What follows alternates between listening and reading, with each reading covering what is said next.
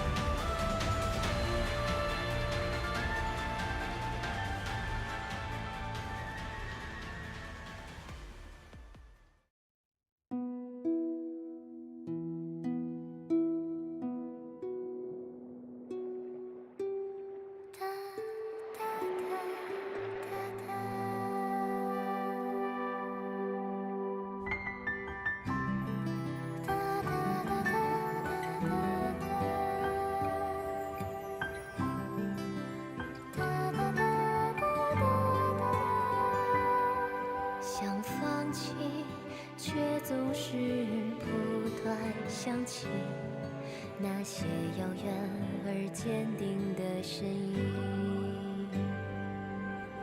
专心凝望着海洋，海洋拥抱着风帆。如今我终于张开双臂，现在换我竭力前进。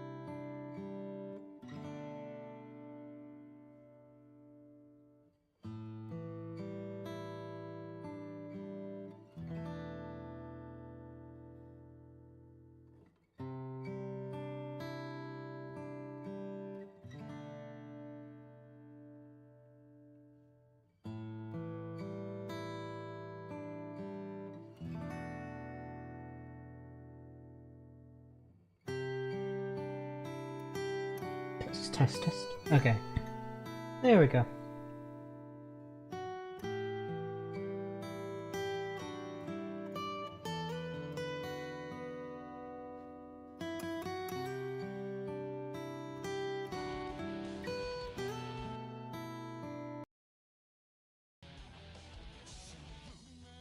So, how's everyone doing so far?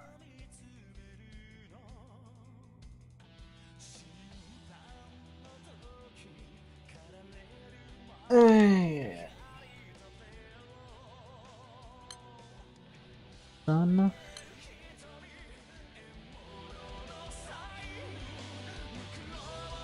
Doesn't feel like it's loud. If that's too loud, please tell me, chat.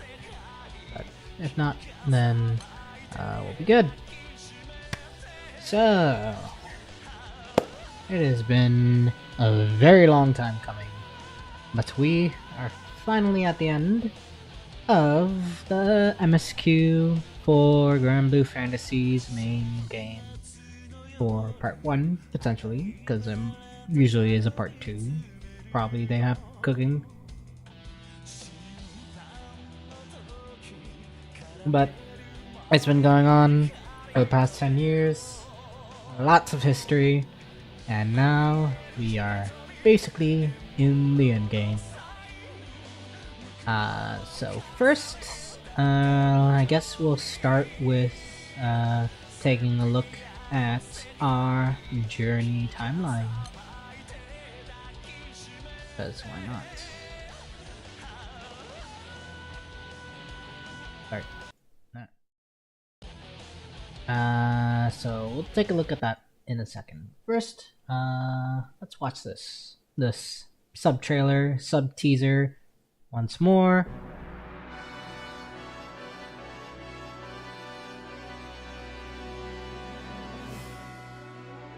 Basically, lots of stuff happened.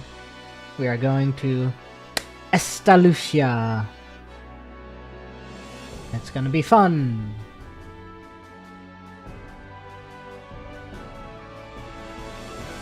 This tale will lay bare the secrets of the Sky Realm. A tale of heaven and night, of life and death.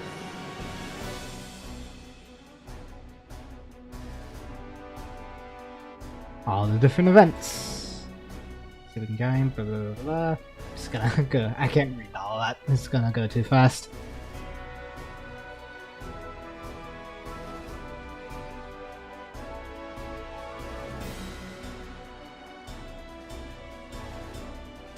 Because you're probably double.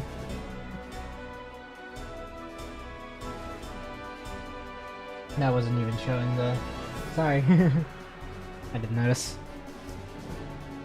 But yeah, just different events, including some of the Annie's events. I think the Annie's were at the end of this set. Oh no, never mind. Because what makes the sky blue pop up there? But man, the hype is so real. 10 years of long waiting! And I started in 2017 is when I actually started playing. I think I made my account in 2016 though. We'll find out soon enough when we go look at the journey highlights over the past years.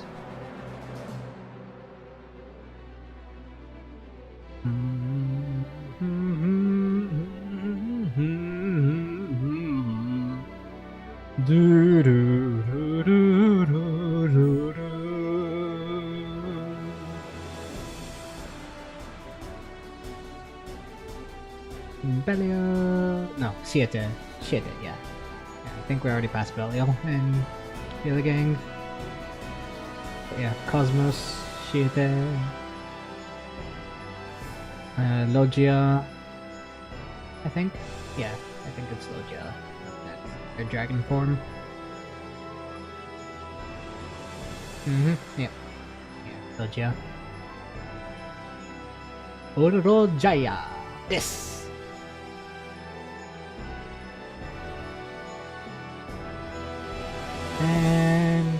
wait for them to be playable though.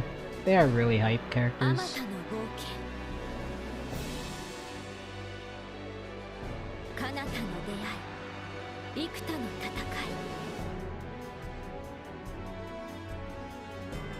その全てが空を開く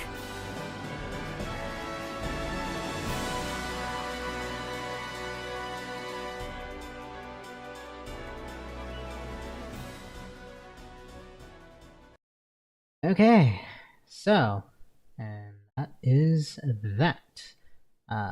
So let me close back here. So, let's get this started though. Quick refresher though for anyone who hasn't played the game. Let me go. いろんなことがありましたね Uh, どんなこと yeah, did I do my daily skips? Yeah, I did. But anyways, journal, 二人何頼まれ story, pretty much quick summary of all the different acts. Act 1, Girl in Blue.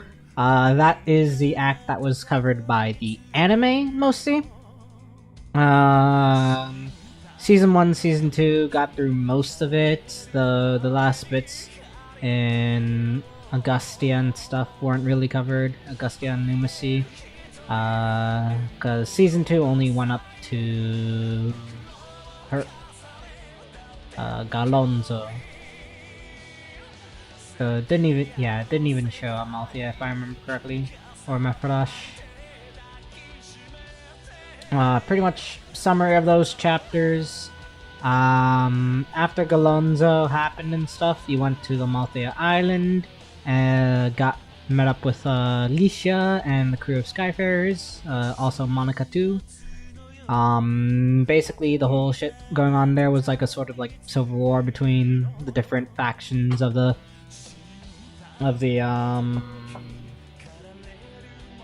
crew of enforcers, as some dude named Gandharva wanted to beat up Walfried, which is Licia's father.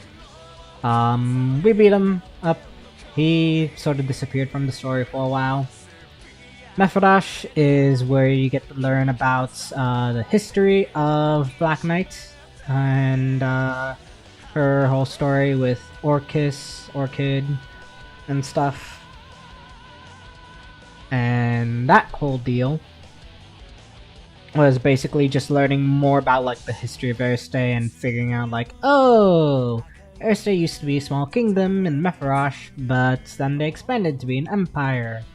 After like Orcus's family died, her father and mother, which one of them, specifically her father, was an astral, while Orcus's mother was human. And I believe Season 2 did show Frisia a little bit, so you know sort of what's her deal with that. But basically Frisia is someone who was basically in love, or at least idolized, the mother of Orcus. So her whole thing and why she was causing the whole arc to begin with, as far as like the expansionist polities of Erste and stuff is concerned, is mostly because she wanted to capture primal beasts and stuff to go back into the past and basically get rid of the whole stuff that led to Orcus's birth. In other words, Orcus's mother meeting her father and so on and so forth. Then you went to Lumacy. Basically heard the Empire was up to some shit there. That's around the time when you first encounter Luminaria Malice or something like that. And then the second visit to Amalthea, that was when Black Knight was actually officially arrested. So you basically went there to try and free her out because now you know more about the truth between her and Orcus and stuff. And Frisia took Orcus, and Apollonia, which is Black Knight's real name, got arrested there. So you freed her to go and try to save Orcus and stuff. If I remember correctly, give or take, roughly. Then you got Hermit Island. I don't really remember what happened here. Oh, I guess you learned a bit more about all the different stuff, but go back. That I don't think was too important at all. Then Numacy once more. This was more stuff again. They were trying to do more shit with the forest there and try to get Black Essence bullshit. And then you actually have Agastya, which is where all the main shit went down for Arc 1 to finish it. So you went up to encounter not Black Knight, but encounter Frisia, stop her plan from going back in time with the use of Akasha, the Primal Beast Akasha, and so forth.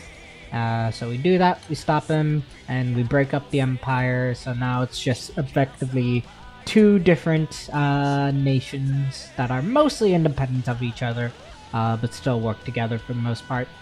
And then Chapter 63 is a whole little battle against Black Knight in Mefrosh, just to show like who's right, who's wrong, because we wanted to save Orchid, whereas Black Knight didn't know what to think about Orchid, and she still wanted Orcus back.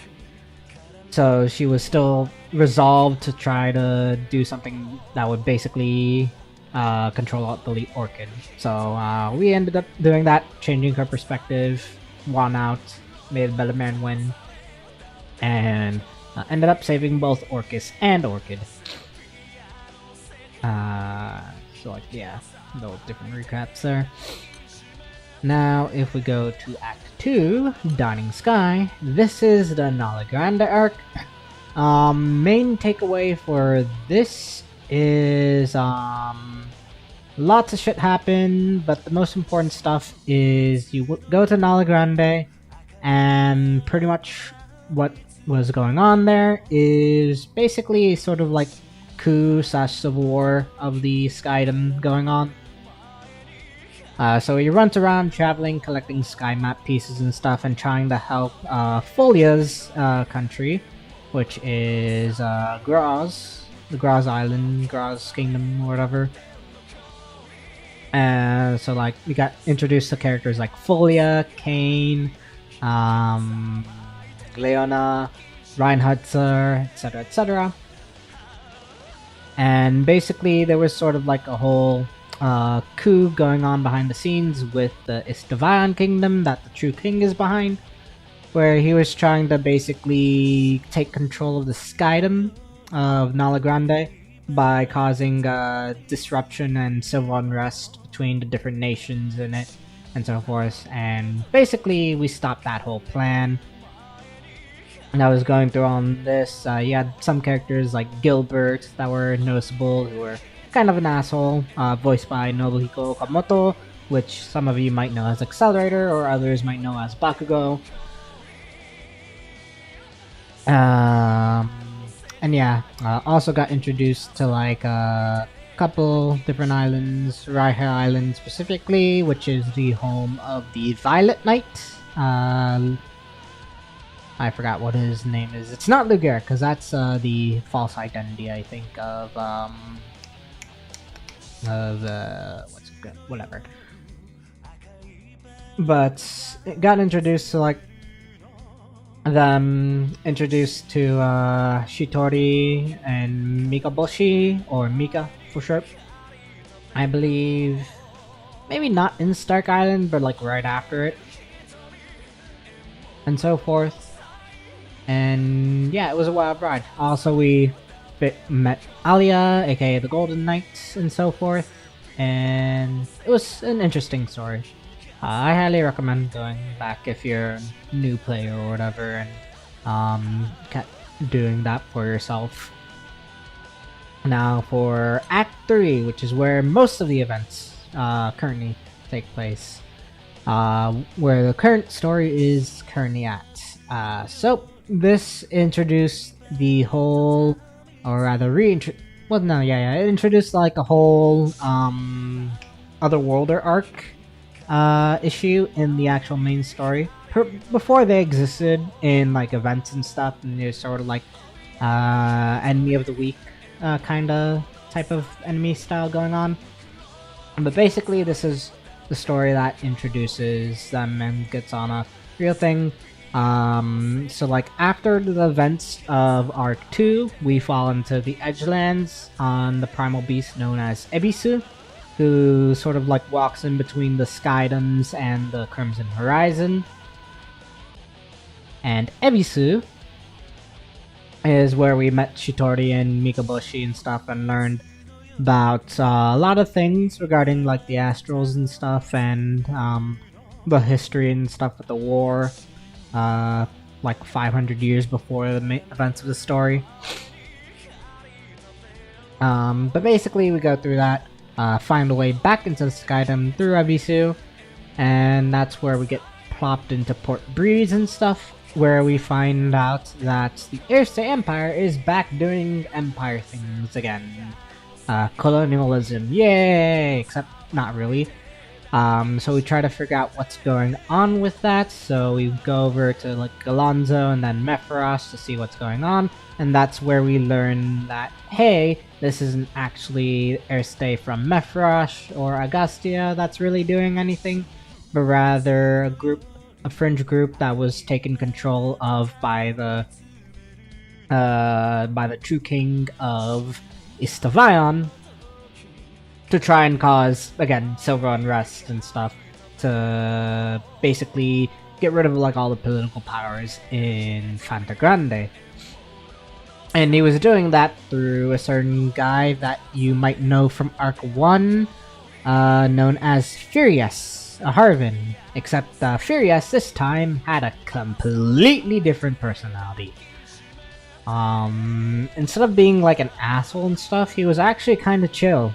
And it's unfortunate because throughout this part of the arc, he did end up dying, which is unfortunate, but it's sad. But basically, we got a little Furious redemption arc. Also got introduced to Zwei, which is like which was like a byproduct of Orcus, another puppet and stuff that was made by Erste, or Gollum rather. And that's where you get introduced to her, figure out like whole thing of like, oh, what's going on with her self-identity and stuff. And Fierce's death is basically what caused her to really like start thinking about things a bit more introspectively, as he basically sacrificed himself to save her and stuff from what I don't exactly remember, but basically, yeah, he sacrificed himself. He's like, hey, I've had my own history and had to deal with my own like split personality memories and stuff, and I figured out like, hey, I'm my own person, you need to be your own person too. So that's what happened there with like the whole Furious and Zwei story. So after that, we go to Graz Island, finish up our little stuff over there, and then we hear about something's going on in Nala Grande, them being cut off and stuff. So that's where we go back over to Kluger, Reiche, and Bestia and stuff. And that's where we find out, hey, the other world is trying to take over. We also get introduced to the Violet Knight in this arc. Learn a lot of little details again about the world. Figuring out like, hey, there's this guy, Violet Knight. True King sent him over here to stop this whole otherworldly incursion. And also beyond that, we learn from, as we do end up falling into the Crimson Horizon for a little bit, we learn from Maxwell, one of the other worlders, that, hey, well, either Maxwell or Ares, I don't remember exactly, that, hey, Vern and Lyria are actually incarnations of Bahamut's and well, both Bahamut's. Well, I mean, we sort of knew that beforehand, but basically this was like straight confirmation, like, hey, they are indeed these like avatars of the Sky Bahamut and the Astral Bahamut, And specifically, they serve as sort of like data banks where they're supposed to take out the energies of each different areas. So like Vern's supposed to take energies from the astral realm, Lyria's supposed to take energies from the sky realm, and they're basically supposed to mishmash and basically used to be used to become whole again, so that the true god Bahamut can become the true god Bahamut once more. So that was that whole thing going on there. We learned about those whole secrets and stuff. Afterwards, we get back and we're like, hey, let's go finish the job and beat up these other worlders, which we do. We save Nala Grande, and that's when we start figuring out like, hey, it's time for us to go into East of Ion and figure out what's going on over there. So, on top of all that, we learned a little bit before, I think it was like around actually the Galonzo chapter, where we learned Loki started his own crew with Fenrir, and also part of his crew he brought along included Gandharva, and then Zwei, and then also one other character, which we didn't know before this arc, called Necessaria, who is a society member. So they do their own thing, but important thing to note, like at the end of like this otherworld arc here in Nala Grande, Necessaria was assigned to basically assassinate the Violet Knight, which he ends up doing successfully, and Violet Knight is unfortunately dead. But that doesn't have to stay that way for too long, as we get a whole crazy slew of shit happening in East of Ion, which is where the bulk of the current story is focused around, like what happened, the events of East of Ion specifically. So we go to the New Utopia, have an audience with the True King. He basically says like, hey, you know, I tried all this other options to do shit that I don't tell you right now, so how about this? I want to make Gran the king. Will you accept Alia in marriage? And we say no.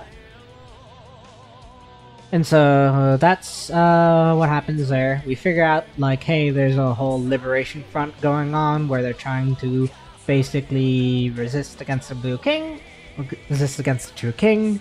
So we're like, hey, let's go find these guys and help them out. We do. We meet Selka and a couple other people, and they're like, hey, we're the Blue Liberation Front, and we'll help you get into like all the different islands to basically see what's going on and try to help our cause. So they give us fake identities, and we sneak into Magma Island, which is like the whole school island. Nothing really too important happened here. We just learned like how their systems were set up in East of Ion by the True King. Basically you had like the different like political areas. The Magma was the education island, Libertaria is the entertainment, Duat is the legislation, so on and so forth. And how they have different roles and stuff and specializations. So we go through that, get the sky piece from Magma Island, then hop on over to Libertaria Island.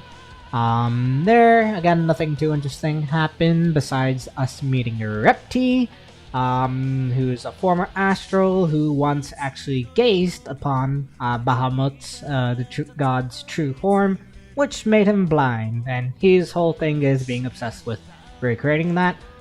We also learned that Repti was also part of Gran's dad's crew, so they had a whole thing going on, which we didn't really get too much information on, but it's like, hey, that he's a friend of Mr. Dad, but he's also very, very suspicious. So anyways, we learned that, made a couple cool characters on the way, and then we move on to Duat, where everything goes to shit. To put it simply. Basically, on Duat's island.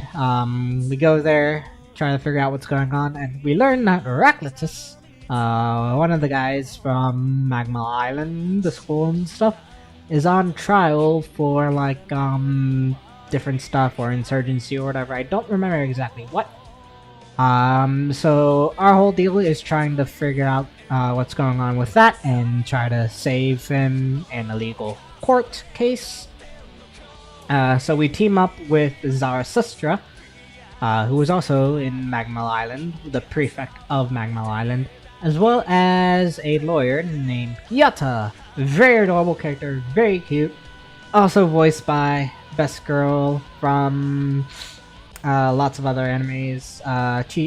Chiwa Saito, aka Tamamo no Mai in Fate, or Sengoku Hara? No, Senjoku. It's Senjoku Hara from Monogatari. Unfortunately, we haven't seen much of her because basically shit goes on. We also learned that some weird happenings were going on in Duat Island and that the other worlders were basically starting to put their plan into real high gear. So we go through that. We also learn of Gran's aunt's existence, at least a bit more information on her, and figure out like, hey, yeah, she was the former priestess, or at least a priestess of Bahamut or whatever, on our old ass island of, not Port Breeze, but the one before it. Zunkin still. And we get to meet her for a little bit, but they still don't get too much things going on, and they end up splitting up pretty quickly. But basically, that's where we learned of the Otherworld keys, and specifically that whole abomination thingy that the Otherworld had going on to basically break causality. So we stopped their plan temporarily on Duat Island for a bit, which was like all nice and stuff, but they still successfully fucked shit up. So True King came in and he's like, that's it. I'm done. I am abdicating the throne, giving it to Gran.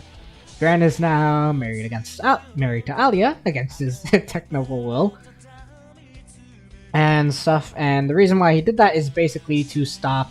I don't know exactly the full mechanics of it, but basically it somehow stopped like some of the bullshit that the other worlds were trying to do. And in the process that the other worlders were messing with Duat, they also ended up yeeting Heraclitus, yeeting Zarathustra, and yeeting Gyalta. So they went poof. They don't exist anymore. Very unfortunate. And shit was wild. So yeah, True King abdicated the throne, and he's like, okay, you have it now. And now we're like, what the fuck? So we end up going to New Utopia to regroup, figure out what's going on. That's when we also meet Octavia, the Bronze Knight, I think her rank is, either bronze or green, one or the other. And she tells us about everything about what's going on, like part of like the reasons that True King, aka now known as Taluk, abdicated his throne. Talking about the Eye of the True King and stuff, and so forth. And he's like, hey, the Eye of the True King allows you to see different realities and different like timelines play out, basically. As well as being able to like remember shit that happened in your timeline that was deleted by the Otherworlders messing with causality. And so Octavia was basically like, hey, you need to go to the rest of our islands and get the sky map pieces from them. So we did. We figured out some random bullshit to get the stuff from the two islands over there, specifically Tranquillo Island and one other island that was deleted by causality. Then we meet up again in New Utopia, figure out more planning, and then ultimately we go to Edon Island, which is where a bunch of the major stuff takes place. We learn about Ali and Folia's mother, Marinella, and we also end up seeing the True King here again. And the whole shit going on here, it comes to a head. Maxwell reveals himself specifically, and she's like, "Oh, haha, we're almost done not winning, blah blah blah, you can't stop me." So we tried to stop him, ended up getting close, but we got yeeted. And so, in an effort to try to stop them from messing with causality, we used the True King's powers and stuff to basically converge all the Grands of all different timelines into our Grand on the main story. And from there, I'll use the power to go blue, to assume power from the boundary, which is where like Estalucia is and stuff. So we go blue skin, we beat up the Otherworlders' asses, and they're like, "Oh no, we're dying," except Psych. And they basically impaled Gran, and it's like, yes, now we have access to the boundary, let's go yoink this copy of God that's hiding there. And they did, and so they slurped that up and then moved everything into a cocoon / chrysalis state of like all the Otherworlders combined together. And in that state, we're like, oh fuck, what's going on? What do we need to do? Basically, the whole situation summed out to like, hey, we'll just do the shit that we did before, except we'll get everyone here. So we did a little bit of recruiting, sent out a message like, hey, people need to get over here and stuff. And that's how like all the 7 luminaries came by, and eventually shit happened. The thing woke up, and it was now an Otherworlder Bahamut. And that whole Otherworlder Bahamut was like, yeah, we're gonna delete everything, yeah. But with combined power of friendship and every one of the different Skydoms that we had working together, we were able to stop them. Which was interesting. Oh yeah, well, not actually friendship, but rather combined power of everyone, and also Fenrir, because Fenrir, as you also know in Norse mythology, is basically supposed to be a god eater and stuff. So we set it up to where Fenrir would unlock her true powers, but also that resulted in her death, unfortunately. Which is a shame, because man, oh man, I've been waiting for Fenrir since 2017 to be playable. 2016. And then she goes up and dies, which is unfortunate. But it is what it is. Maybe after the 10th anniversary story, everyone will be back and it'll be all hunky-dory. But if not, it will be quite unfortunate. Because man, Fenrir is just an awesome character. So yeah, Fenrir sacrificed herself to basically kill God, aka kill the Otherworlder with a copy of God in them. And that's where we get to that. Unfortunately, along the way, basically everyone in the crew died, except for MC and Lyria. So like, shit, what are we gonna do? Because everyone's gone. Rackham was supposedly still deleted. Even though after like the whole island incident, we learned that hey, people that were deleted by the Otherworld are coming back, but people that died are still dead. So we had a whole like depression arc going on over here until we figured out, hey, Rackham was waiting for us in Duncanstone. He's like, hey bros, don't give up. We still might have a chance. Let's get to Estalucia.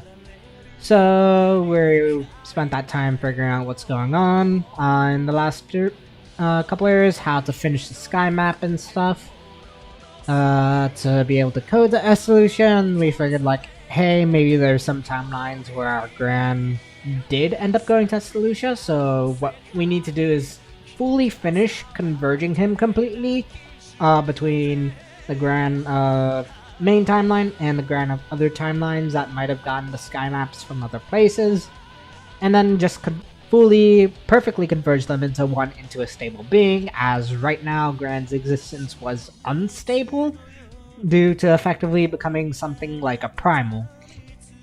So basically, we enlist Loki's help to effectively turn MC into a quasi-primal beast, sort of like Ares as a quasi-primal beast of an astral with a primal core. So now, MC is a primal. Yay!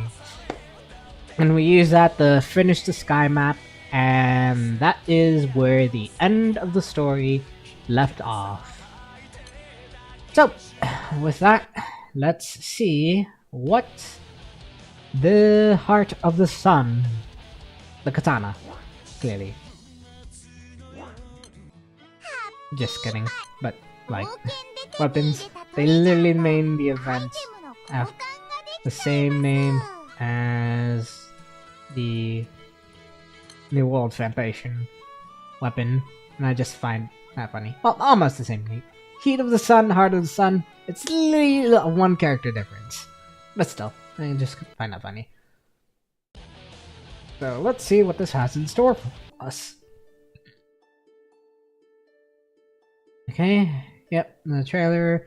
これまでの私たちの旅、これからの私たちの旅、そのすべてにとってかけがえのない場所、ポートブリーズ。ここから本格的にこの旅が始まったんだよな。これまでいろんな島を巡ってきたけど、オイラたちにとっていつまでも特別な場所だぜ。空を巡る旅を経て、私たちは再びポートブリーズに舞い戻ります。そこで待つ世界と歴史の真相に引き寄せられるように。Don't mind me, I'm just vibing to the music. 気が遠くなるほど長くて絡み合った運命に巻き込まれるように。もしかしたらこうなることは初めから決まってたんじゃねえかって。空を、星を、月を越えた先にいる大きな存在に私たちいけません。次回グランブ Grand ルー Blue ファンタジー Fantasy. ハート・オブ・ザ・サン。お前に託すぜ。オイラたちの力を、みんなの力を。行きましょう。行きましょう。私たちの旅はこれからも続いていくんです。これからも続いていくんです。Oh boy, the story. It is a wild ride, that's for sure. What was I gonna do? Oh yeah, I was also gonna...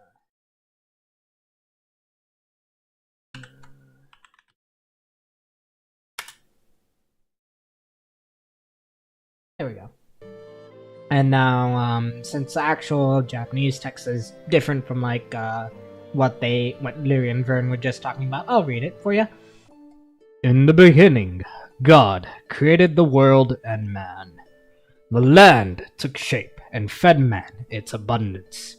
Yet this realm of peace filled not man's heart. Thirsting for greater prosperity, man defied God. To man's aid came the whispers of a great bird. So did man conquer God, and was God torn atwain. Thus the world assumed its present form.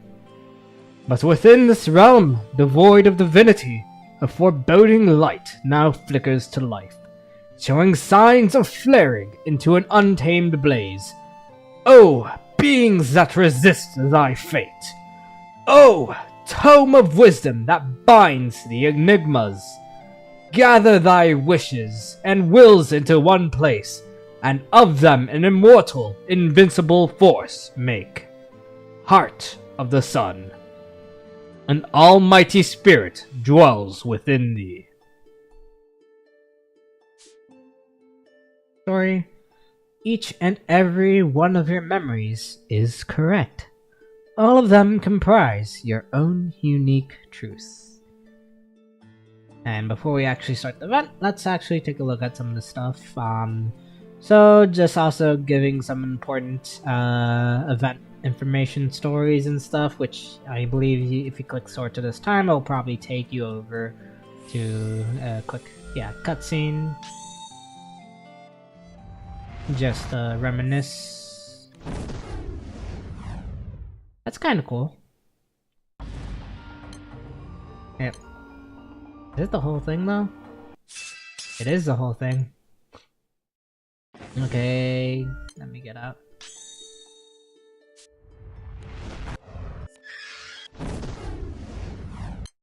Increasing sculptor, final confrontation begins. Okay. Hey, Richard challenges the rest to the duel and loses. But basically, first event, Phoenix was introduced. Nothing too important really happened. Basically, there was just a festival and stuff, and Phoenix became enraged or evil, so we had to stop him. And so we did, indeed, kill him. And since then, he has disappeared for well over 10 years, almost now.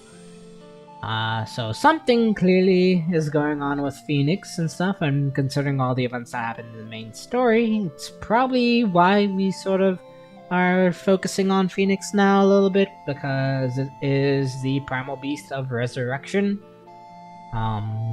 At least Phoenix's itself and story and stuff is all about resurrecting people and so forth. Let me also make sure this.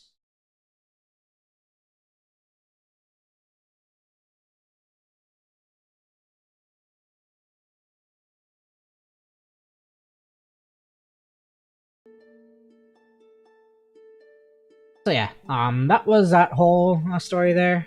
Next, what makes the sky blue? That was the first anniversary event. Good old 2016. Or 2017, one or the other.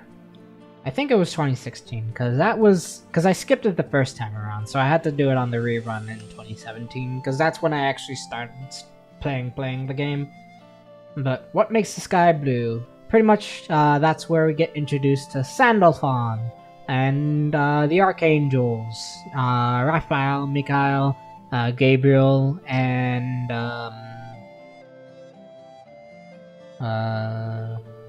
Uriel, yeah. So Sandalphon introduced, he was angry at everyone for being sealed in pandemonium, thinking that was Lucifer's whole game deal, but in reality it wasn't. So we basically stop him from deleting everything, because he wanted to say fuck Skydom and just get rid of everything entirely in there. But we stop him from tearing down all the islands and stuff and breaking the elements. And he goes and gets trapped in a chrysalis archangel cradle form by Lucifer. And they retreat over to what makes the sky blue, Paradise Lost, where Lucifer was hanging out in Canaan.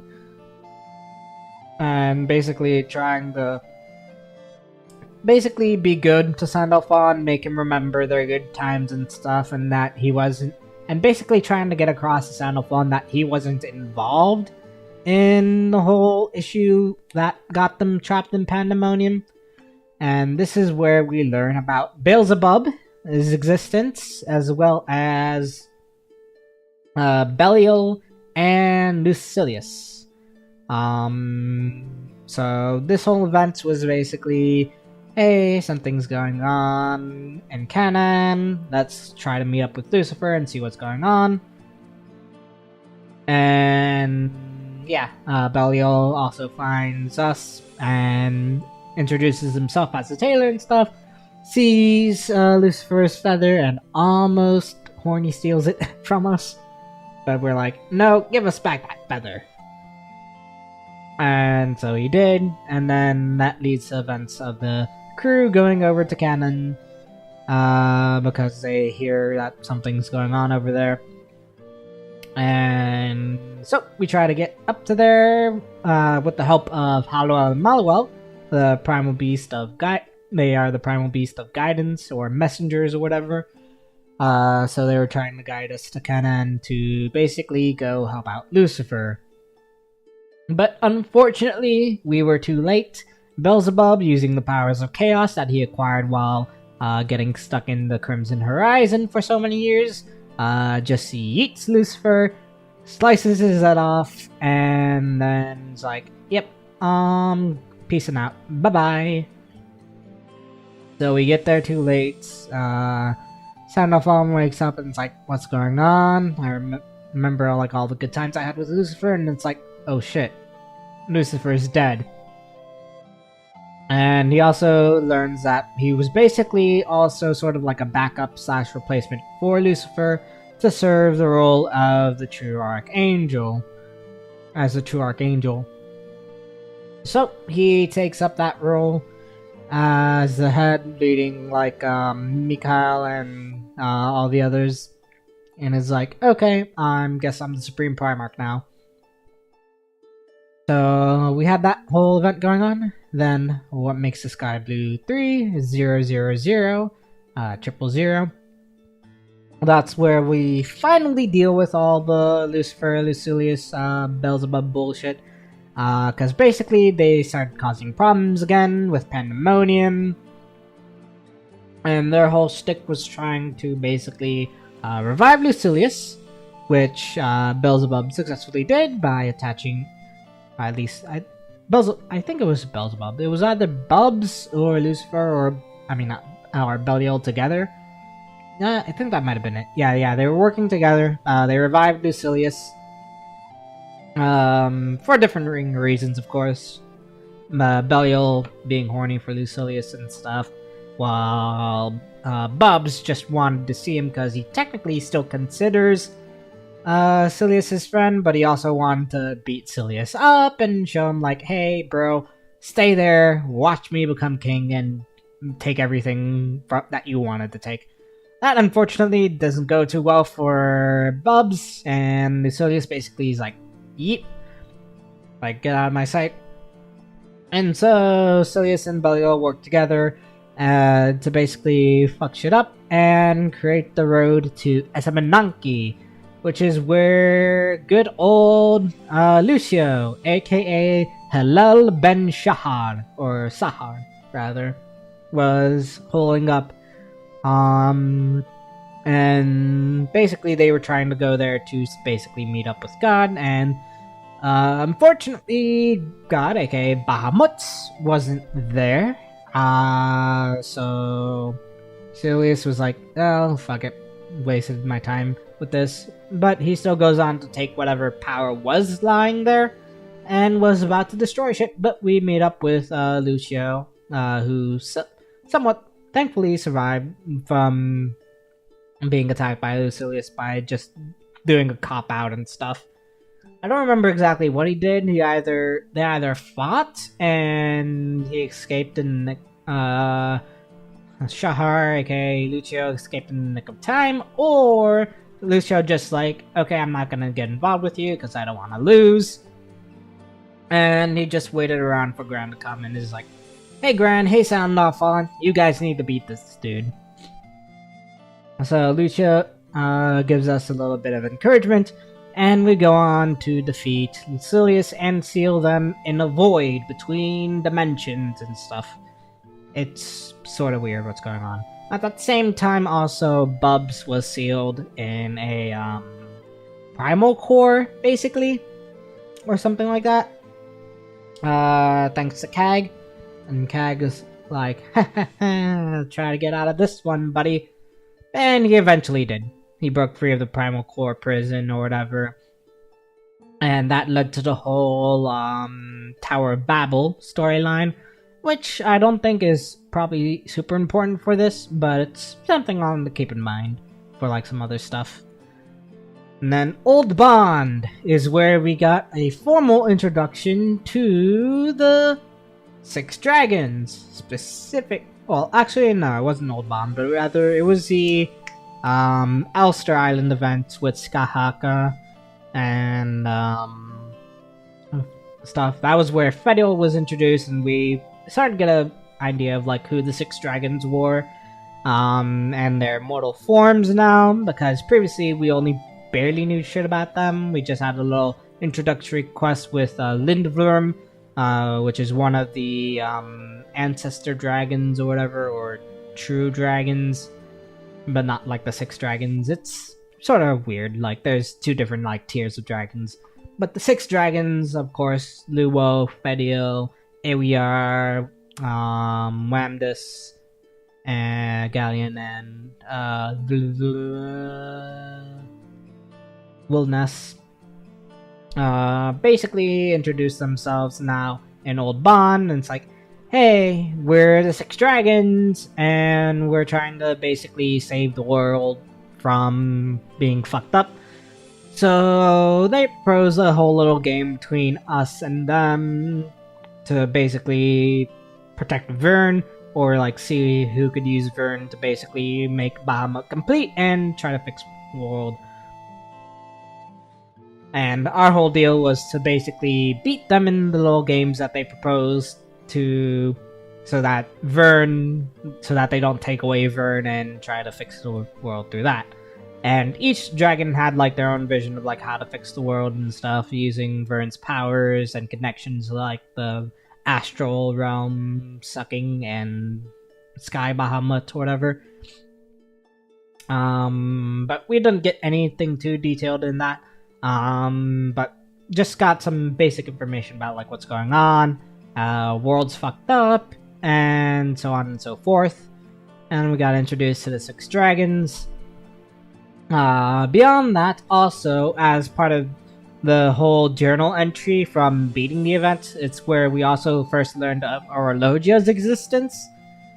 Specifically in the journal entry talking about like the 6 dragons and the world and stuff and everything.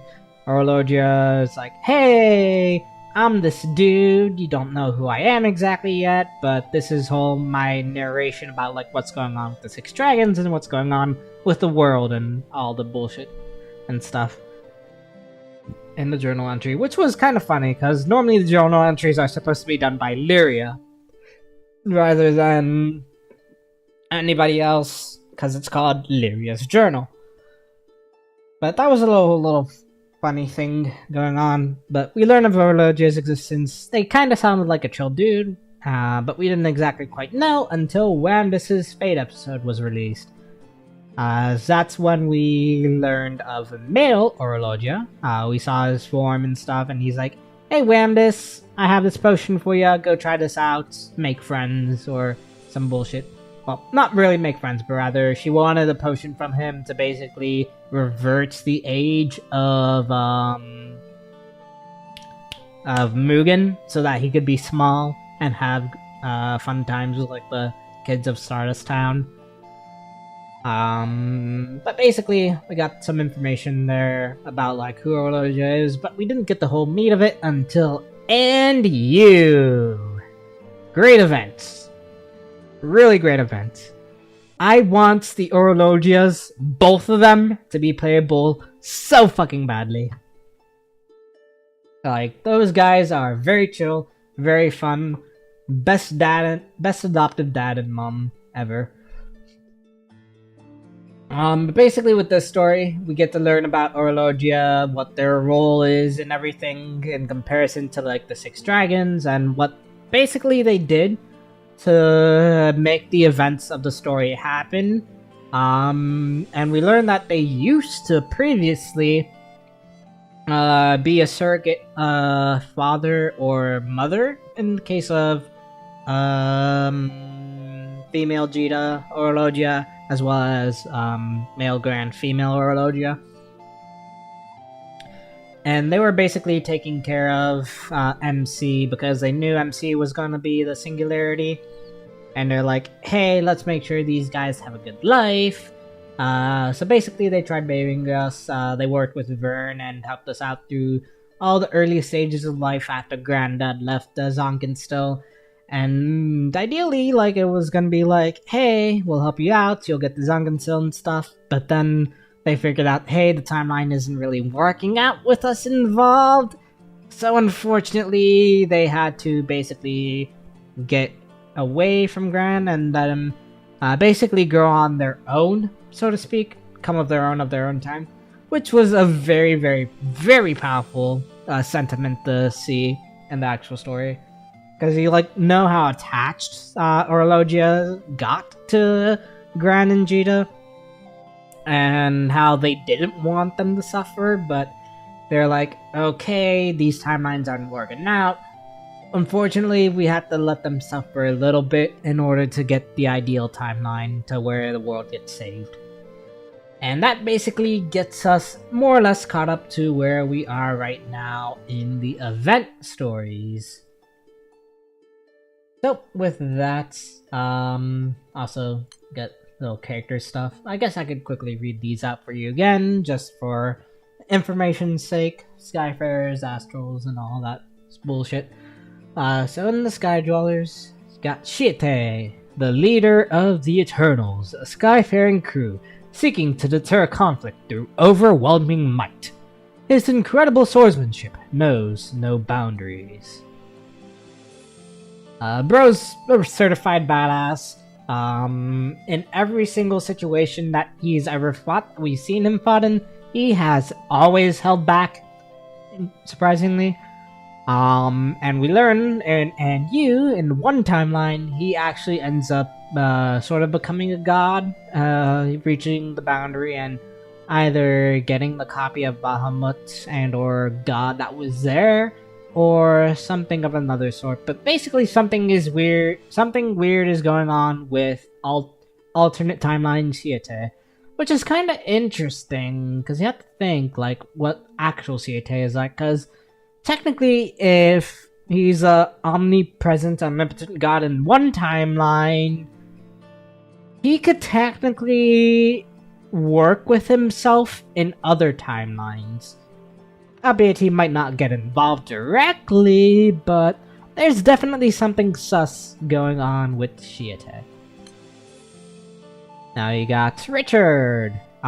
Story from Festival and Falling Flame. Basically, we went over what went on with that. He had a whole thing for Teras and tried to get on a relationship with her through the events of Festival of Falling Flame. But at the end there, he challenged her to a duel loss, and it's like, you can't win against me, so we're not gonna date. But basically, a true gambler whose luck begins at the and ends at the tables. He's fallen for Teres, duelist of Jewel Resort Casino Liner. And this is Teres, very adorable gal, very cute. Has a sort of like split personality disorder where she's like super gung-ho and aggressive when doing like her whole duelist shtick and fighting stuff.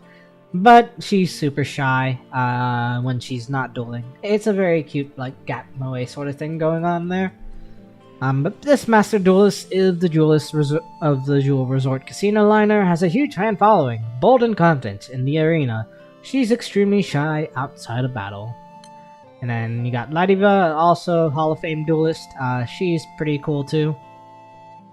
Pretty nice duelist.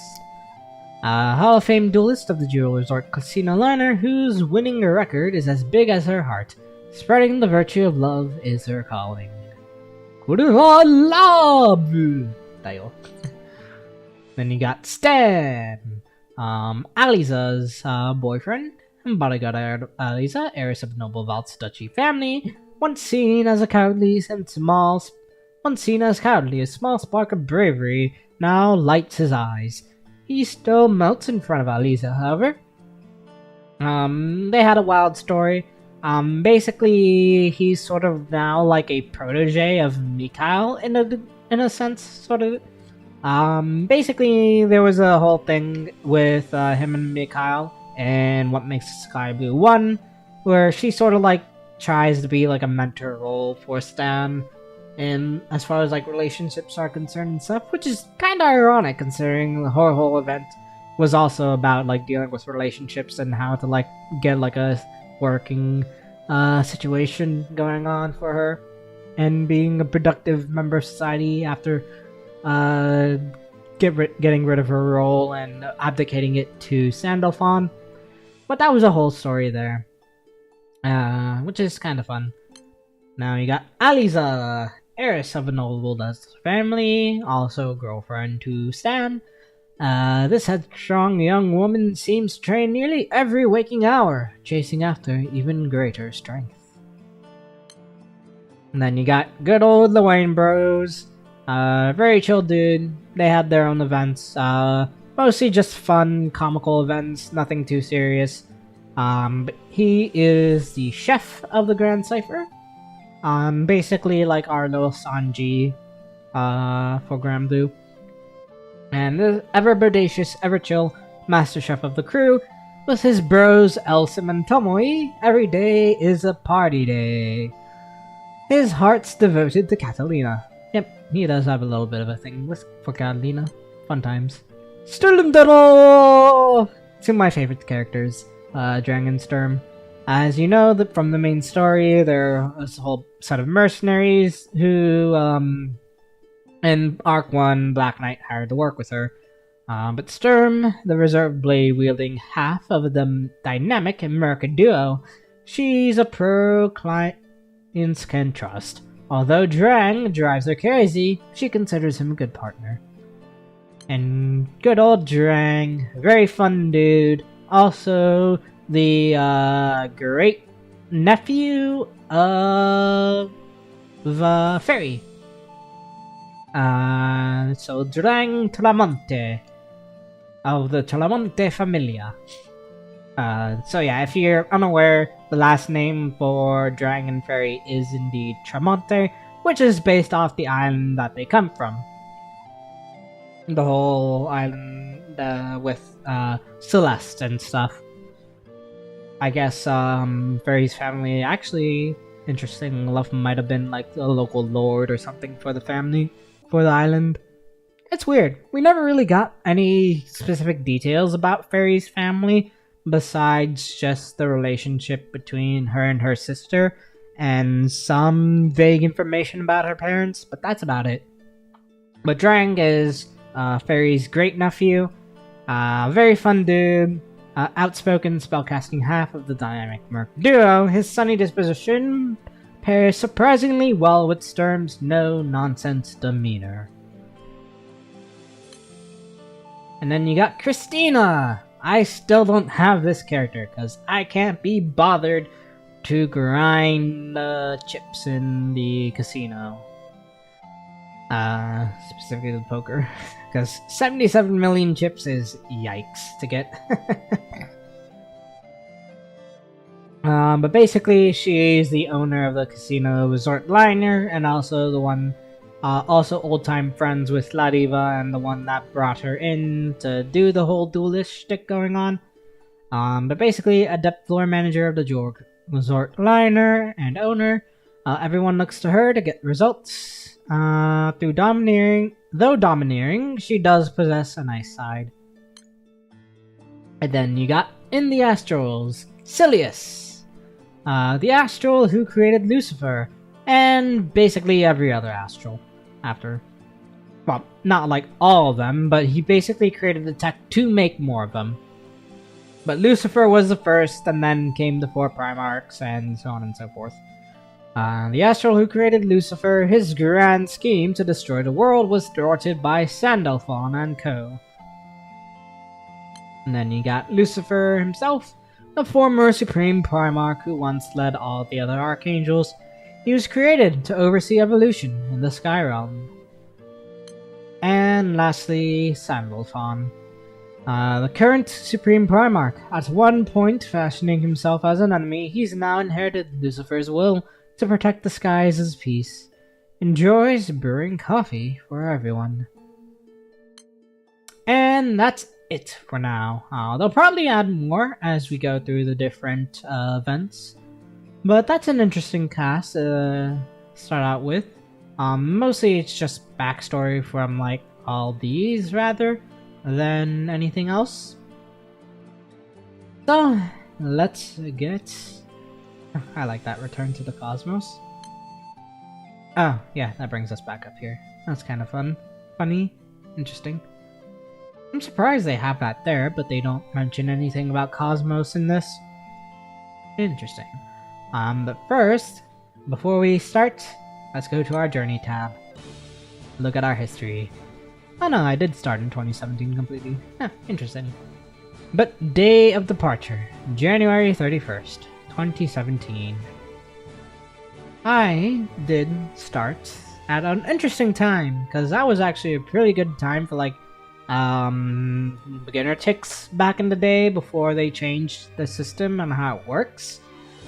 So my beginner ticks there, I did end up eventually picking up Lucio. It's kind of a shame that he isn't really used that much anymore, but he was meta back in the day. Of course, days travel, 1,918 days. My first encounter was the free rare Will, obviously. Most people will either have like Will or Randall or Feather or Welder, yeah, something like that. Oldest friend, Kiria. I think I still have them on my friends list, but it's been a long time. And longest crew served is my current crew, Kuronako, Tier A crew. And event with the highest honors, and you. Not surprising, considering how long that event lasted and whole 20 boxing deals and bullshit. And I actually liked it enough to do all the daily stuff, so that's kind of why I like it's my highest, and it's a perfect one to have right there. Also, let me actually save these.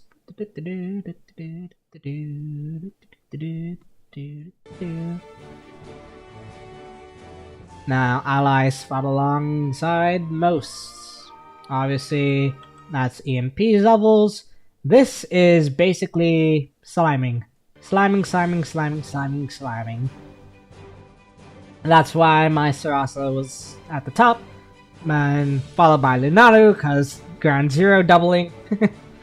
I still find that funny. Basically, Sarasa was used a lot more than Lunatu because in the early days, you mostly slimed via co-op, so you didn't use like double of them, you just used Ground Zero and Refreshed. But then Lunalu's second, obviously, because they changed up the system, introduced the King Slimes and stuff, so now it was more efficient to do slime blasting in the special quests. So you needed basically 2 Ground Zeros, so that's why I have that. And then Greya, nice second option. Okay, Fire Allies fought alongside most. Not surprising, considering that all 3 are pretty meta. And then Water Allies fought alongside most. Greya, Doggo, and Licia, because Licia I used to use a lot because I used a lot of like Ogi comps back in the day for water. Of course, Doggo is meta and still kinda is meta to a degree. And of course, Greya, not meta, just one of my favorites because I love my dragon waifus. Earth Allies fought alongside most, of course.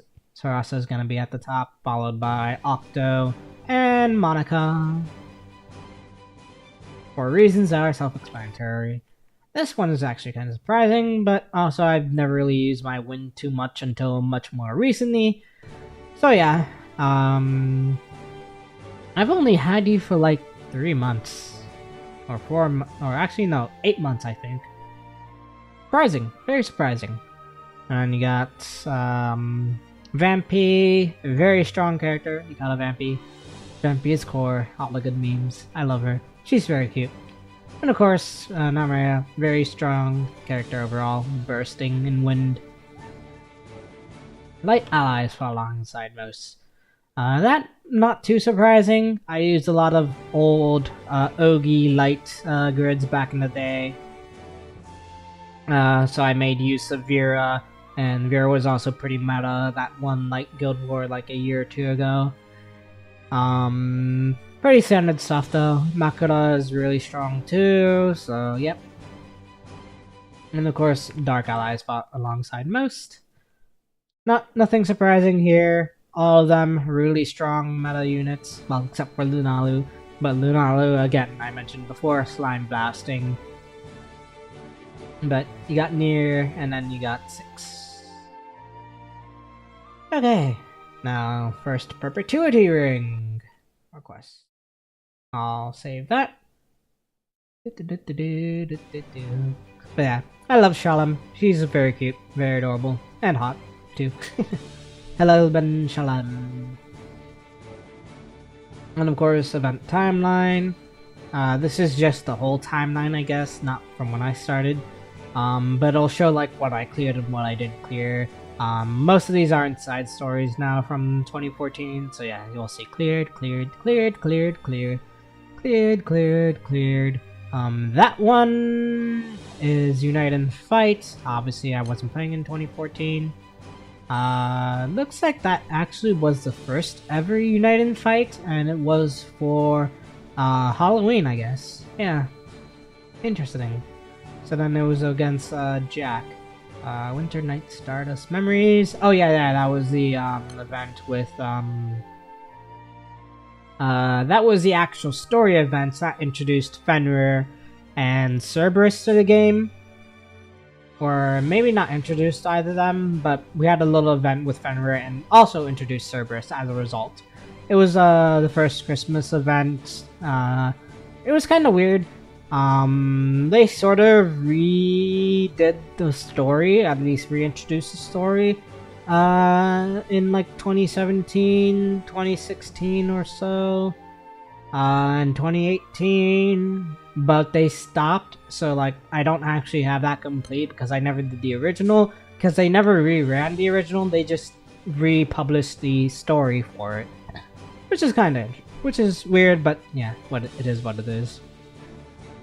And Footprints on Sacred Ground, 2015. Again, most of these I did because of side stories, so Teardrops in the Stand. First Valentine, they actually reran that a couple times, actually, rather. So it reran in 2017 and I think 2018, so that's how I was able to do that. They haven't rerun it since, though. Scattering Magic, Detective Bara, Inner Light, So Close and Yet So Far. For Balmy Breeze, and Foaming Deep, Follow the Dragon, all these are side stories. Heroes Return, isn't that? I'm pretty sure that's in side stories, I don't know why that's not counting. Phantasm Banquet story rerun. And then The Girl Who Leapt Through Mountains, side stories, Four Knights of the Fallen Land. Winter Duel Tournament, I didn't do that, and that was the first Auld Lang Syne. Featuring Anila, and Gripping Freedom, The Freeze, 5 Flowers of Fate, Let's Hang, Boots and Blade, Mystical Memories, Hiromi. Again, most of these had reruns, so that's why it's showing, even though I started in 2017. So forth and so forth. Platinum Sky, Auld Lang Syne, 2016, Winter Duel Tournament. Basically though, this was the year of Monkey Gate. Good old 2016. And then year 3, my journey begins. I got Eye of the Storm, What Makes the Sky Blue, Table for 6, Alchemist Astray with the rerun of the first one. Also there. Little Skyfarer, Ranger Side Bravo, Purchase Day, Lonesome Dragoness, Violet Violence, Halloween Party, Forgiveness and Gratitude, Diverging Knighthoods, A Grand Blue Carol, Auld Lang Syne 2017, which is the same as the previous 2 years, I believe mostly, but it also added playable versions of that. They rerun that twice, I think, which is why I was able, or something went on. I was able to get 2 of the 3. Auld Lang Syne units for the SR, like Anila, SR, Monkey, and SR Chicken, Mahira. I got 2 of them. I have, I think, SR Anila and SR Makita. I didn't get SR Monkey, unfortunately, so just because I wasn't playing long enough. Otherwise, I would have been able to if I played like in 2016 or something. Anyways, and then right behind you, Auden Anxiety, What Makes the Sky Blue 2, Romy Z, 1,000 Reasons, Handsome Gorilla, so sad.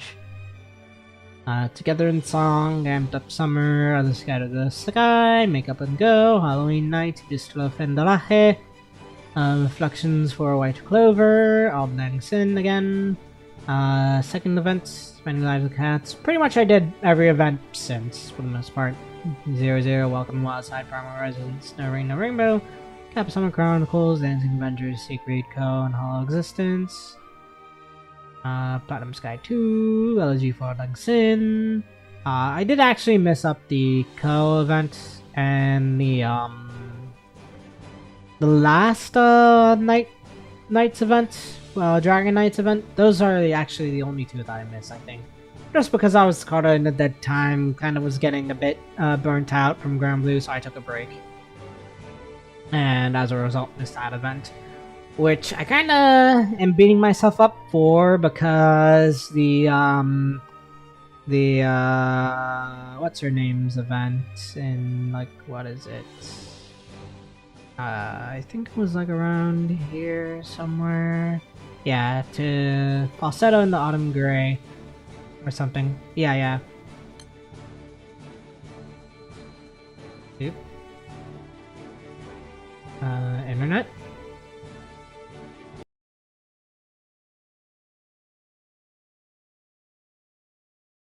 Okay. Chrome is dying.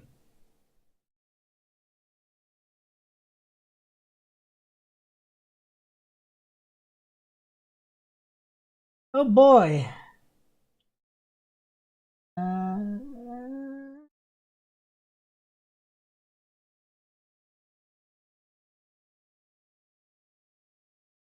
Chrome. Am I still live? If anyone is there. Looks like it's fine, but yeah, Chrome seems to be having a fit. I'm gonna have to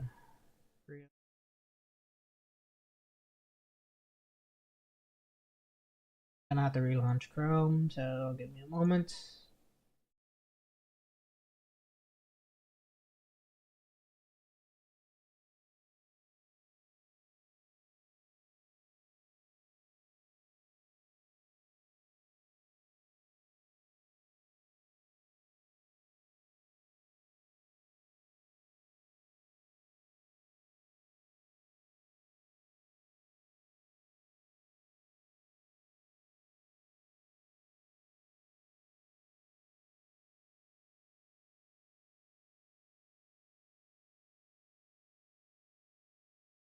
I have to reload all my different tabs. I have so many tabs open.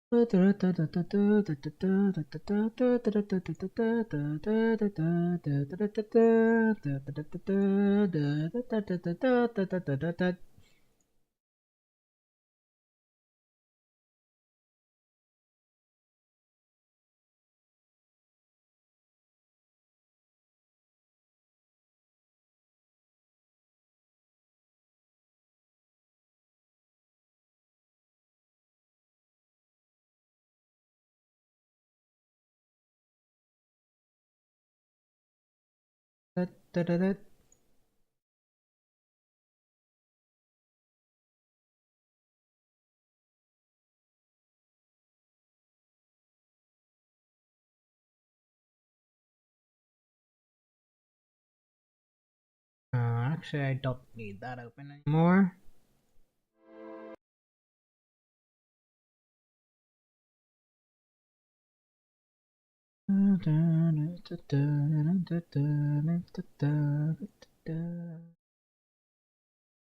Meanwhile, while I quickly just go through all this, get everything reloaded.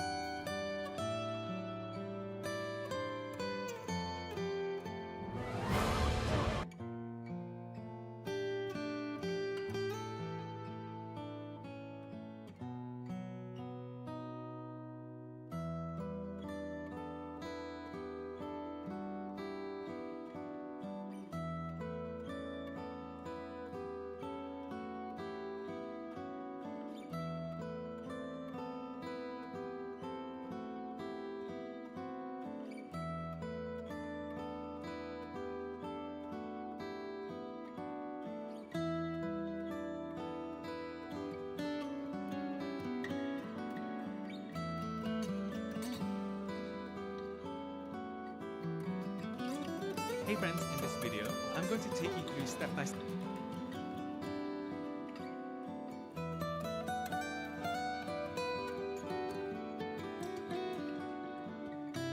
Hey, it's me, your favorite.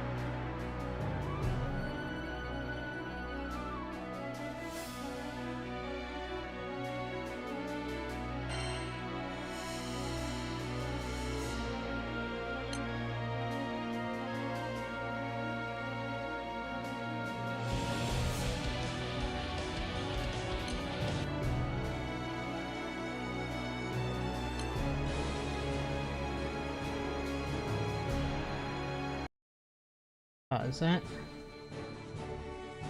Okay, back here. Let's go.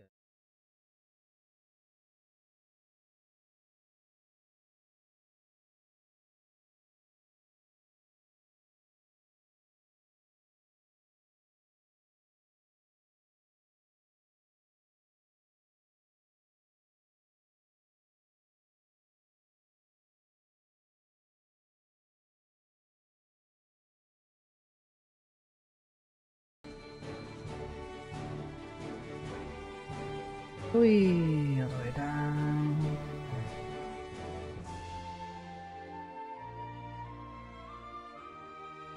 So yeah, let's go back and finish up all the stuff. So yeah, we're back to the work over. I actually skipped the first time around the debris run. Many lives of cats. Funny event. And then 000 in 2019. Walk on the wild side, primal resonance, no rain, no rainbow, Maydays, kind of summer tropicals, dancing Avengers, platinum sky, outlying sin.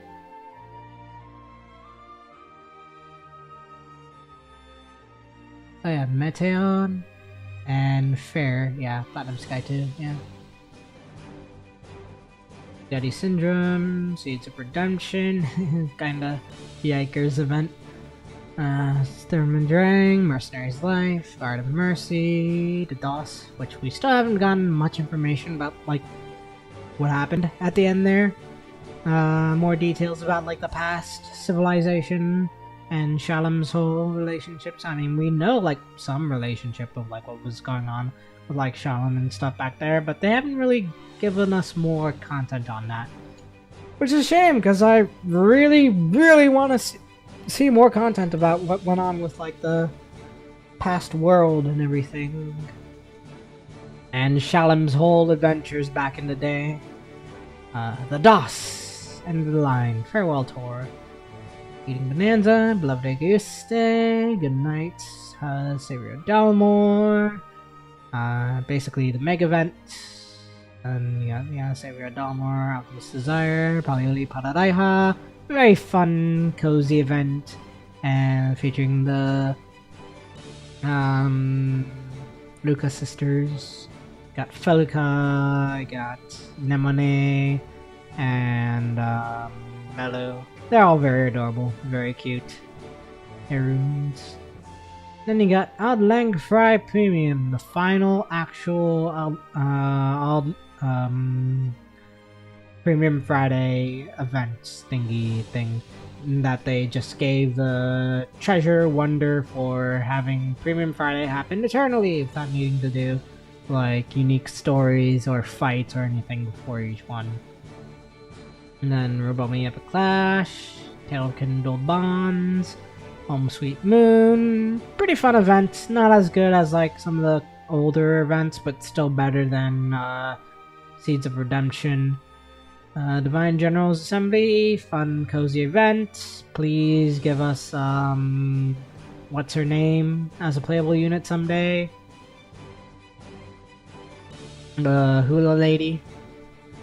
Then you got False Heroes. It's showtime. And the whole light novel Sana series. The first event with the old dude.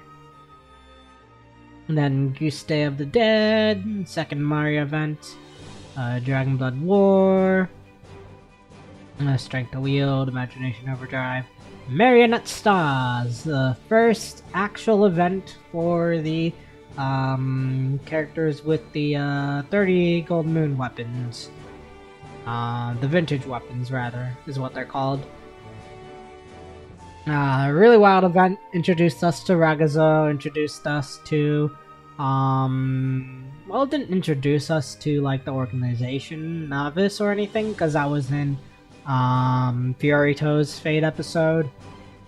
Somewhat, I think, if I remember correctly. But basically, we got a formal introduction into Novice and their whole deal. We didn't know exactly what their goals were, but that they were like doing the whole vintage weapons, trying to get users with all those weapons and stuff. But we didn't know full much about what the whole plan was until the last event recently, about 8 months ago. Lang Sin, Room Corner War, Old Bond, Ramen Travels with Cassius, Feared by the Stars, Loved by the Skies, Sweltering Eternal Getaway, Freedom's Dirge, Ballad of Unbending Chivalry, Zodiac Camp, Second Divine Generals Assembly, featuring Tiger, got Sindala, Bayan, Huang and Bai. Sincerely, your dearest friend. Oh yeah, that was the real world analog. The whole alternate universe, Japanese Jita, Japanese Gran, and the high school bully Lucilius and Bubs. It was a funny event. Also introduced us to the good old Vern. Do I even have that on here? The Vern emote? No, I do not. Oh no, I do, yeah, the Vern. One of the best emotes that we've gotten in Grand Blue ever. And then the Full Metal Man, pretty fun event, gave us a final, well not a final like thing, but really capped off whole Ingwe's whole character and arc, and also introduced Styles to the game, which we still haven't had more Styles since. Which is surprising because there's a certain group of characters that could really use styles, specifically referring to the Eternals. Because man, their kits are dated. Even if they're still pretty good after being uncapped, transcended, their kits are still very much dated. But yeah, those were this over here was the time I skipped over and took a break from the game. So I missed out on the actual event with Dindrain, aka Gareth, where they brought her back, as well as also bringing in, finally bringing in Lamorak into the fold of like the story plot and everything going on with the Dragon Knights. And then Falsetto into Autumn Grey, which is a really good event that I really hate that I missed. Which was about good old what's her name again? It started with an S or something. Here, let me go to the wiki and I'll pull it up real quick. Let's see. Freak of Nature.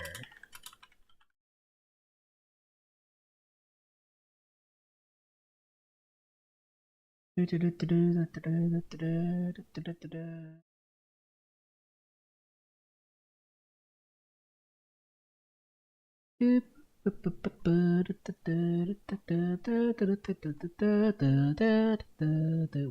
what? Oh no, yeah, I was about to say there was new old courts in this? No. Thankfully there wasn't, but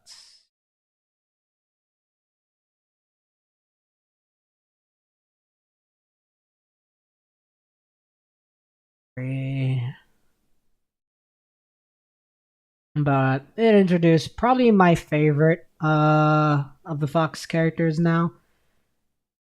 Yeah, you. Sui. Yeah, Sui. She is very adorable. Very cute. It's unfortunate though that technically the real Sui is dead, but this one's the offshoot of the Freak of Nature. But she's adorable. It was a very wholesome character and wholesome event, and I'm very disappointed I missed out on it. But hopefully they'll do a rerun of it as well as a sequel event, and we'll finally get a playable Sui. That would be awesome. Like, she is honestly one of my favorites of the Fox gang, though I still do quite like Yule and Sophia a lot, as well as Yo and Ko too. I also like Ko. They're all really cool people, and all the gals are very adorable. So hopefully we'll get more than that, and ideally like a playable Sui with either her young version or her older version. Either or would be nice. Maybe, who knows, they'll give us both. But I would love a playable Sui, just because she's very adorable. And then you got prayers. What was this event again about? Characters. Oh yeah, that was the Shiva event. Well, not the Shiva event, but rather the 4 Disciples event,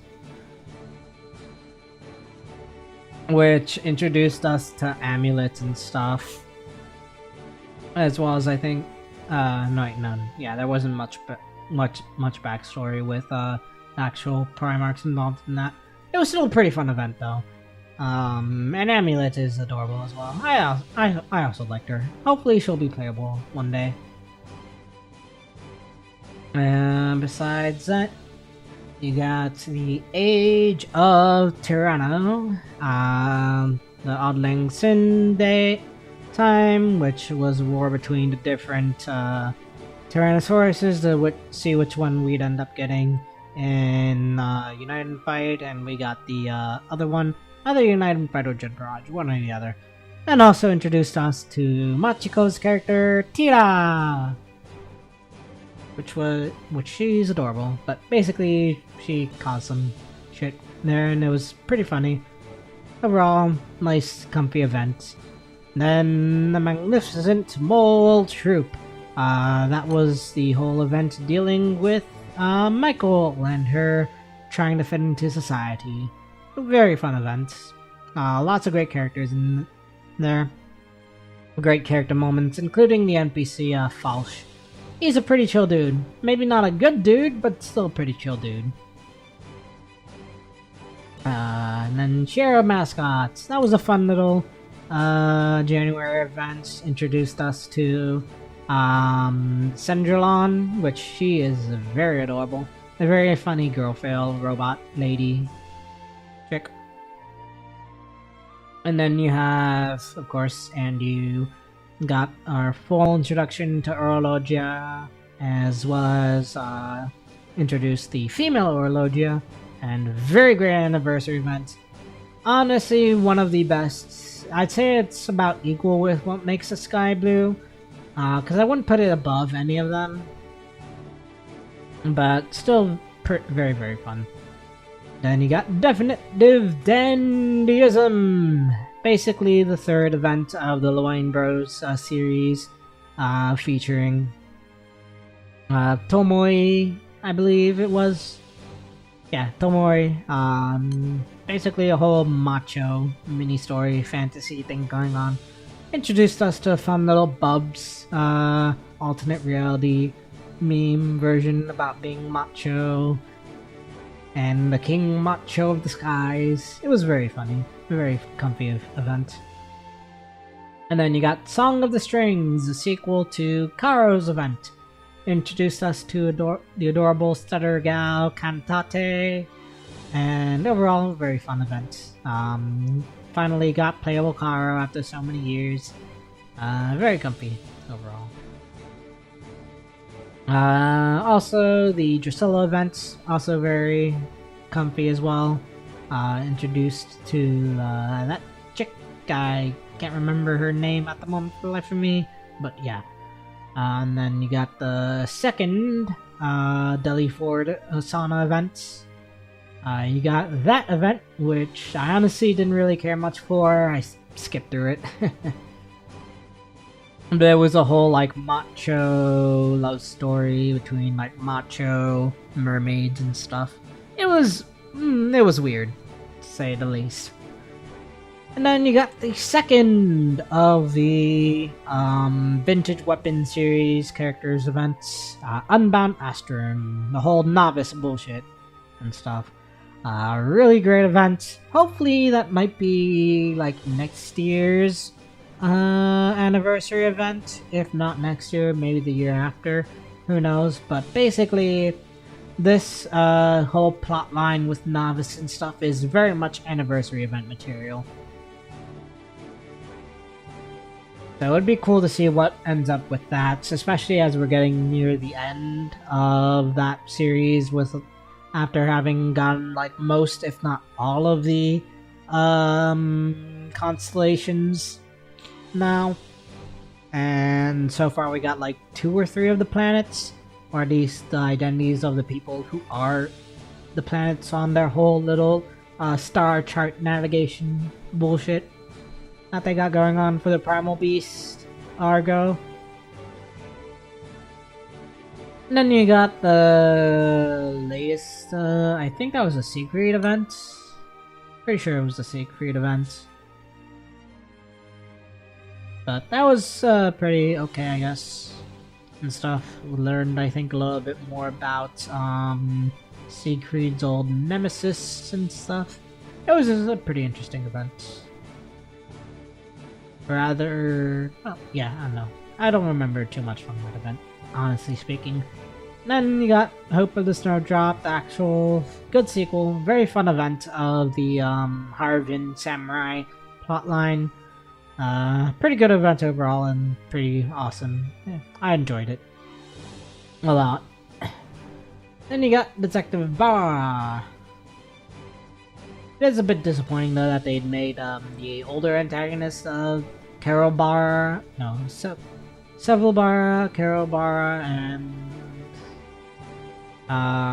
Krell Cruel. Yeah, Krell Cruel. It's unfortunate that they killed Krell Cruel off, but it is what it is. But we have like a new character now who seems like he'd be pretty cool to play if they ever make him a playable from that event. So that is what it is. And then we got the most recent Detective Borrower event. I honestly couldn't really care about what's going on with that, and I skipped it, so I don't remember too much. I just know they got trapped in the mansion. Everyone that was involved besides the crew died. It was a wild event, to say the least. But not really too interesting, because they don't really have much of an interesting plotline going on. As far as the grand scheme of things is concerned with Detective Barrow. Now on Links In, you got the last on Links In with the Salmon vs. Tuna War. And then you got the Tira event, and then lastly, the Slapstick event, which I kind of skipped through it, but it was the last event with Yuri playable, and the comedy stuff. It was interesting from what I've read, but that's about it. And there, for 10 years, we have journeyed, yet unknown skies still await. On the events. Fun times, fun times. But man, my throat is already starting to kill me. And we barely even started. Already been live for 2 hours, damn. So, let's get started then. Here. Book 1. The Book of Sky Dwellers. A story in your future. So, examine this time. In the beginning, yes. Cast unknown. Voiced by Jun Kasama. A living fossil awakens and myths begin. Oh? Oh? Do we have an idea like what's going on with this?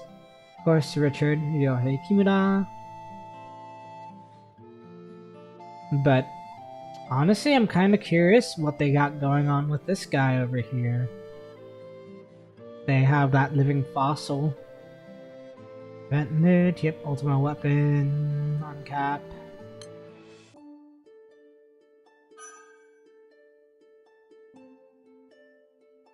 Okay. So did the event not start?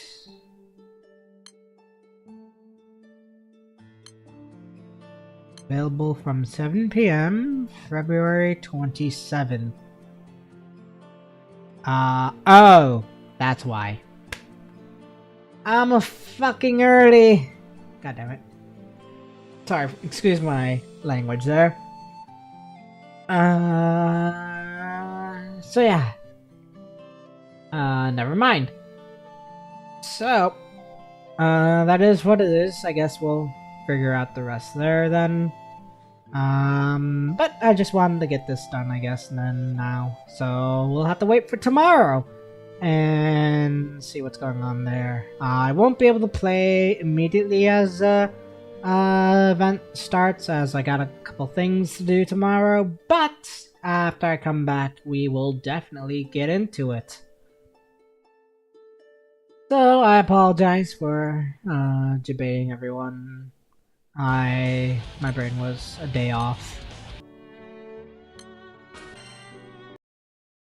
But it is what it is. I won't be farming this because I want to move over to other games. So let's just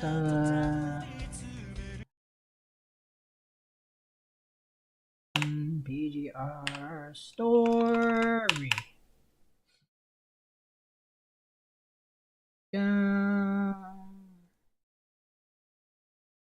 Out. Up punishing Grey Raven. And now let me open up the app. PG.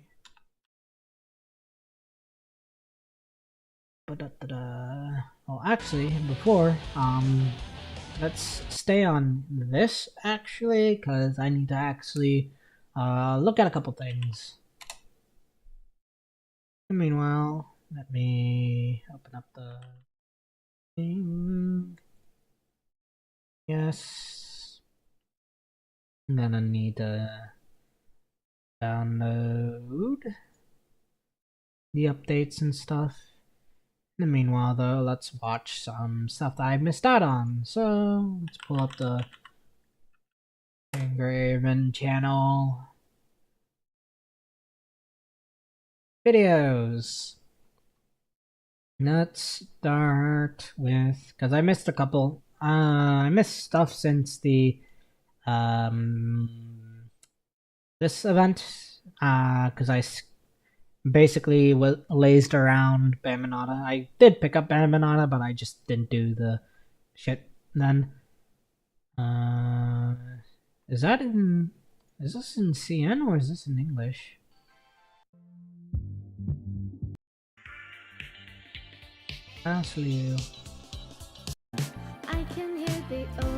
Okay, yeah, that is in English. So let's go back a little bit. Commercial long. So let's start with this cutscene PV. Time to, oh yeah, that was that. So I guess we'll start with this then. In the meanwhile.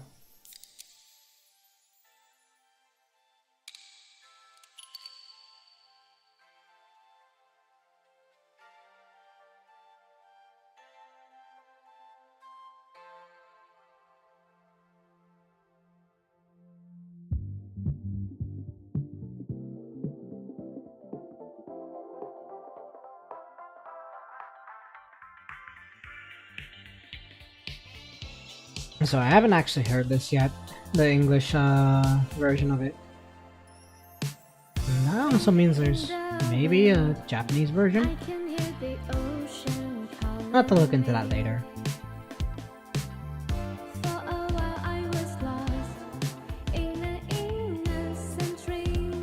Comfy though. 21 and Vera.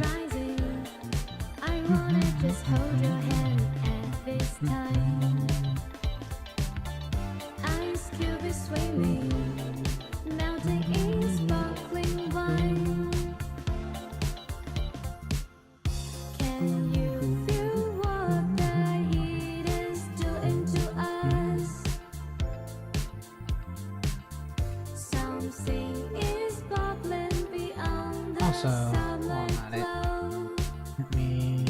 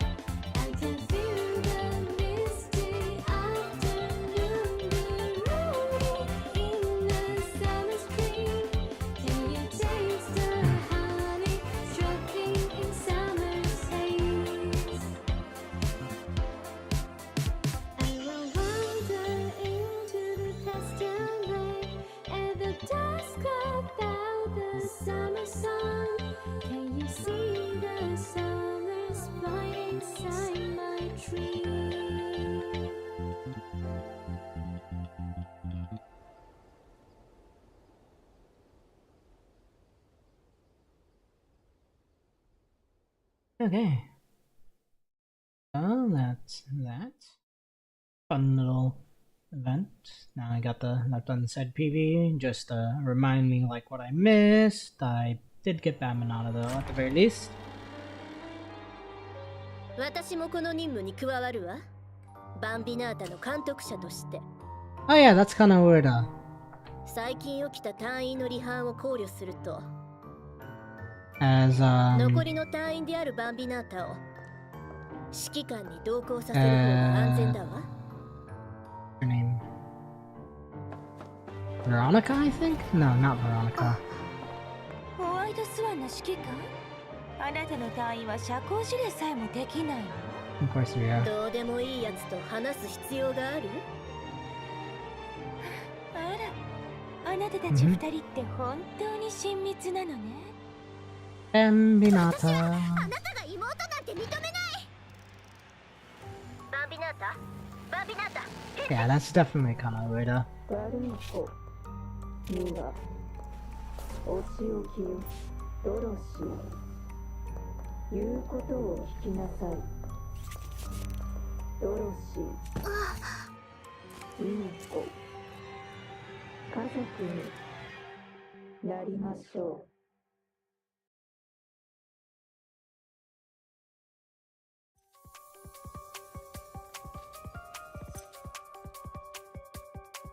ご主人様のご命令によりここに参りました。所属期間中バンビナータは指揮官のご指示に従います。ご指示をどうぞ。すべての邪魔者を片付けます。人形のように踊りましょう。ここを通ってはいけません。人形は指示通りに動かなければなりません。あなたたちの存在はご主人様にとって邪魔なのです。 I gotta wait for a rerun of that coding. Because that's actually a really nice coding that I want for my Rosetta. The racing suit.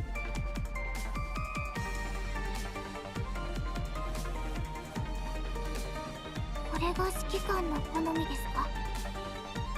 バンビナータ、覚えておきます。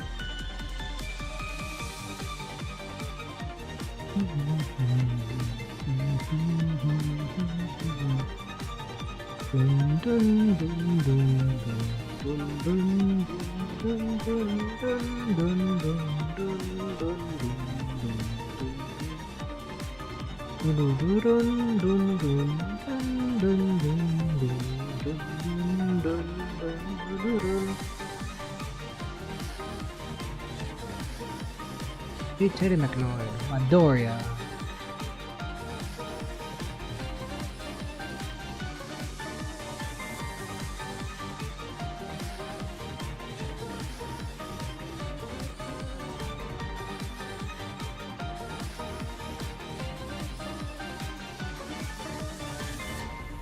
Vanessa, that's her name. Yeah. Eggert's command, Vanessa. But yeah, she's voiced by Kana Ueda. It's pretty cool. Pretty cool. As much as I wouldn't want her to be a playable character, unless it's like a what if scenario where she ends up becoming a construct. Otherwise, pretty cool to see that she's voiced by Kana Ueda-san. Ueda-san.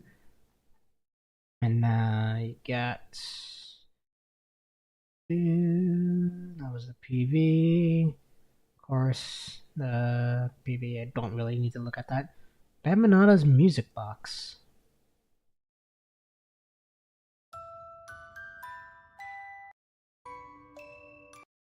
That's... yeah, this is just left unsaid. The theme.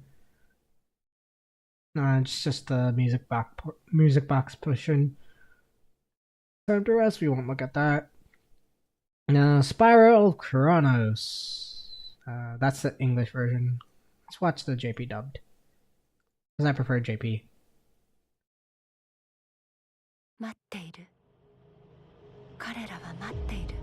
Not 生 Mariko. の体で Ishmael's 破滅 voice の扉 actress. に触れる瞬間を Such a high quality VA too.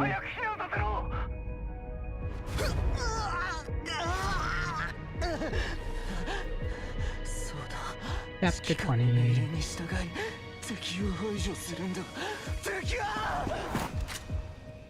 Phew. やり方はもう知っているはず。始めましょう。 Good old hyper. あなたはグレイレイブンのリーでしか果たせない役目を果たすんだ。計画無許可機体へのアクセスを感知。計画無許可機体へのアクセスを感知。強制アクセス。無許可機体指揮官権限を確認。認証成功。機体使用の権限をすべて解除。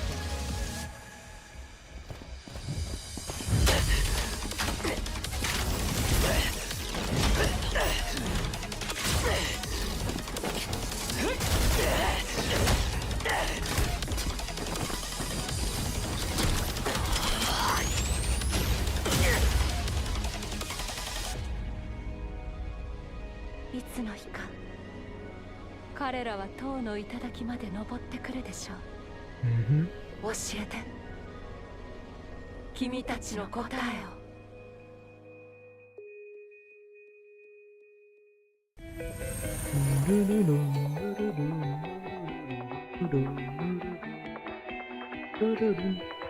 積み重ねたのは戦闘データのみ。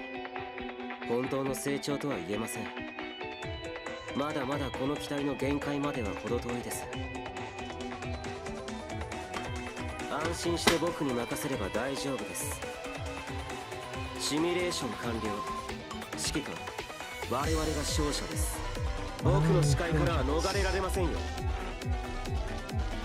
時の果てで滅びよ。もう逃げ場はありませんよ。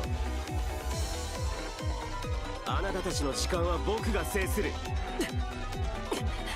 気を抜くのはまだ早すぎます、指揮官。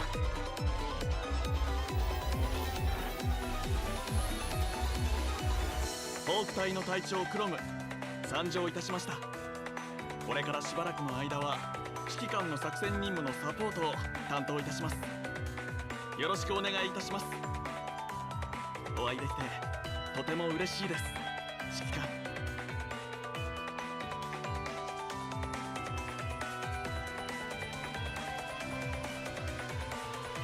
僕の新しい武器を使ってみますか。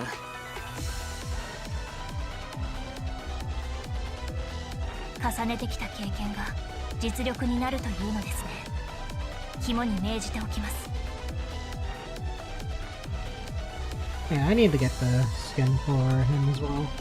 His little outfit.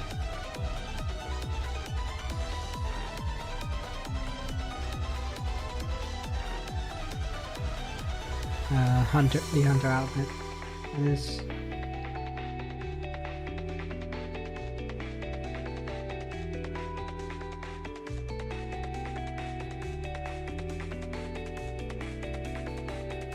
Yeah, the arcade anima and stuff.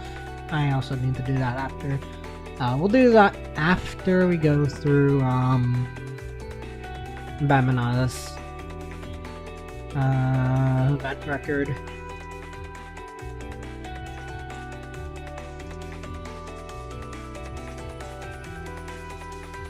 Of course, the new Iron Maiden, aka what's her name?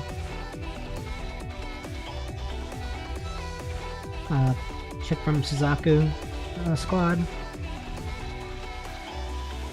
Right now, my brain's drawing a blank from what her name was. Tifa, yeah, Tifa. Tifa from Suzaku.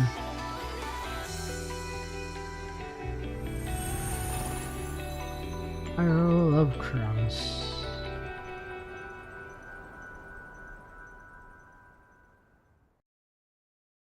Okay. And then you got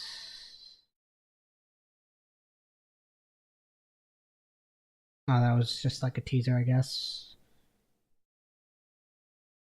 Yeah, for real PV English. Yep. Oh, Scarlet Redeemer. I missed that coding. Unfortunate. The Lloyd Forger coding for Chrome. Either way, I like his Vampire Chrome better, but still nice for my collection stuff. I wish I got it. Then you got Overburning. That I've actually heard because that was shown for a while now since CN version, so I don't really need to look at that. Dim Light. Surprisingly, they didn't do an English version, but I may or may not have something cooking. So yeah, we'll see what's going on with that. But I already know the songs and stuff, those two specifically. These special guidance, I did not see this though.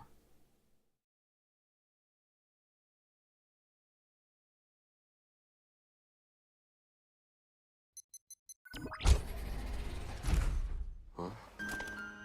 指揮官落ち着いてください。武器の定期点検をしてるだけです。以前も言いましたが、どこも問題が起きぬようチェックする必要があります。暇そうですね。では、射撃練習に付き合ってください。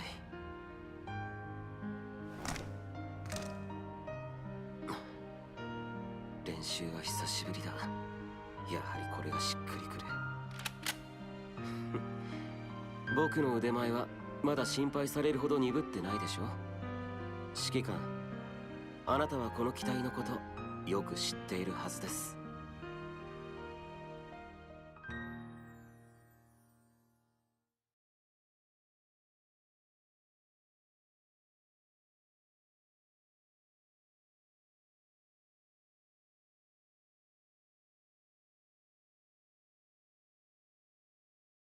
Okay, New Year's. Chinese New Year's. Commandant, over here. It's pretty crowded here. Let's hold hands so we don't get separated. This year really flew by. We've been through so much together. Julia Forest Park, that unnamed church, Under Hetero Tower. It feels like it was all just yesterday. Throughout our countless challenges, we never gave up. We fought until the very end. And look where we are now. I've learned so much from everyone. Especially you, Commandant. Even when you weren't by my side, I could feel you guiding us. Meeting you has made every moment so much more meaningful. Pretty solid voice acting overall. Well, I'm not too particular towards it, but I'm still, again, happy and that I hope this people war will end soon. I want to be more bonded with you, Guardian. Liv, and Lee. I wish to better understand our other companions. Oh, wait. Am I only supposed to make one wish? What? I can be a bit selfish today. Kind of weird though about In the that case, Commandant. I have one more wish. Instead of commandment. Even when this war ends, that's I what hope it we is. can be together. Always. But that's not her And it's thing been or their ages thing since anyways. I've It's seen a fireworks. directorial thing. Commandant, did we do well this past year? Saving those people. This is, I think, Brianna securing Knickerbocker. those lands, Knickerbocker, yeah. defeating Something like our that. enemies. Despite a few hiccups, we pulled through. We didn't let everyone down this year, did we? Oops, I might have gotten a little ahead of myself. Let's talk about something more fitting. This year, I've gotten to know a different side of Lucia, Lee, and even you, Commandant. Lucia has moments when she opens up, and it's simply adorable. And Lee sometimes lets his guard down and shows his vulnerable side. I guess these changes might have something to do with you. Thank you for always being there and cheering us on. I've heard that if you make a wish during the New Year's fireworks, It'll come true in the coming year. You want to know what my wish was? That's my secret. But I do have another wish. I hope that I might not need fireworks for that one to come true. Aww. Commandant, since your other hand is free, how about we hold hands? How adorable. You know, And lewd. so we don't get lost. Holding hands. And, to keep warm. Oh, that's so cute. It's a new year, Commandant. Live. So, I Good wanted to old wish me. you a happy new year. After today, I bet we'll spend the new year testing our frames, waiting for mission assignments, and surviving battles, just like we always do. This past year, we've given every fight our all, learned from our mistakes, upped our game, and stacked the odds in our favor, which led us to victory. Winning isn't something you can do overnight, but it also doesn't go away if you take a day off. So relax and enjoy today. Three You've earned houses. it. I should take a break too. Yeah, I know. Speaking of which, I owe you an apology. I haven't been great at sharing my thoughts with everyone, have I? But from this new year on, I'll It's try to be more open daijoubu. with you. I promise. How cute. Everything we've been through has already tied our fates together. You want me to tell you my New Year's wish as a first step towards being open? You sure know how to take advantage of opportunities.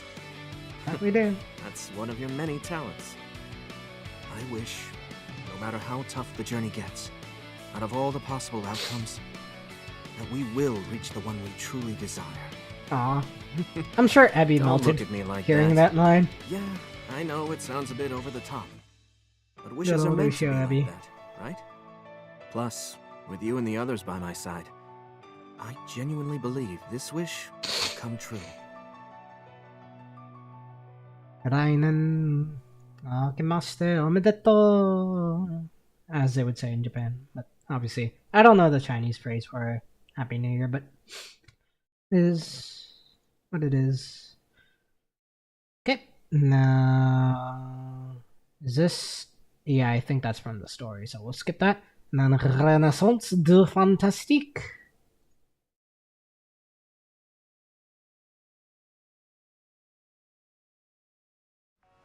She's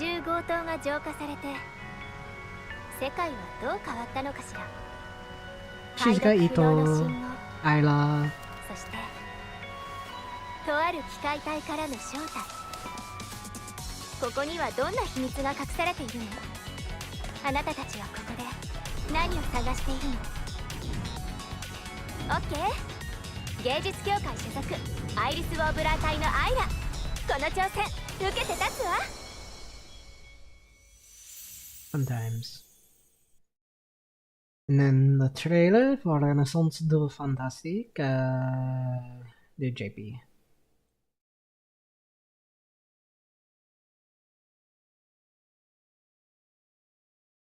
PB. English PB. どの奇跡の裏側にも Asimov. 計算で説明 I でき think ない事象が it's 存在 either します。 Asimov or Hierophant that's voicing that.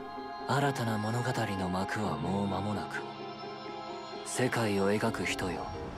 But it's Shido's voice actor, I think. あなたたちが導き It's 出すの Shido は from Data Live. どんな答えなのでしょう。 Also Ritsuka in FGO, and also 黄金時代の Arjuna. 宝物の調査が I'm pretty ア sure イリス・ウォーブラーの Lisa has that 8人 same. 目だけど今の私たちは It has 同 that じ same 正 like 体の所属であっても tenor. 仲間になったわけではありません。 Arisa. 理想と信念は行動によってこの世に後を残すもの。アーティストの創作も同じことよ。あなたはどう思う？たとえ最後に誰もが望む結末にならなくても私は努力したことを後悔しないわ。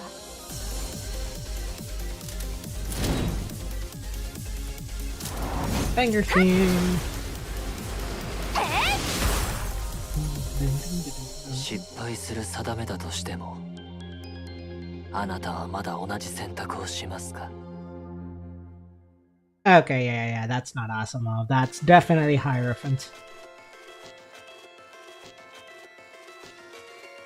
Renaissance du Fantastique! Got Kaleido! Very fun, very adorable. Isla.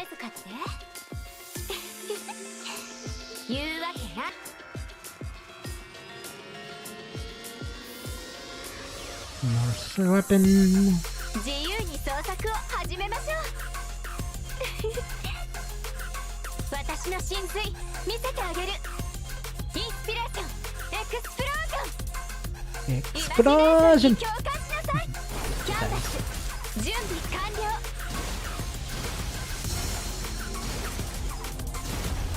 この色で未来を塗り替える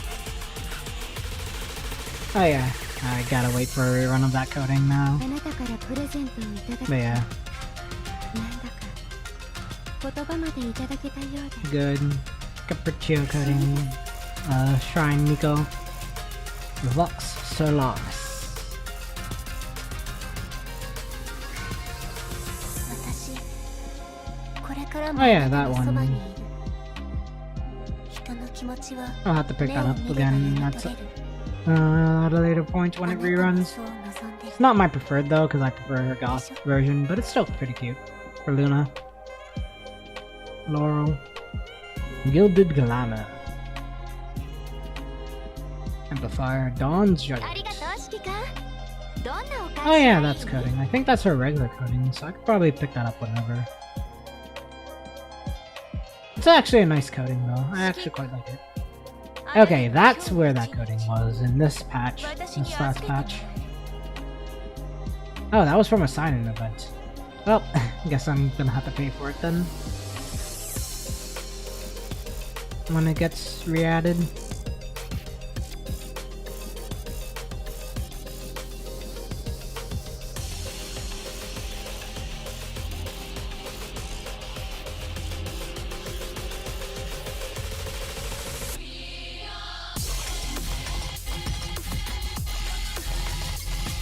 Got the museum.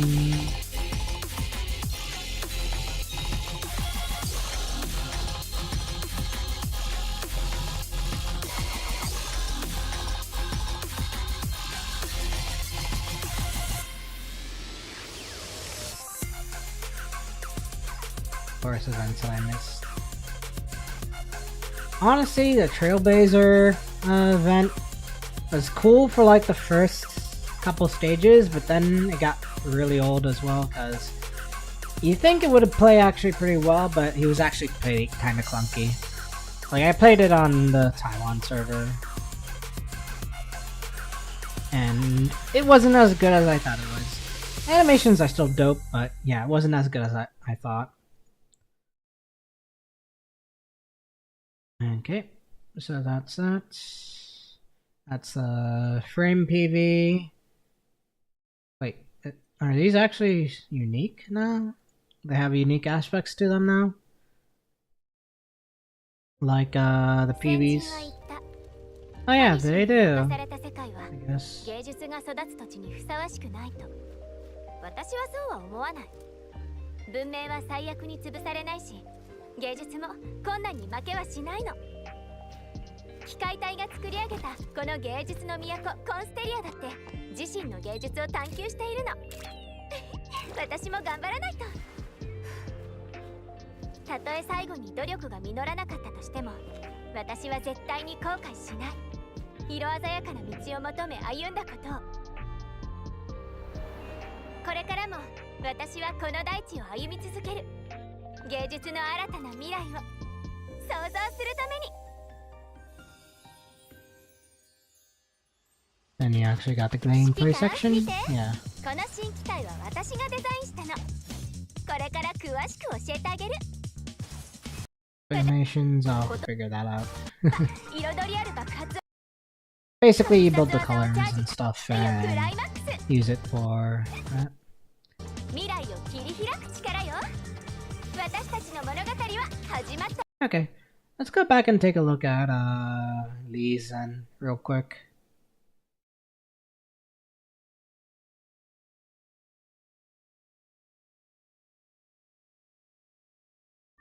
今の人類にとって時間とは絶対に勝つことができないルール。しかし今その可能性が広がっている。今全ての線が一つの道を示している。ならばやるべきことは一つ。この銃弾で因果の螺旋を打ち砕く。 Cool little intro we got there.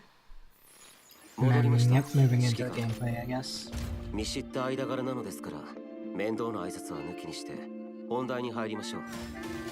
新しい武器ライフルケースには銃器を足す通常攻撃そしてエネルギーを消費。 Pew pew pew pew pew pew.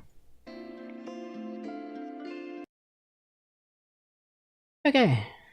Let's see if there's anything unique with this. Maybe. Probably not, but it's pretty sure it's like most other. Oh, yeah, that's a unique song, though. 軍隊所属リー参上しました。戻ってきましたよ。お互いを理解している以上面倒な挨拶は抜きにして早速本題に入りましょう。指揮官シミュレーション完了。指揮官我々が勝者です。もう逃げ場はありませんよ。あなたの生存確率はゼロです。時の果てで滅びよ。 Now, Chrome Forger. ホーク隊の隊長クロム参上いたしました。これからしばらくの間は指揮官の作戦任務のサポートを担当いたします。よろしくお Okay, 願 I いいたしま guess す。 just can lines from what they already had.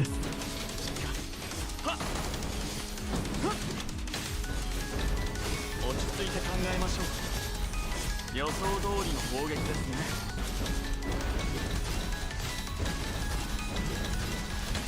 この一撃で勝利への道を切り開きます。素晴らしい戦術でした。指揮官。 That's nice. Both pretty nice skins. Okay. So, with that... RSN.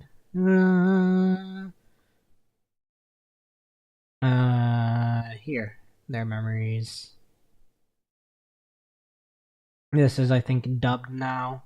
I saw this before with the JP review. Not all of it, though, but yeah. Oops, when did the studio become such a mess? Guess I was too absorbed in my creation. What's this? There's something here. It's artwork from my childhood. An illustration of beautiful angels. Can't believe it's been here all this time. And the two angels in it. I designed them with Selena back then. The good old days. I can't draw anything. What's wrong? All these paintings, why are they scattered all over the floor? Don't bother picking them up, Selena. They're all failures. After all that talk about being the greatest artist and joining WGAA, here I am, not even able to draw something I'm happy with. What am I even... Don't worry. I'm fine. I just need to work a little bit harder. You're not fine at all. You're pushing yourself too hard, like you always do. I've never doubted that you will become a great artist. But even the greatest artists hit bottlenecks sometimes. So, it's up to me to cheer you up. Eternal magical light, in the name of the ever-shining stars. Huh? Eternal magical light, in the name of the ever-blooming rainbow, we are beautiful angels! These are the lines from Beautiful Angels. Because I know you love that manga. If you ever find yourself in a bind, I shall carve a path through the troubles and lead you forward. This is one of your favorite lines, right? You're just like the Shadow Angel from the manga, trying her best to save the Light Angel. Thank you, Selena. I think I have an idea about what to draw now. Well, I can't wait to see what you'll create. I wonder how the world looks through your eyes, and how colorful it is. I bet it's stunning and moving, like the rainbows that grace the sky. Selena. And like the Shadow Angel, who always stands at the Light Angel's side, I will too.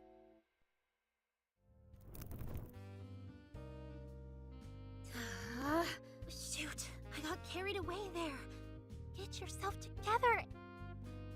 Was that a mission notice just now? Let me see. Iris Warbler. The location is... This manga. The name seems somehow familiar. What kind of answers will I unveil here? What kind of people will I encounter?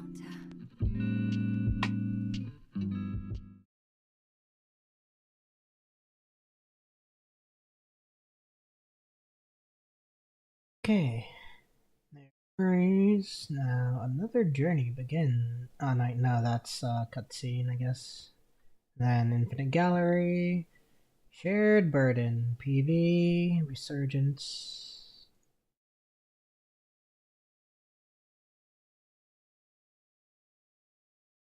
Lucia?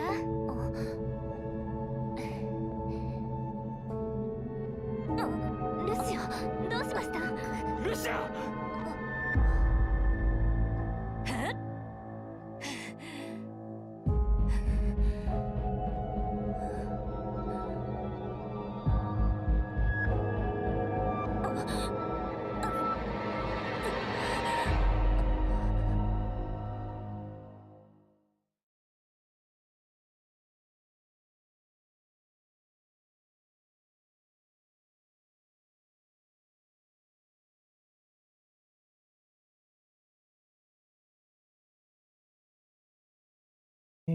！Resurgence.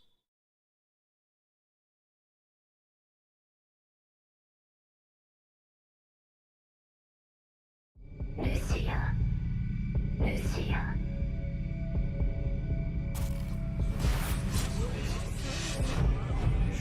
Okay, we got no choice.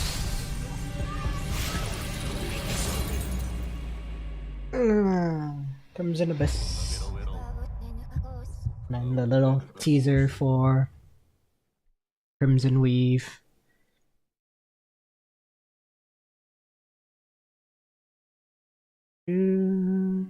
Now the Crimson Trails.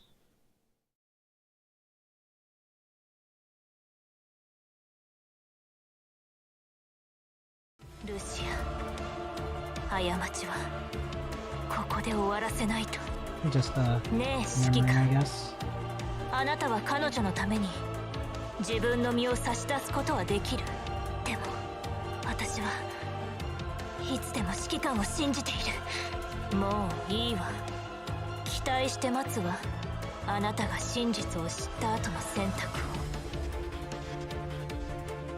人間のために我が身を捧げることの愚かさに気づいた。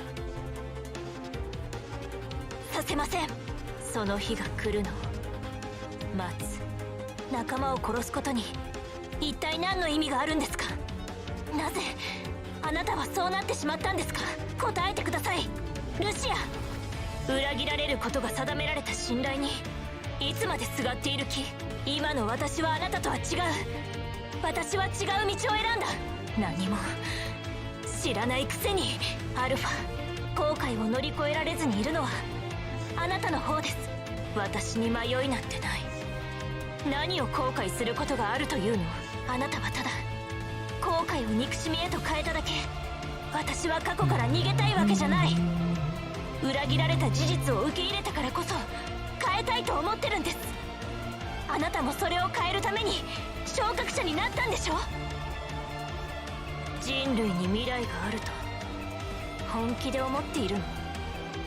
全てを知ったのに全てを知ってもです。ルシア、私はあなたとは違う。忘れられない過去を共有した今でも私たちが相入れることはない。この世を覆うのは偽りの正義。あなたの掲げる信念と正義感には全く共感できない。それでもあなたが自ら選んだその道を認めてあげるわ。私はもう迷わない。もう恐れない。今こそこの宿命の枷を断ち切ってみせる。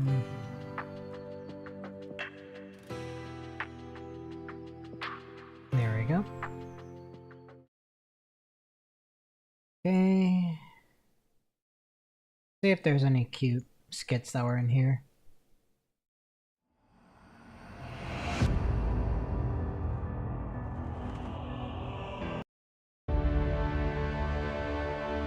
That was the actual full animation. I need to see that full animation, I guess. Hopefully they'll have it somewhere. That's cute. Okay, yeah, that's what we just watched. Maybe...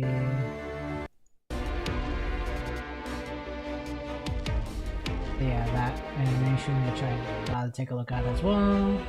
Fort Winter.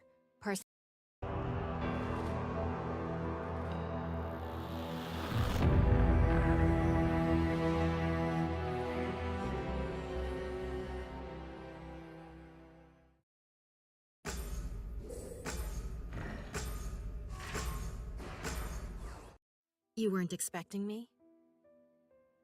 Maybe it's just a coincidence. All right, enough small talk. Let's get right to the mission report. Mission site, Fort Winter. Personnel, Lucia and an unknown ascendant. Mission objective, investigate Project Winter. Why do I need to do this? Lucia, come out if you're still here. Do I really have to go through this Babylonian red tape?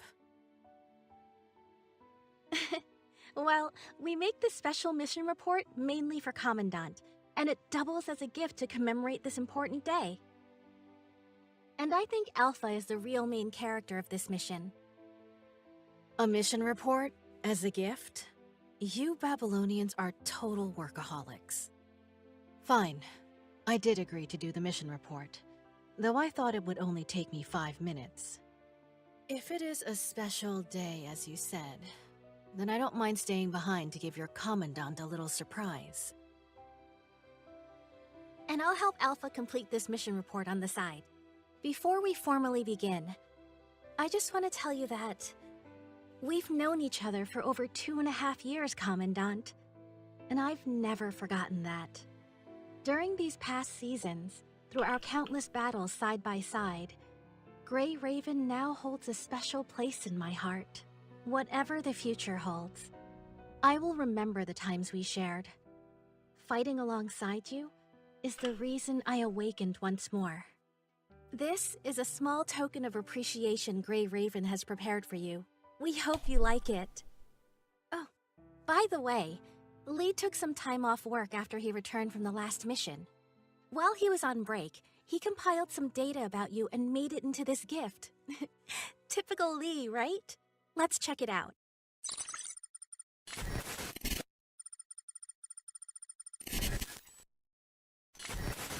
It's been a while, Commandant. After the Hetero Tower incident, Asimov forced me to take a leave to buffer myself from the new frame's impacts. But worry not, for I use this time to carefully examine everything Grey Raven has been through over the past 2.5 years, and completed this report about your statistics. I'd like to give it to you as a present on this special day. This is a collective effort of not just me, but all the members of Grey Raven. During the past 2.5 years, Grey Raven has gone through a huge amount of battles. In particular, we have defeated Nozzle 10 million times. Remarkable results, Commandant. According to the database, we have encountered 9 types of new hetero creatures. Despite some twists and turns, we managed to defeat all of them nonetheless. This is the destined outcome for us among countless possibilities. According to the data sent by Commander Nicola, we have already consumed over 500 million serum and 23 trillion cogs. In addition, over 59 billion R&D tickets and nearly 230 million dorm coins have been used for researching new frames and building our dormitories. Don't worry about the bill. I have already sorted it out. You want me to visit your dormitory? I'll consider it. Asimov also told me that we've ranked up various frames, nearly 13 million times in total. Out of which, Kamu Krokata has the highest BP of 8,130. Additionally, the exclusive weapon, Hecate, has been widely equipped to Bianca Stigmata, up to a percentage of 60.9%. There is no doubt that constructs are a crucial part of our strength in the battle against the Punishing. Well done, Commandant. According to Liv and Lucia, Vera Garnet has received the most affection gifts from you, as many as 690,602 during your daily work, Commandant. It's true that keeping good relationships with constructs is significant for maintaining the deep mind connection in battle. Wait, that doesn't mean I want to get more gifts from you. Apart from the constructs, you have also established close connections with other commandants in Babylonia. You are most active around 8 p.m. In your conversations, you have used this stamp 597,635 times. I wonder what this stamp means. Could you explain it to me next time? To fight the Punishing virus, you have established more than 10,000 command bureaus. And the Commandant with the highest contribution topped out at 205,166. Last but not least, a lot of new Commandants have joined us. From the information provided by Babylonia, over 700,000 of you have recruited students through the guide system. And over 150,000 Commandants have successfully graduated. Indeed, even across different times and spaces, everyone is still striving to reach the common goal. All right, that's all the information I have found. There's still a long journey ahead, Commandant. I hope you will... Actually, now's not the time to say this. Rest assured that no matter what the future holds, I will always be with you. Happy 2.5 anniversary, Commandant. Huh. That's quite a thorough report. Looks like it won't be easy for me to steal your Commandant. And I can definitely tell from this report that none of you have been slacking off. Going the distance requires true strength, after all. Still, do mission reports usually include sentimental moments like this? Constructs and commandants each have their own way of documenting data, which is why the reports reflect their personalities. Like Karenina. I once saw her explain explosions in a report using a drum set. Well, if Babylonia is fine with things unrelated to the mission in a mission report, I, as your supposed enemy, have no comments. Now that we are done with the preliminaries, let's get down to business. During a regular mission, I lost control of myself at one point due to an unexpected problem with my frame and mind. Then, when I woke up, I found myself on this snowfield, and Alpha was in this new frame. Her appearance was nothing like what we're familiar with, but I still recognized her. I had headed to the secret research center in Fort Winter because I'd been trying to free Luna and myself from the shackles of the Ascension Network.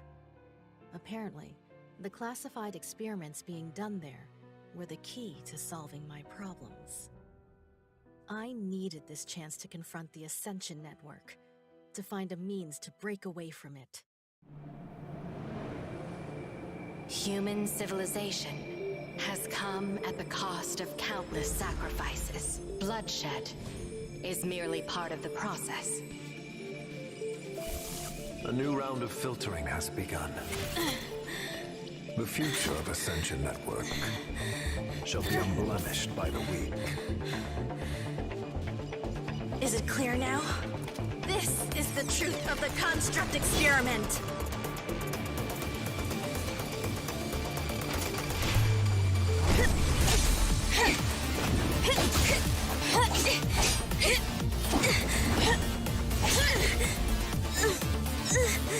I believe, as long as I can wield this power to protect others, then it's not without meaning!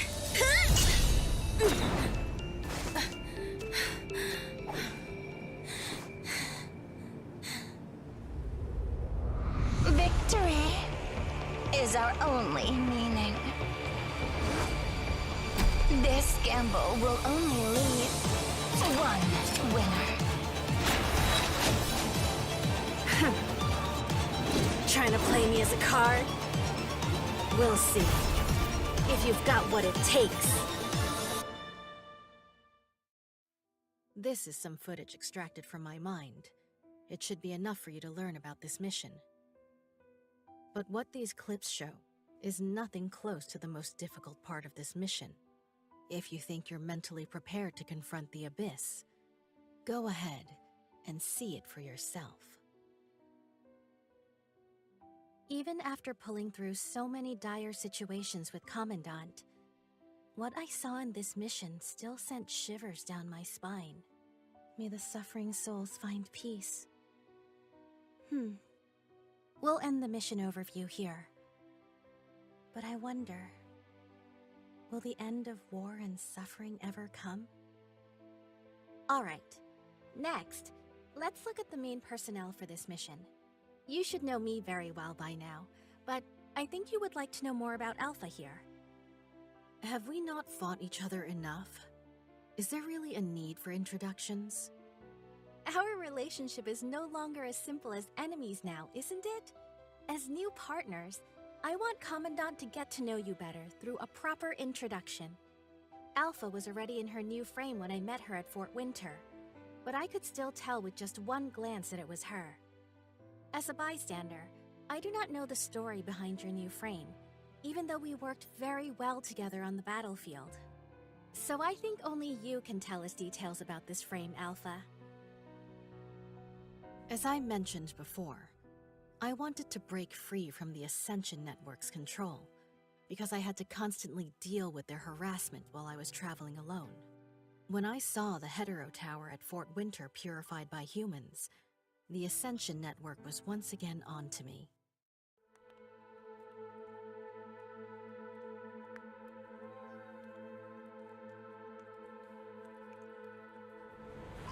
Lucia? Lucia! You're still alive! Lucia, do you want to return to Babylonia with us?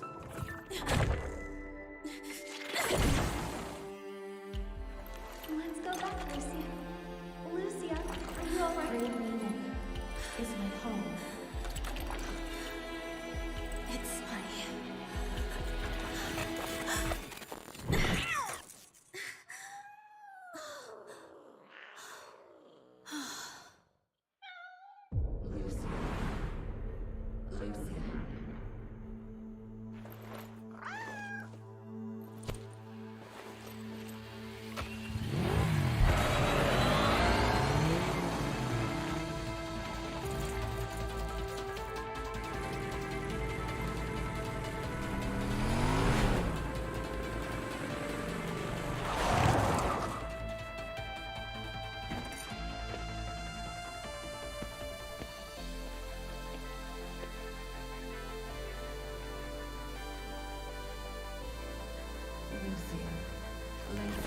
But I've chosen a different path. The beasts do not have a way to realize them, nor do they have the power to decide the future. Don't talk to me with her voice! Not only is this wish mine, but it's also the very purpose behind the Ascension Network thinking of. The Ascension Network is the only way out. Only the Ascension Network can reach the future of these.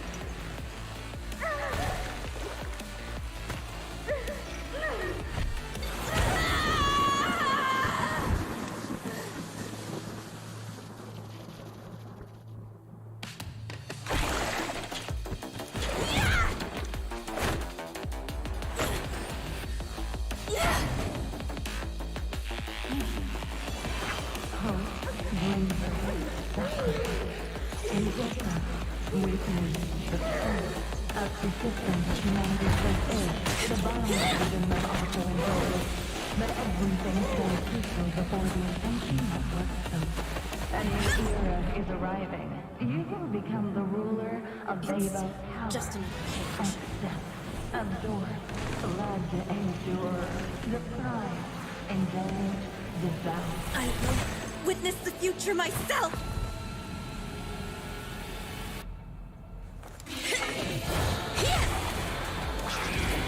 The sundered shackles shall be my blade!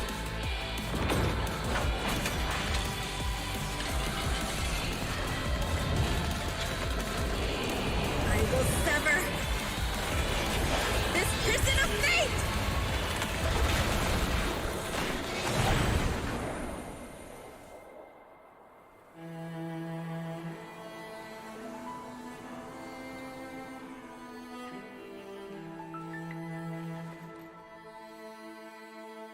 When I rose to my feet after battling the Ascension Network, my frame had already been modified by the Punishing Virus into what it looks like now. But what the Punishing Virus brought to my new frame is a double-edged sword. While I can wield its power, at the same time, I need to be cautious in case it backfires. My power right now allows me to control multiple weapons simultaneously. But after some testing, I still decided to focus on the type I'm familiar with, only to refine my techniques. This Kodachi will suffice against common enemies. I can charge up energy to unleash a powerful slash while stacking Blade Aura. With enough Blade Aura, I can switch to the Odachi, but only if any worthy opponents are still standing. When using the Odachi, I can unleash a more formidable attack as I leap into the air and send crests of thunder down at the enemy. And I consume all the energy I've gained to end the battle with a deadly strike when the chance presents itself. You said you still preferred your old ways of fighting, but when I was fighting alongside you, I noticed that the weapons you used were different than the ones from your previous frame. My main weapons are now a set of tachis, one short and one long. The long Odachi allows me to unleash my full power when I encounter enemies that are worth my while. Like I said, for common enemies, I only need the Kodachi, which also serves as a multifunctional tool while I travel through the wilderness alone. So the Kodachi has other uses. Turns out this is how you solve a lot of problems in your life. Don't think you know everything about me. I've been to countless places in this disaster-ridden, ever-changing world. As a wanderer, one must know how to survive in the wild. I have even tried to use the Kodachi to fix my motorcycle. But my stubborn motorbike didn't seem to like that idea, so I had to give up. Speaking of your motorcycle, it's been your ride for a long time, right? And I've seen you use it to your advantage in battles, too. We've been to many places together, but I wasn't able to take it with me everywhere because of the complex terrain. That's why I modified it a few times to add a battle module and make it into a portable size. And now it serves as both my ride and a cub in battles. Come out here and show them how capable you are.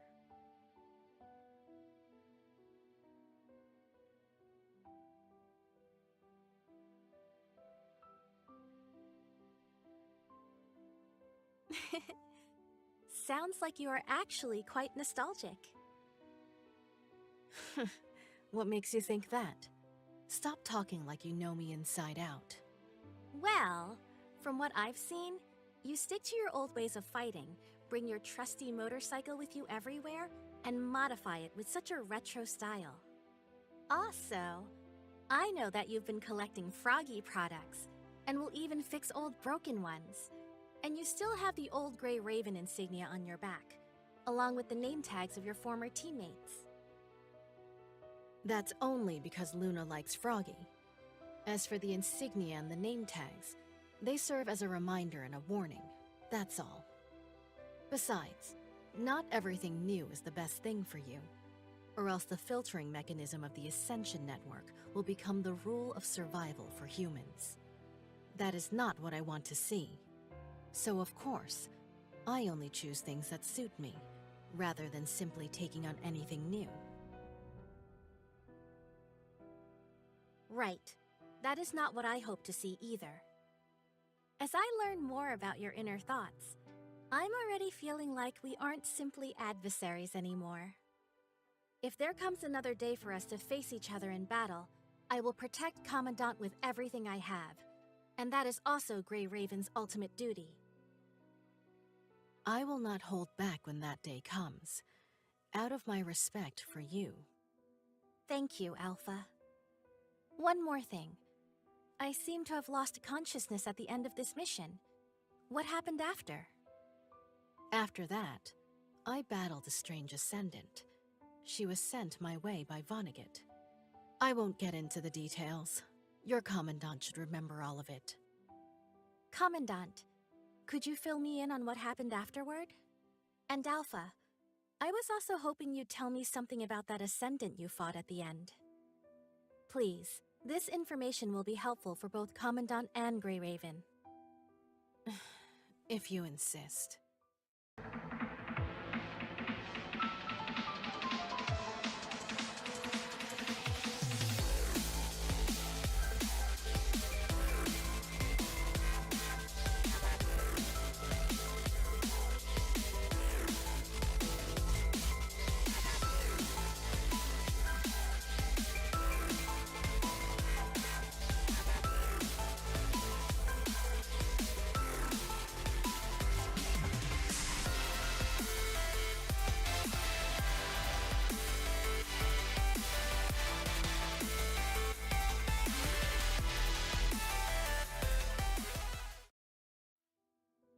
Well, this is the Ascendant who fought against me. Her name is Lilith, I think. She appears to wield an umbrella and cards as weapons. And it seems that her cards can trap her opponent in a small space. When engaging her, it's crucial to counteract the cards she possesses. Just another underling of Vonnegut. His recruits are getting weirder by the day. This Lilith sure is a mysterious figure. She makes strange comments and even laughs during battle. Okay, noted. After facing so many Ascendants of different forms, this one doesn't strike me as particularly unusual. Thank you, Alpha. I believe that this will be very helpful to the Commandant. Well, that concludes this mission overview. Next comes an event briefing specially for you, Commandant. Hold on. I thought I only had to cover the mission overview.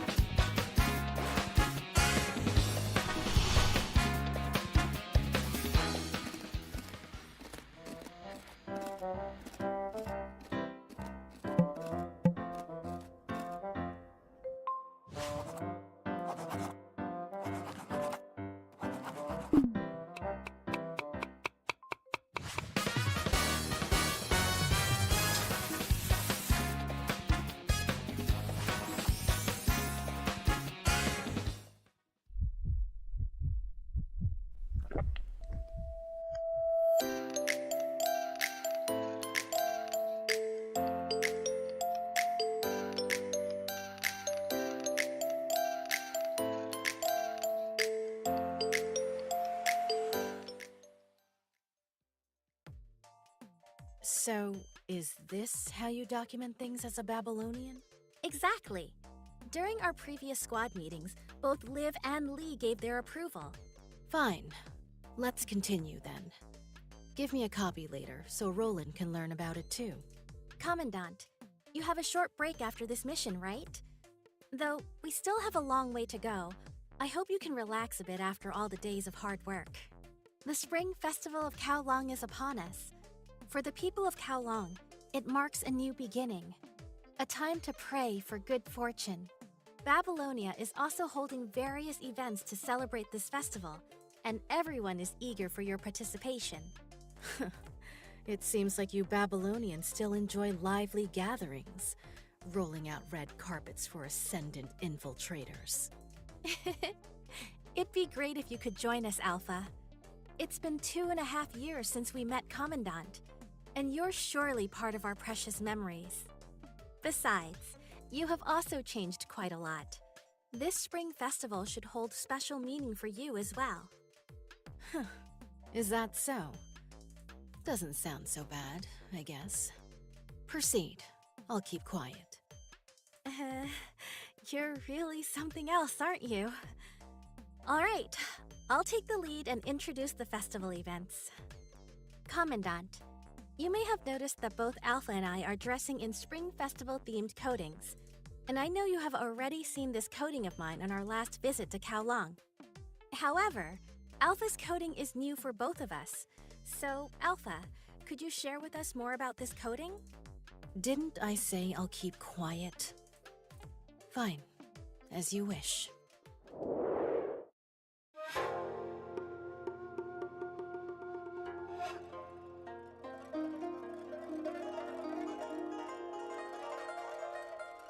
Even more power. Let's keep it going.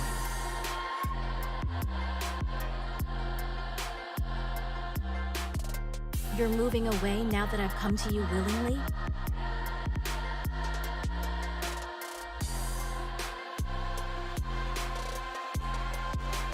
This fight better not be a boring one. Life and death are but a moment apart. The sundered shackles shall be my blade! Is that the best you can do? I will sever this prison of fate!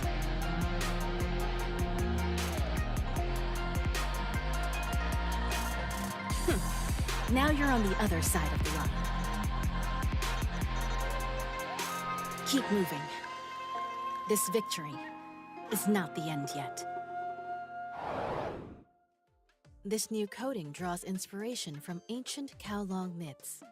The totems on my body are based on sigils from Kowloon mythology, which are meant to seal ferocious beasts. The silver accessories on it are modeled after the traditional jewelry of a Kowloon ethnic group, said to be able to ward off evil. These embellishments also serve as a reminder to me that I'm not completely free from the Ascension Network's influence. There's still a long journey ahead. That's an exquisite ranger-like design, perfectly fitting with your maneuver and combat style. Besides us, Karenina also has new Kowloon-style coating, designed by the World Government Association of Art. Looks like this style is all the rage right now. Let's take a look at her Spring Festival-themed coating.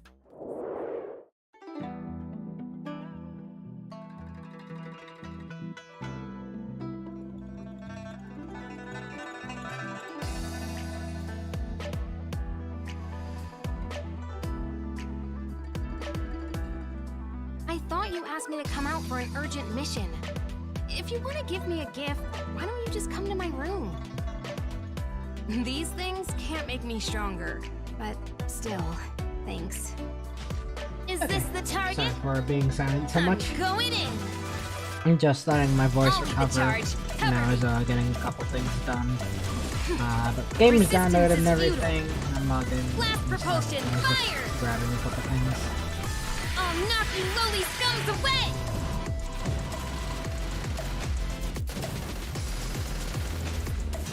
What are you looking at? I'll smash you all into pieces! It's no biggie. No need to praise me. Already near the end. Huh.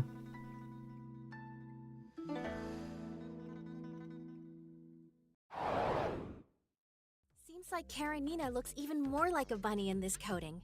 Reminiscent of the Jade Rabbit in Kowloon folktales, right? I heard from the engineering force that Karenina seemed to dislike the design when she first saw the blueprint, saying something like, "This is not my style at all." But later, she immediately put on the coating when she received it. Turns out she actually likes this new coating. As everyone's busy preparing for the celebration, I've also decided to try out some Kowloon activities I've been curious about. Commandant, as you know, I cook occasionally. The cuisine of Kowloon is a source Yes, of local Lucia, pride, and Lucia I've does opened a cook temporary occasionally. Kowloon-style eatery for this occasion. Our friends were excited to join in when they heard, offering to help with the cooking. Talk about anticipation! Inspired by popular culture of the Golden Age, I named the restaurant Cooking Lulu. So, you're actually going to cook? I am quite curious to see Who who let her dare cook? dine in this Cooking Lulu of yours. With everyone's collaboration, I guess it should work well. At Cooking Lulu, commandants can assign various constructs to prepare ingredients, cook, or sell dishes. Each construct has unique abilities, so it's important to assign them properly. After reaching certain business targets, you can upgrade the restaurant to unlock more enticing dishes. Seems I underestimated you. You can actually cook. Perhaps I should also try cooking for Luna. Could be a good opportunity. It's a shame you and Luna can't join the cooking event, but I can share some special recipes with you. Hope you'll like them. Interesting. Though we don't need to eat, I might try it out. I hope Luna likes it too. The Spring Festival is a time for reunion.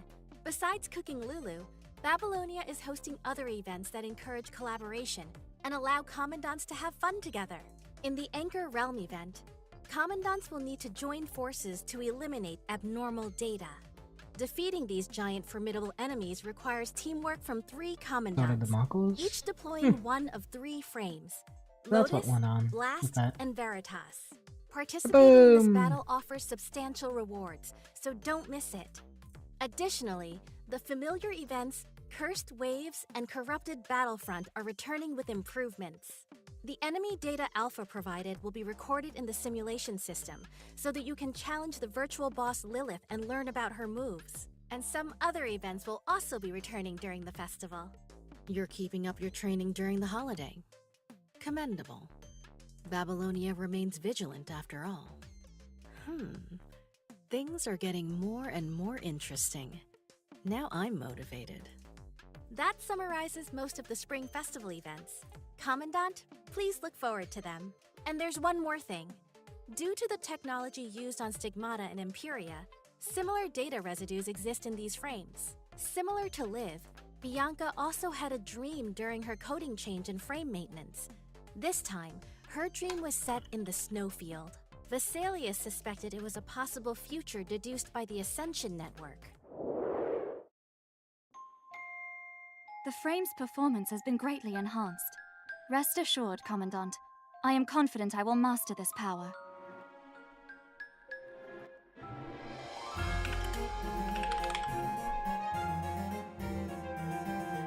I don't need honor or commendation, but your approval still delights me.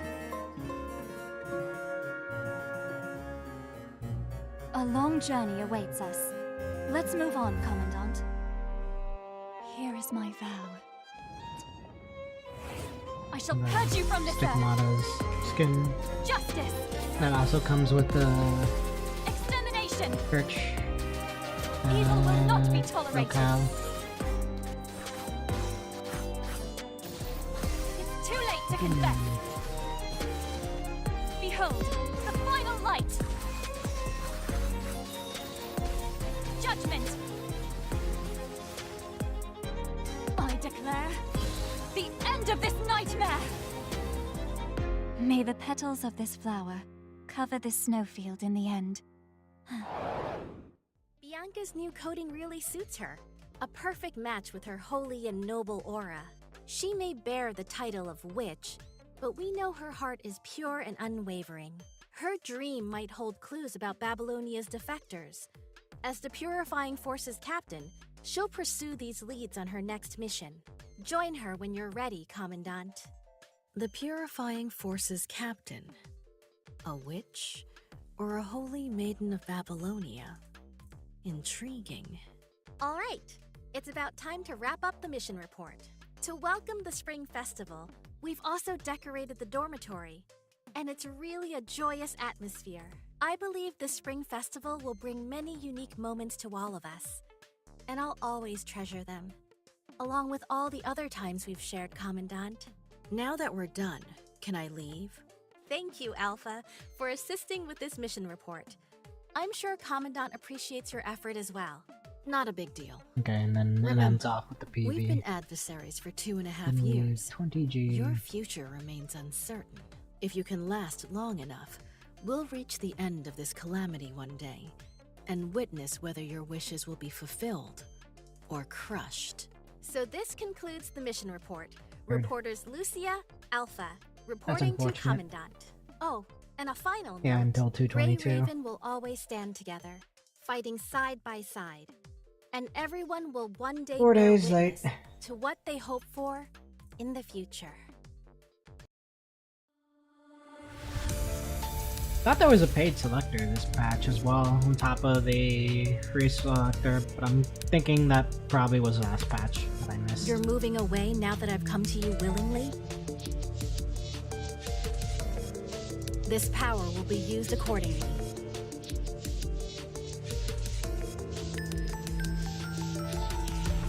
Not bad. An adequate weapon. This fight better not be a boring one. Give me all you got. I won't hold back. Life and death are but a moment apart. Is that the best you can do? The sundered shackle shall be my blade. I will sever this prison of fate.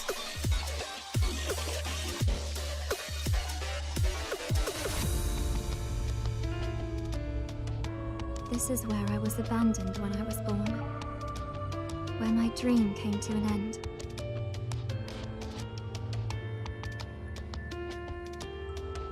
Yo, it's been a while. But mind you, I'm not happy to see you at all. Just some minor tweaks, nothing surprising.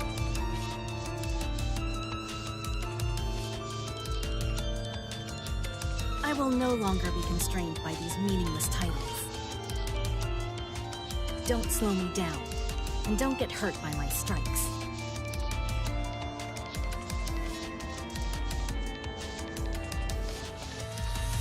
Commandant, my name is Leia. I will try to be of help. And motorbike.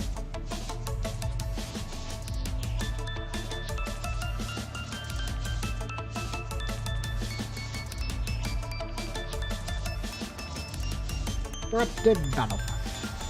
Jerome, co-op thing, and cooking event. And race.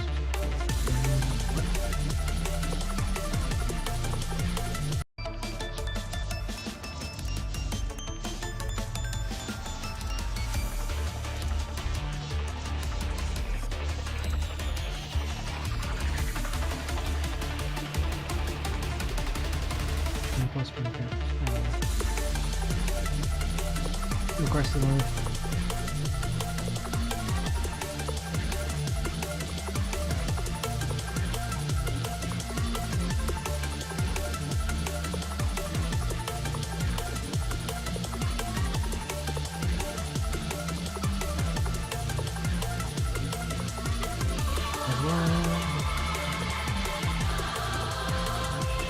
I guess facility, which now that I've already been through the chat round on the server, but now I know with the translation that this is a training where most of like Project Winter went down. No Corona Project Winter bullshit.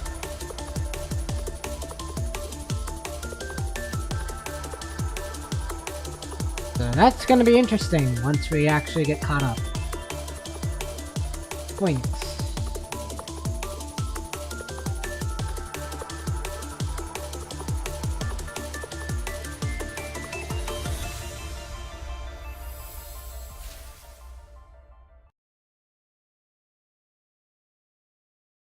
That's... they just only uploaded the English PV, I think, not the Japanese, which is very unfortunate because they literally have everything for it, but... Life and death are but a moment apart. Yeah. SFX coding.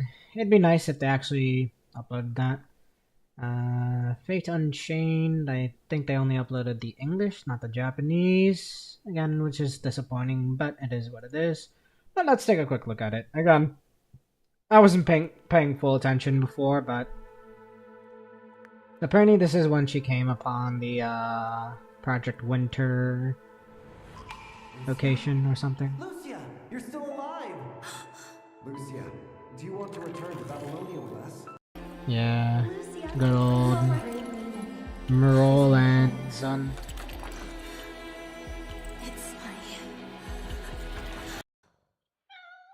Can't.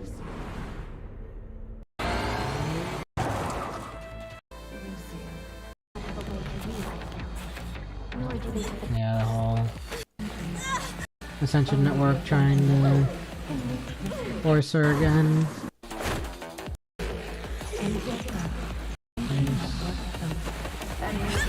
Ascension Network, Mirror's arriving. Ah, so that's why. Basically, the Ascension Network wanted to get into Battle Tower, and so they basically gave her more of their power, try to also corrupt her, as well as flooding her with Ascension Network stuff so that she could... I see where things are going now with this. And she's like, fuck y'all, I'll conquer this power that you're giving me. And that became the frame for Crimson Weave.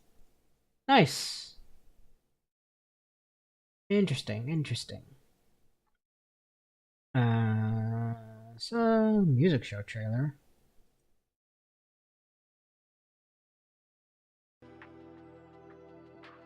Is this like an interview or something with the Vanguard stuff?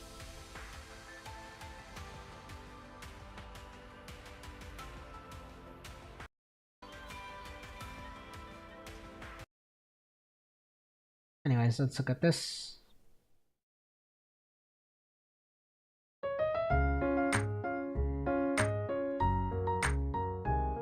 Hey, Lena and Ivy. And we're Grey Raven Radio. I have been wanting Alpha to get a new frame for so long. She has been my Is favorite this? since Oh day yeah. one, This and is just the not messages. I wait did actually to see add her that. to my roster. Wintry Content Shackles creator is almost messages. here, and of course, Okay. Yep.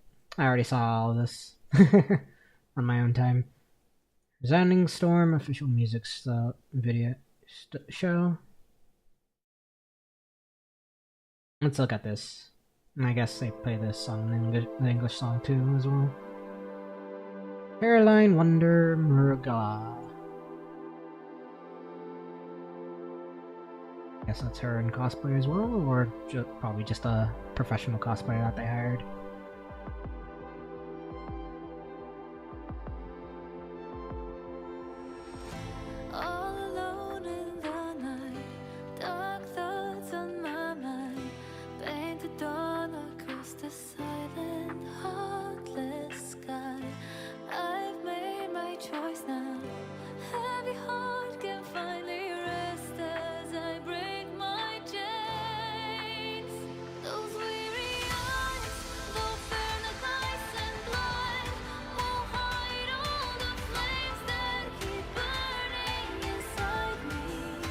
That was... I like that over that bit, the burning part. That's a really high note that they hit. Well, heavy, I guess. Note. I don't know.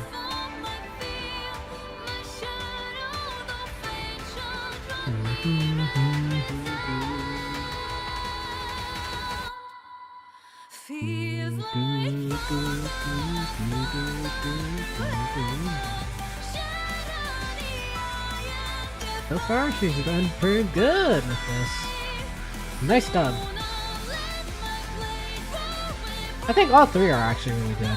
The Chinese version, also the Ishikawa Japanese version. And this one is actually pretty nice too.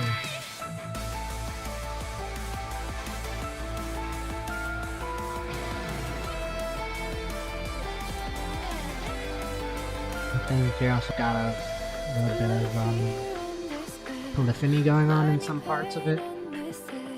Like she doubled her voice. I think a little bit there in the chorus.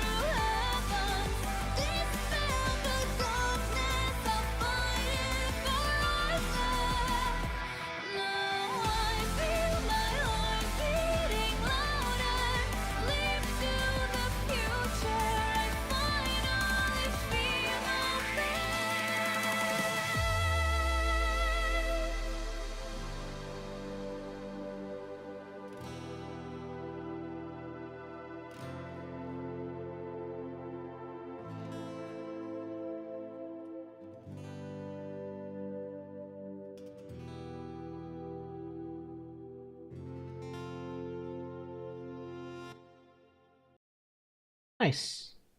Nice. And I guess that's just without the... Yeah, but it's just different cutscenes. Okay. So, with that, we are caught up. I do want to verify one thing though.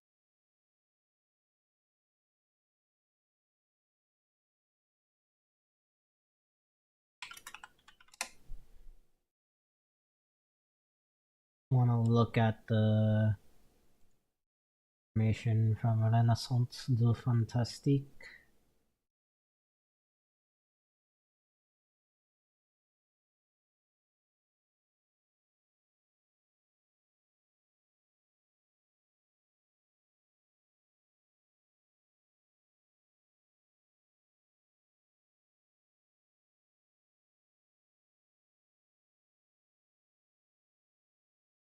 Information. Just want to know what I missed.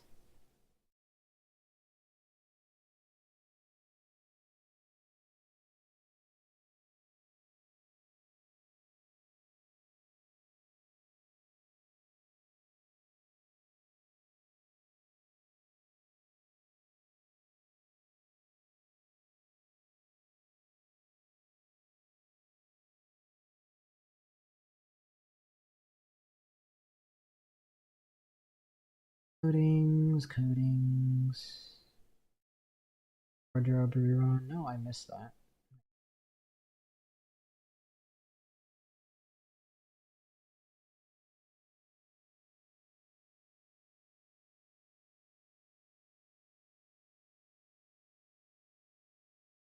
That's where the Infinitas Awakens started.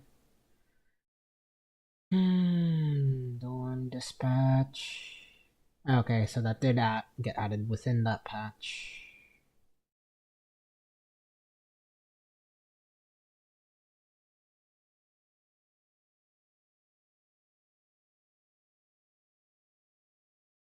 Okay, so I guess they got rid of the Hypertune crystals or something. Nope, no pack information. That's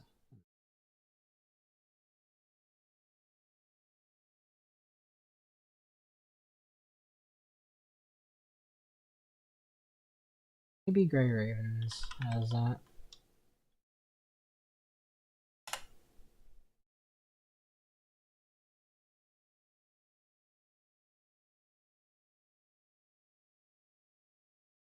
They changed their site.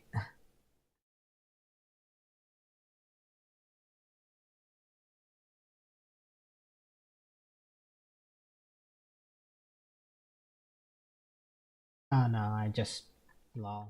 I just wasn't seeing that on the side. Give me a moment while I'm back over here. Sounds too fantastic.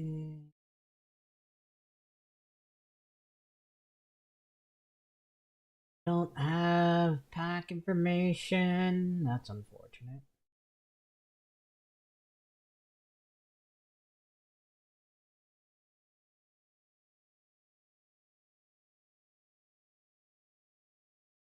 Okay, I guess. I have a feeling I know what I missed anyways.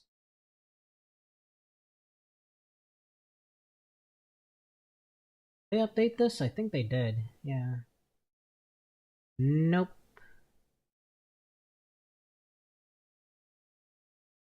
Oh no, they did. So up to 30k, which I already have cleared. Nameplates, gray feathers, wings of the day, voucher, pure prayer, holy blessing.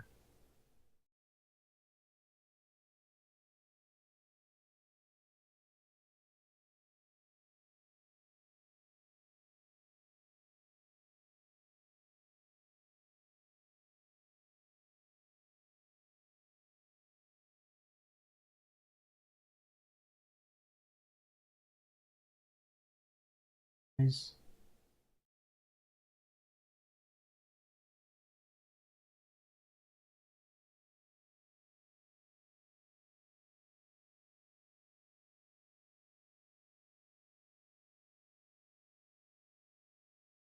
Anywho.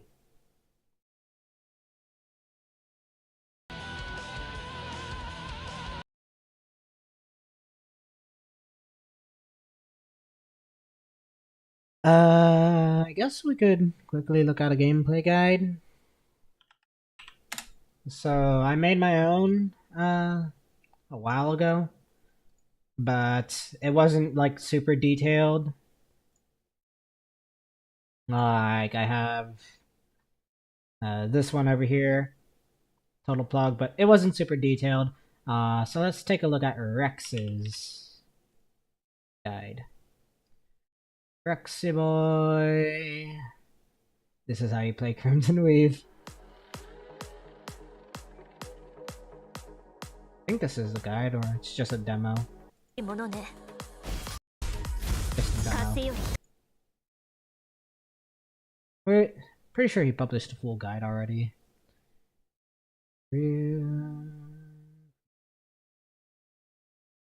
Video. Crimson Hey guys, tribute. Rexland here. Wintry Shackles is releasing today, so this video will be talking about the new S Lightning character, Crimson Weave Alpha, and how to play her. I'll do my best to simplify her kit as much as possible so you guys can understand better, so let's get straight into it. Crimson Weave's banner will be available today, February 23rd, on both Theme and Fate banner, so make sure to pick the desired one. Her signature weapon Nightblaze and her cup will also be available alongside her. Now let's take a look at her kit. I won't go through the skill tooltips word for word here because it's better to just show it to you in my own words, so let's jump straight into the training grounds. Yeah, Cody. Bottom Cody. Okay guys, Crimson Weave with a 5-star weapon and 4 signature memory and 2 Cody. Now, she has a lot to unpack. Her kit is massive, so I'll do my best to summarize it for you guys, starting with her UI over here. So this 0 refers to her lightless points, the long gauge itself is her blade aura. These two are independent, and she only has blue orbs in her first form, her short sword, Kodachi. And her long sword, Odachi, will only be activated on her ultimate. So let's start with a basic attack chain, like this. Basic attack spam, and finish. However, if you pause a bit on this sequence over here, there is a red flash.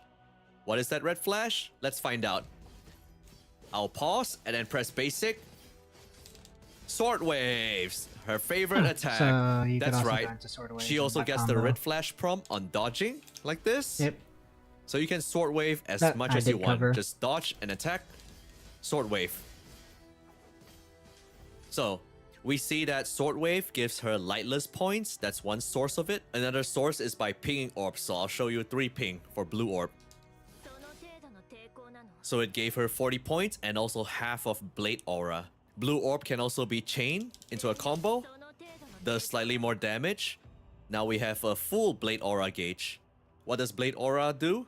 Simply press and hold dodge and she will go into a charging phase like this and release. So that was the full charge dash attack. Different amount of charge results in different dash. As you can see, full charge, small charge, half charge, max charge.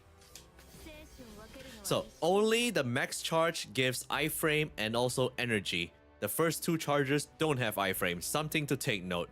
So let me reset the fight again to an empty gauge. Okay, so far we've learned that lightless points can be gained by doing full charge, or sword wave, or by pinging orbs. And then blade aura, also from pinging orbs, or doing the charge, or dash. That's all you need to know for Kodachi, her short sword. Now, let's move on to her long sword, Odachi, pressing ultimate. Yep. Red and green. Now, as you can see, all the blue orbs are now hidden, replaced with red and yellow orbs.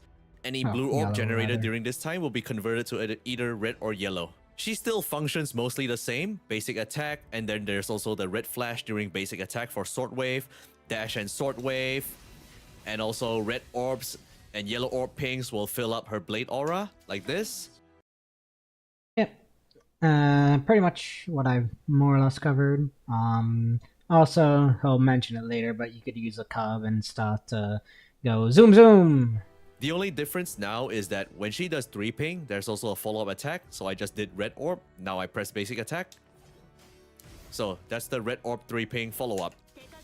Oh, I did not actually know about that. The follow-ups. Red orb, follow-up. And this is yellow orb, follow-up. Yellow, press basic. Really cool post-attack animation. Now, remember we had the red number before? That's the Munen stance. This is what it's for. When it's red, after doing a full charge, simply press and hold attack button, and she will do her core passive. Yep. Like that. Eternal Flare. Goodbye. That's it. That's Alpha's core passive nuke. And everything resets.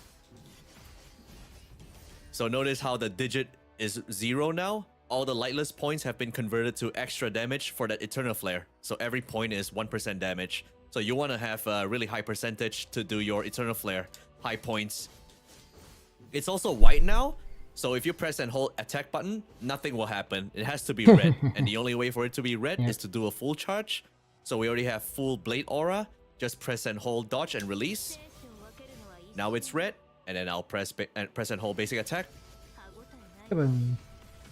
There we go. Really simple, right? And then, just like the other There are form, you could also do sword waves with the So many ways basic to get dodge. lightless points simply by doing either sword wave or full charge or pinging orbs like that, and then press and hold basic, and it gets emptied and reset again. So you charge again. Definitely notice Pick his some orbs. lightless points. He's gaining a Press lot and hold. less lightless points. Reset again. And So it's pretty straightforward now that you Odachi know her mode rotation. It's just that she can do compared so many things. to That's what made Kodachi. explaining a bit difficult. But now you know the gist. Basically, get it to red number. Get some lightless points to charge it up. And then press and hold attack. Core. And then once And you're then done, ult. press ultimate for the big nuke. and then rinse and repeat. And it'll reset again to a Kodachi, or short sword. So since I don't have any orb pings, if I want to charge it fast, I can do either sword waves to get some energy, and orbs. Or I could just do my dash, full dash, straight away, lots of energy, and it's also red. So when I go into ultimate, since it's already red, I don't have to dash anymore. I could just get some lightless points and then press and hold basic for the core. Just like that. Very simple, right? Full gauge already, just dash, red number, get some lightless points, press and hold basic. And there you go. That's how you play Crimson Weave. So, to sum it up, only blue orb on the first phase. Simply just get enough energy to go into Longsword. And once you're in Longsword, make sure that her number is red. If it's not red, get it to full gauge by doing a dash. One way or another, you have to do a dash to get it to red. And then you're ready. You can do this. Press and hold basic. The only difference now is to get more lightless points so that the slam is more worth it. And then once you're done with this, press ultimate again. There it is. So let me do it really quickly. Dash, full. Yep. And then Alt. Pick some orbs. Gaming. Mob Core. gaming. Core. And then Alt again. repeat. Pretty much simple and standard. Like, see, it's so basic that even I understood it when I couldn't even translate shit from the Taiwan CN server. So yeah, pretty much simple enough. The stuff that I already didn't not know already too much. But I wonder if he's gonna say something a bit more on like what's gonna be like the ideal sort of like rotation. Besides what I've already talked about in my own guide. And so that's it. That's how you 'Cause play I'm sure there's a Crimson little Weave. more to Let's it. take a look at her rank up passives. Okay, S5 and SS rank. I'm gonna assume everyone will aim up to SS rank because Skulls from Pain Cage is free. So S5 rank, casting Moon End Moment at full Blade Aura will also activate QTE that is not on cooldown. Moon End Moment refers to her dash attack, so full dash will activate all QTE. SS rank, lightless point limit increases to 600, which is extremely good for Eternal Flare Slam. 3 ping skills and Moon End Moment gain 50 bonus lightless points. Not so copium anymore. Casting signature Captive Shadow, Thunder Flare, that is the first ultimate where she pulls out her longsword, will instantly trigger Matrix if it's not on cooldown. So SS rank is the bare minimum you really want Crimson Weave to be on for all the quality of life What about changes. I would highly recommend everyone to get her to SS3 at least SS triple? rank. And also her Matrix take a on Longsword making 3 pings easier to manage. Moving on to the next rank, SS3. Okay, so for SS3, upon entering battle, the first Moon End Moment cast will restore an additional 20 signature Okay, energy. more energy, Base not damage of bad. Signal Orb skills and Moon End Moment increases by 50%. This is mostly quality of life with your energy management and also more damage with your Signal Orb skills and your That's dash from attack. fully It's charged completely dash, yeah. optional if you want to just enjoy Alpha's moveset. But this is still good to have if you want to play her slightly more And then seriously. triple S. And for SSS rank, it's full damage. It's a complete damage upgrade. When Alpha is holding the Odachi, making a 3 ping will grant her 15% extra damage bonus. And for her big signature attacks, base damage is increased by 60%. Eternal Flash Thrust attack is also increased by another 50%. And her initial sword wave when she joins battle will give her double damage and also more energy. So you really only go here if you're gonna start tryharding with Alpha. This is when her ult becomes an extremely heavy hitter. I'll probably go that As down usual, there for eventually. SSS to SSS Plus, it's mostly stats to In a push you for your moment. Warzone and Pain Cage rating. Otherwise, SSS is already plenty good enough. For F2P and Dolphin, I highly recommend at the very least SS rank and up to SS3 rank. Moving on to the Okay, next so section, I could the gear. actually hold off on anything higher from SS3. From Triple S and up. I do want to get her Triple S Plus eventually, because she's like probably one of my favorite characters to play. But it looks like I could hold off then on like focusing. I originally wanted like the hyper focus on her and get her Triple S like immediately, but obviously I don't have the financial situation for that at the moment.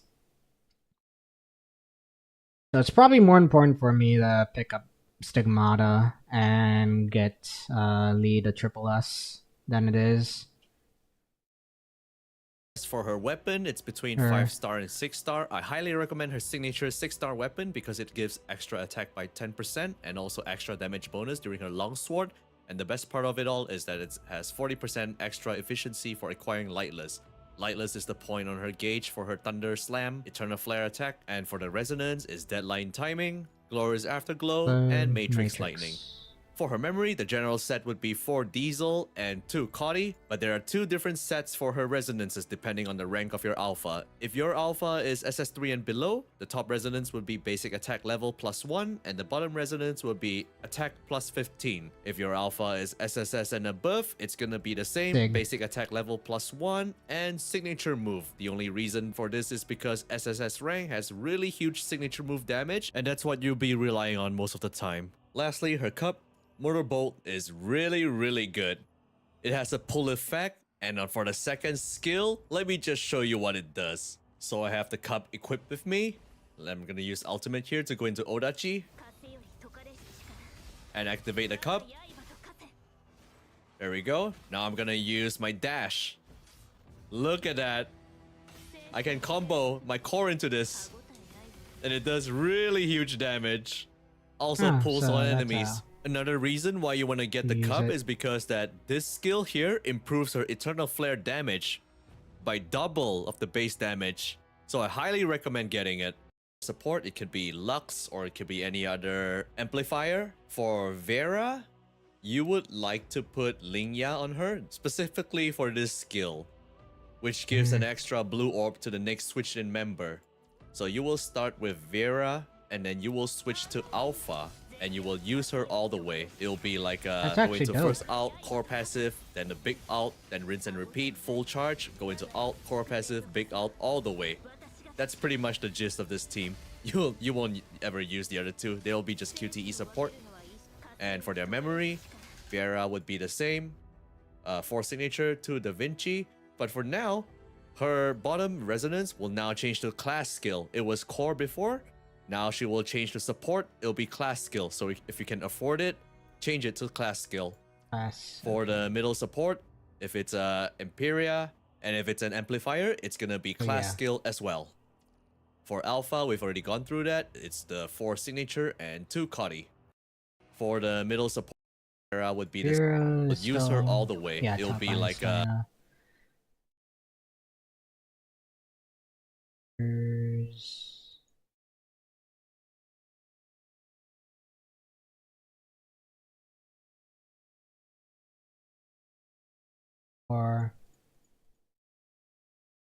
So now I'm gonna need 6 extra. Fun. So 6 plus the stuff for. Gonna need so many memory pickers. God damn. Because I still haven't finished Lee either. These like resonances. Hyperreal.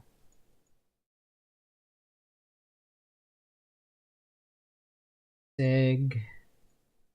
Attack HP Sig. 1 and 6.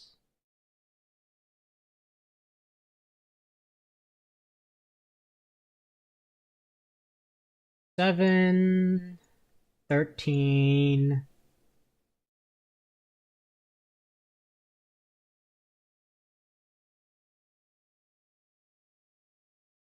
7, 13, and then 12, because I missed out on Isla, so missed out on getting memories for her. 25, holy shit.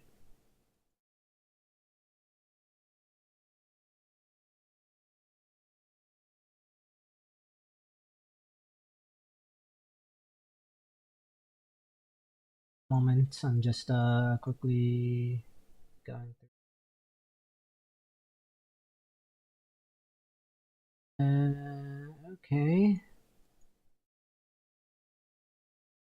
Contract targets. We'll do that in a bit.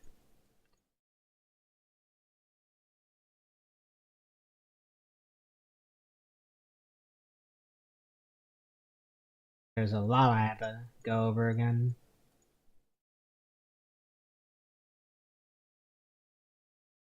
The heck is this all about? Maybe it's about their new ascension thingy or whatever. Probably.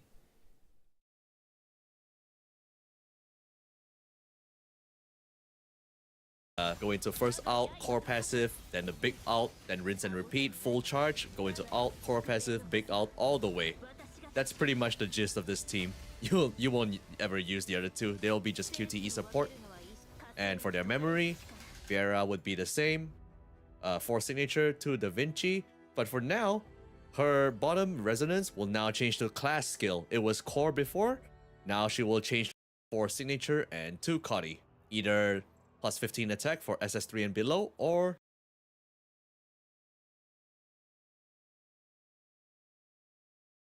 Okay, so with all that done, I'll look at all his other stuff out of it. Now we can actually move on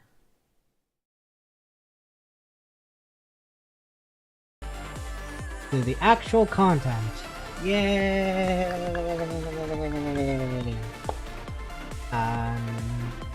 So I have a lot of stuff I need to get to doing due to getting Hi. Not gonna finish this just because I want to keep the DP Train 5. I just want to keep Salka here. Hi. I won't finish that. Speaking of, that guy. When were you last playing? January. When were you last playing? Also January. Or on the other day. It's already past 30 days for you. It's already past 30 days for both of them. So, that's... Sorry guys, but let's end our collaboration. Jolly collaboration. Announcement, recruiting, submit.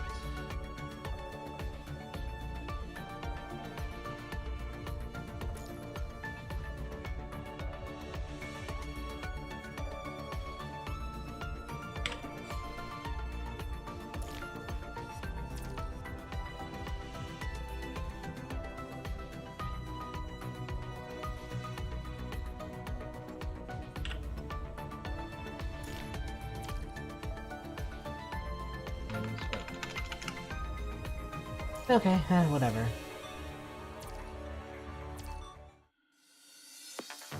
Just let people join. Lulu, cooking Lulu, do the cooking Lulu. So...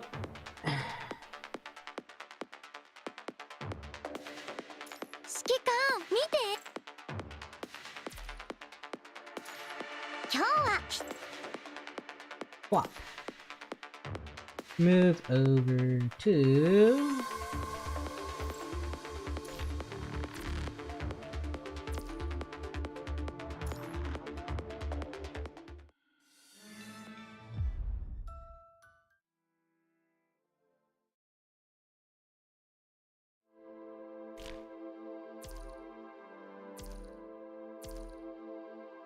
Oh yeah, we haven't... Yeah, that hasn't started, but we do got guild expeditions going on. And I still gotta go through Cursed Wave, all the different endings. But... Everybody, it's time. Got just enough for a copy. What are my pain cage scars at?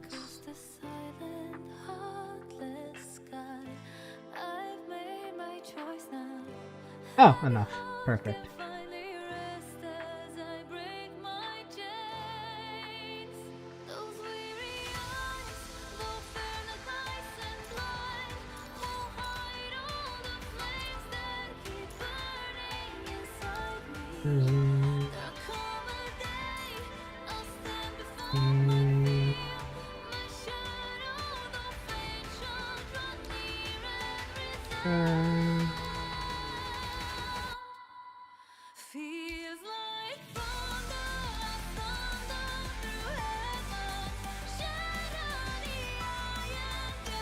But here we go.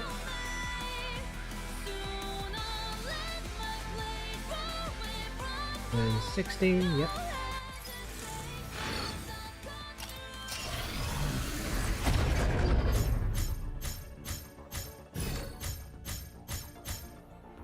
Okay, nothing. Oh, Sophia, convertible shards. Meanwhile, let me turn the game settings down a little bit. That way, let me actually play it. The the CN version of the song that I have. Where is it?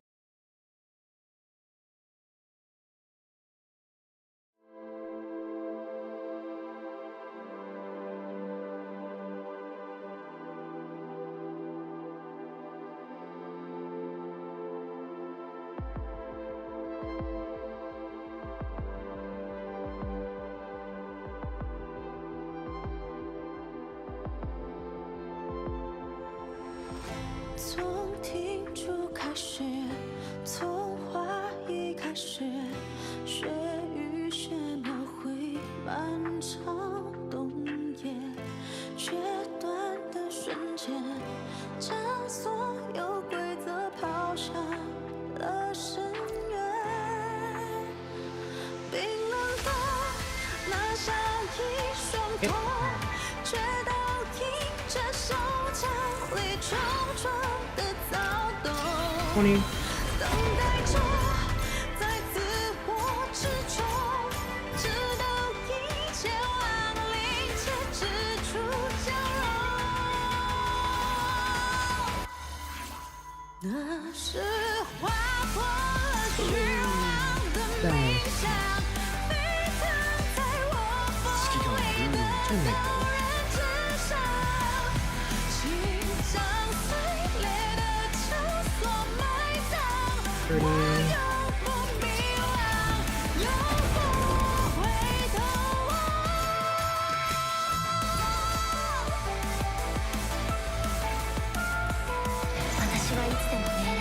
Those more Lotus shards, I think. Or actually, no, I think I completely bought out Lotus shards. 开始，从虚无开始，真相的荒诞，我已察觉。爆发的瞬间，将所有规则全部都撕裂。冰冷风。This looks like we're gonna be pretty gamers.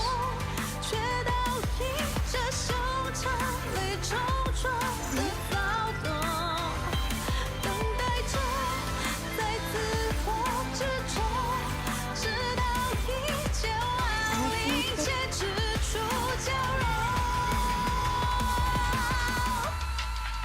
那是划破了虚妄的冥想，沸腾在我风里的刀刃之上，请接纳这命运的重创。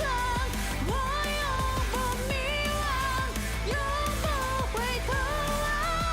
那是划破了虚妄的冥想，沸腾在我 And here we go. 请仰望这深渊的高亢，我永不向往，终将会上方。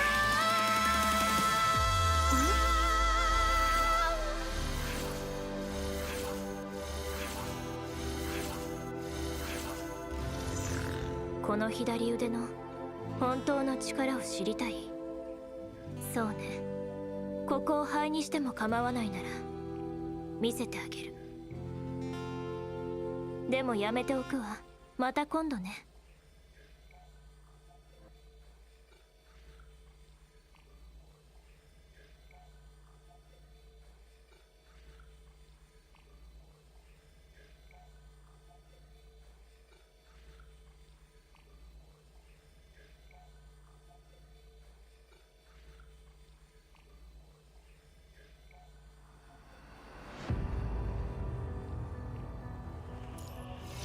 You need more of their stuff. Okay. Now, fun times. Weapon research. I still need to pick up his weapon. Her weapon. What do we have in here?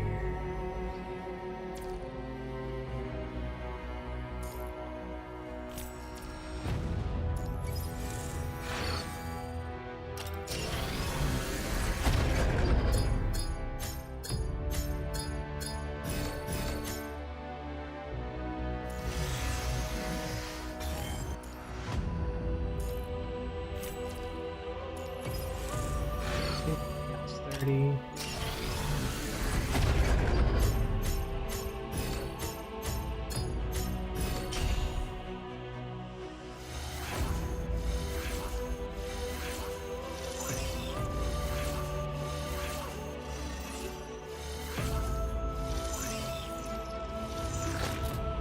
Hey.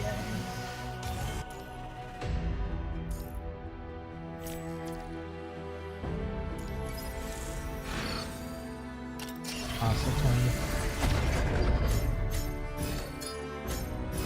Fun.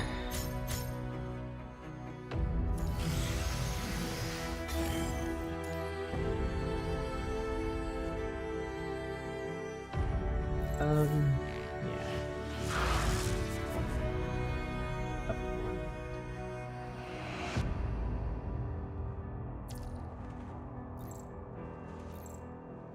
It looks like we're gonna have to wait a bit.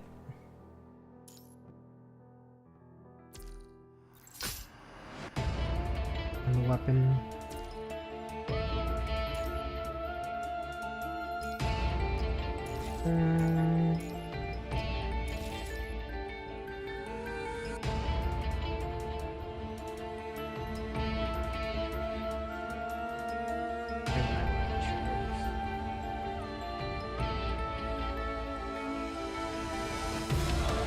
Yeah, I don't even have 6 stars, so I would need to reduce.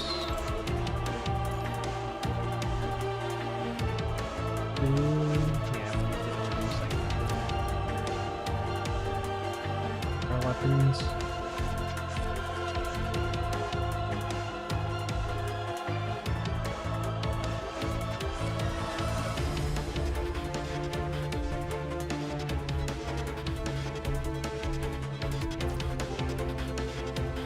Oh.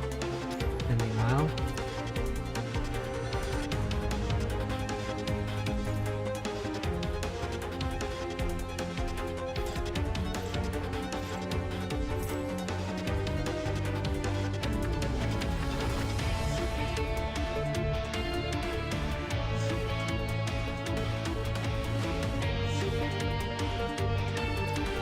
Four more copies and then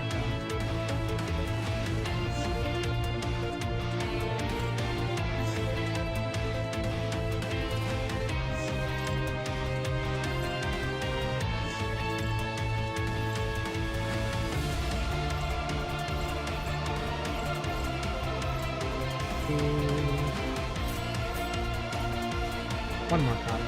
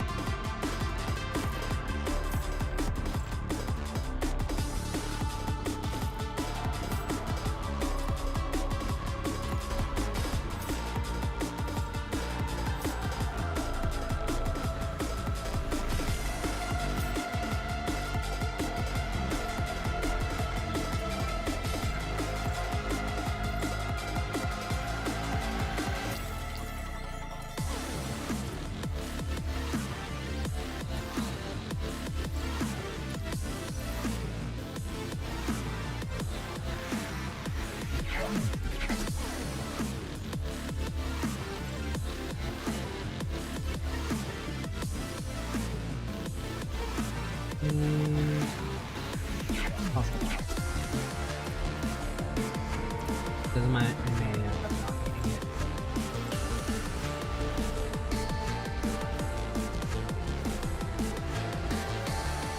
Who needs what?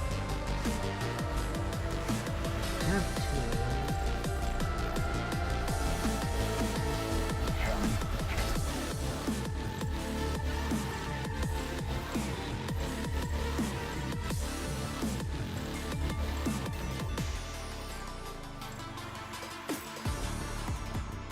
Okay, so both Wansha and you, I think, are 2 away, and Changyu is 4. Slowly grab her.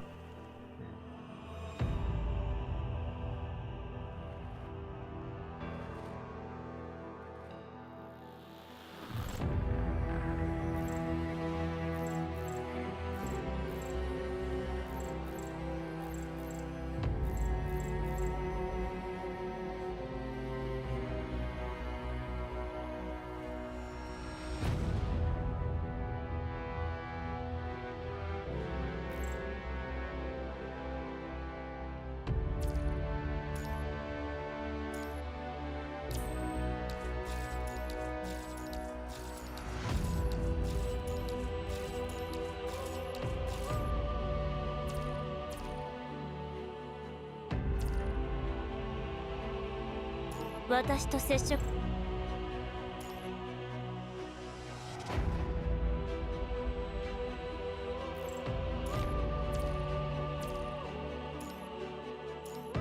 A bunch of gifts.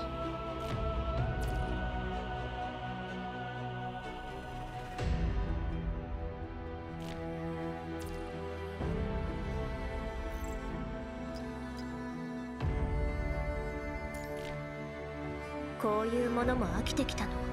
一番大事なものはいつもらえるのかしら。近寄らないで。もう私に怯えないのね。なら私から寄ってみようかしら。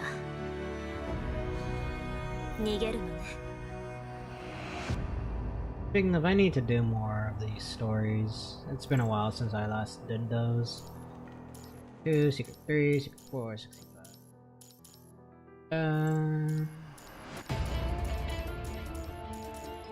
We'll go through that another day once I start going through character stories again.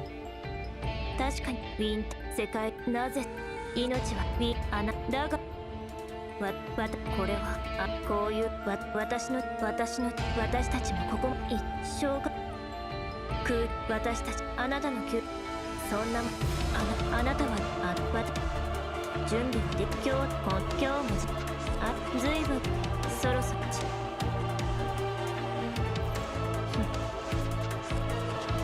久しぶりね。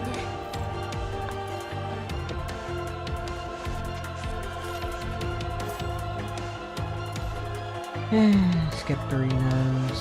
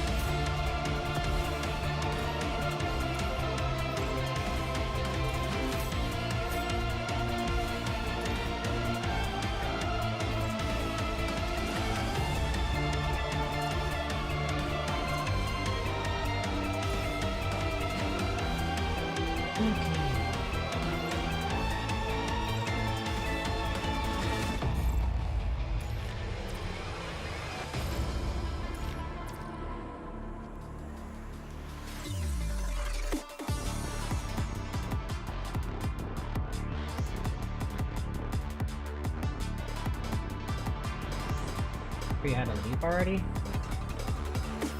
I did not know that. I'm pretty sure he had a leap somewhere, but I didn't realize that it was like in one of the past 3 patches. I'll have to leap him then eventually. But I gotta be picking up Galado shards. Because I need to cover the 30 that I'm losing out.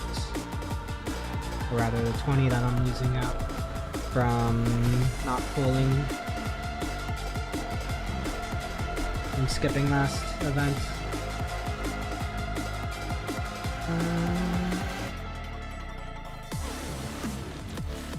Big go.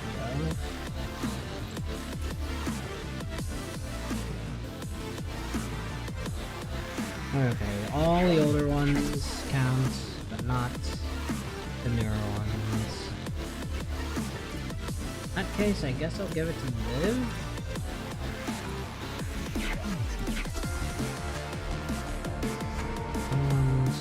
Pulse, Ember.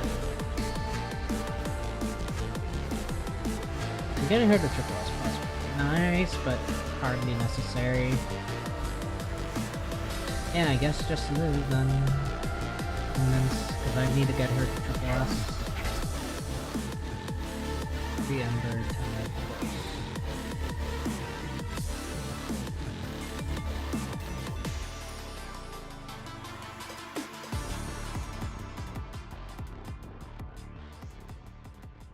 He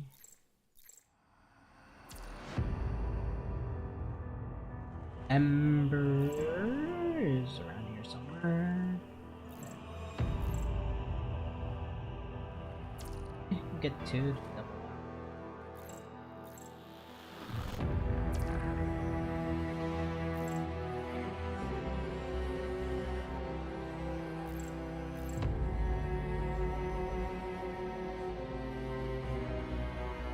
$18, $19.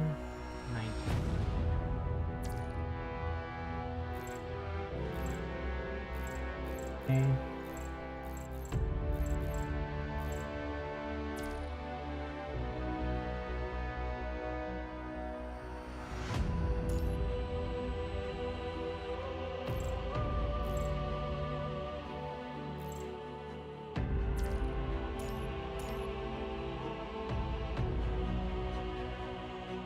Two, 3.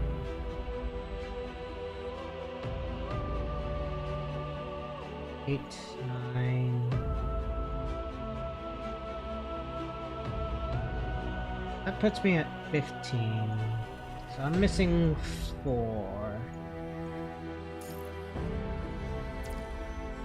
Kinda don't want to put that 4 into buying. Rather not. In another note, though. Alright.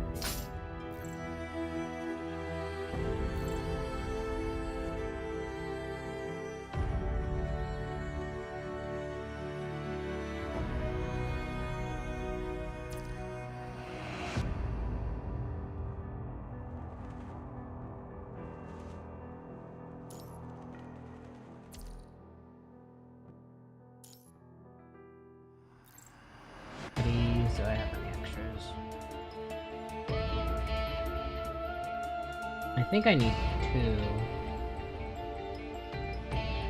Well, 4 Coddies rather, because I think Isla also uses Coddy.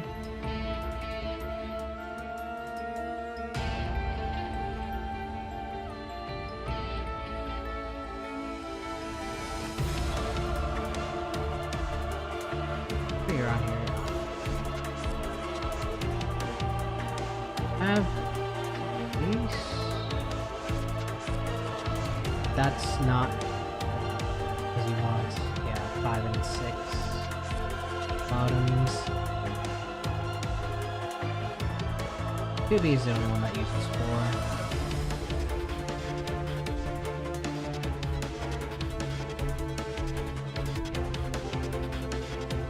4. I need 2 5 and 6s each.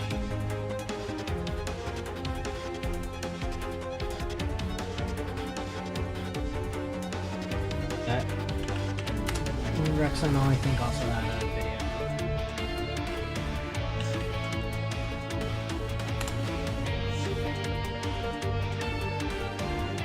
Videos should have a pilot guys here.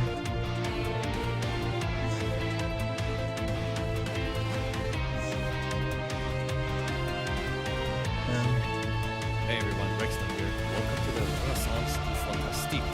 Across 4 ranking. Now let's move on to the gear, starting with memories. For Ellie, to Darwin is Kleido's staple build. The top Darwin is Kleido's staple build. The top resonance at attack plus 15 and HP plus 35, and bottom resonance goes to core passive because she will be the main character. She also has an alternate build that goes with 2 Cotty for Pain Cage and back-to-back ults when the situation calls for it. Same resonances, attack HP, and core passive. Since Darwin is the main set, you can place Darwin on the top row. As for weapon, her 6-star signature weapon is purely stat, attack HP, and core passive. Oh no, she does use God. Since Darwin is the main set, you can place Darwin when the situation calls for it. Same resonances, attack HP, and core passive. Since Darwin is the main set, you can place Darwin on the top row. As for weapon, her 6-star signature is at attack plus 15 and HP plus 35, and bottom resonance goes to core passive because she will be the Top main Darwins, that's for sure. She also has an alternate build that goes with 2 Cotty for Pain Cage and... Hey, the way?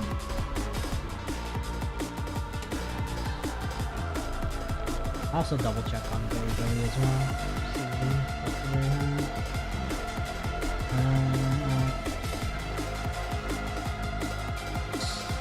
Data.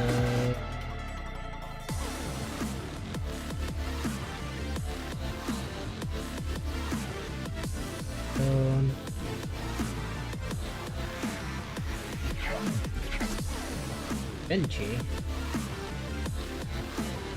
That's an interesting choice.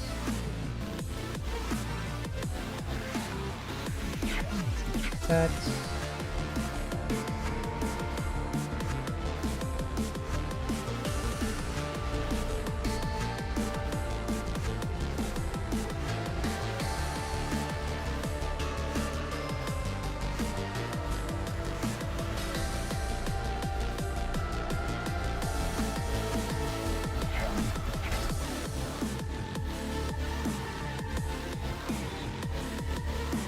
That says bottom card.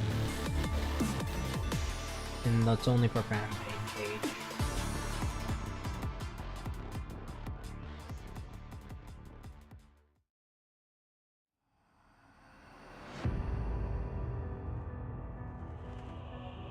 Go to Billy game. Let's see what we see.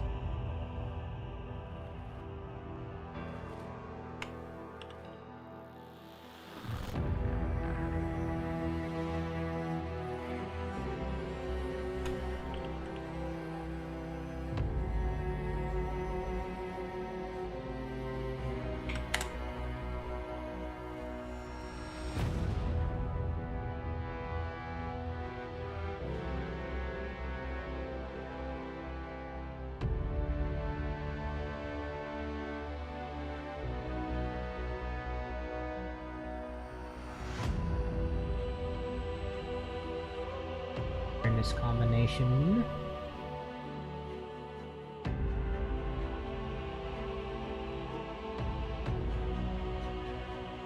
Amps.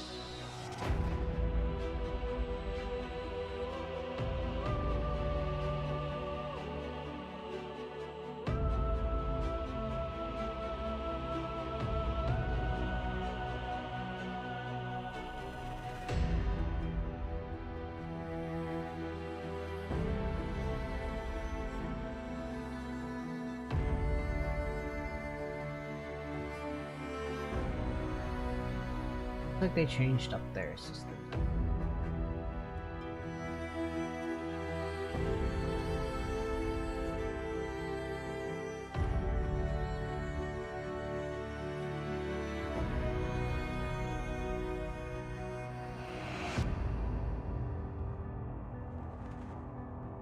Give me a moment, I'm just reviewing. The character guides on Billy Game.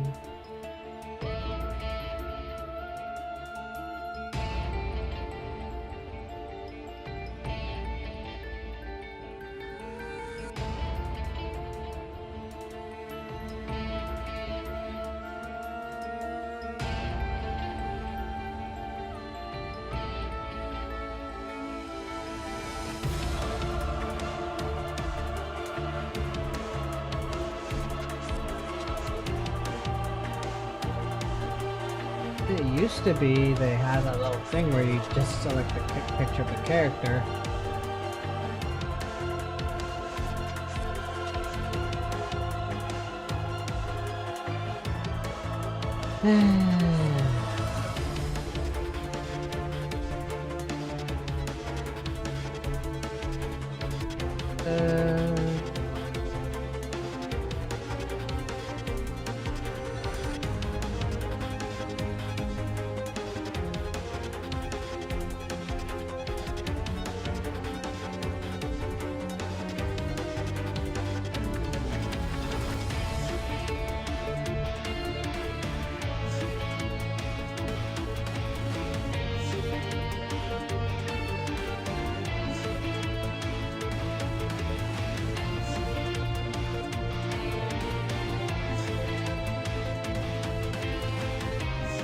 Okay, here we are. Got the illustrated book. That's nice. But hello.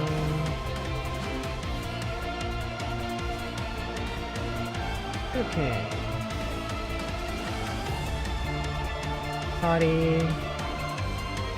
General. Both bottom.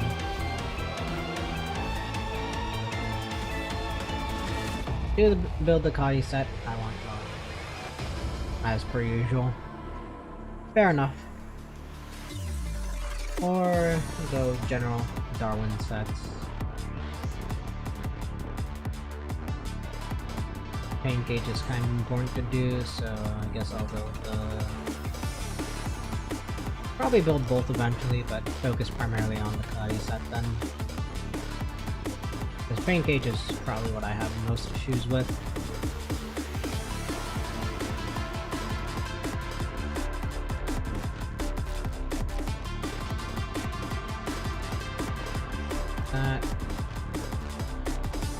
Okay, so yeah, bottoms.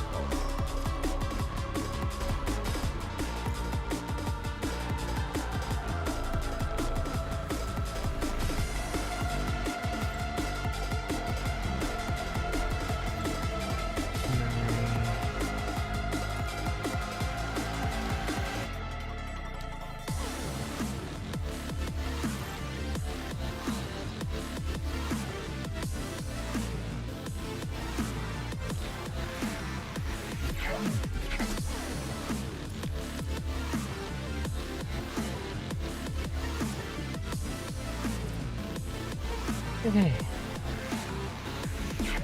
How did I go? So spend the 300, get the Darwins. That.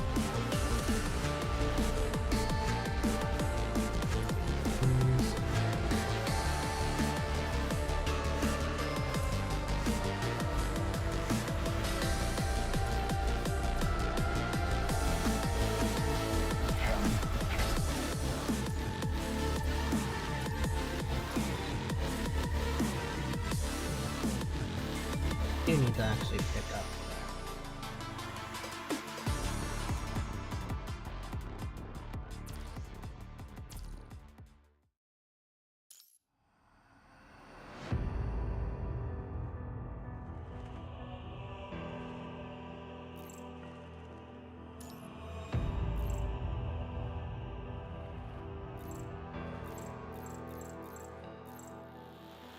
Oh, we're supposed to be for...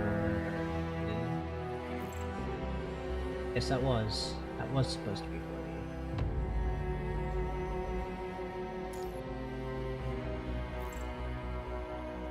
Pretty sure. Oh, actually, no. Those were supposed to be for Bianca. Yeah, that's right. Right. Because if I look, the only other ones I should have leveled right now.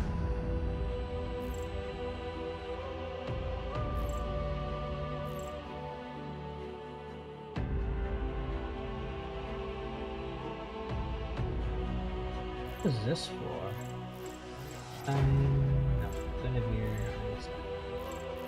I think I bought those for a reason, or I just had them. We just had them.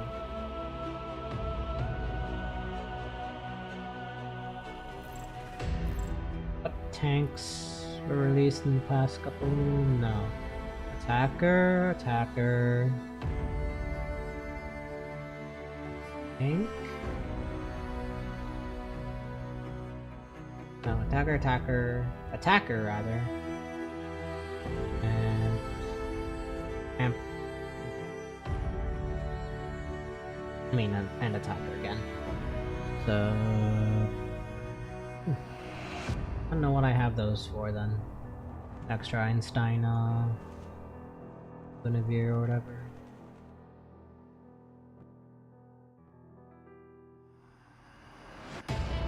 So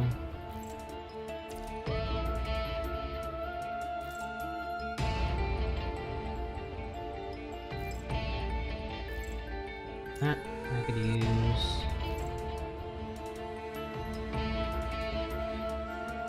I don't think I got any exclusive sets.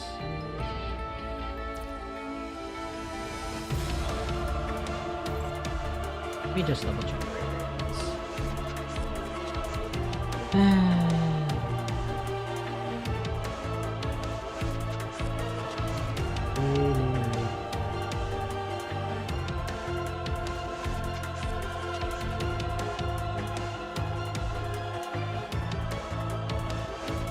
Okay, yeah, there is a Cotty build with him. That's SS0 lower. My rank is the one I have right now.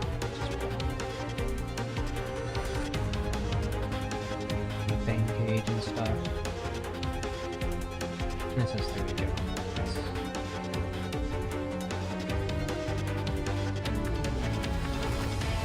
Signature. Back signature.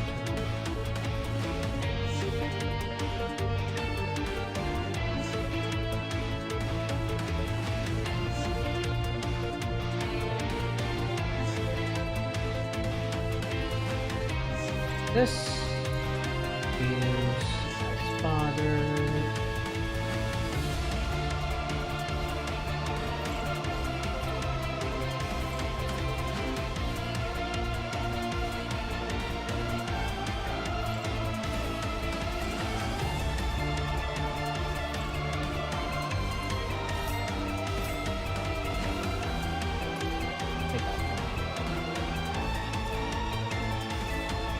Ideally, though, I'd rather replace those with 4 for those.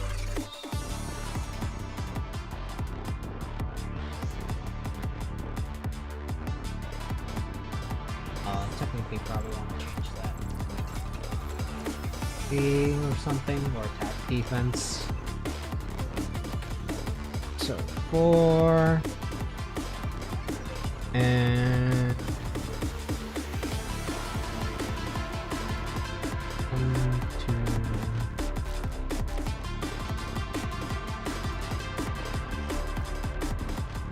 2. You need 10.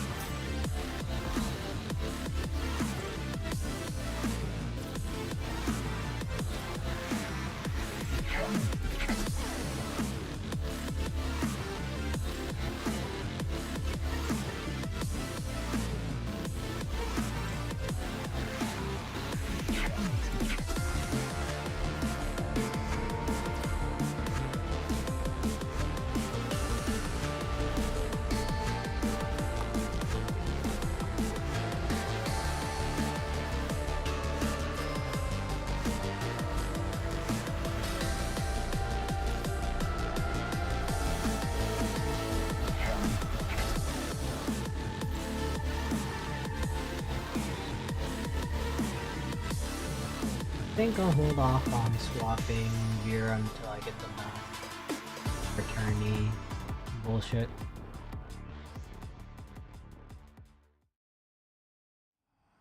Resonances.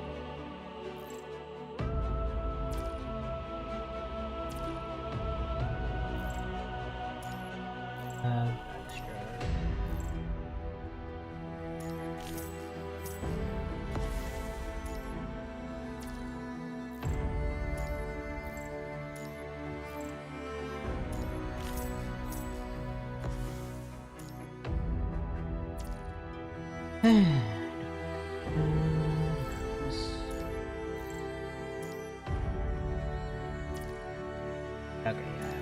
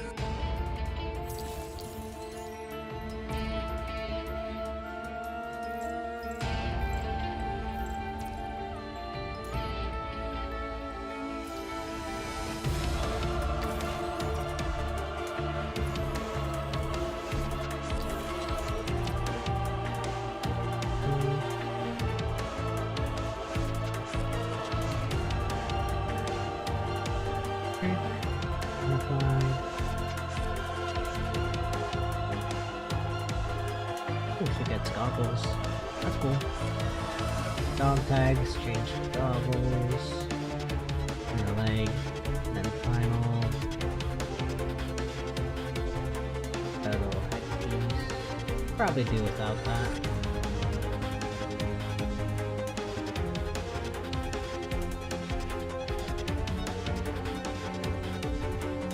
I think I prefer the modified. And of course I got this one too. It's cool. I'll probably try to pick it up if I can.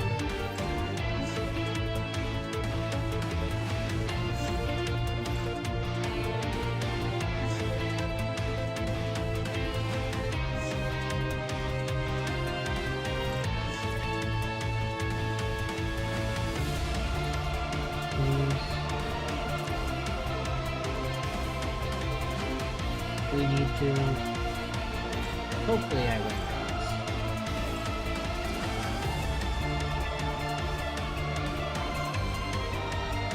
Okay, so sorry for fucking around with that, but let's actually start getting to the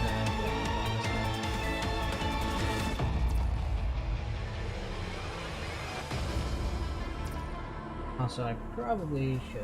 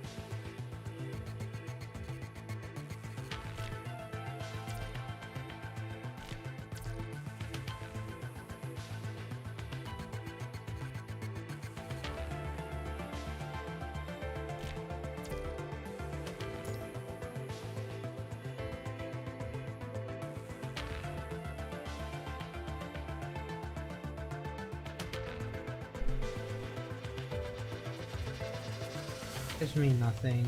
That gives me another precision sense. Or I can precision sense and 1, 2, 3.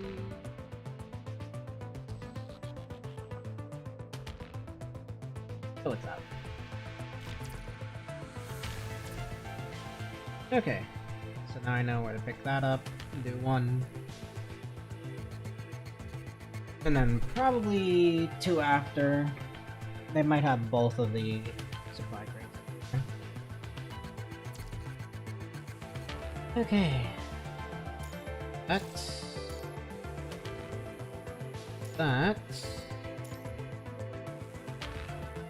Okay.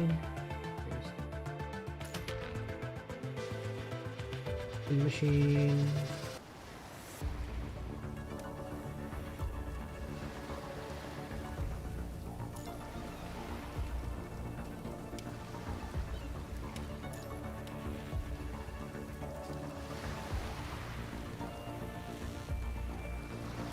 Oh, but whatever.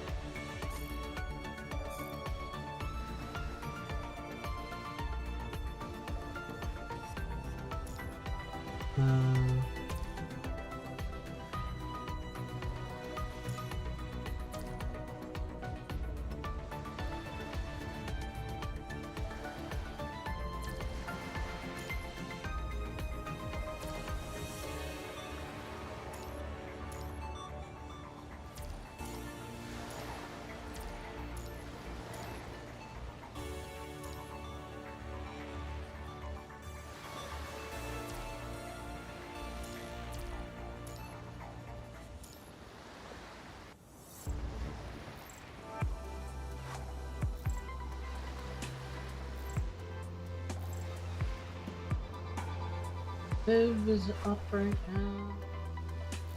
Basically lightning.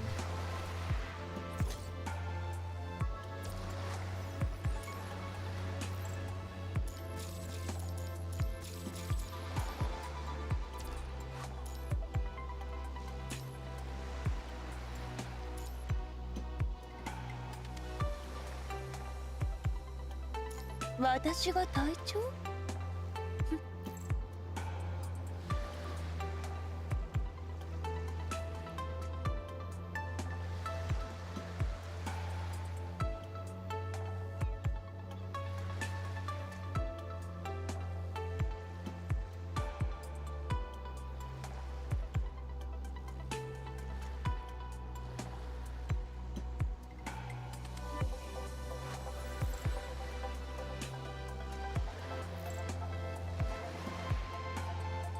？One.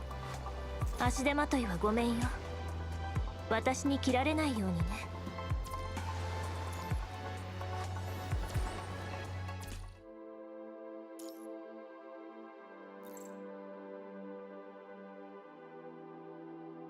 We need to pick up those shards. Construct ticket.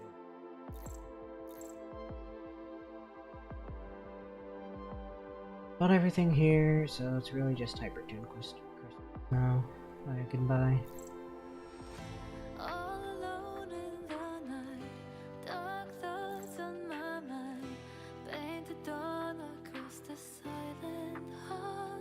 True bullshit.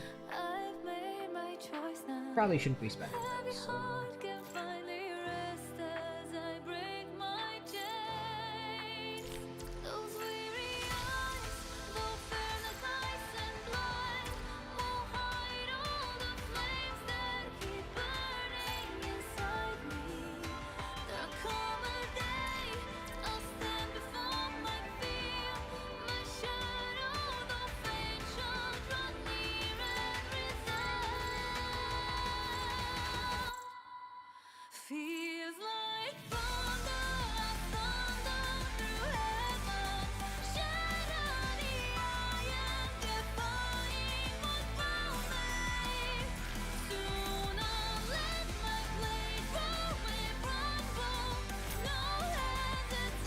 Perfect.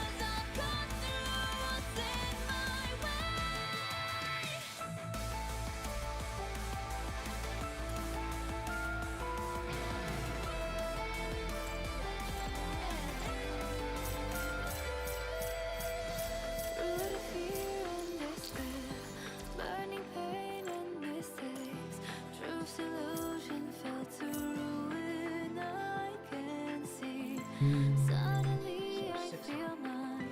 In shackles falling down. I can breathe again.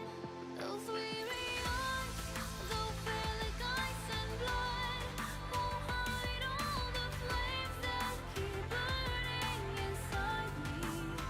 There'll come a day I'll stand before my Extra damage.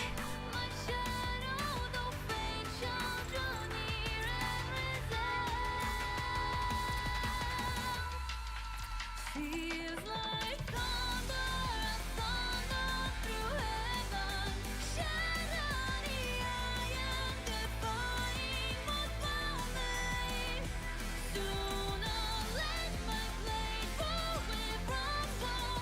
No hesitation, I'll finally know my way. Feels like thunder, thunder through heaven.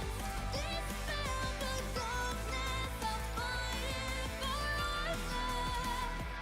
Now I feel my heart beating louder. Leap to the future, I finally feel my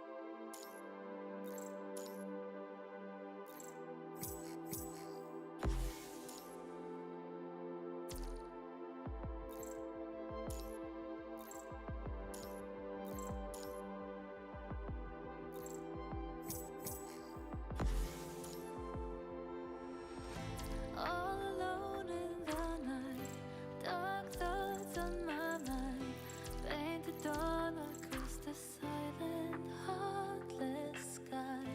I've made my choice now. Heavy heart can finally rest Okay. as I break my chains. Those weary eyes, though fair like ice and blood, won't hide all the flames that keep burning inside me. There'll come a day I'll stand before my fear. My shadow, though faint, shall draw near and resound. Feels like thunder, thunder through heaven. Shatter the iron, defying what found me. Sooner let my blade There we go. You're done. rumble. No hesitations, I'll cut through what's in my way. 2 out of 10.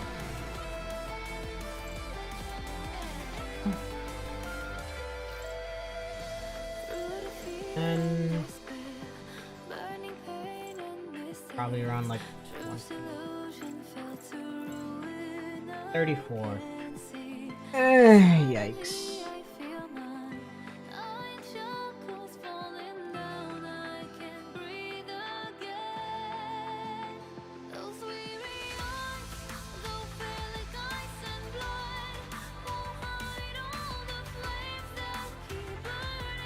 Lightning. Fire.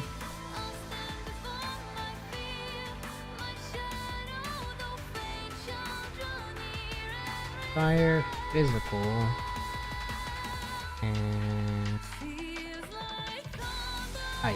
Yeah, fire, physical, ice.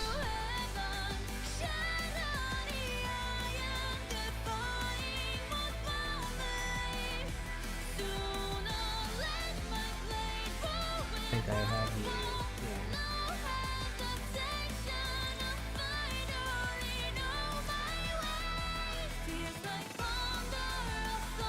No, 5. 5, and then...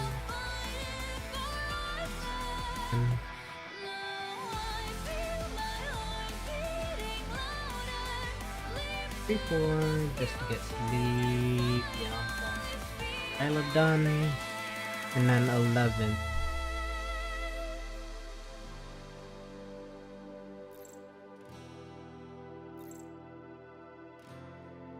Boy over here somewhere. And they'll be all set. And I gotta worry about my near team, because they'll still be used in Babel. I need to actually properly finish them.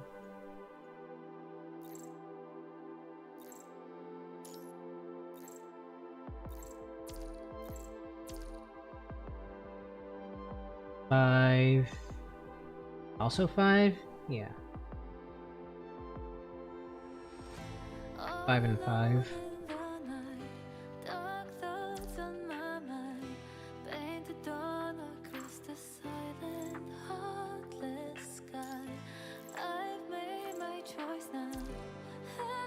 Basically 12. 34, 34, and 11.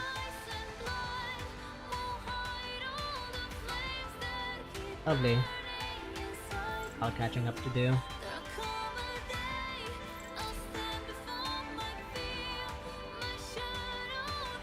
Okay, Dorn.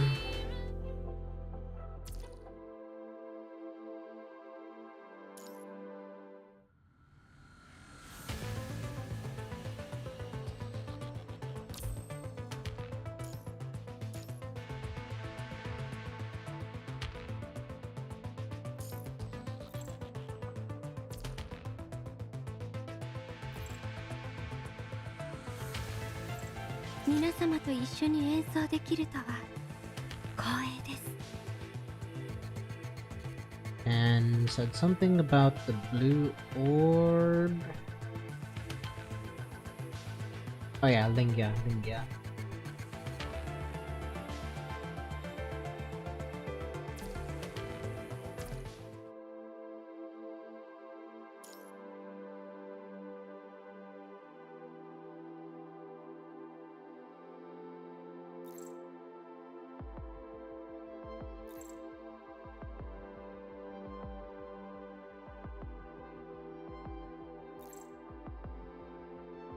Ooh.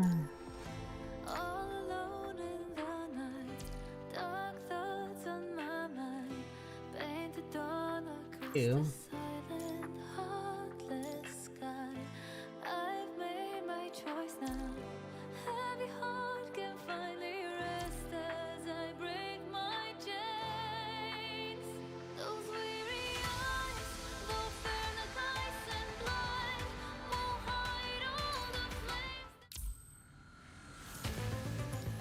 Prep. Reset.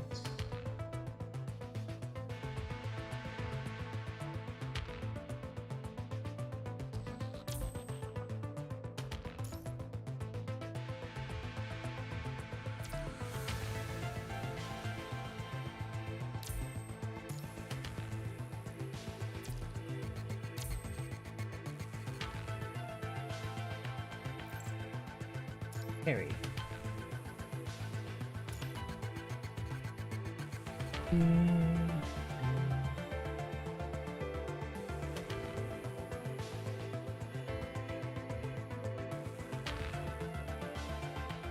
Once 3 times. Attacks. So you got 6 ping. And then call, and then swap.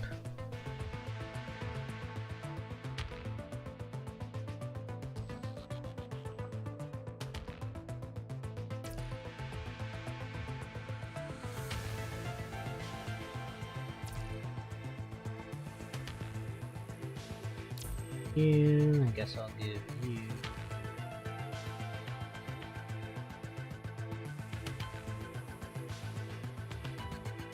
Anya, yeah.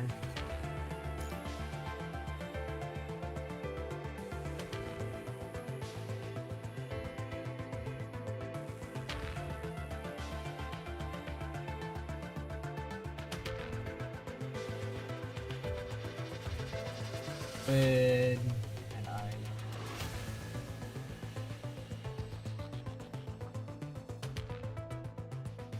Gray, the fist, and the sword.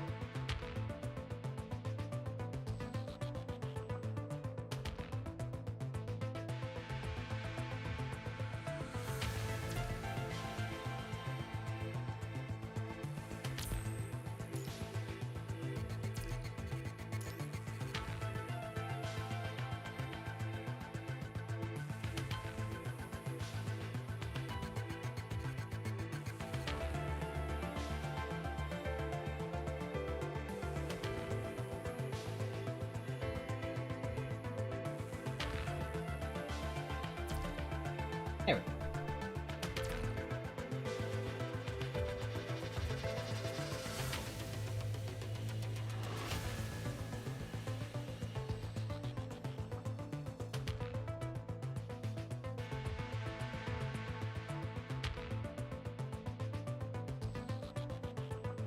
Okay, okay.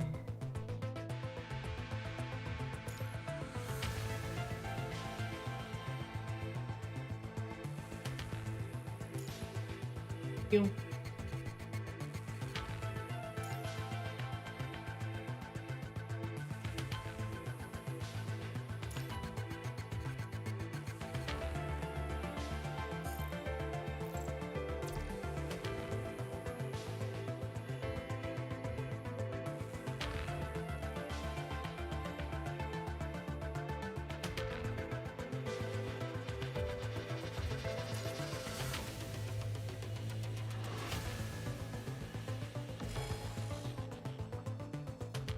I forgot that. 私についてきて I'll add it 恐れ after るこ this. とはないわ私の邪魔好きだらけどんなハーモニーが好きですかその程度の抵抗なの全力でかかってきなさい風より解かれる力我が刃と化せ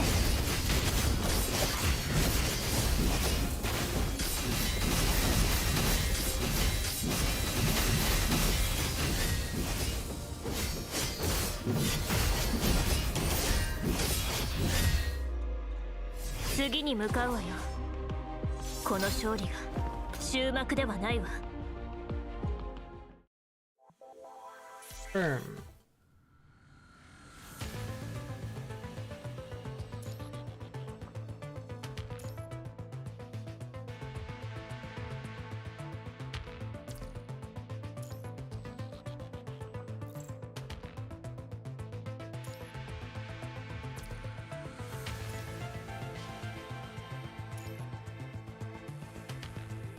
「隊長の仕事はお任せ」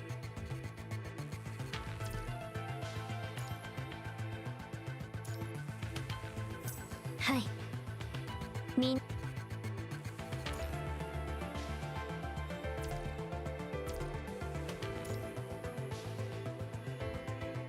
隊長の仕事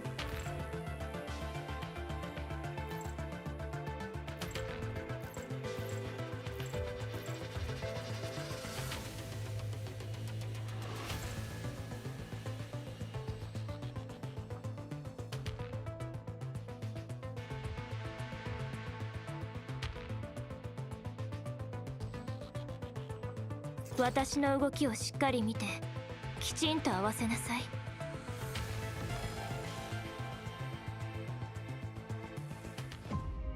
私についてきて恐れることはないわあがいてみ隙だらけみんなを守る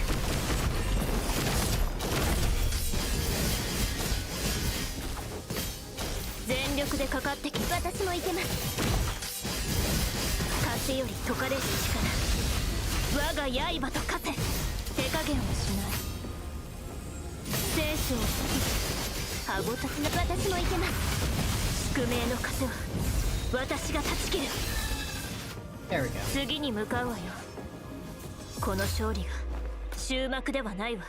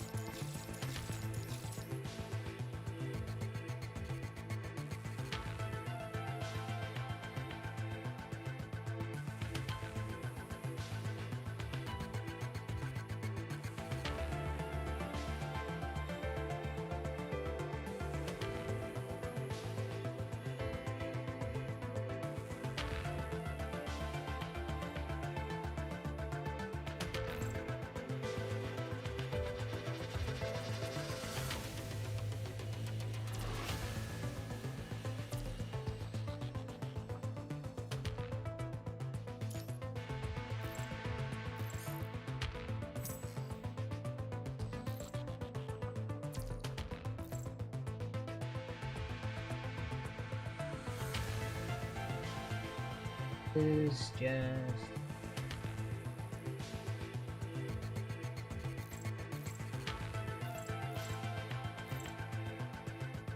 行こう。あいつらの防御線を突破しようぜ。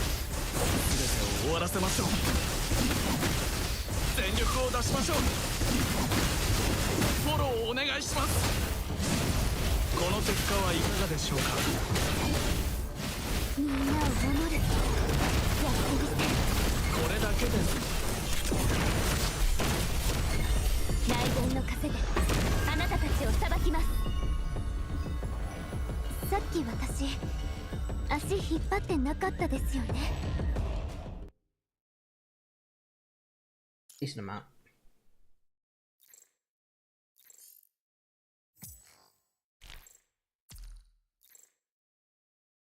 他のやつもいるのか。あいつらのこと仲間だとは認めないからな。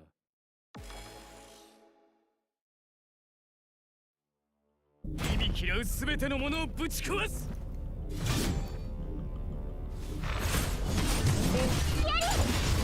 ピエロシオンで闇を添え。いや違う、これこそ闇だ。これから逃げられると思うな。大粉砕。お前らの弱み見つけたぞ。今だ、クライマックス。観客の皆様がじっと見てるよ。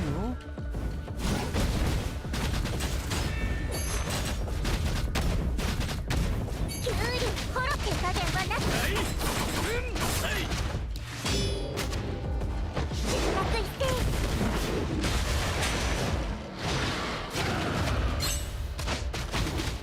一発戦記。バルは誰一人逃がしません。今だ、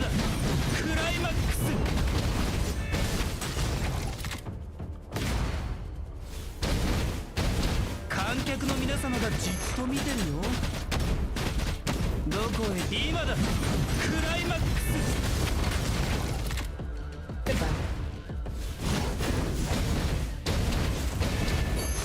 ス真の叫びをもっと聞かせてよ。中学一斉一発戦記。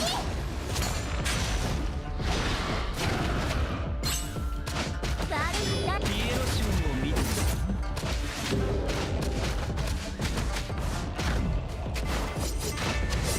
手加減はなしです。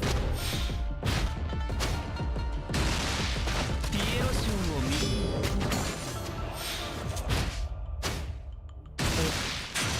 And out you go.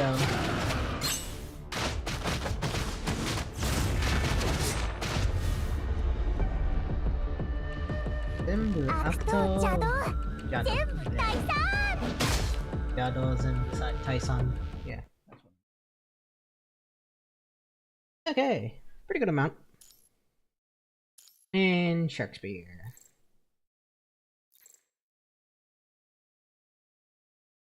Alpha. Oh. Nope. DPSs do we got? Cinnabus.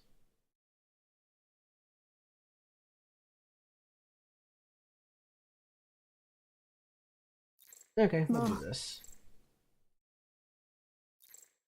私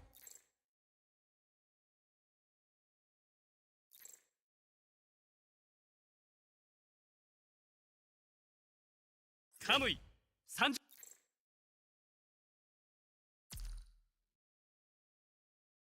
Leader, yep, yep. Good start.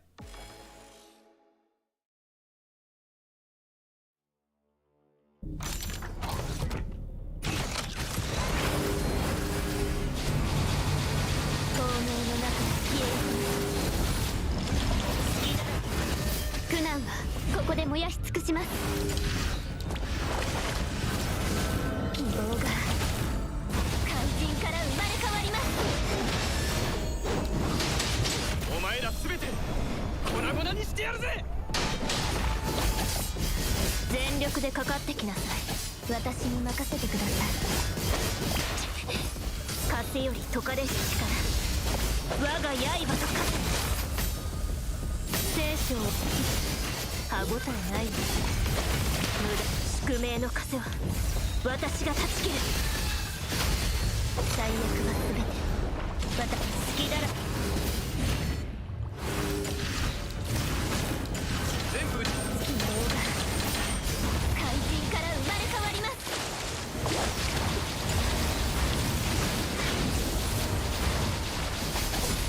全力でかかって私に任せてください。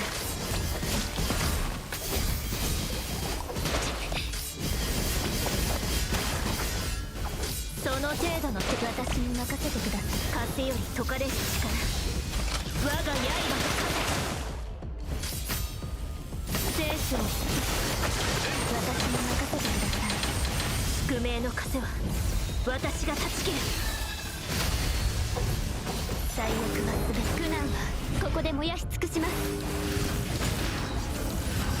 隙だらけの棒が怪人から生まれ変わります。闇がまとわりついてラクロン退却。私に任せてください。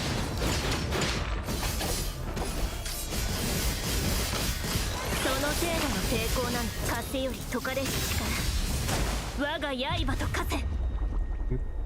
I could definitely do that. 次に向かうわよ。この勝利が終幕ではないわ。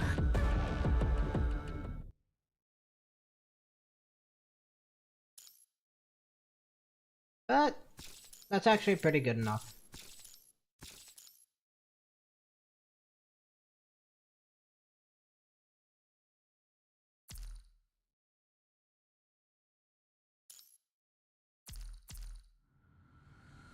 Yeah, pretty decent.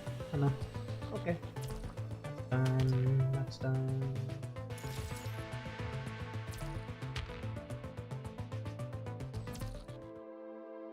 Dorm, do dorm stuff.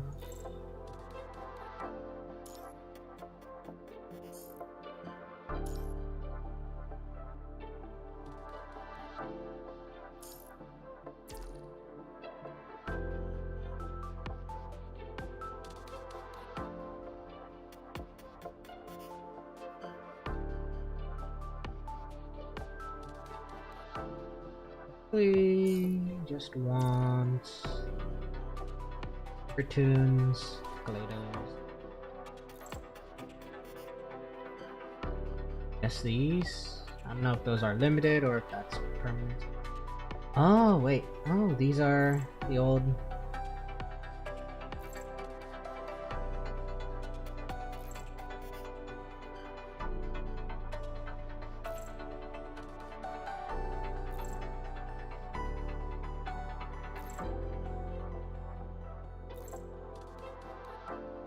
Guess those are unique. Those.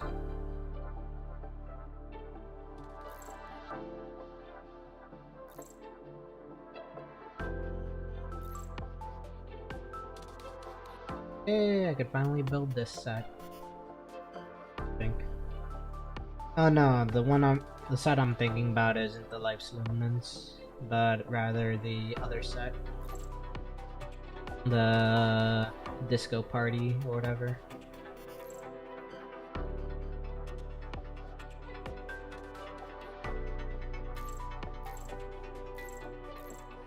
I do need to build this set though. I forgot where I was gonna put it though. The plans for a set to build.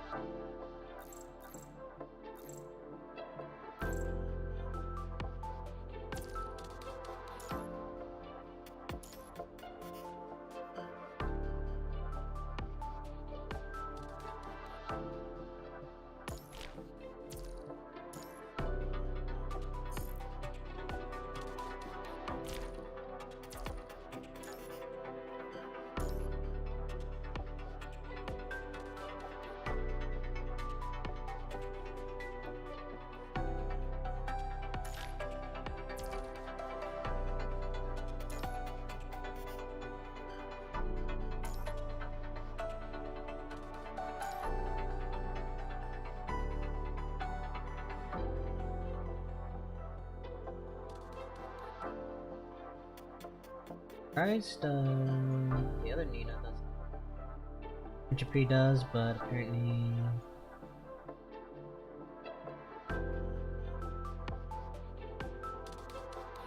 First.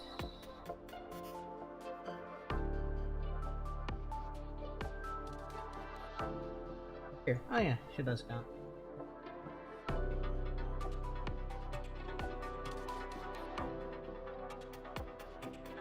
The other non-me server.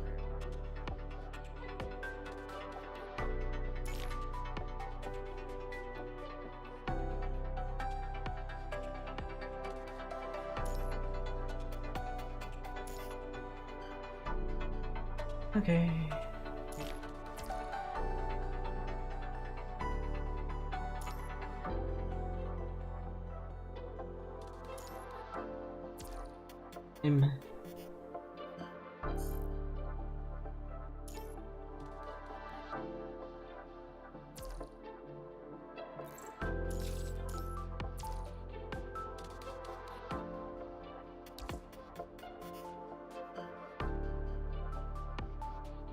Looking for Kuroro Disco, rather. I need that to come back.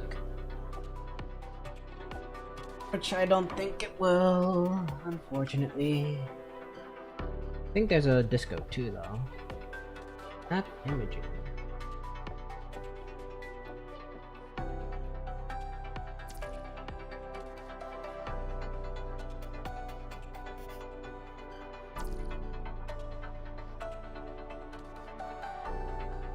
This is the current one, Phoenix and Dragon, Vapor Tide.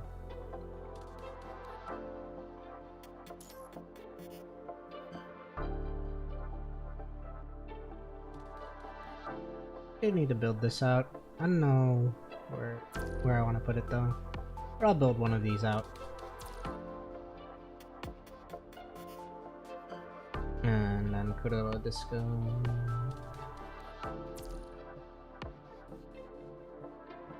Members. Full everywhere. So, who am I taking out?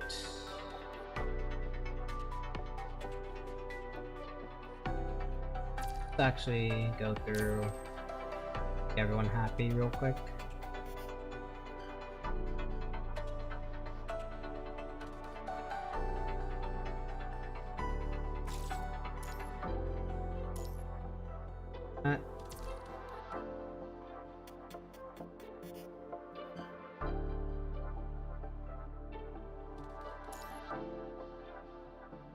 Two head pats.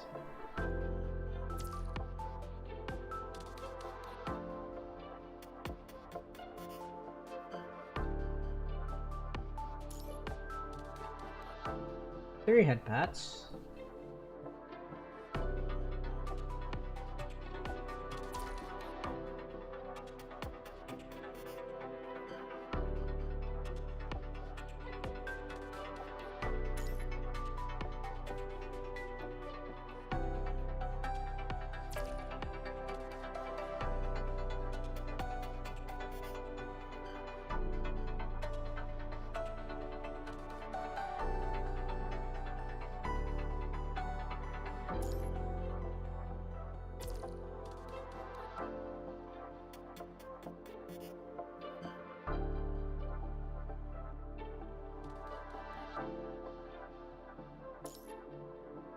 All the head pats.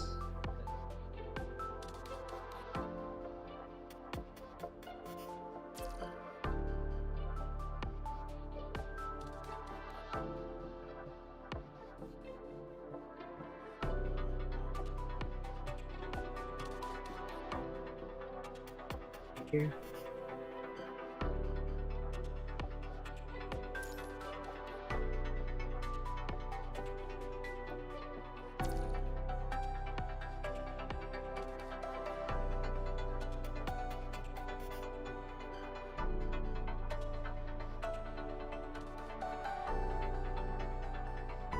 Pats.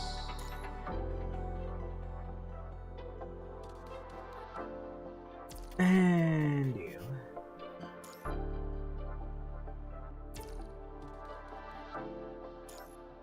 Fire God. Original.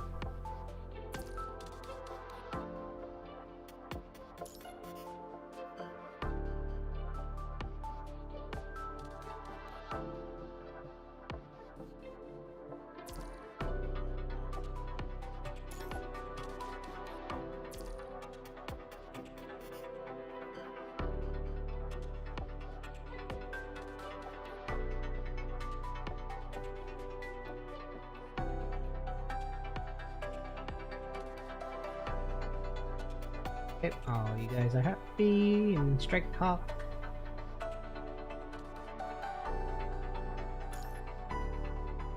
Two head pats for you.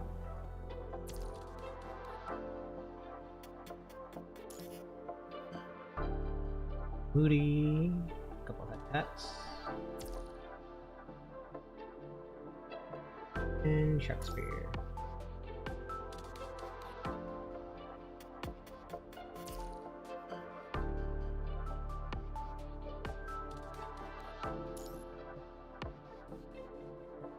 Pats for days. Hello.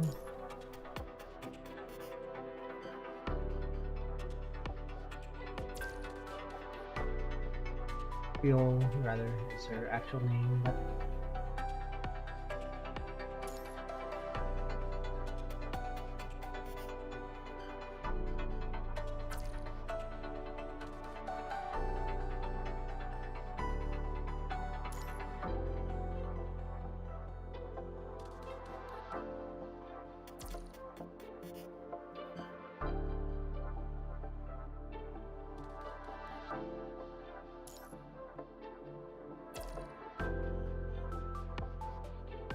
fun.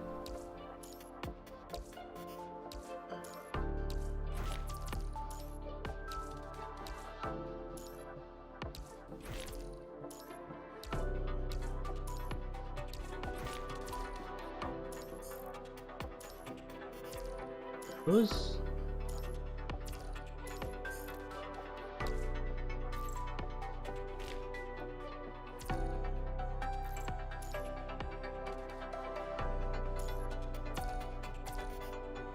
So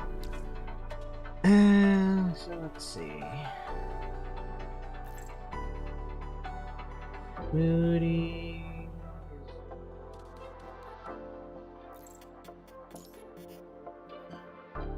Sakura and money.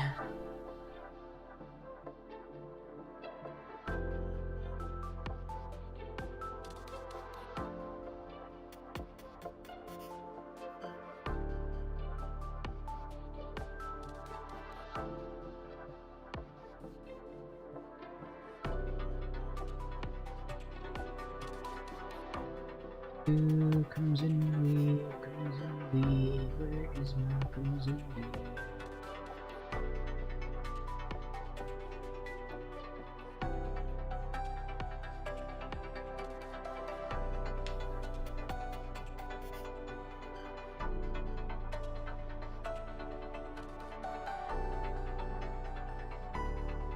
Sakura and bears.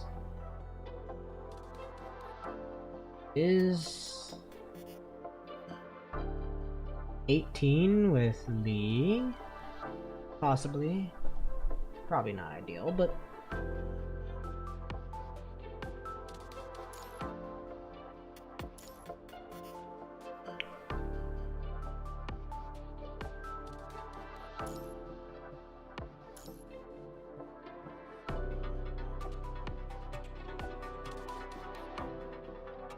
here with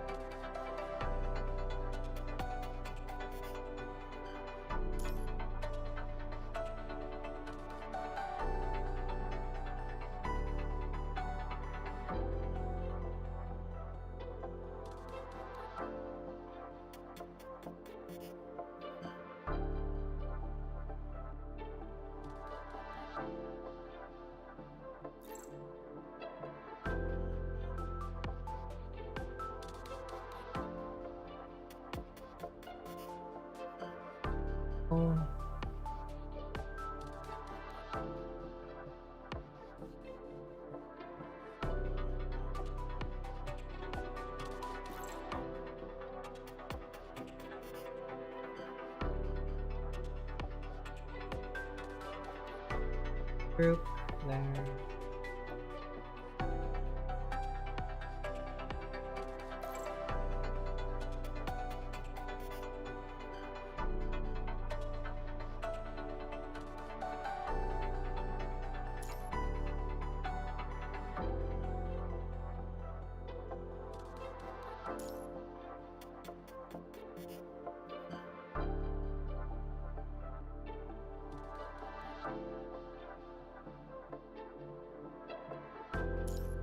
Let's get rid of repair.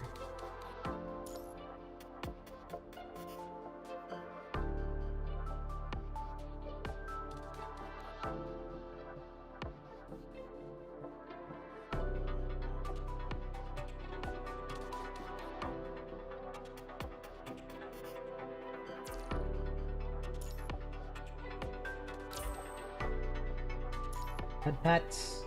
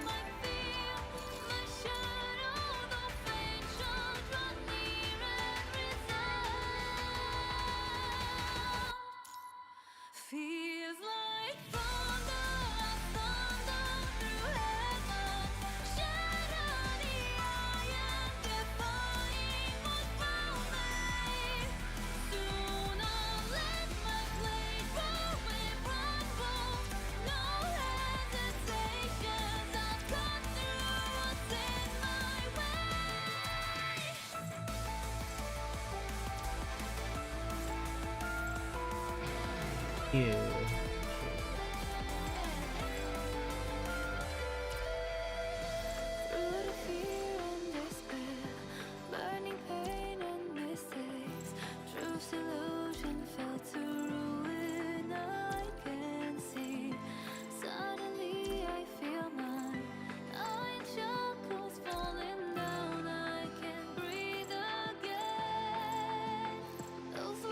Okay, yeah, it's just true.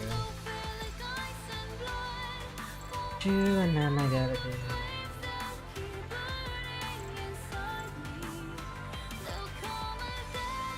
Oh, no. Just added this thing. Okay, so I don't have to worry about it. I do have to worry about them.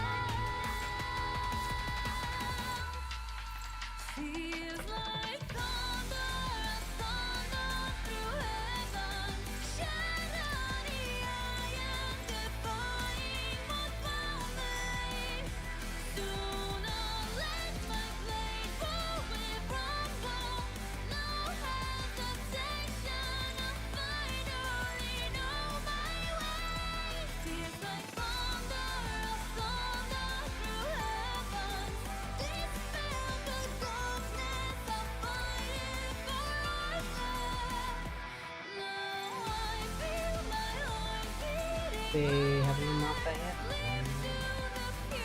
Oh, I think it's next patch. Next patch or the patch after. Lux Astral and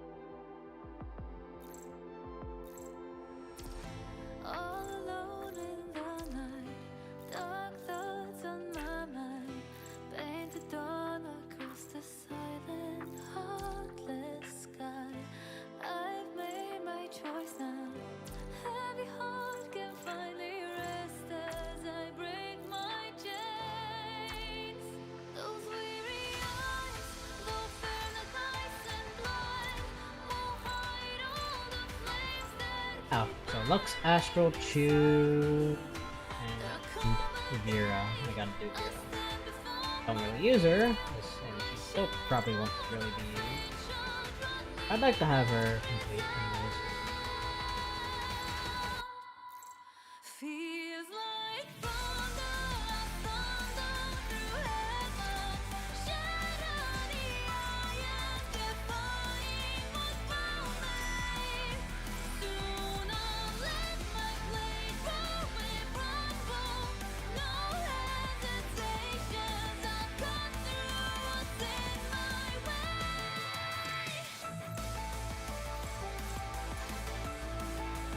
Need like a 6.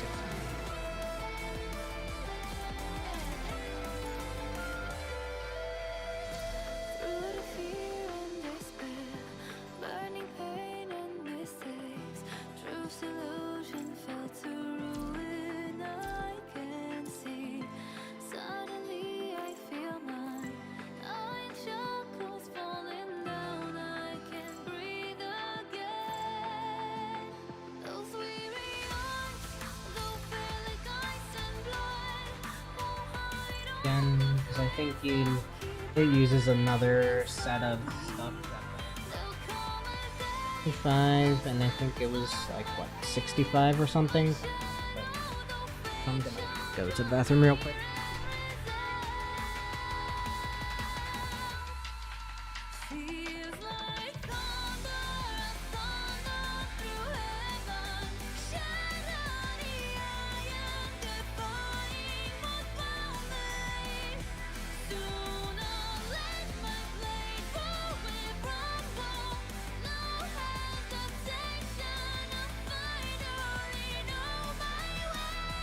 Feels like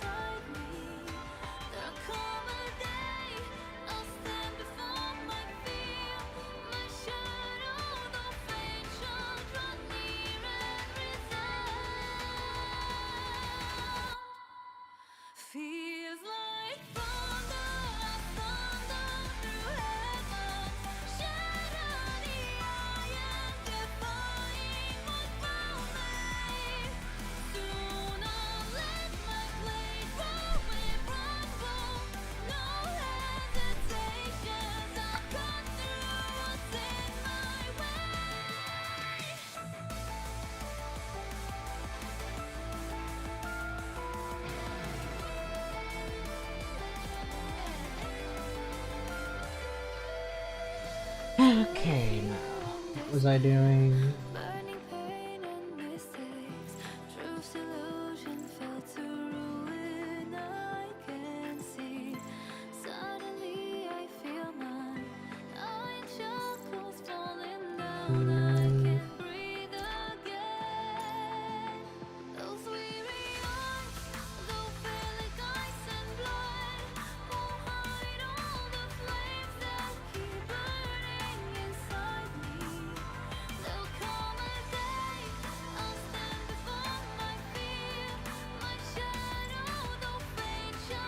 I think a Guinevere too.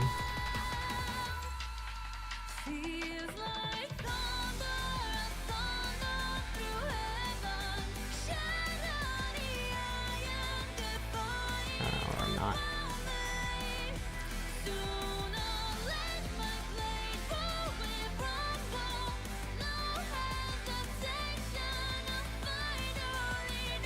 Oh no, that sucks anyways.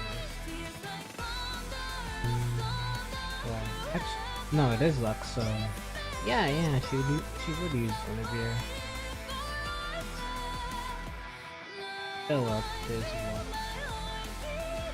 Illuminance? I don't know. Yeah, hot fill up, PC.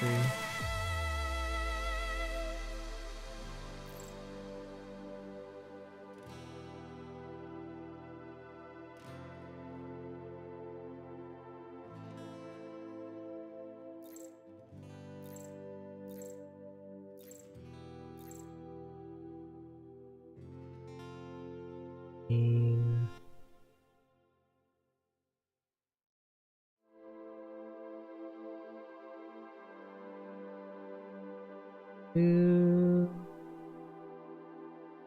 52 50 minus 4.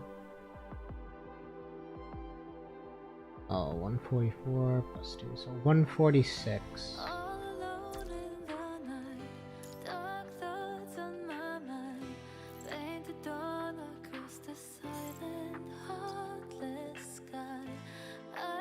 Like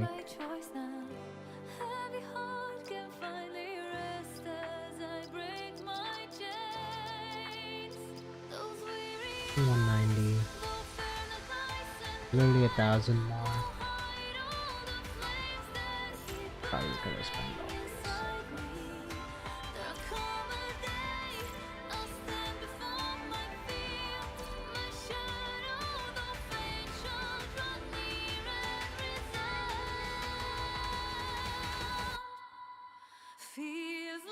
You. Then I could work on buying stuff for the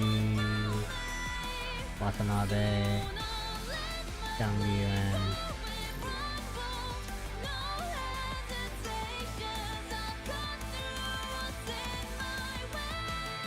we should just finish them and then put any dupes. Which is it? I'm getting 80, almost 80.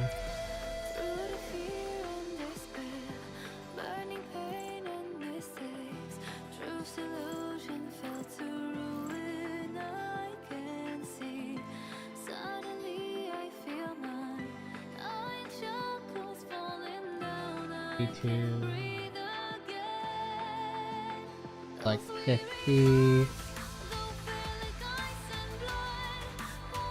56, yeah. 56.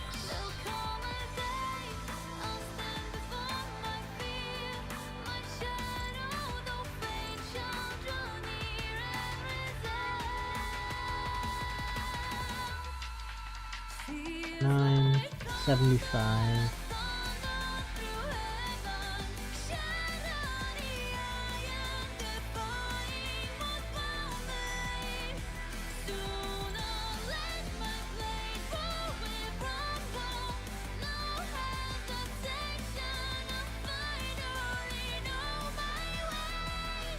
$95.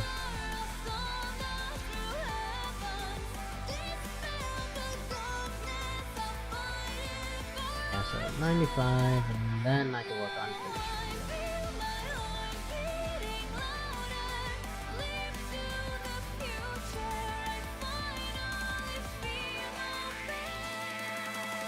Anyways, I probably should stop stalling.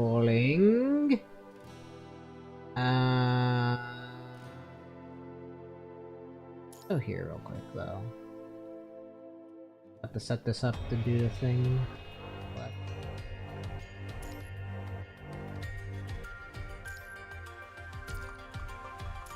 yeah, I know the deal.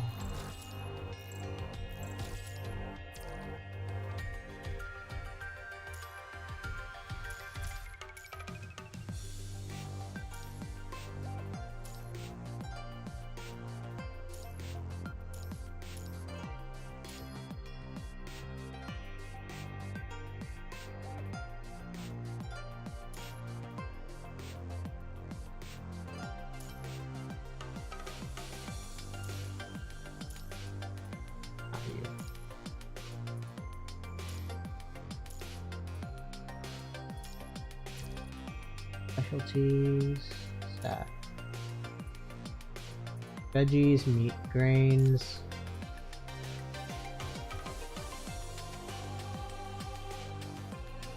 Guess give it to Liv then.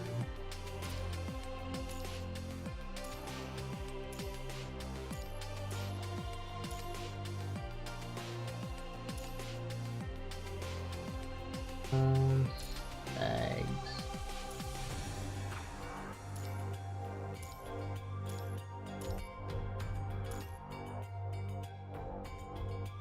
Ah.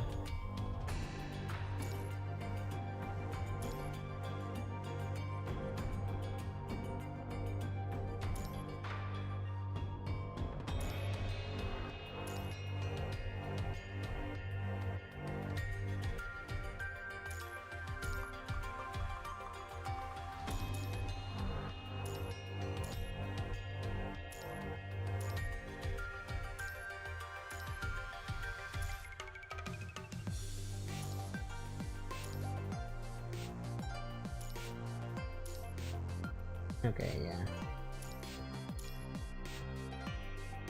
Sigma or Karen.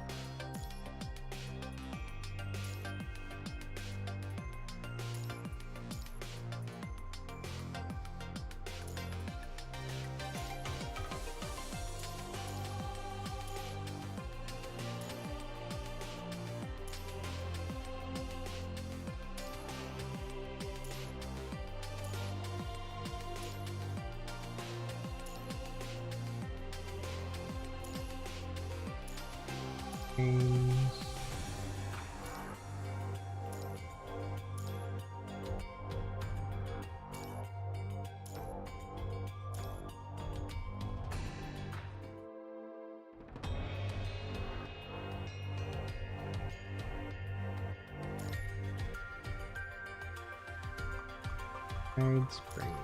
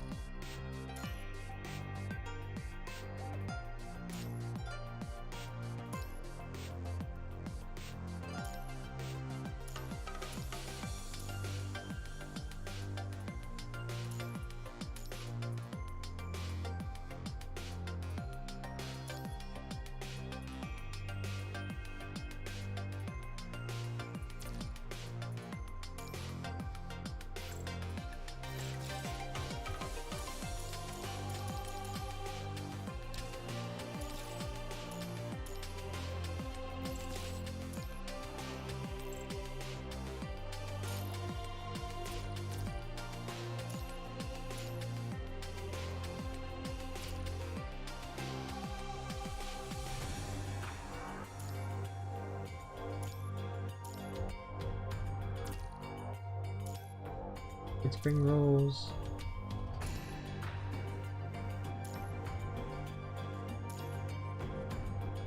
Spring rolls. Who here makes the spring rolls? Nanami! I'll gladly hire you. Nanami!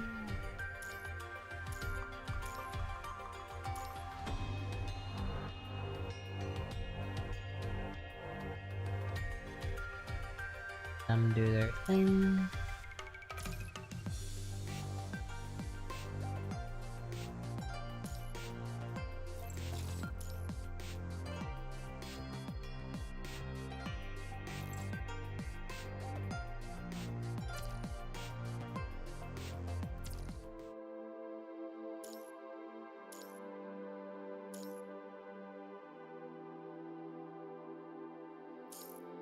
Goddess.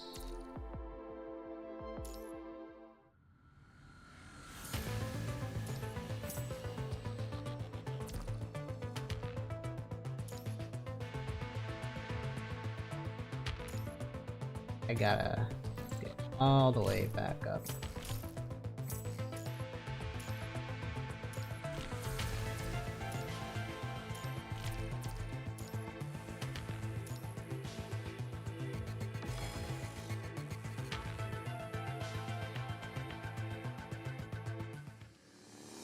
シミュレーション完了。指揮官、我々が勝者です。私に任せてください。何に切れない。ターゲットロックオン。最大火力。人気一体。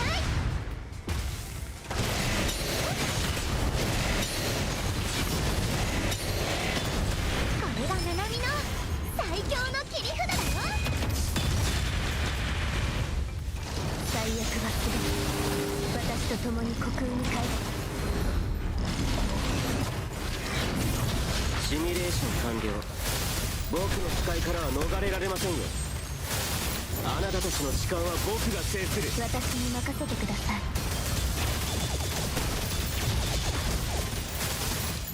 あなたの生存確率はゼロです。時の果てで滅びよ。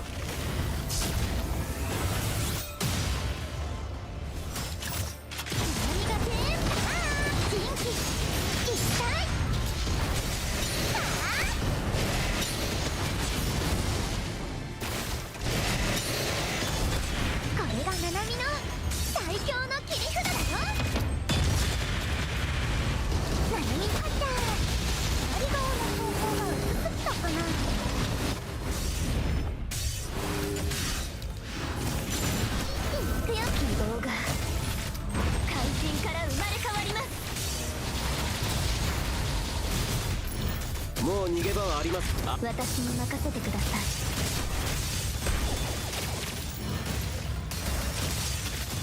僕の使いからは逃れられませんよ。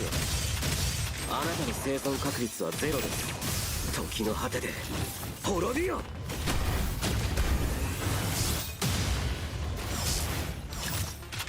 最悪はすべて私と共に虚空に返します。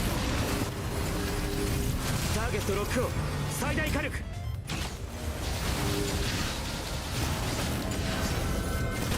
画肝心から生まれ変わります。人気一体。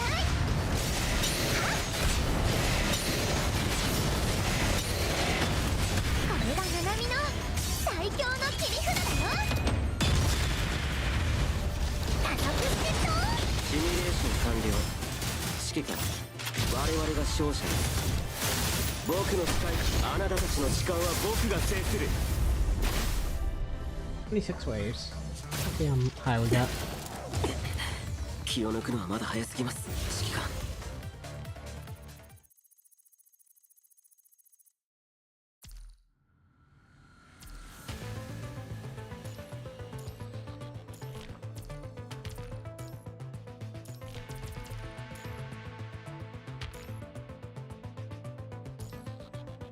Okay, lightning team. 隊長のし Give this a try. Anyways. 私の動きをしっかり見てきちんと合わせなさい。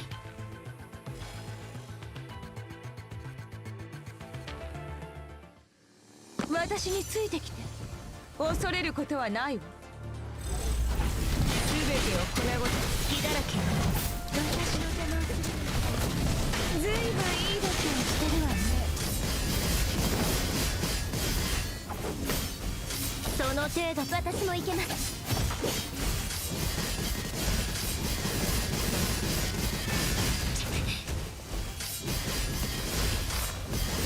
全力風より解かれる力、我が刃と化せ。情けないや。楽しんでくるとするわ。宿命の風は私が断ち切る。私の邪魔をするなら全てを粉々にする。この私がいる場所が戦場よ。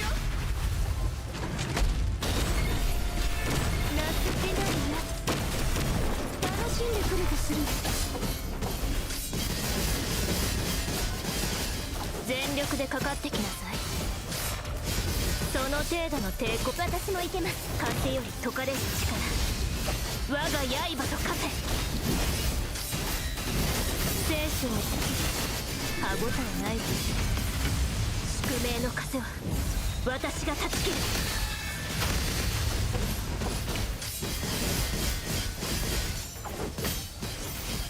その風より解かれる力、我が刃と化せ。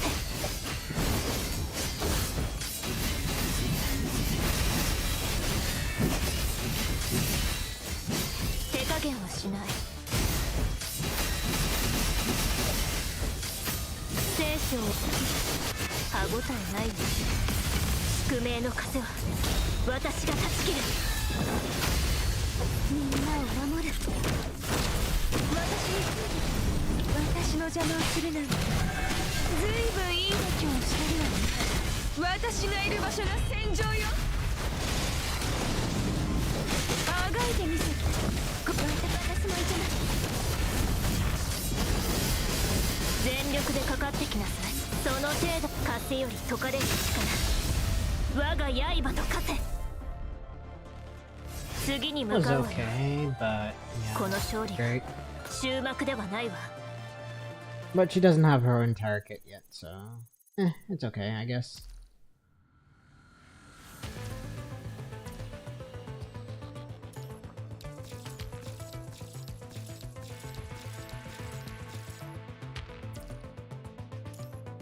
One, 2,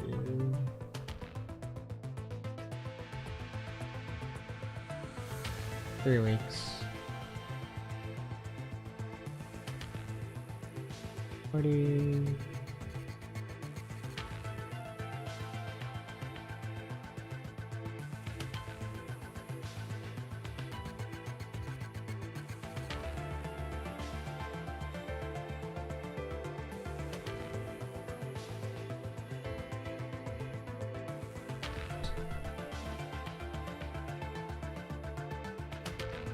Six instances. That would normally be 450 times 6.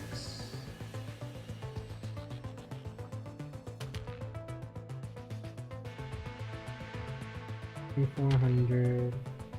2,700. I would have gotten 2,700. Normally, we're looking at 140, 350.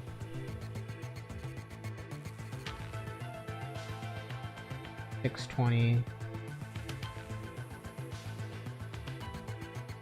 970,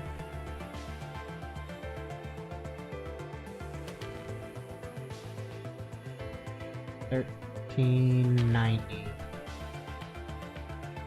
2,700, 1390. That's 1310. It's not too much that I'm losing out from it.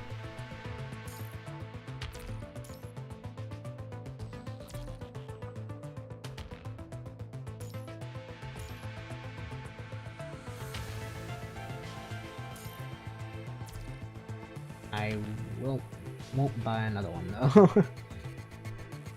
Gotta save 2K, I think. Yeah. That. Next month is almost here.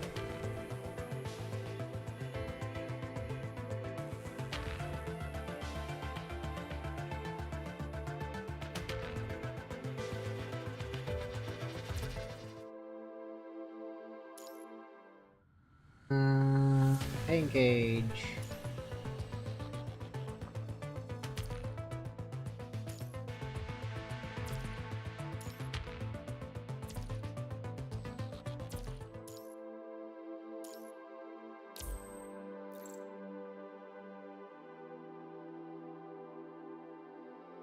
I completed that. Doria.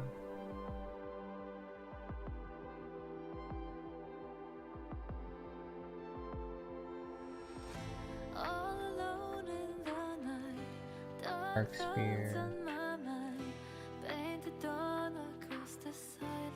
Oh, there's different challenges now. So, Dark Spear, Dark. Oh yeah. My brain farted there. Shark Spear, Midoriya. I don't know what that's supposed to be.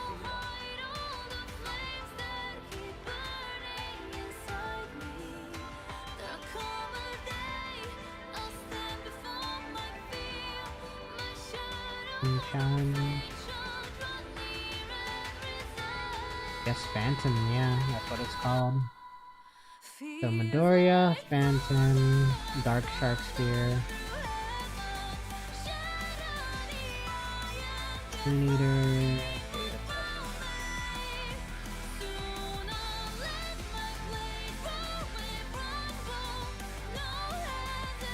Yeah, so I'm done with that.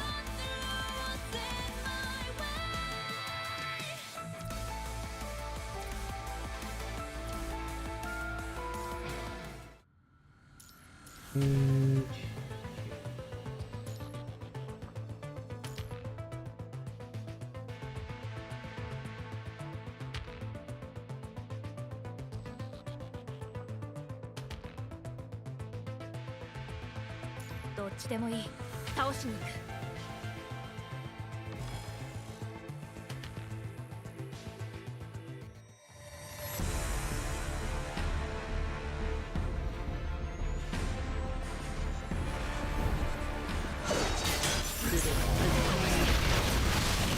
私を待ってた。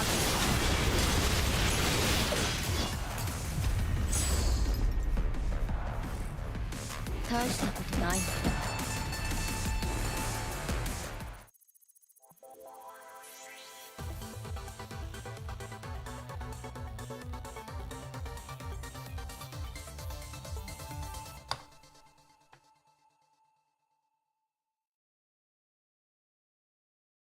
That's still at. Oh no, never mind. That is up to. Brain farted a little bit there.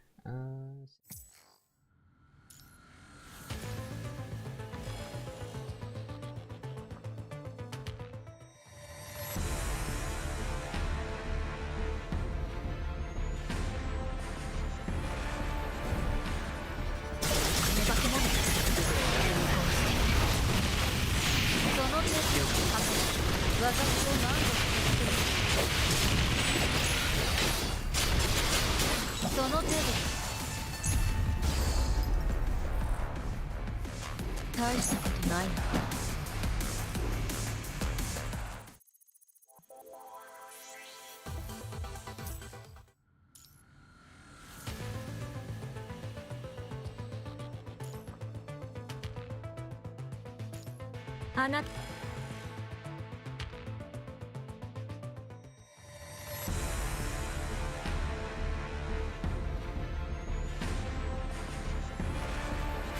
みんなを守る。大丈夫。目標不足。できるとも思っている。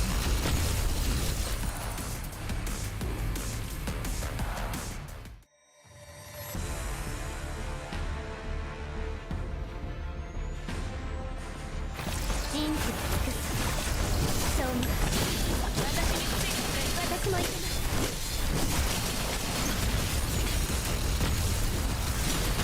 私を見た者は深淵に消えるの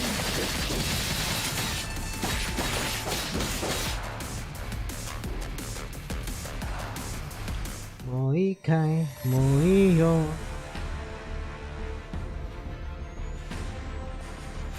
人生みんなを守る。私も行けます。私についてくれる。くらいの痛みは平気。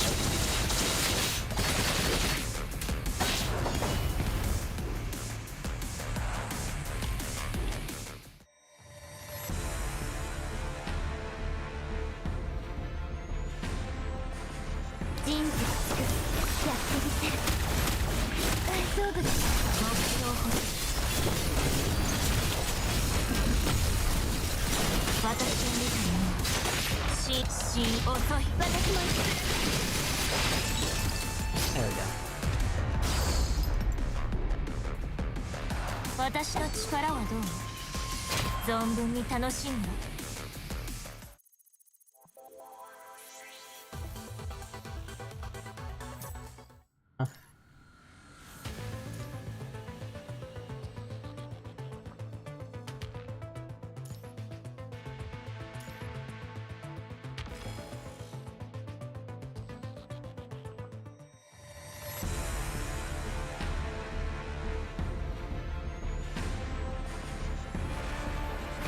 人生やってみせる。大丈夫です。私も行けます。目標。私を見た者は弱い。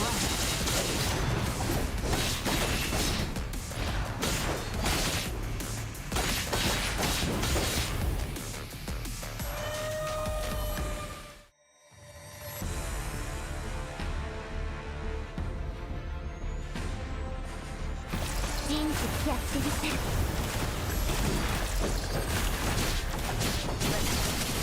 誰でもいい。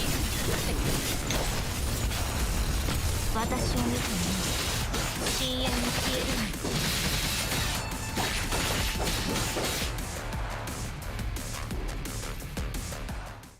Get her before she's attacking me when I swap in so that I could dodge. 人生やってみせる。私についてくれ。私も行けます。目標補足。私を見た者は遅い。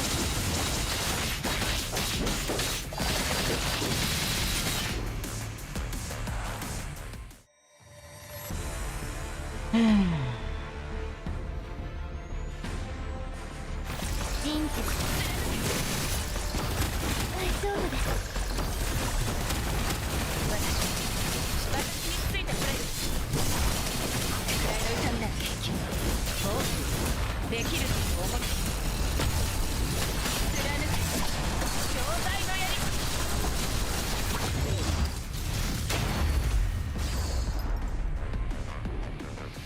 私たちの It's sub 30. すべての障害を取り除く。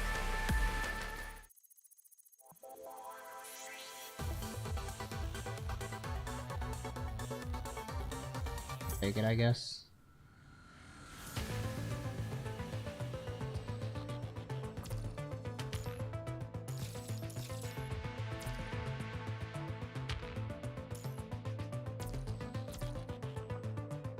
Okay, Norman. Fun.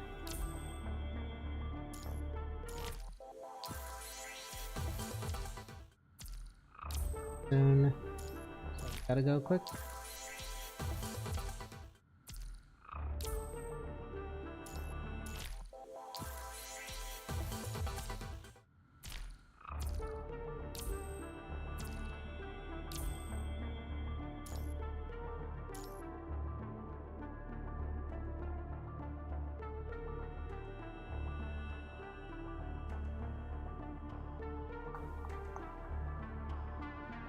Frames.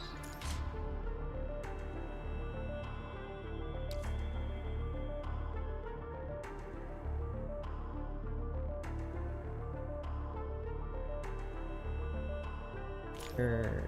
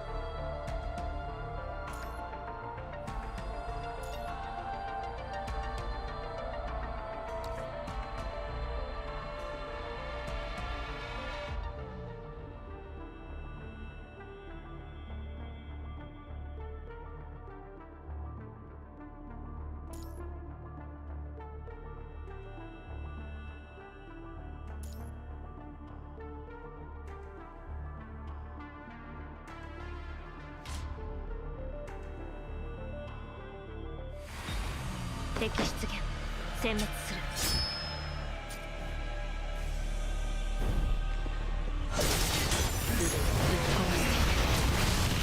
その程度で破壊される。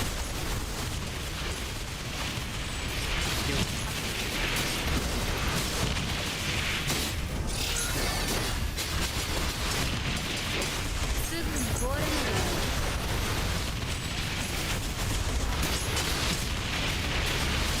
敵の反応を油断しないで過去に。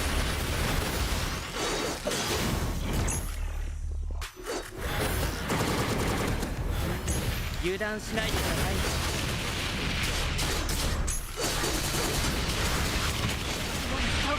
いい加減壊れろ。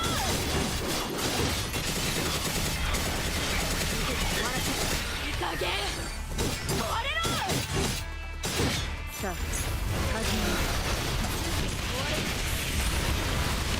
腕をぶっ壊してすぐに壊れないで。その手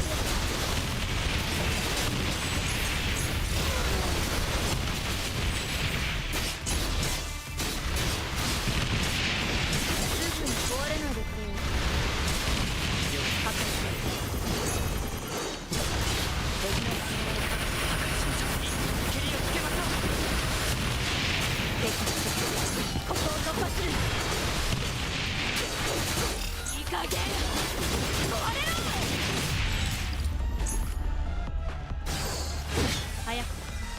別の敵が来るかもしれない。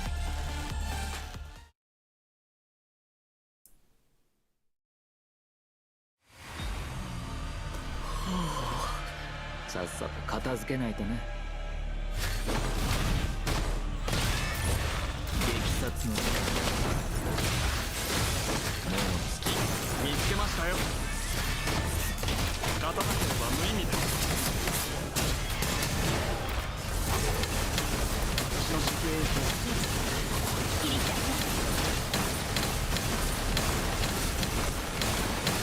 私は指揮官の翼です。この一撃で見つけましたよ。この一撃から私の刃になってください。さっさと片付けないとね。激殺見つけました。激殺する。目を閉じて安らかに眠れる。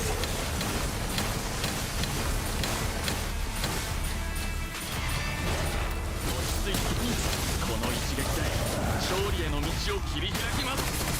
私は指揮官の翼でこの一撃で先人のカラスだ。見つけましたよ。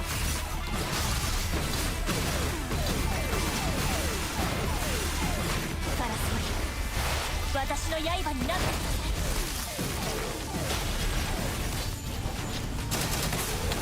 落ち着いて考えましょう。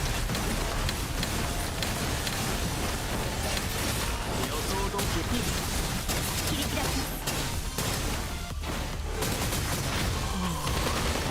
激殺する。目を閉じて安らかに眠れる。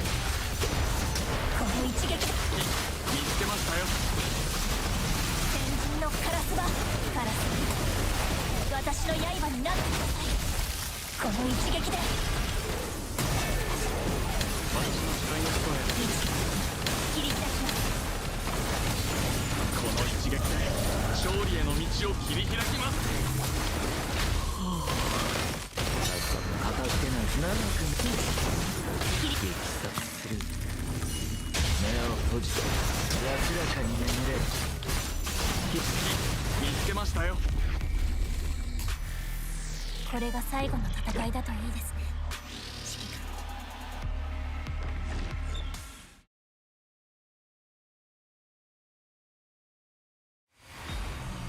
みんなを守る。私について私の邪魔を私もいけない。了解。あがいてみせコミクズ。私の邪魔をするのは私がいる場所が戦場よ。滅びなさい。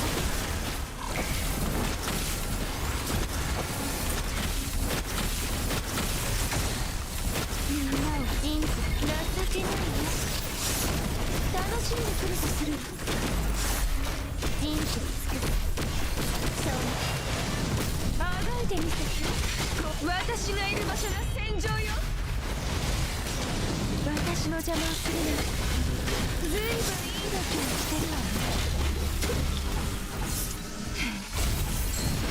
来たよ。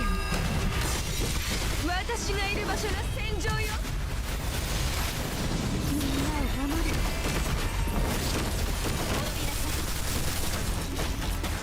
ガンとしなく情けないよ。楽しんでく私もいけない。少なくとも私は指揮官殿と一緒に戦いたいと思っていますよ。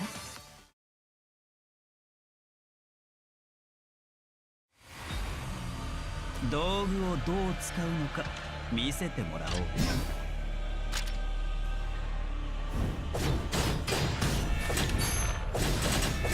どこへ4度の時間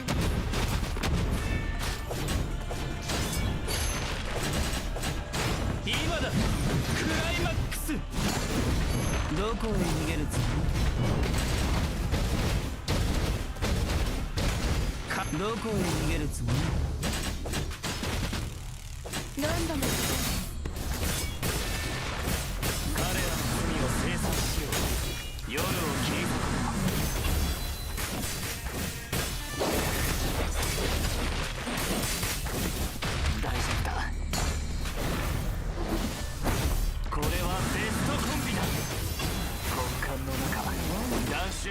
き誇る。大盤キラを始めましょう。ロンドの時間即戦即決でいこ道具をどう使うのか見せて。観客の皆さん、ロンドの時間です。今だ。クライマックス。観客の皆様がじっと見てるよ。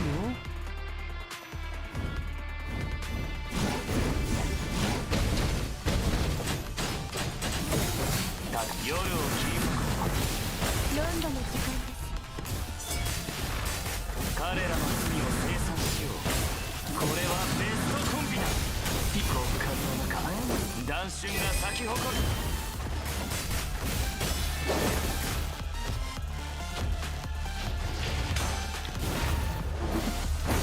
夜を切り裂こう。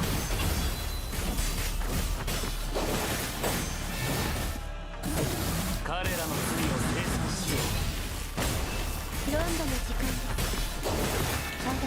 私がコーダを捧げてあげましょう。Graceful and elegant. このレクイエム、戦場に Sorry, I didn't talk much. I was a bit in the zone and focused.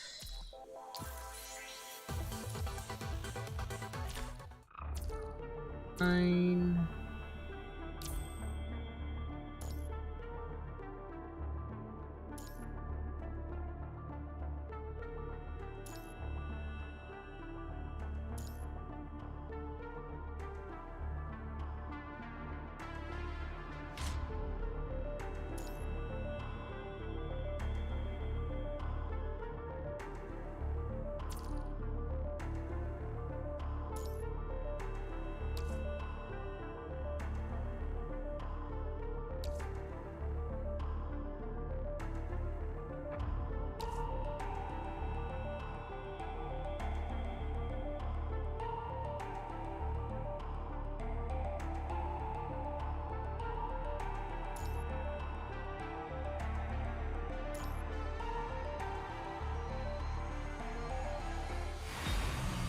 敵出現、殲滅する。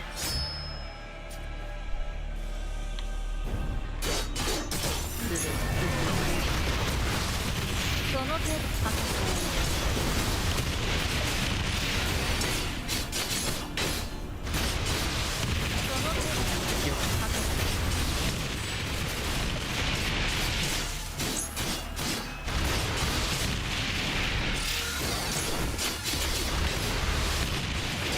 私を何度も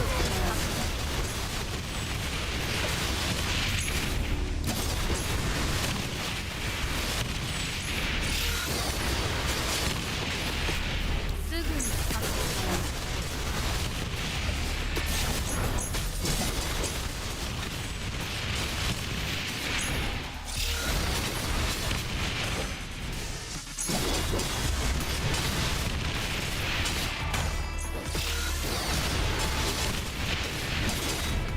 その程度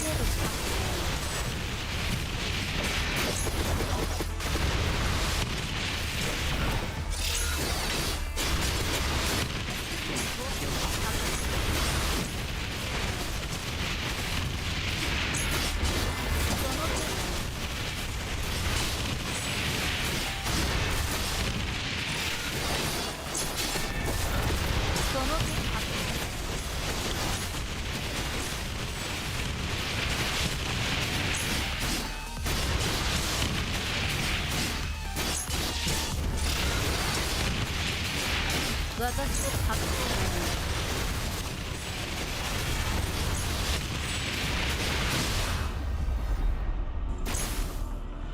大したことないな。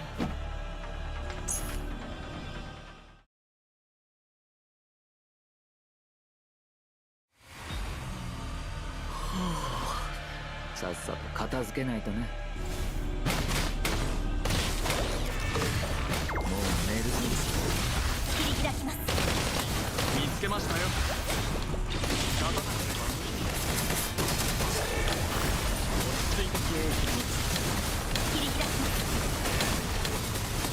私は指揮官の翼です。退き見つけましたよ。天空のカラスは私の刃になる。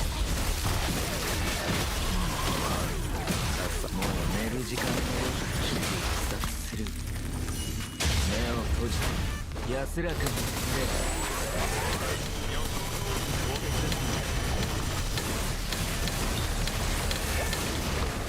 ついて切り開きます。この一撃で勝利への道を切り開きます。退きなさい。この一撃で天下の見つけましたよ。パラソル、私の刃になってください。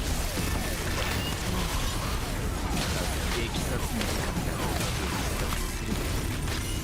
目を閉じて安らかに眠れ。予想通り立ち上がらなければ。激殺の時間だ。激殺する。目を閉じて安らかに眠れ。先人のカラスはこの一撃でパラソル、私の刃になってください。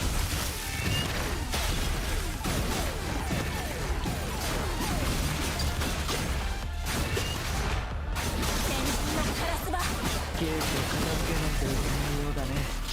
人の眠りを邪魔するやつを。もう寝る時間だよ。君に自殺する。目を閉じて安らかに眠れ。激殺する。目を閉じて安らかに眠れ。この一撃で退きなさい。パラソル、私の刃になってください。先人のカラスはこの一撃でケーキを片付けないと。パラソル、私の刃になってください。激殺の時間だ。激殺する。目を閉じて安らかに眠れ。今回は眠るつもりはないよ。もう寝る時間だよ。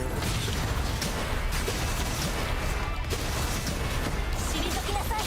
この一撃でケーキを片付けないといけないようだね。人の眠りを邪魔するやつよ。パラソル、私の刃になってください。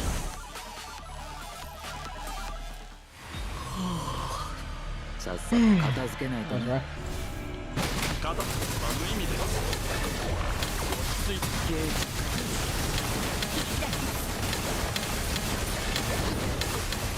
私の指揮官の翼、先人のカラスはケーキを片付けないといけないようだね。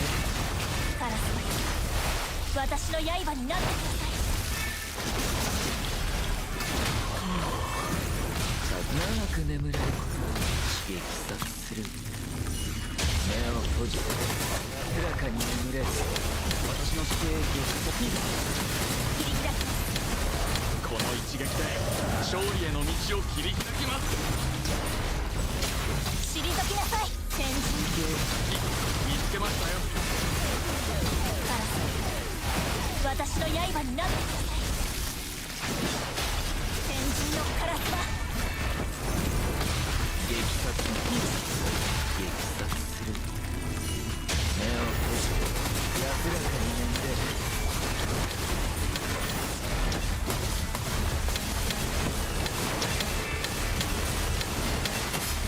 私の指揮官の翼です。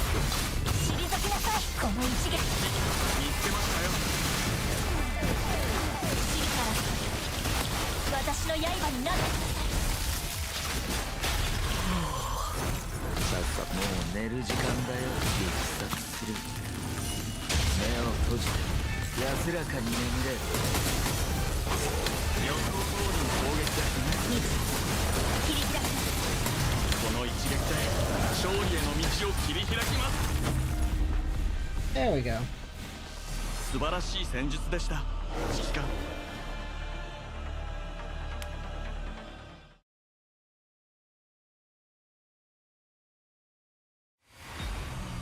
みんなを守る。や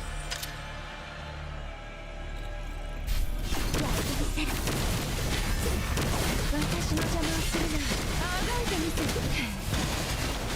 貸してよ。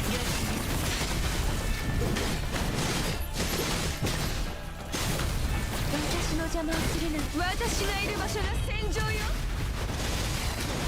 滅びなさい。懺悔しなさい。私も行けます。情けないわ。来るとするわ。みんなを守る。私についてくる。恐れることはない。私がいる場所が戦場よ。私の邪魔をする。私も行けます。あがいてみせて。私がいる場所が戦場よ。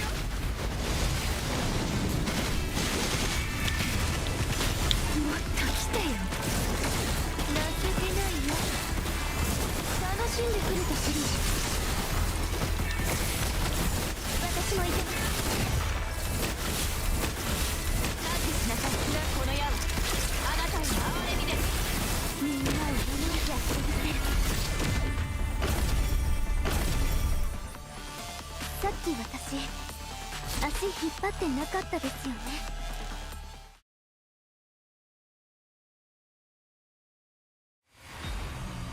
道具をどう使うのか見せてもらおう。 let's see what we got.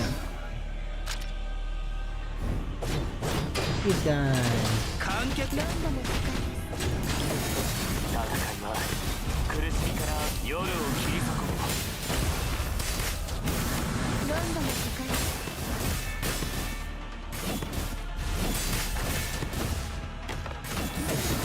彼らの罪を清算しよう。極寒の中断春が咲き誇る。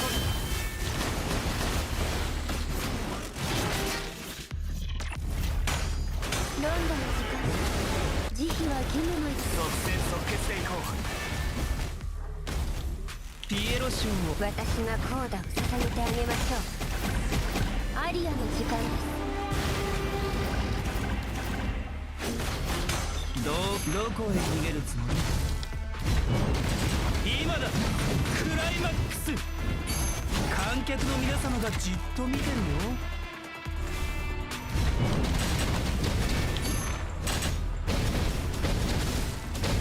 観客の皆様がじっと。ロンドの時間。真の叫びをもっと聞く。観客の皆様がじっと見てるよ。真の。ロンドの時間。観客の皆様がじっと見てるよ。Pretty simple. これで終末。この茶番劇楽しもう。この茶番劇楽しめた。僕が計算した弾道から逃げられる者などいません。やるな。ご命令。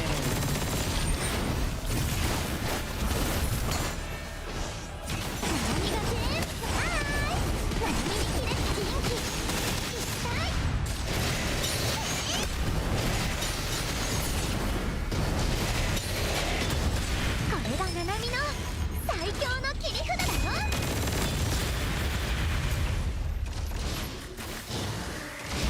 僕が計算した弾道から逃げられる者、それは勝てる。諦めた。あなたたちの結末はそれは勝てる気持ち。行くよ。巧妙苦難はここで燃やし尽くします。どうか安らかに苦痛という牢獄は解かれたのです。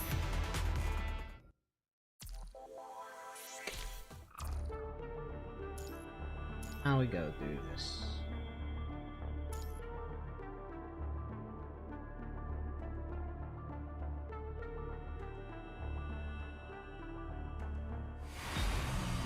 敵出現、殲滅する。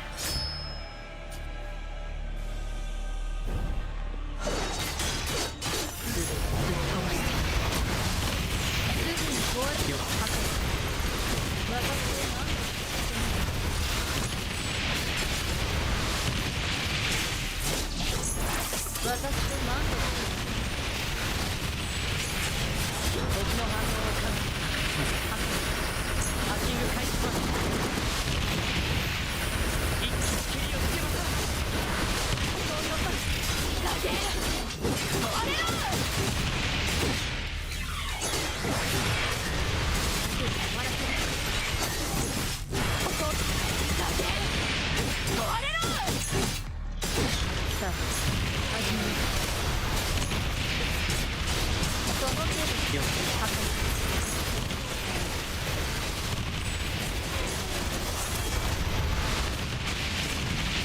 敵の反応を感じ蹴りをつけましょう蹴りをつけましょう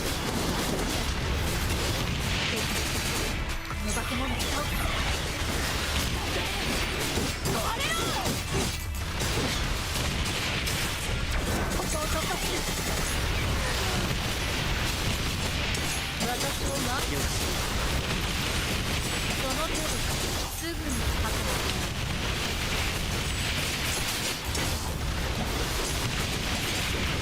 すぐに壊れないでもらう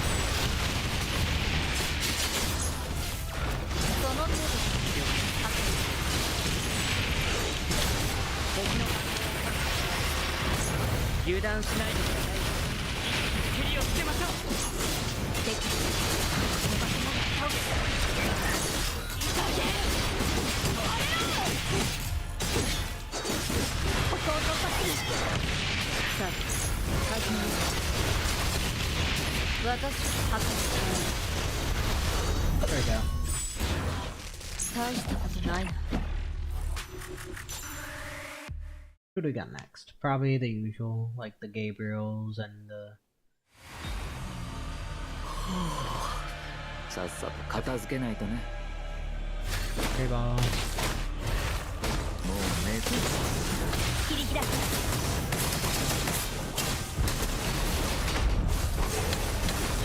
私の仕掛けへ切り開きます私は指揮官の翼この一撃で退きなさい見つけましたよ私の刃になってください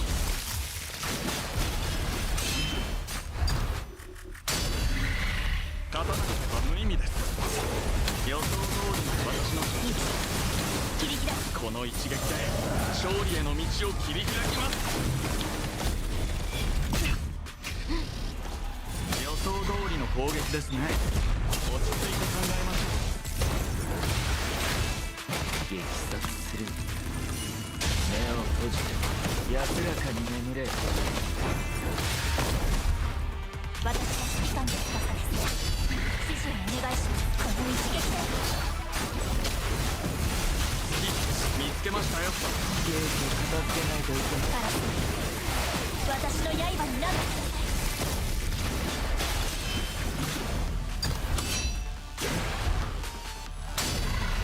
勝たなければ無意味です落ち着いて切り開く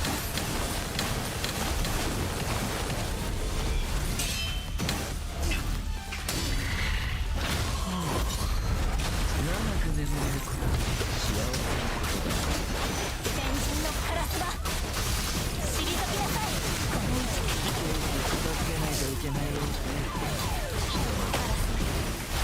私の刃になってください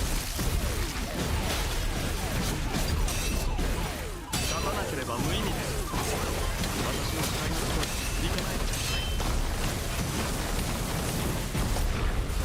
私の視界この一撃で勝利への道を切り開きます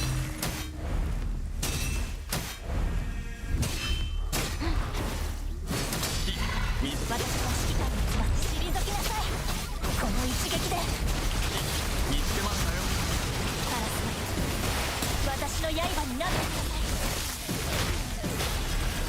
もう寝る時間だよ撃殺する目を閉じて安らかに眠れ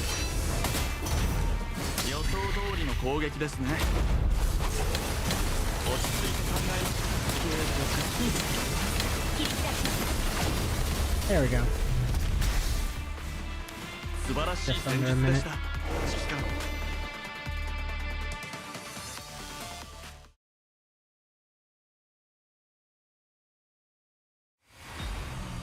みんなを守る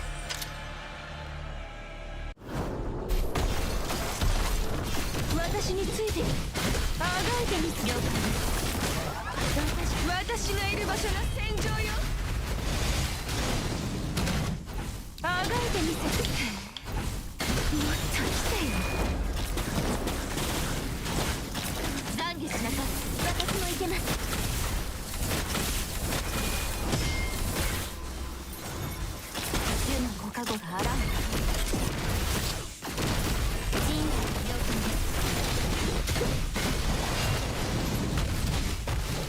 てを粉々に潰すのは最高だ。あがいてみせて。私がいる場所が戦場よ。みんなを守る。やってみて。情けないわ。楽しんでくるとするわ。私も行けます。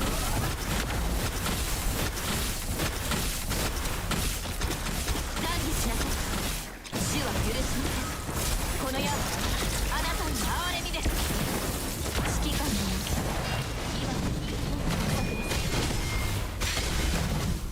今私がいる場所が戦場よ。私も行けます。みんなを守る。滅び情けないよ。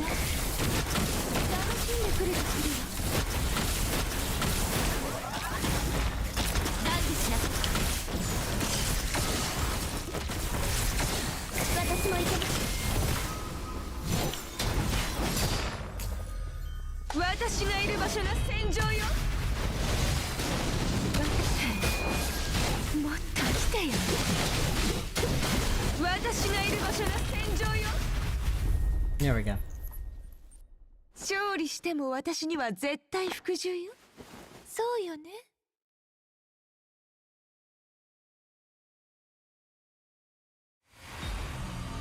道具をどう使うのか見せてもらおう。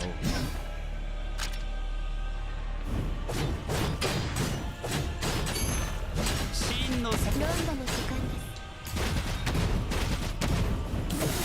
戦いは苦しみから明日を遠ざけるため夜を切り裂く。ロンドの時間です。これはベストコンビだ。大丈夫だ。大丈夫だ。夜を切り裂くのはピエロ氏極寒の中弾春が咲き誇る。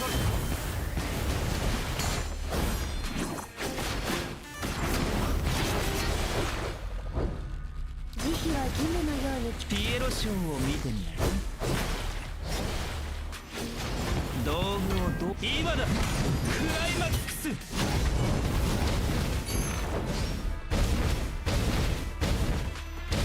観客の皆様が。ロンドの時間です。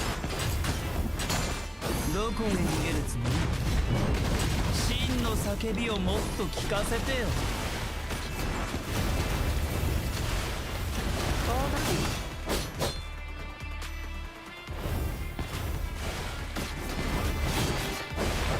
アリアの時間です。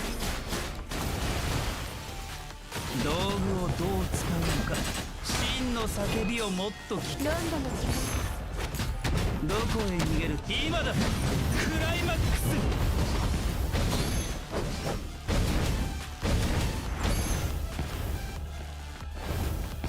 痛いな。夜を切り裂く。ロンドの時間です。ピエロショーを見てみる？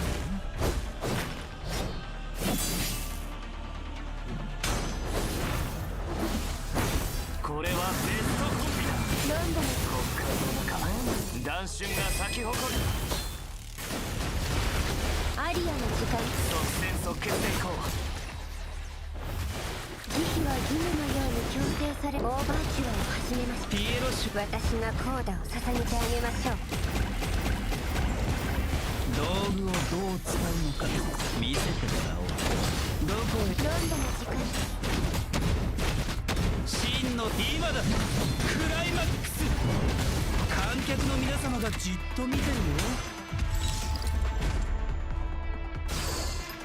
これで終幕。この茶番劇楽しめた？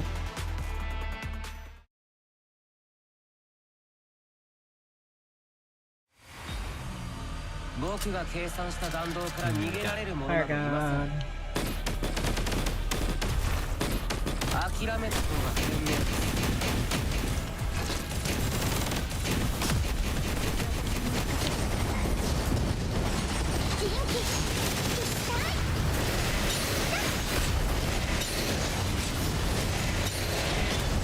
これがナナミの最強の切り札だよ。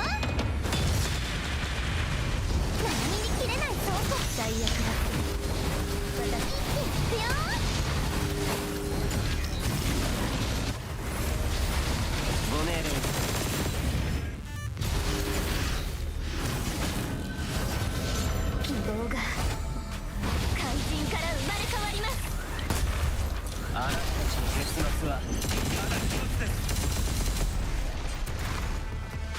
今回も完璧な車線でした。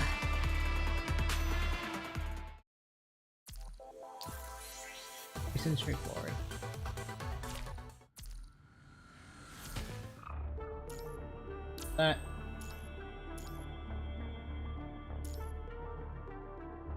Now let's quickly just go through all the cover tactics. 敵出現殲滅する。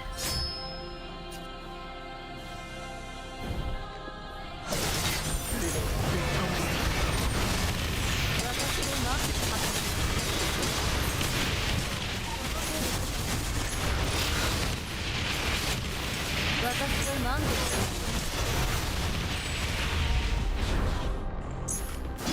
る。大したことないな。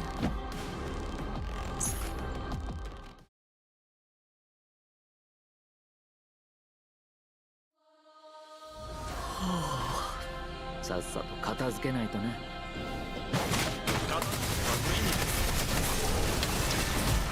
私のゲームを切り開きます。私の指揮官の翼で退きな。見つけましたよ。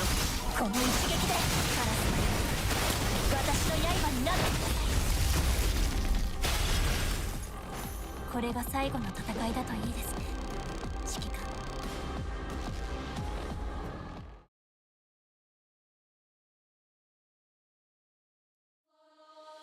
みんなを守る。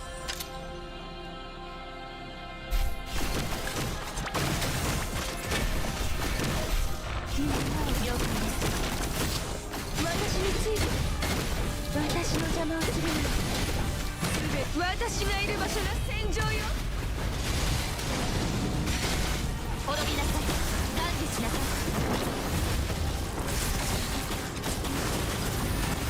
断じし私もいけます。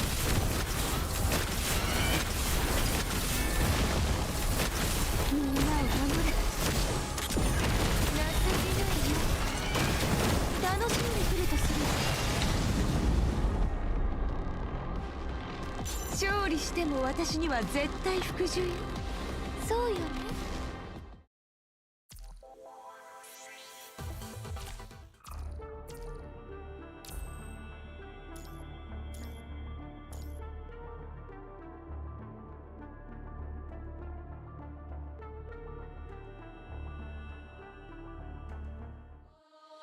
敵出現殲滅する。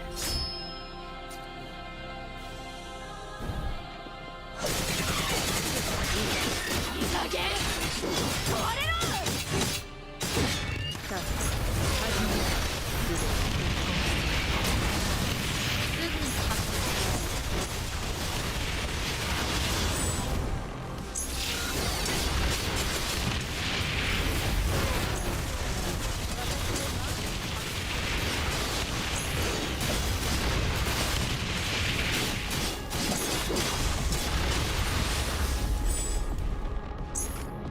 大したことないな。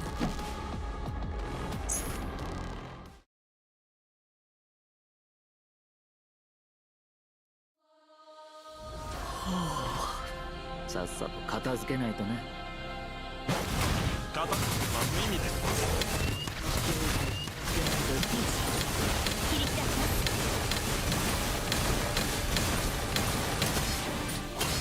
私は指揮官の翼です。この一撃見つけましたよ。この程度じゃカラスまで私の刃になってください。この一撃でこれが最後の戦いだといいですね、指揮官。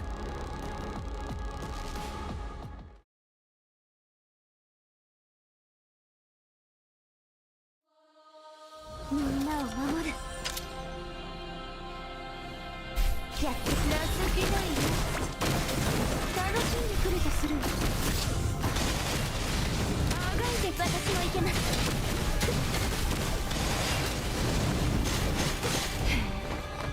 もっと来てよ。あがいてみせて私もいけます。私がいる場所が戦場よ。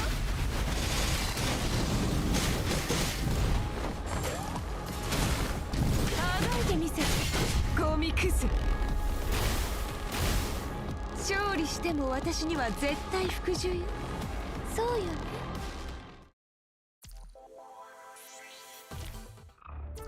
Amber mine. Done with this bullshit.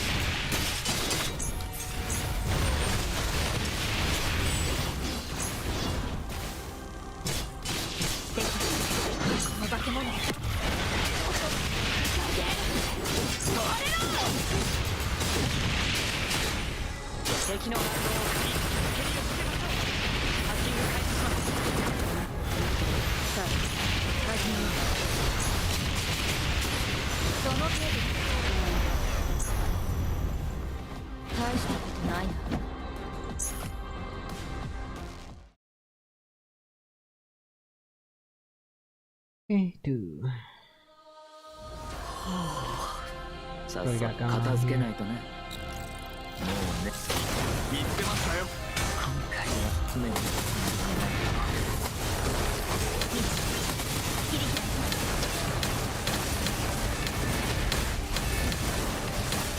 私は指揮官の翼です。この一撃で見つけましたよ。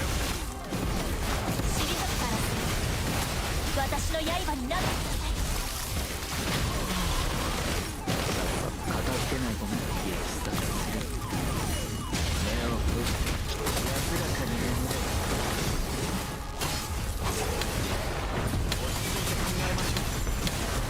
この一撃で勝利への道を切り開きます。私は指揮官に退きなさい。先人のこの見つけましたよ。ケーキ片付けないといつき。カラスは私の刃になってください。寝る時間だよ。私の視界切り開きます。素晴らしい戦術でした。指揮官。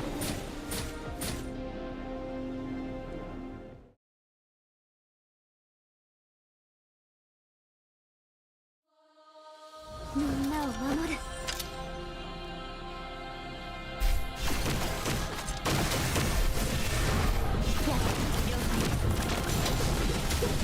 あがいてみせて。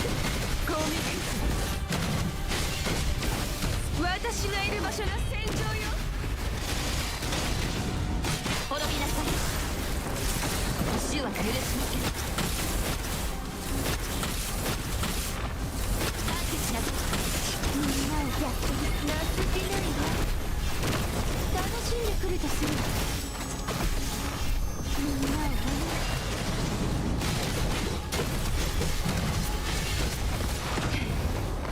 もっと来てよ。私がいる場所が戦場よ。勝利しても私には絶対服従よ。そうよね。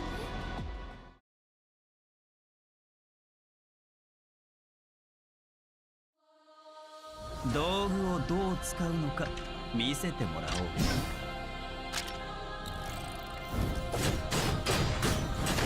どこへ逃げるつもり？今だ！クライマックス！観客の皆様がじっと見てるよ。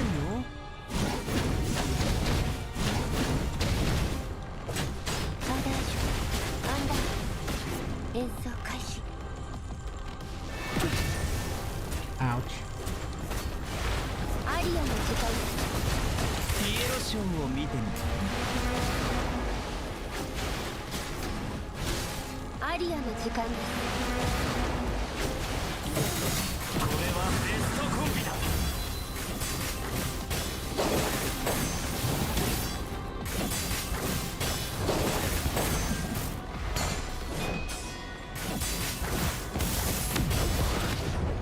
これはベストコンビだ。何度の時間。じっと見てるよ。これで終幕。この茶番劇楽しめた？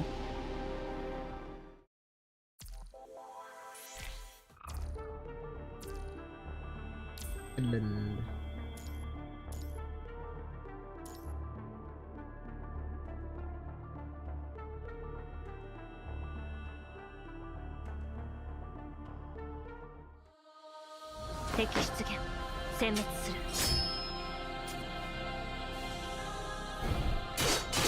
すでに突き落とした。その近く。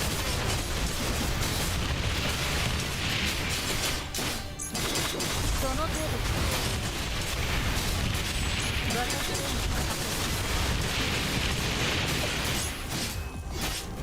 敵出現、すぐ終わらせる。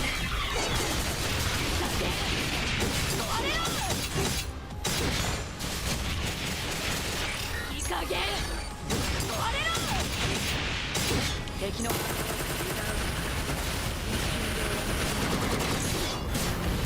あ始めよ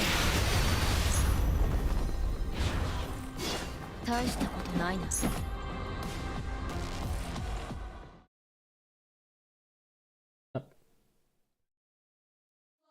アイス。さっさと片付けないとね。もう寝てる。切り出します。無意味です。落ち着いて切り出します。私の指揮官の翼で退きなさい。見つけましたよ。争い、私の刃になってください。退きこの程度じゃ。もう寝る時間だよ。見つけました。撃殺する。目を閉じて安らかに眠れ。私の視界の警告。切り開きます。この一撃で勝利への道を切り開きます。先人のカラスは退き。見つけましたよ。この一撃でカラス、私の刃になってください。撃殺する。目を閉じて安らかに眠れ。落ち着いて考えましょう。切り開きます。切り開く。私の指揮官、この一撃で退きなさい。見つけましたよ。この一撃で天から私の刃になってください。この程度じゃ。落ち着いて考えましょう。この一撃で勝利への道を切り開きます。素晴らしい戦術でした。指揮官。Damage. Okay, next set. Lightning with Tifa again. Iron Maiden. 私についてあがいてみ。私もいけます。私がいる場所が戦場よ。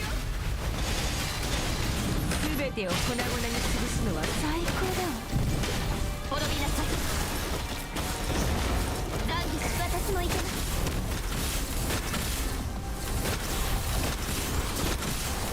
みんなを守る。情けないね。楽しみにする。全てを粉々に潰すのは最高。私もいけます。あがいてみせる。私がいる場所が戦場よ。あがいてみせて。ゴミくず。全てを粉々に潰すのは最高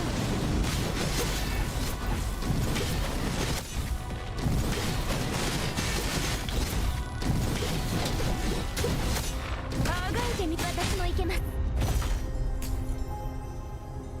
勝利しても私には絶対服従よ。そうよね。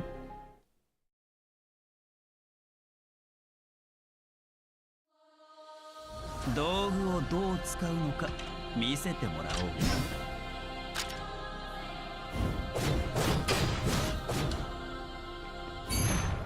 真のロンドの時間。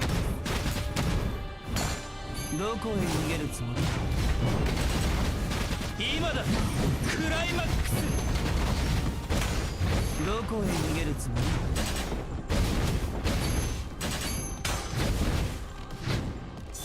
り？痛いな。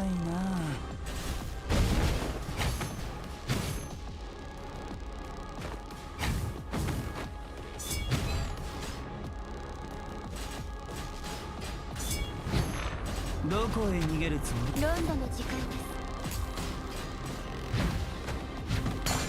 す。どこへ逃げるつもり？観客の皆様がじっと見てるよ。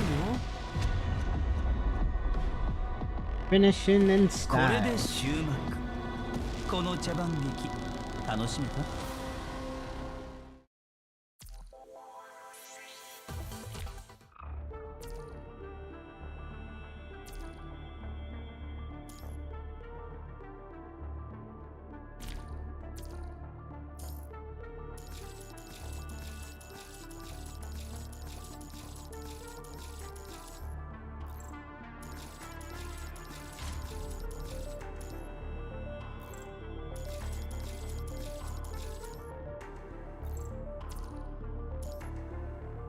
？Now that you are out,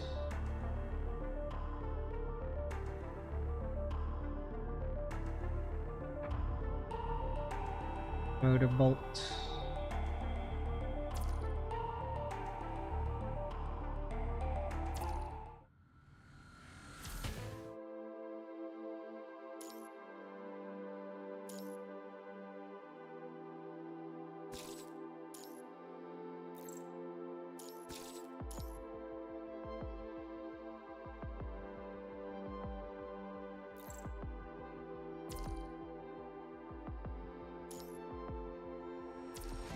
All alone in the night, dark thoughts on my mind.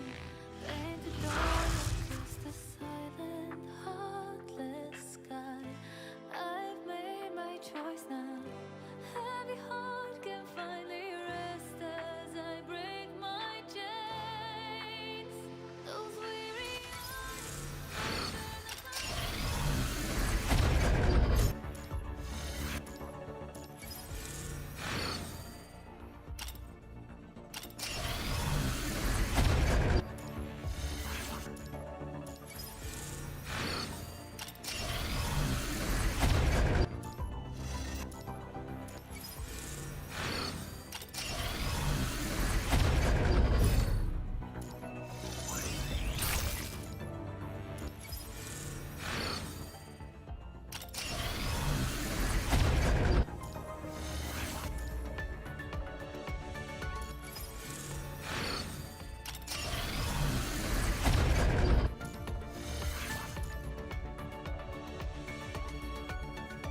And I got you.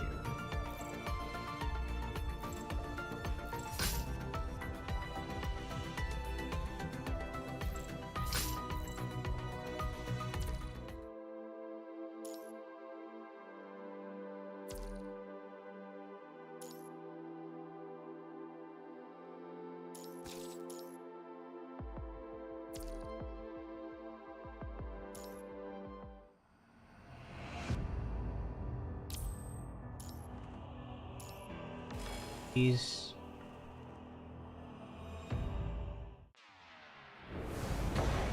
この戦い、私を楽しませてほしいものね。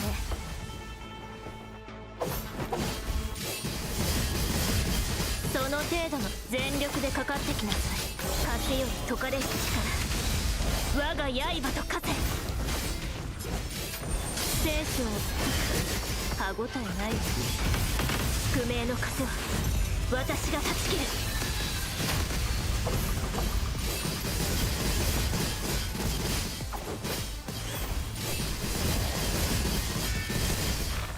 全力でかかってきな。その程度の抵抗なの。風より解かれる力、我が刃と化せ。生死を歯応えないわ。宿命の風は私が断ち切る。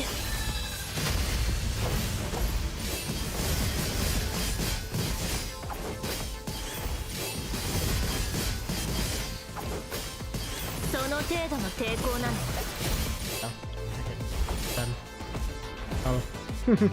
次に向かうわよ。この勝利が終幕ではないわ。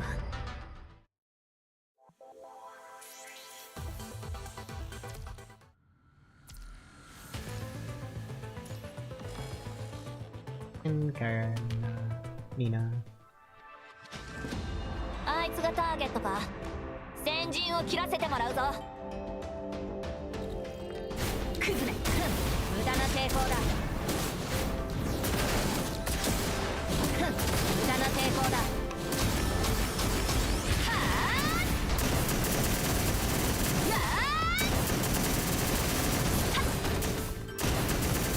あ、どこ見てんだよ。全部消えせ。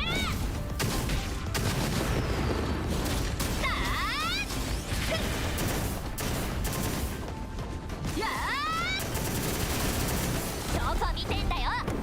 全部消えせ。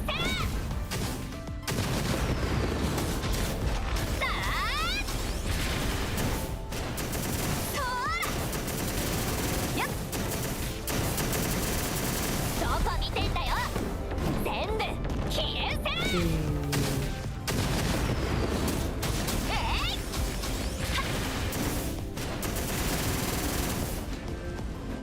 ちょろかったな。大したことじゃねえよ。ん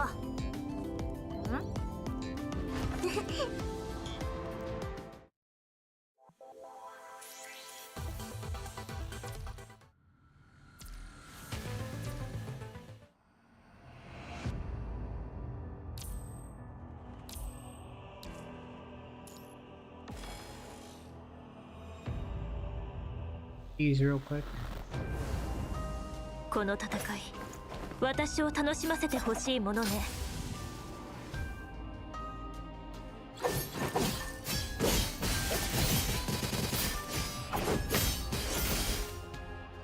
Yep.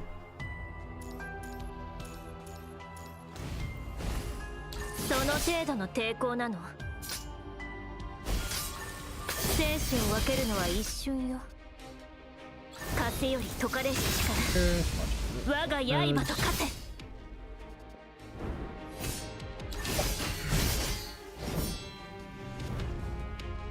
宿命の風は私が断ち切る。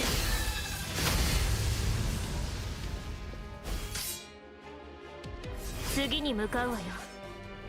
この勝利が終幕ではないわ。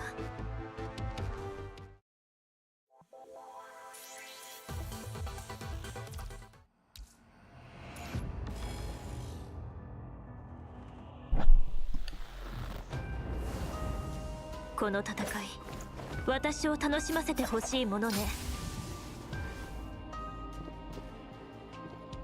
全力でかかってきなさい。風より解かれし力、我が刃と勝て。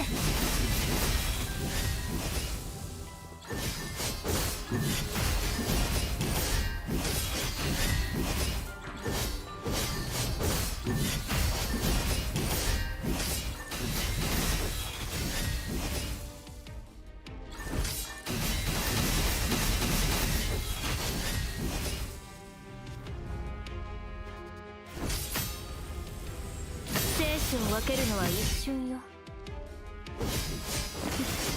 歯ごたえないわ。宿命の風は私が断ち切る。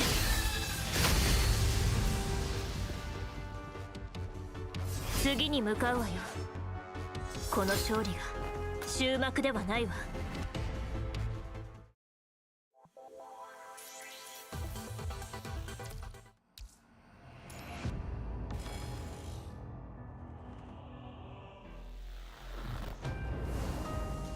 この戦い、私を楽しませてほしいものね。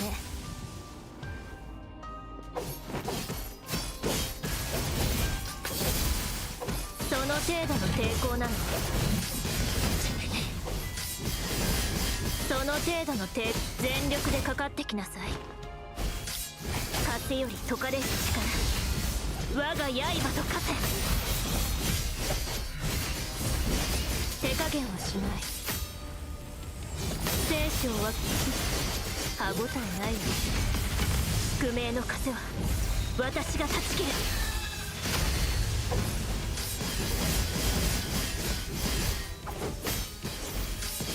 全力でかかってきなさい。風より解かれし力、我が刃と化せ。聖書は歯応えないわ。無駄な抵抗はやめなさい。宿命の風は私が断ち切る。次に向かうわよ。この勝利が終幕ではないわ。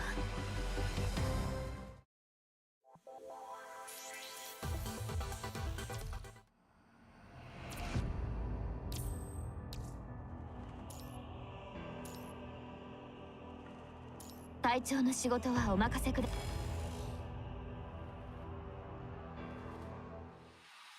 私についてきて。恐れることはないわ。私のジャブ。私も行けます。私がいる場所の戦場よ。滅びなさい。私も行けます。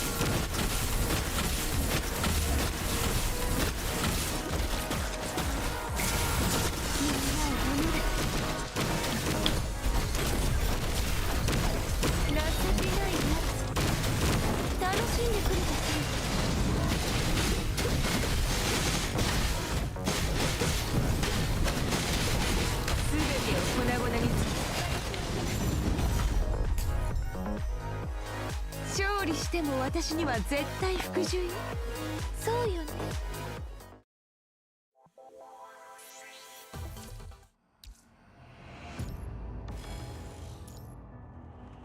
隊長の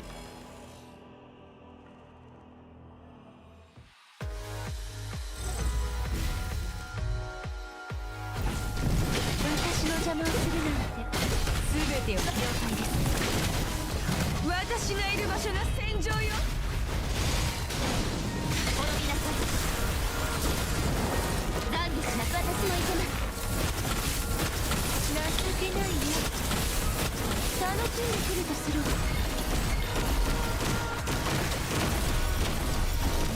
私についてきて。恐れるあがいてみせて。私も行けます。全て私がいる場所の戦場よ。滅びなさい。懺悔しなく私も行けます。情けないね。楽しんでくるとする。この矢はあなたの哀れみです。みんなを人生で尽くす。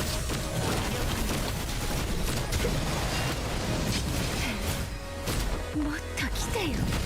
私も行けます。私がいる場所の戦場よ。滅びなさい。私も行けます。準ご加護ならん。情けないね。楽しんでく。雷電の風であなたたちを裁きます。全てを私も行けます。私がいる場所の戦場よ。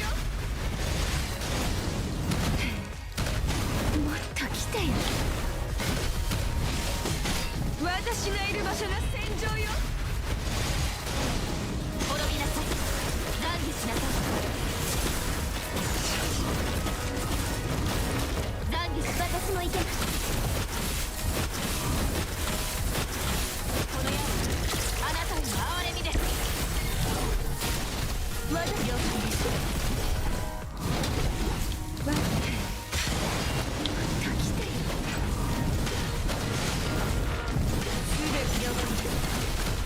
私の邪魔をするなんて。私がいる場所の戦場よ。全てを粉々。滅びなさい。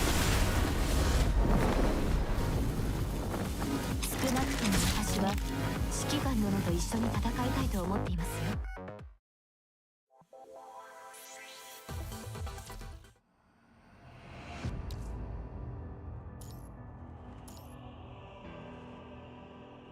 隊長の仕事はおま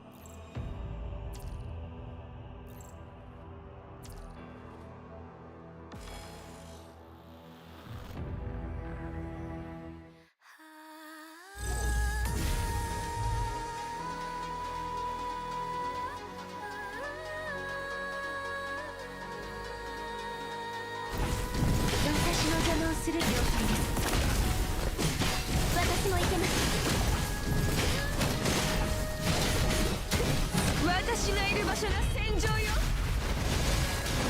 みんなを守ってやってみせる。滅びなさい。残月、私も行けます。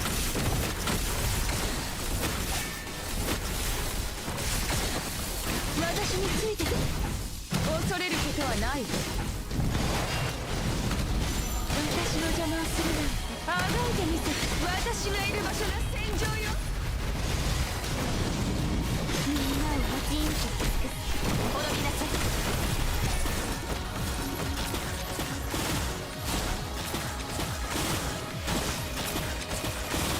懺悔しなさい。旬の覚悟があらんことを。私について恐れることはないぞ。私も行けます。私がいる場所が戦場よ。全てを粉々に潰すのは最高だ。了解です。情けないよ。楽しんでくるとするわ。私も行けます。この矢はあなたの哀れみです。私について恐れることはない。あがいてもっと了解です。私の邪魔をするなんて私がいる場所が戦場よ。滅びなさい。主は許し私も行けます。みんなを守る。雷電の風であなたたちを裁きます。私がいる場所が戦場よ。あがいてみせる。ゴミクズ。私がいる場所が戦場よ。懺悔しなさい。主は許し懺悔しなさい。この矢はあなたの哀れみです。やってみせる。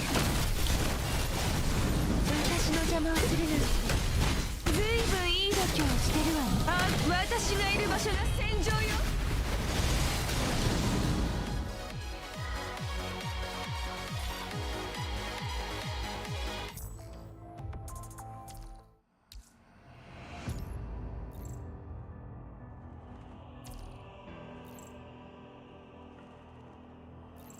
私の動きをしっかり見てきちんと合わせ。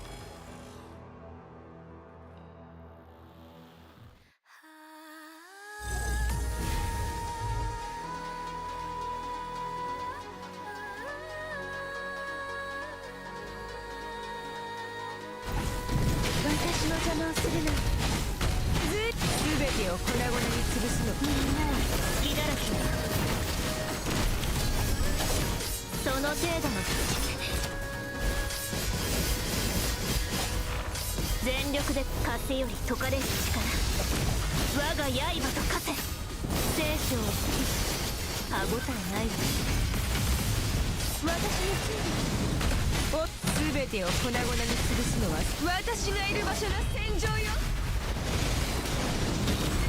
やってみせる。情けないよ。楽しんでくるとするよ。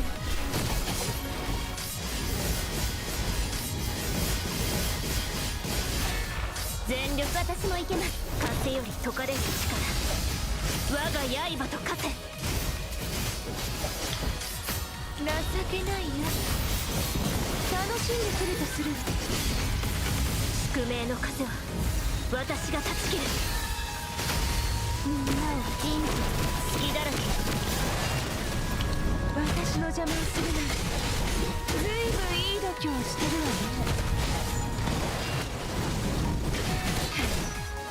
ね。もっと来てよ。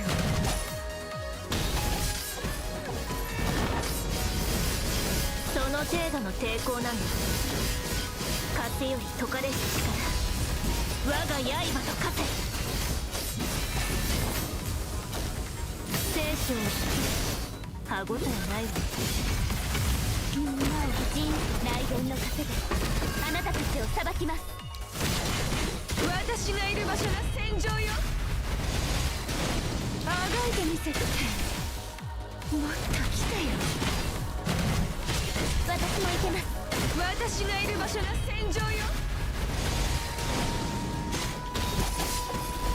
全力でかかってきなさい。風より解かれし力、我が刃と化せ。聖書は歯応えないわ。宿命の風は私が断ち切る。みんなを守る。やって隙だらけ。情けないね。楽しんでくるとするわ。私がいる場所が戦場よ。あがいてみせて。隙だらけ。この戦い全力でかかってき。私も風より解かれし力、我が刃と化せ。聖書を歯応えないわ。手か宿命の風は私が断ち切る。みんなを守る。やってみせる。雷電の風であなたたちを裁きます。Barely 3 minutes. 勝利しても私には絶対服従よ。そうよね。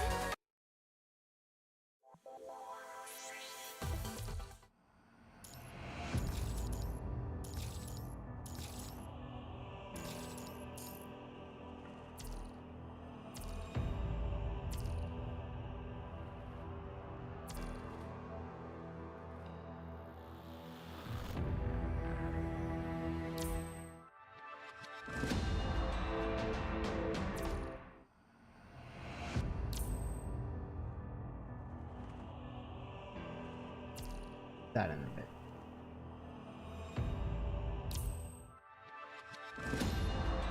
This.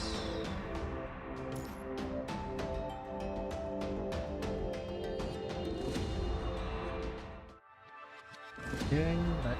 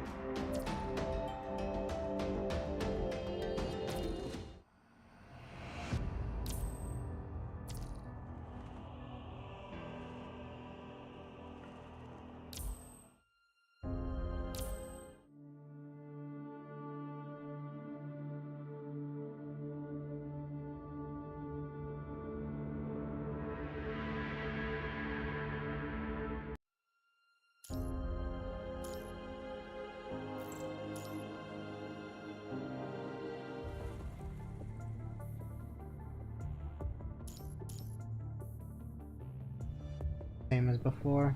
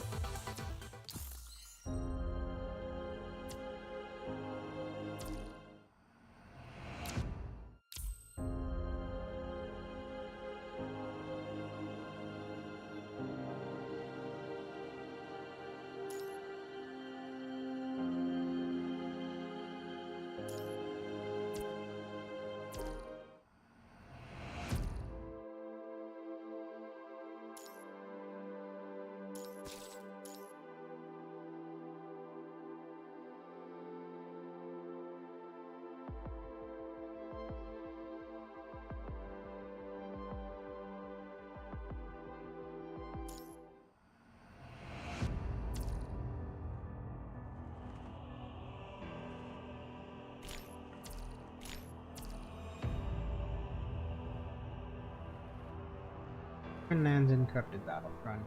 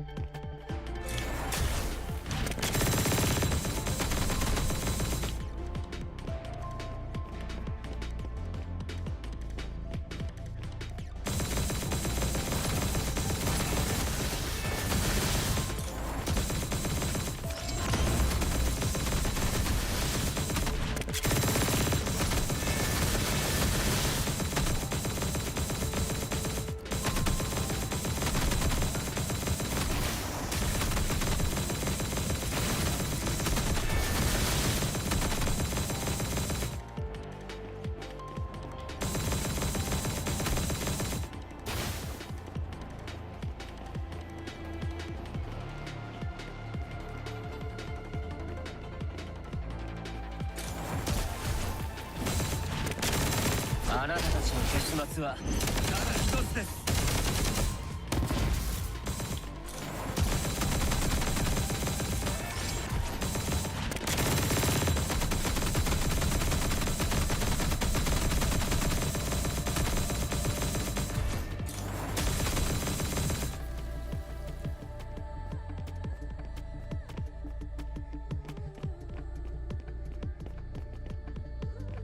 今回も完璧な車線でした。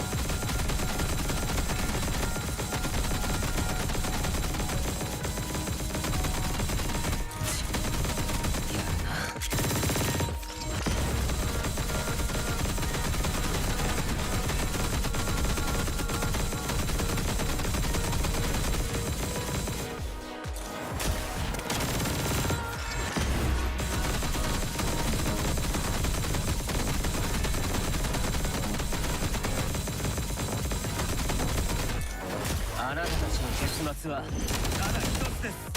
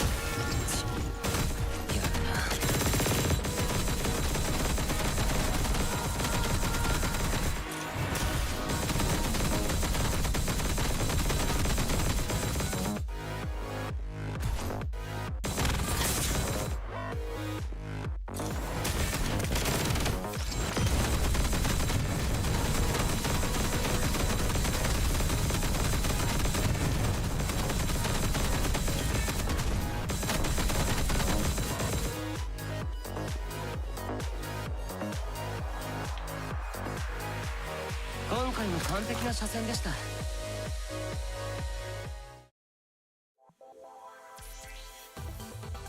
Okay.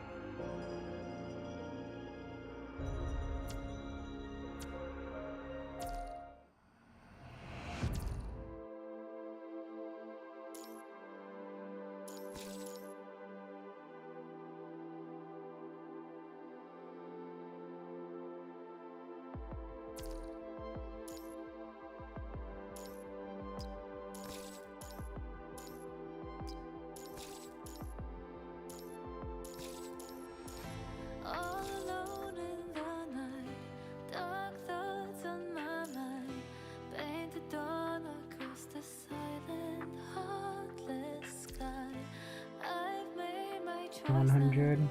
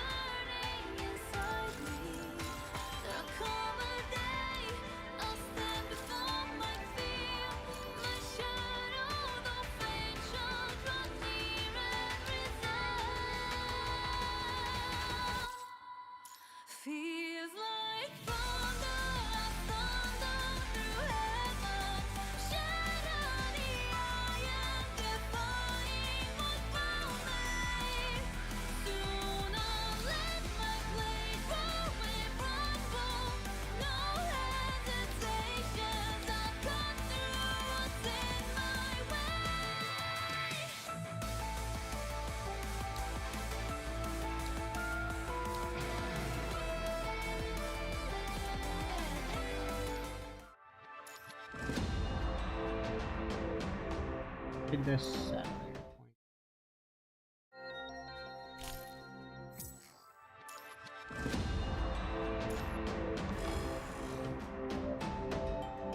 I think this is the same as the old one.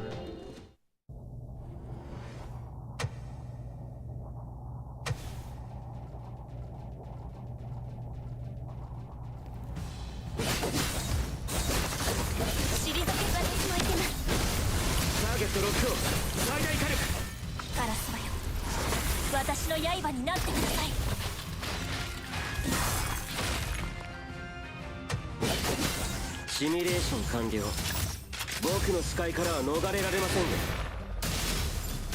もう逃げ場。切り開きます。私も行けます。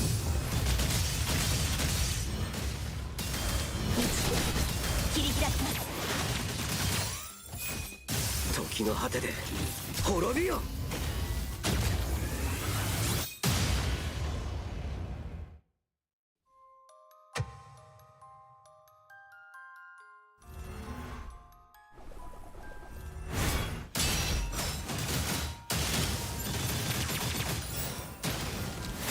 私も行けます。切り開きます。僕の視界からはみんなを守る。切り開きます。退きなさい。私も行けます。ターゲットロックを最大火力。パラス、私の刃になってください。もう逃げ場は。あなたたちの時間は僕が切り開きます。あなたの生存確率はゼロです。時の果てで滅びよ。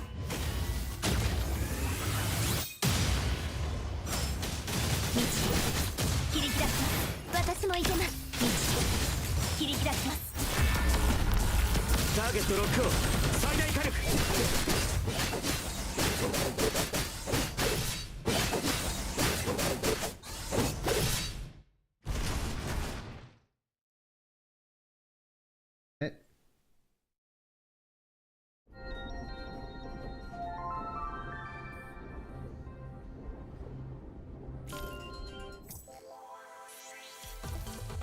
More like in a couple days, probably.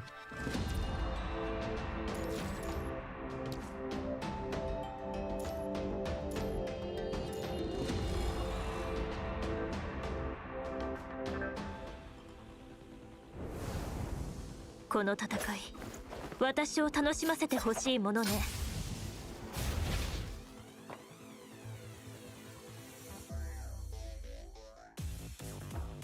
全力でその程度の抵抗なの。生死を分けるのは一瞬よ。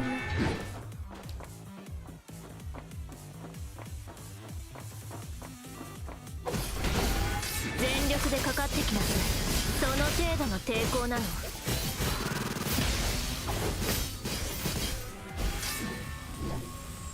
生死を分けるのは一瞬よ。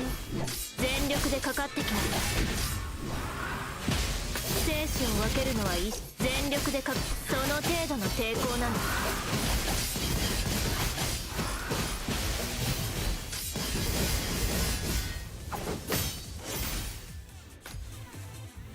その全力でかかってきなさい。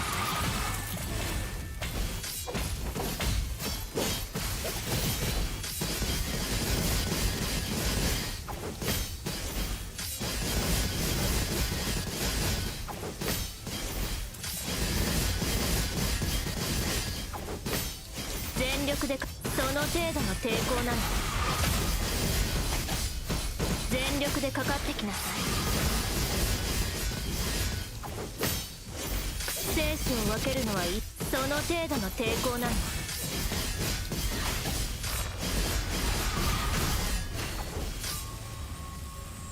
生死を分けるのは一瞬。その程度全力でかかってきなさい。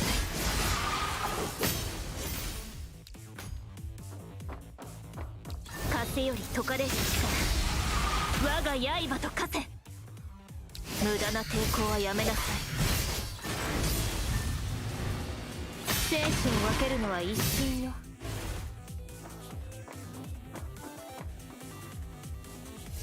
に向かうわよ。この勝利が終幕ではないわ。 Nice and easy.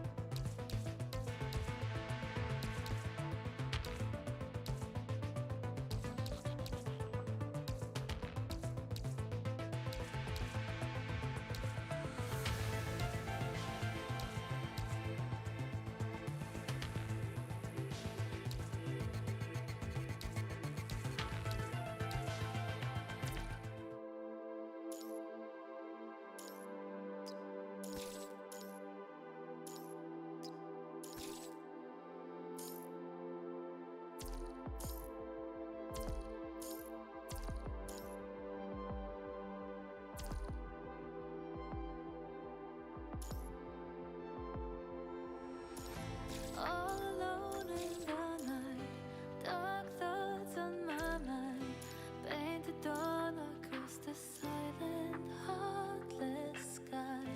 I've made my choice now. Heavy heart can finally rest as I break my chains. Those weary Okay, so all done now. So we're gonna do story next. Stalling for way too long.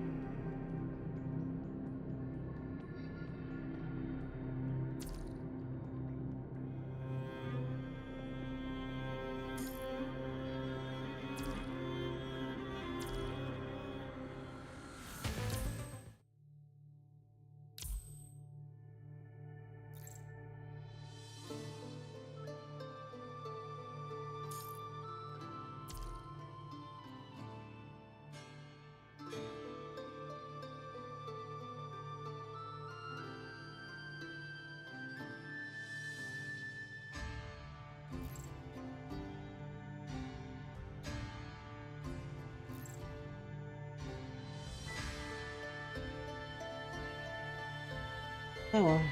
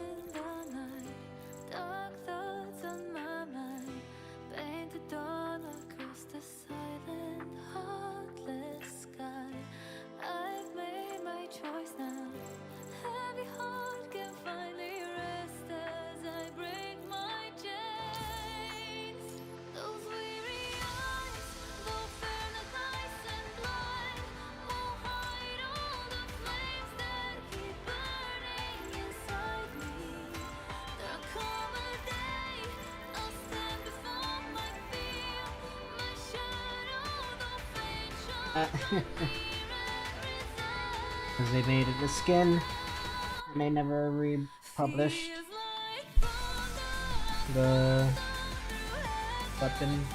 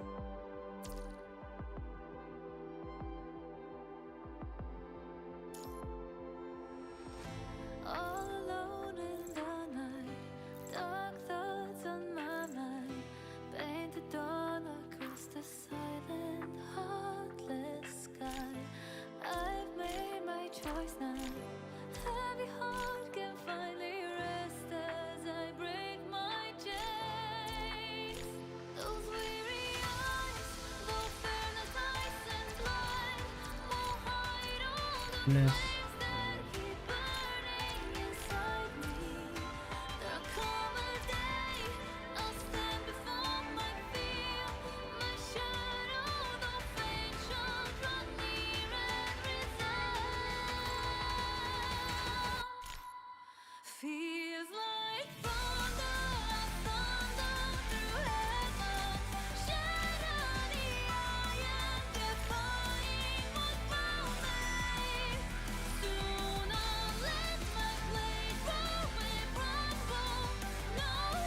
Probably in June.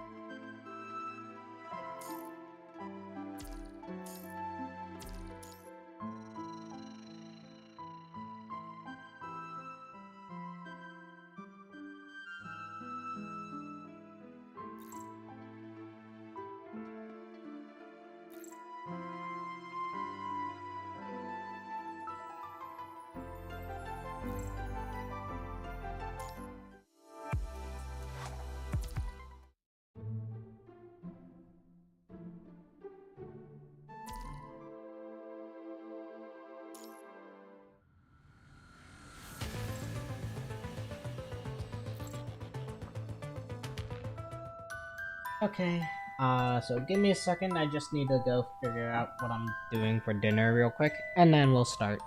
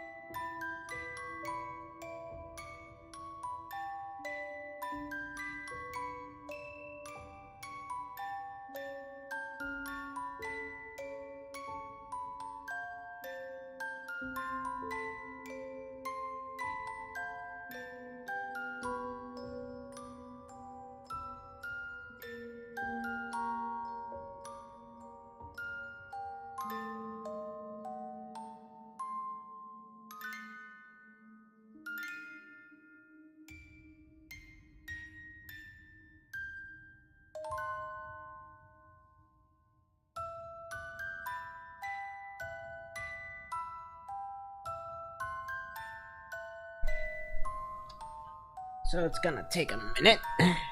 Couple 20 minutes. Cook. Put a pizza in.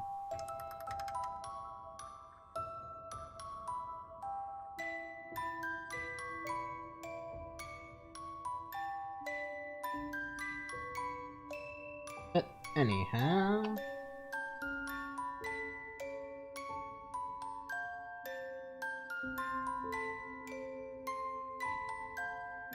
Let's get started, shall we? Left unsaid. Agonizing phantoms. There was the door. A door appeared in the darkness. I remember when the door was shut, it made a loud noise. How disappointing you are. You're wasting away what you could be worth, ignoring all the effort made by others. No one would want to be with you the way you're acting now. Let her go. The terminal lights up with an incoming call, interrupting the dream before it starts. Vanessa, did I actually fall asleep? The annoying doctor and the Star of Life insisted that Vanessa stay for another 2 weeks. After her wounds had healed, she has now finally left the ward, which had become somewhat familiar. Whether intentional or not, she has yet to receive any combat missions after returning for almost a week. It could be either the world has become too peaceful, or someone has turned her work hours into more time for recovery out of some silly considerations. Vanessa quickly adjusts her posture and tidies the hair that has become messy during the short rest, preparing to start her duty. When everything is ready, she picks up the call. Commandant Vanessa Weigert, would this be a good time to discuss filling vacancies for your squad? Go ahead. I haven't received any applications yet. Is there any problem with the submission process? I saw the list of candidates and didn't think any of them could replace Teasel. I see. I will continue looking for potential members. I'm just slightly concerned that would it be alright for an elite squad to be understaffed? Of course, it is ultimately up to the commandant to decide. I'm just suggesting it may be an option to choose a relatively fitting candidate for the team integrity, given that the missions could be potentially challenging. I'll think about it. How is Bambinata? The report you uploaded yesterday mentioned that she just has to read the external memory module again, like always. The combat data is all coded into the external memory module. It won't affect her fighting abilities. I'll double check her status after this. I have no intent to question your capabilities, but the situation on the surface is still tense. There may be missions assigned to you very soon. If Egret decides to not recruit more members, please ensure the current member is in the best condition. This is for your safety. Understood. Vanessa hangs up and puts aside the terminal displaying the profiles of dozens of substitute members. As the screen dims, the portraits and information of constructs become unrecognizable. As the screen dims, the portraits and information of constructs become unrecognizable. The advisor had a point. After Teasel left, Bambinata became the only construct left in Egret, greatly limiting their combat strength and capabilities in implementing tactics. As a commandant, Vanessa already saw this coming sometime earlier. She has not submitted the application only because of one unanswered question. How can she create loyal toys? The foolish method used by that chief obviously would not suit her. How could she create a false, loving home with such irrational actions and laughable values? If everyone could obey her orders like Bambinata, things would be so much more efficient. Why should puppets have their own thoughts after all? Why would they risk their own lives just to defect? Before Teasel left at the seaside, she was actually keen to ask this question, but the pride within did not allow her to. Thinking of the unfinished dream, she becomes increasingly restless for no reason. What a disgusting dream. Mistress, are you feeling unwell today? Vanessa's expression and attire looked nothing of her usual pace of walking. Looked nothing unusual. Her pace of walking remained unaltered, still her anxiety spreading in the air like the light of fragrance on her body. I'll be right back, I just gotta check on the thing. My nose is...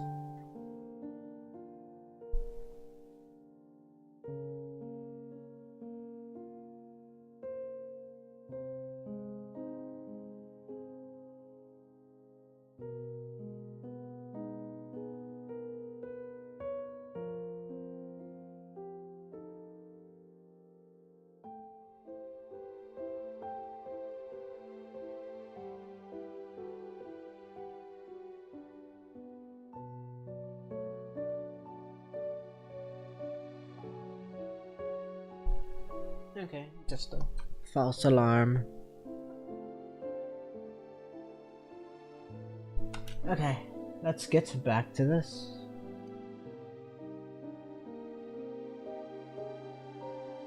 There we go. Down. Bambinata's blue bionic pupils carefully observe her mistress's actions, trying to figure out where her anxiety comes from. Is your frame doing alright? The memory data in the external module has already been retrieved. The sync range is...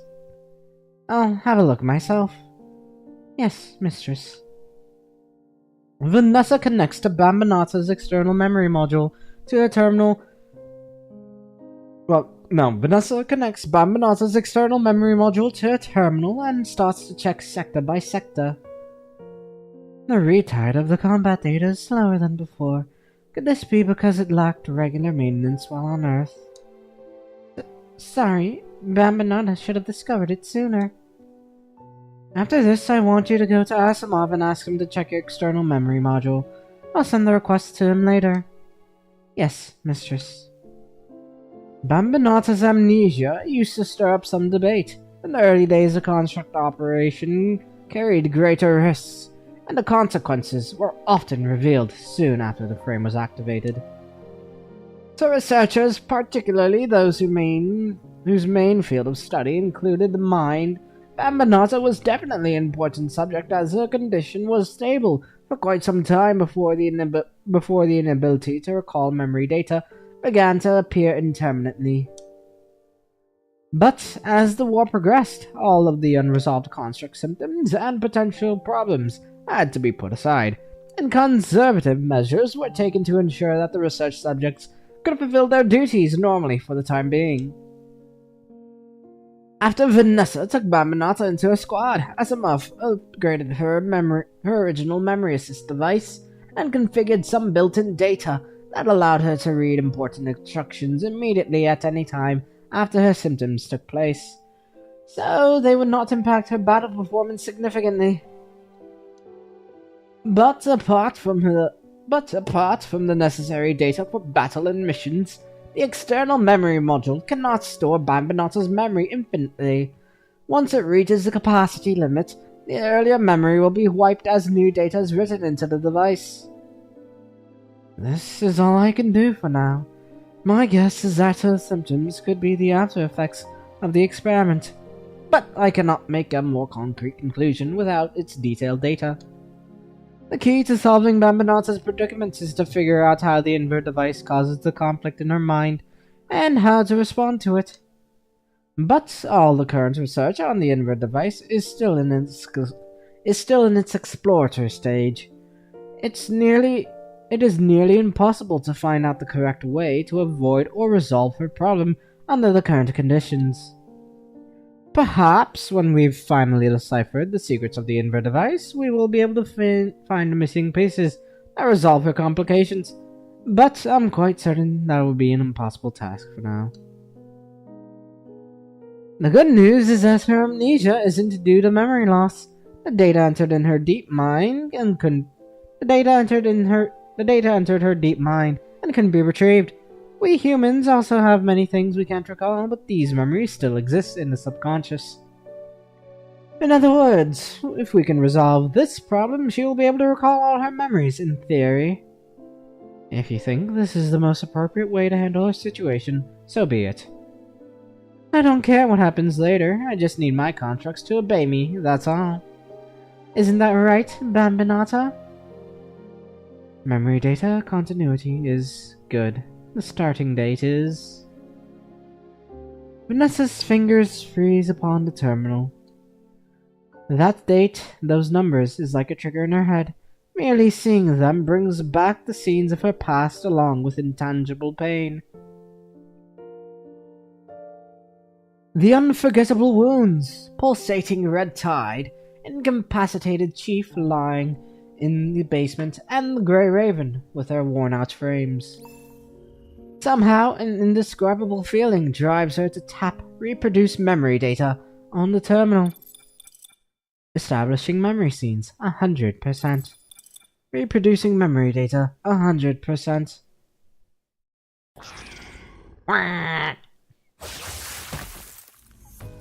You're not allowed to pass through here. How long has Graven been gone? 1 hour and 54 minutes since engaging with the enemy. Not even 2 hours. The enemies just won't stop coming. In the end, I'm also doing such silly things. Watch out! Bambinata turns around to clear the enemies that lunge at Vanessa's flank, but the position she was guarding is immediately taken by more enemies. With her wounds, Vanessa has reached her physical limit. Bambinata holds her with one hand, while trying to block the enemy attacks with the other. She puts explosives on a damaged short-range drone, blowing up a large wave of enemies, but more hero creatures just swarm up, trampling over the remains of their fallen kin. The two of them continue to fight and retreat until the red tide has pushed them to a corner of the street. Bambanata lets Vanessa lean on a pile of rubble, trying to save her some stamina. Bambanata is ready. Mistress, please take a break. Bambanata will hold them off until you can walk on your own. You can try. To contact Grey Raven with this transmitter, here's the detonator and the rest of the medicines and serum. Seeing no response from Vanessa, Bambanata gently puts the detonator in her dominant hand. The secret weapon was attached long ago. Bambanata has set it to the delayed mode so that you often use. Once started, Bambanata will use the last 5 seconds to adjust the detonating position. Bambanata holds her arm up to show Vanessa the explosives attached to her frame. The location of the explosives have been carefully calculated. Under extreme circumstances, it allows Bambanata to remain conscious for one extra instant before she is blown to pieces. That brief instant can maximize the value of this devotee's sacrifice. Bambanata turns around, trying to push the enemies back. Her petite body dances among the crimson waves like a splash of foam that refuses to be carried away. She may be able to disregard fatigue and pain, but her body is unable to withstand the onslaughts of the tide of doom. This should be enough for Grey Raven to... You better live on, and bear the weight of my sacrifice for the rest of your lives. Vanessa tries to sit up, but the excruciating pain from her wounds prevents her from doing so. We'll stick together and overcome any obstacle. We'll never flee the battlefield because of hardship or fear. Vanessa recalls Liv's words. Gazing at the blue figure inside the red tide, she makes an almost unnoticeable smile. Bambanata, it's been so long. Is this enough? The detonator slips from Vanessa's hand and falls to the ground, with fresh blood still on it. I really want to shower, at least not like this. No. Bambanata gets distracted for 1 second and immediately receives a few deep wounds. Without Vanessa's careful maintenance, she looks like an abandoned old toy. The broken doll is utilizing all possible computing power to calculate a chance for her mistress to survive. After simulating all the methods that she can make use of herself, Bambanata still can't find an answer. But she must find one. Otherwise, everything will be in vain. The secret weapon, the countdown, the bloody battle, the construct frame. Hetero creatures will not wonder why the construct in front has slowed down. All they want is to tear their opponents apart. Before Bambanata is devoured by the hetero creatures in front of her, they suddenly collapse to the ground without any warning. Then the enemies that are farther away also stop attacking. They just stand still, looking lost. A tall, slender figure walks toward them, his back facing the sun. I didn't expect temporary access could be this powerful. Teasel. Hearing the name from Bambanata's mouth, Vanessa tries to open her eyes on the brink of unconsciousness. Vanessa's nearly stalled mind struggles to move again. She looks at the figure that appears from the wave of hetero creatures, somewhat shocked. When a construct becomes lost for a prolonged time, they have often been devoured by the red tide or have chosen to flee the battlefield.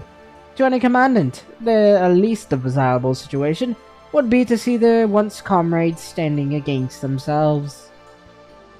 After a brief moment of surprise, Vanessa immediately realizes that the person in front is no longer that toy who obeys all her orders, which means there is only one way to deal with him. Did you purposefully make the minions stop so you can laugh at your former mistress up close? Or did you come to me to share some experience of manipulating your own puppets? Teasel does not answer. He just continues walking toward Vanessa until Bambanata holds the mantis blades that have ruthlessly cut through numerous enemies against him. Stay back, Teasel. Let him come. You didn't have to show up if you wanted to kill me. I wanted to hear what this traitorous puppet has to say in the final moment. But let him come, Babanata. Yes, mistress. Bambanata runs to Vanessa first. She sits down to grab Vanessa's hand, still openly showing her hostility against Teasel. Teasel just calmly and slowly crouches down, taking a clean bandage roll and medicine from his outfit. He carefully wraps the dressing on Vanessa's left eye. After skillfully securing the end of the bandage, he puts the empty roll next to Vanessa's head. The empty bandage case falls to the ground, making a hollow sound. This is the last bit of supplies I took from Babylonia. Teasel looks directly into Vanessa's eyes. His voice is completely calm. He picks up the blood-soaked detonator and holds it in his hand like Vanessa used to. I've been waiting for you to press it. Now that I think about it, I can remember your face each time you pressed the detonator. I forgot when it started, but I often wondered how you pressed the button when it was my turn to be the bait. But I can guess it. Without having to experience it, you probably won't have any emotion at all. I hated your smile, teasing sarcasm, or even satisfaction. They were all feedback given by an owner to their belongings. But when your belongings were blown up into pieces, you didn't even want to spare a laugh for the show. To you, they know we are just such objects. But when we were alive, you used us like toys. When we vanished, you even stripped us of our very last purpose as objects. Bambanata may be your favorite. That's why I've been waiting to see your face when you blow her up. After you kill your favorite and most obedient toy, I will take your life with my own hands. Bambanata won't let you do that, Teasel. Teasel looks at Bambanata. His finger is still rubbing the button of the detonator. Woman.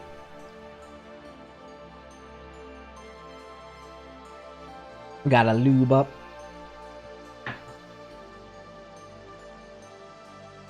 Vanessa sneers. Her and Teasel's positions have now reversed, but her pride has not dwindled in even the slightest. I have trained you well. Ha! Your twisted sense of humor deserves my praise. Do it then. You can also free your fellow toy, Bambanata. That's what I don't understand. I just cannot figure out how Grey Raven persuaded you to stay back and even made you change your attitude toward your toys. To you, their way of doing things has always been extremely ridiculous. If you really want to know... No, actually, I don't have to know anymore. I just want my body to belong to myself and myself only. Nothing else matters to me, whether it's you, Egret, or Grey Raven. Teasel's face is still calm, like a still lake under the moonlight. The name Teasel, which was chosen by you, I don't want it to appear on that monument as a member of Egret next to your name. That's why I came here in person to announce that to you that there will no longer be a Teasel in this world after this. You. Vanessa still has something to say, but an overwhelming sense of exhaustion knocks her out cold. Mistress! She's not dead, she just passed out. Teasel wants to lift Vanessa up, but Bambanata gets in his way. Her blade has already left the mark on Teasel's arm. Don't touch her. You better let me through, otherwise she will just die here. Do you really not hate her at all? Why would Bambanata hate Mistress? I heard that she might have tampered with your mind, so I understand your unconditional obedience. But don't you want to experience what it feels like to have everything decided by yourself, for yourself? You can do what you want to do instead of merely following someone else's orders. You can be a free individual. Bambanata wants to do what Mistress wishes. Freedom isn't a necessary condition to complete Bambanata's missions. Looks like you aren't ready yet. If you finally understand what I said one day, try to find me again. I can introduce you to them. Then you will realize what freedom actually means. Memory data reproduction ended. Vanessa presses the stop button. Her finger hovers above the data edit menu without realizing it. She never thought that Teasel would approach Maminata after she passed out. Maminata did not hesitate one bit, nor was there any sign of her frame being hacked into. Still, if you finally understand what I said one day, try to find me again. I can introduce you to them. Will Maminata choose to leave her when she finally understands the meaning of freedom? Ultimately, it was not Maminata's choice to join Egret as a combat construct, if she ever. Go to Asimov now. He can find out about your other problems. Are you okay staying here, mistress? Just go. Maminata stops asking. She just salutes Vanessa and leaves. Vanessa opens Maminata's sleeping pod. Without exception, all the accessories inside were handpicked by Vanessa herself. For some reason, she gets even more annoyed but cannot figure out where this emotion originated from. Vanessa throws a punch at the sleeping pod's alloy shell, making a dry, muffled thud. If Mistress does not want to talk about it, do not ask. This is the pattern that Maminata has discovered through numerous attempts. She figures this would be the style of interaction most accepted by her mistress. When Mistress is willing to share her failings with Maminata, she will naturally be able to understand them. As for the anxiety that arises during this period, Maminata has already learned to suppress it deep within herself. Construct Maminata from Egret, requesting external memory module checkup. Hey, here you are again. Come, I have half an hour of free time. He will take over after that. The researcher points to the other researcher next to herself. He is wearing a trainee tag and looks a little nervous. Is this that construct from Egret? The classic case of construct amnesia. He immediately covers his mouth, pointing out the subject's condition in front of herself is way too harsh. Besides, Maminata is more like a special research case. A special research case than a patient to them. While he is hesitating whether to apologize for his rudeness, the other two have already continued their conversation. Maminata, are you here for a regular checkup, or are you experiencing some issues? Mistress said the data reading speed has become slower. It might be because it lacked regular maintenance while on Earth. Let me see. Oh, you are having symptoms again. No wonder. If that's the case, let's run a thorough check. Better safe than sorry. Just wait here while I get the mind probe ready. Understood. The experienced researcher walks into the room next door where the devices are stored. A series of beeps can be heard as she configures the machine. Hi, Maminata. I am... Oh, oops. Sorry, my name doesn't matter. Forget about it. You don't have to call me by my name. Perhaps concerned his name would bring Maminata more unnecessary memories, the new researcher gives up introducing himself. Okay. Sorry for just now, I didn't mean it. I have heard of you, but I didn't expect to meet you on my first day. Wait, that doesn't sound right either.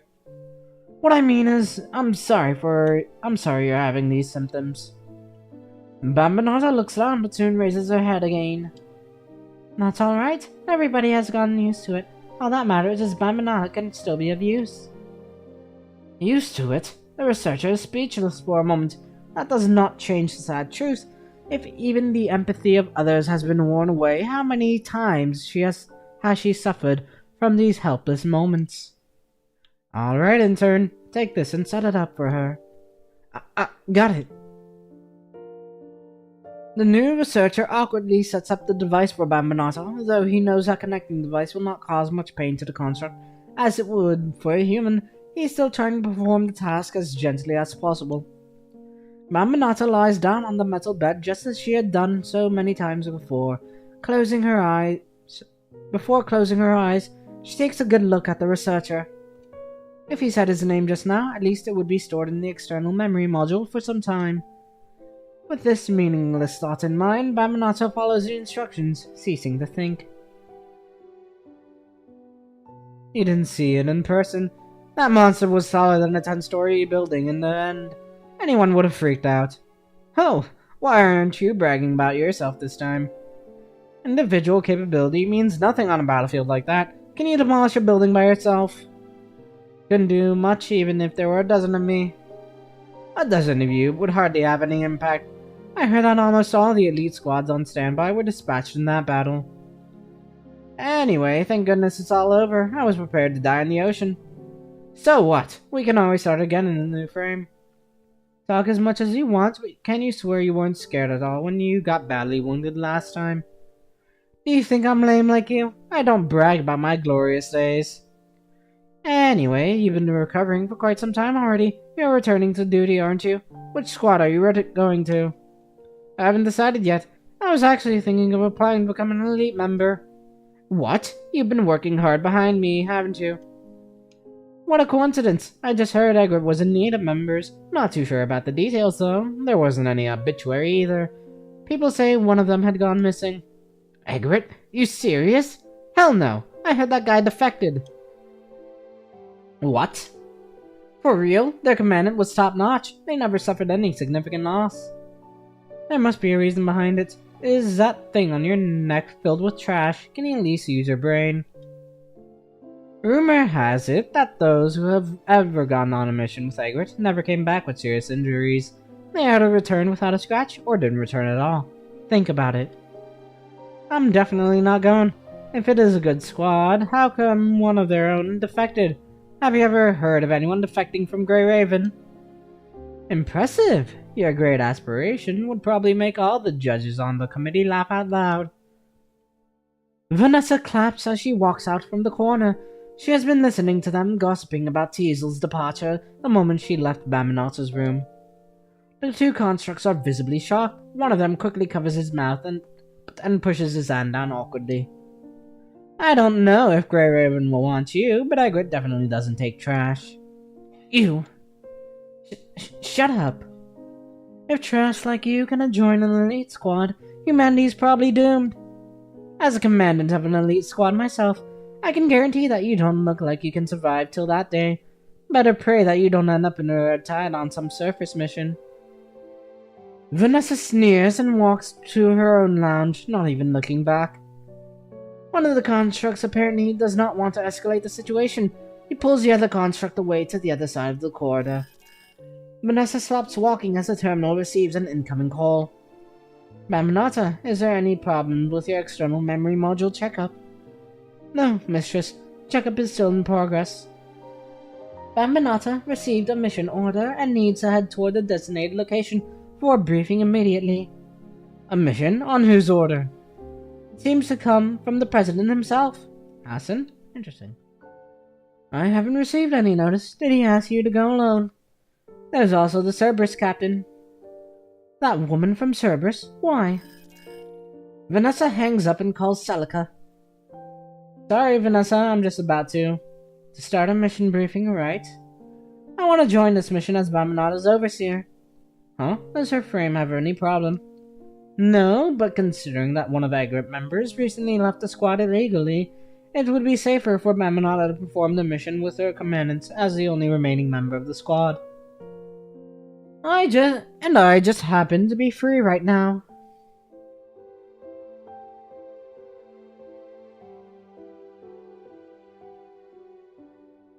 Commander. Let her go. In a way, what Vanessa said makes sense. Understood, Vanessa. I will send the mission details to your terminal right away. And let me go check on the food real quick. Unresolved problems.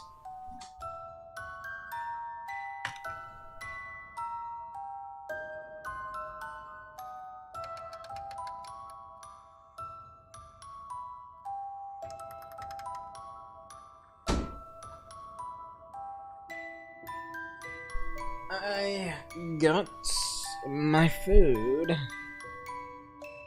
So, let me eat this real quick.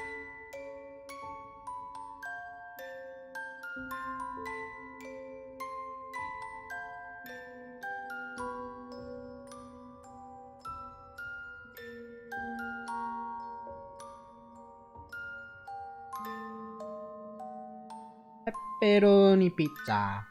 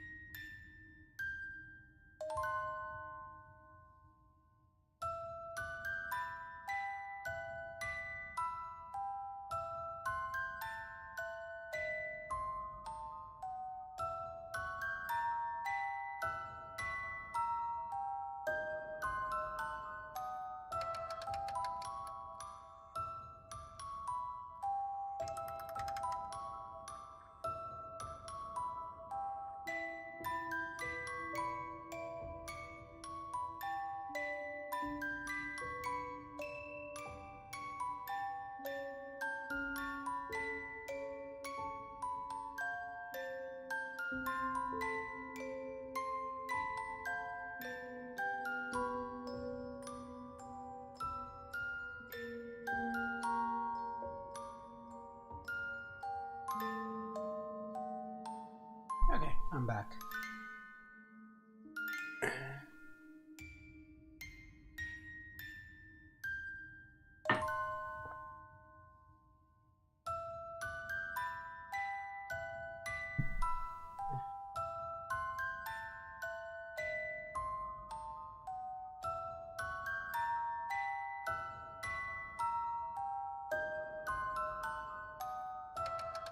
Yep, unresolved problems. Looks like we're in Collins' office now. Yep, Rebecca. So relaxing. You must be ready for retirement. Rebecca slams a fold of documents on the tea table, causing the cups on top to tremble. That's actually an option, but for someone in my position, I probably won't be able to enjoy my tea like now, even if I retire. So let's just take it easy while we can. Collins hands a cup of freshly brewed black tea to the beautiful woman, but she seems completely untouced. He pulled that Grey Raven commandant in to stop List's plan, but I don't think he came out unscathed either. It was a lose-lose situation at most. Let me taste this. It's so bitter. It's probably worse than your mood, Rebecca. Rebecca's anger becomes increasingly visible. She seems to be losing patience. I must remind you that the lunar base is almost fully restored. List may seize the opportunity to make a comeback at any time. You'll be lucky if Babylonia can take back control of the lunar base and the zero-point reactor, but I don't think Norman will give up their power so easily. Still smiling, Collins adds a ridiculous amount of sugar to his tea and stirs carefully, waiting for the sugar to fully dissolve. I don't understand why you can remain so calm. If things continue this way, I may have to reconsider my plans. Remember, I don't hold any stake in this. All I need is a friend with influence. I don't care who this friend is. Of course. All humans were born free, including you and me. If you think Liz would be a better friend, you are more than welcome to side with him. After all, I can't live without sweets, and I am prepared to defy the world just for my sweet little enjoyment. I don't mind having another enemy. No, excuse me. Excuse me. Collins bursts into laughter. He adds a lot of sugar to Rebecca's cup. But I think you are a smart person. Why don't you enjoy this sweet taste first? Collins taps on the spot next to him. Rebecca reluctantly sits down with a big frown. As she is about to pick up the cup, Collins continues to talk in a relaxed tone. To be honest, Liz did find an excellent opportunity, and credit where credit's due. I temporarily lost Luna, but without his care, they wouldn't have directly halted all my Ascendant-related projects. Still, I didn't completely overlook the possibility of losing Corona's trust one day, so I haven't lost everything here. The document I asked you to get is my bargaining chip. Collins picks up a folder that Rebecca dropped on the table. He opens it slowly, takes a deep breath in, and smiles as if it were a bottle of aged wine that has just been opened. Aren't you going to use these records of past experiments as a bargaining chip?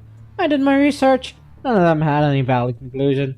Has age caught up with you and made you forget what they are? Forget? I can still remember every single experiment that I witnessed. I only asked you for help because I didn't want anyone to notice me. The resources and manpower we invested in this project are beyond imagination. It was a pity that we never fully understood the invert device, but the byproducts of this experiment, like Luna, led me to the speculation that the emergence of ascendants could be related to the invert device. Unfortunately, even Dr. Callan was unable to completely decipher the theories of the invert device. Without data to prove it, this only remains my personal guess. But from conversation we had with Luna in the lunar base, she seemed to know about the secrets of the invert device. This suggests that the theory of the invert device could well be related to the Ascension Network. So, it was you who turned me into a corrupted. Of course not! You were an accident, or should I say, a necessary sacrifice.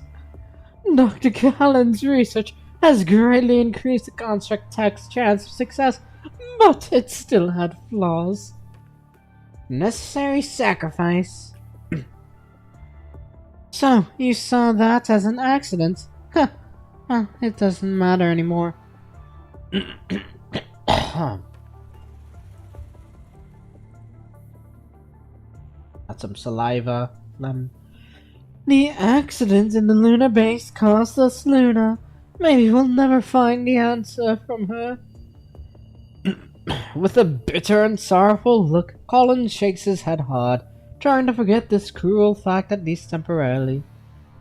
Therefore, it doesn't matter that the Ascendance projects are temporarily halted. I can still take the path of the invert device. All I have to do is conquer it. The remaining value of the past investments can still be utilized. But hadn't you already recovered some experiment data previously? The contract development team had some thoughts, but the team studying the invert device never made much progress. The data from this series of experiments was never completely recovered. Vesalius only has access to the top priority data, or the data that cannot be disclosed externally. Because they halted the research, they also put the recovery of experiment data to a lower priority. 2 heads are better than 1. No matter how good Vesalius is in the field of the contract research, there have to be some experiments and data that she cannot complete on her own. But she wouldn't be willing to work with the Science Council. The Parliament wants to maintain a good image, so they won't be able to do the experiments themselves. However, they have also privately inquired about this data. In other words, it can help them to exclude some of the incorrect answers that cannot be identified through simulation. Incorrect answers? Are you implying that the Parliament is also prioritizing the research on the invert device now? Not now. They have always been doing so. The Science Council wants to fully understand the invert device because it is the foundation of all construct theories. Despite their constant adjustments to the invert device, they never have a clear understanding of it, making this data valuable to them. If that's the case, are you planning to use this thing to negotiate and strike a deal with the Parliament? Honestly, I don't think the Parliament would share the research with us, just because of some data of unknown origin. I never said there was to be a deal, my lassie. If the Parliament doesn't send us their research results, we can bring ours to them. We can get... What can we get from this, then? We can only have part of the key to this treasure. If we can unlock the treasure by sharing our key, we'll be able to at least see the treasure with our own eyes. Don't you understand? We don't have to reveal the secrets of the invert device ourselves. Whoever ends up first will have to share their results in the end. This is about the well-being of all humankind. Even if someone wants to keep it to themselves, the world government has many ways to make them share. To sum it up, the theories of the invert device and the information about the Ascendants we got from Luna are the 2 core pieces in our puzzle. Getting things done is like tasting tea. The best time to start is probably when the heat has cooled down a little. Collins finishes the cold tea in his cup and calls a number. That's the end of the weekly summary sent by the research team. Given the current level of manpower investment, this progress can be considered acceptable. Is that what the research team is trying to say? In other words, there is no significant breakthrough yet. The study of the Inver device has always been based on luck. We have always been gambling with fate. If we are to meet all the benchmarks set for that time frame, we must conquer the mysteries of the Inver device. I know. The new specialized frame designed and fitted for leave from Grey Raven is going through an urgent but challenging research process. Unlike Imperia, which almost killed its user, this new specialized frame is designed with the hope that it can make the user completely immune to the punishing virus. If this frame works, it means humans can at least stand tall on the path of fighting the punishing virus, and humanity's comeback finally starts in the real sense. One of the major drawbacks of the Imperia was that the equipped Inver device could not keep up with the Omega weapon's speed of absorbing the virus, and eventually the accumulated virus would damage the user. If the parameters of the Inver device can be optimized based on the user's needs, the new specialized frame could possibly neutralize the negative effects of the punishing virus. Which is why the research on the Inver device has been prioritized once again. What about the surface? Any good news? Celica shakes her head and smiles bitterly. There is no worse news. Can we consider that as good news? The meeting room falls into silence for a moment. The hot vapor from the coffee and the cold air in the ventilation system blend together, taking heat away from the cup. Wait, I'm getting incoming comms. It's a man from Corona. Should I hang up? No, patch him through. Greetings, President! It's been a while, and you too, Nikki. I can feel your tension through the screen. What are you up to, Collins? I'm going to hang up if you're only here for chit-chat. Unlike you, we are very busy right now. After the emergency meeting about the lunar base ended, Collins suddenly disappeared for some time, just like how he suddenly showed up in the meeting. Collins' influence is slowly being eroded. Corona has shifted towards List. This rumor does not come out of nowhere. Nobody knows what Collins would do when he is cornered, so Nicola and Hassan have to carefully think of the real purpose behind his call. No, I'm not here to catch up, but who knows? Perhaps Nikki here would buy me dinner after all this. After all, I bear good tidings. Excuse me. The monitor shows that Collins is trying to send over an encrypted file. Hassan and Nicola exchange a look before nodding, gesturing to Celica to accept the file. Good tidings, huh? How timely. This document I have with me contains the classified data from the early days of Corona's research. You must have guessed what it is about. Inver device. Seeing Hassan and Nicola quickly glance at each other, Collins sounds even more ecstatic. This was the record of our earliest experiments. Purely authentic data, collected from real subjects. Surely you know how much of a difference it makes using actual data instead of the estimated ones nowadays, right? Real subjects? It's against the law to experiment on constructs. If the control court gets a hold of this document, you can spend the rest of your life in a cell. Which is why this data is so valuable. Don't get me wrong, all these experiments were done long before the Construct Protection Protocol was established. Progress requires sacrifices, but I'm still a law-abiding citizen. What do you want? Can't I just be in a giving mood, Nikki? As I said, progress. All I want is for humanity to uncover the secrets of the Inver device. I'm even willing to let you guys get your hands on the first-hand data yourselves. How's that for good faith? And I trust the Parliament will be able to repay me with the original data after recovering it and making a backup. Recovering it? The data's on the surface? Obviously. We established many shelters when the war started, and many of the children we helped thanked us by volunteering in our mind and Inver device research. Dear, it always moves me to tear when excuse me, let me try that again. Dear, it always moves me to tears whenever I talk about this. Collins lowers his head as he speaks, pretending to be devastated.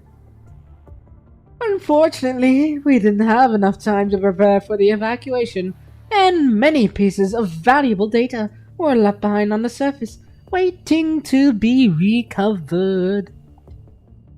You'll receive the coordinates of a shelter soon. Send someone down, and you'll get your data.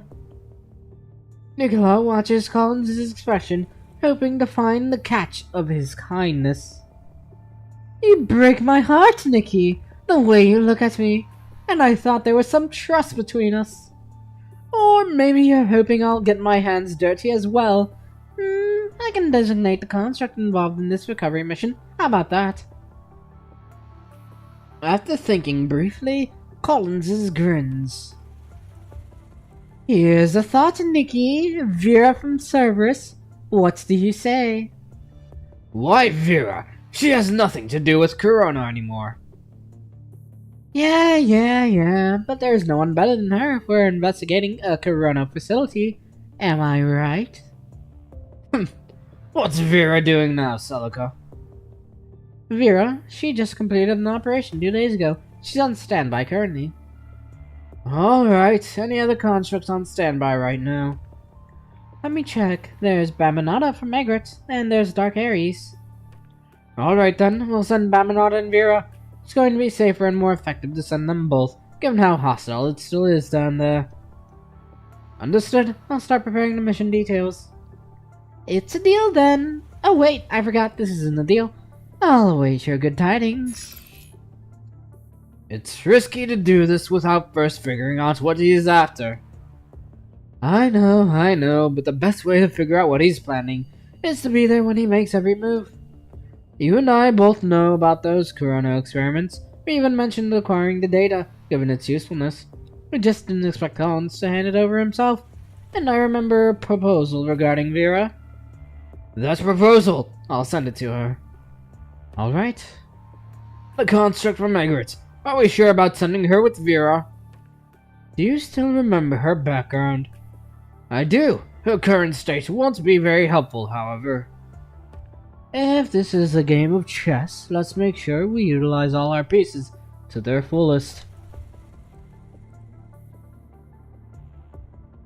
The Cerberus, Captain. Did you get involved with the task force last time?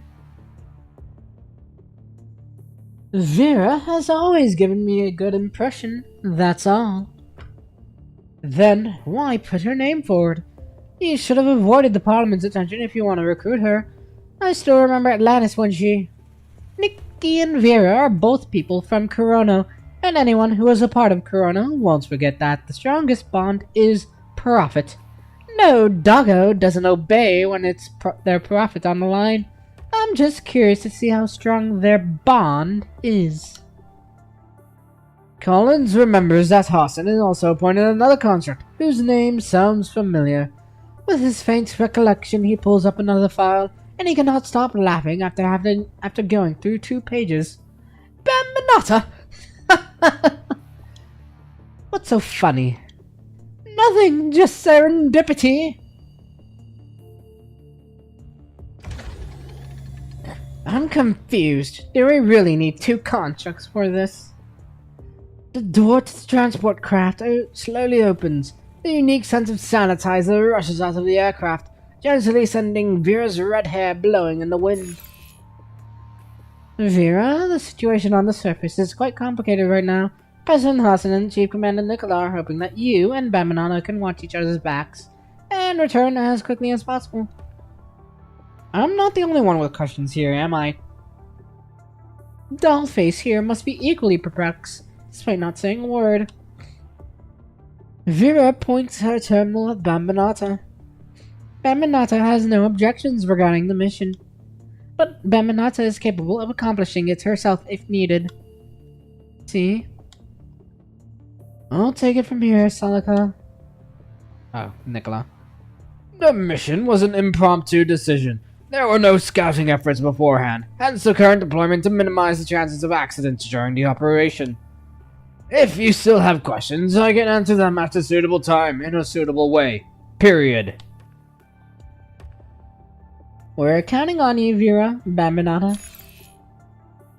Telka may sound gentle, but Vera could feel the finality in Nicola's words, not to mention.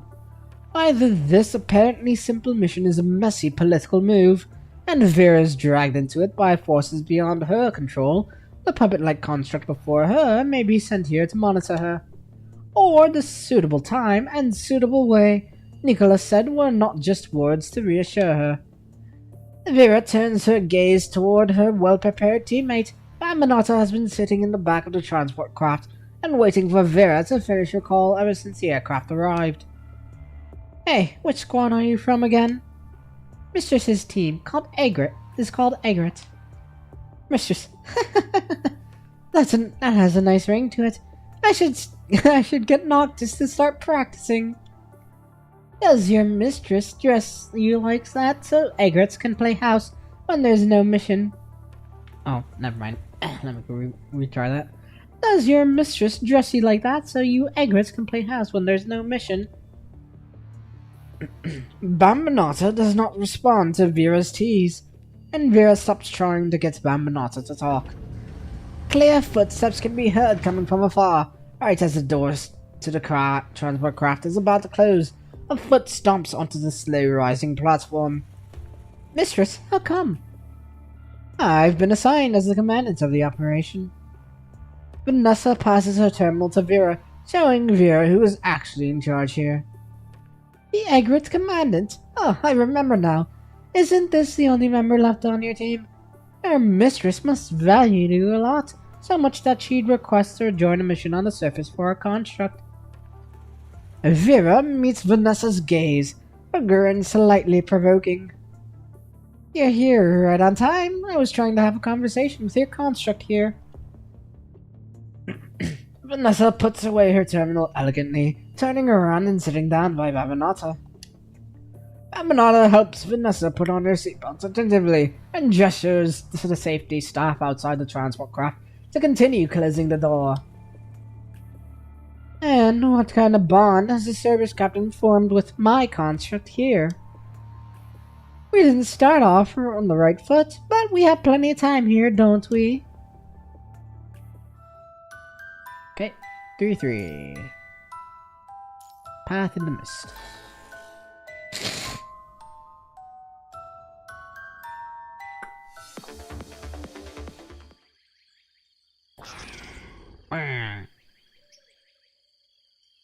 Vanessa and Mrs. Evie. High percentage of sulfides, but lower than the Harpum Rage. Some things on the trees that are corrupted. Bambinata, check with the terminal. Yes, mistress. It's a broken experimental construct. The module is not available now. The place looks like this cemetery. I've heard some rumors about you before, Dollface, that you lose your memory on occasion. Even if Bambinata's memory data is lost in battle, Bambinata can still access the data required for combat from the external memory module. Then, what's plan B if you're incapacitated on the battlefield? Mistress will have Bambinata act as a decoy to create an opening for the others. So, the rumors are true. No wonder the Egret only has you left now. Bambinata, what did the Science Council check on you before you set off for a mission? I tried to measure the latency, but having Bambinata reassess data from the external module, but it was soon interrupted because of the mission. Just in case, access the data here one more time. Understood. Bambinata, read data. Oh. Unlock. Okay. This time, we'll do it slowly. Access the data section by section. Avoid data conflicts, and start with the simplest. Okay.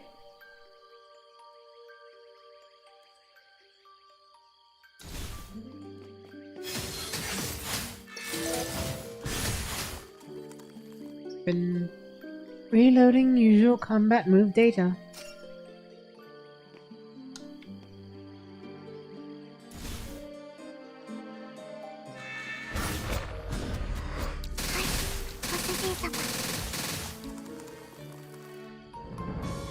Hey, Egrity, we have guests ahead.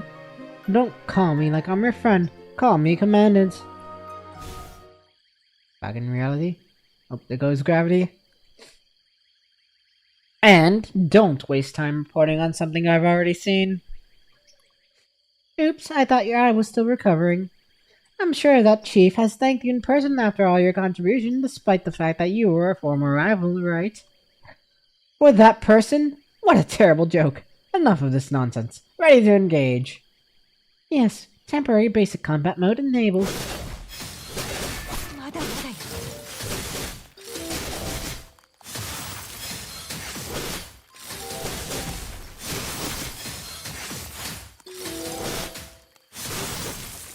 Monitor, read data.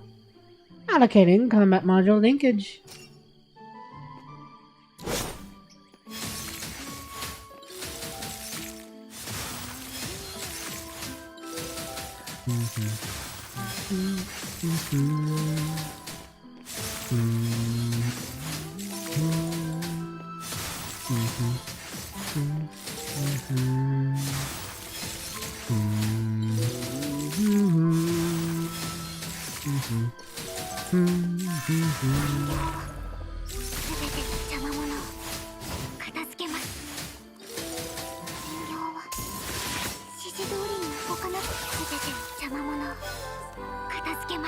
Re-simulating signature move.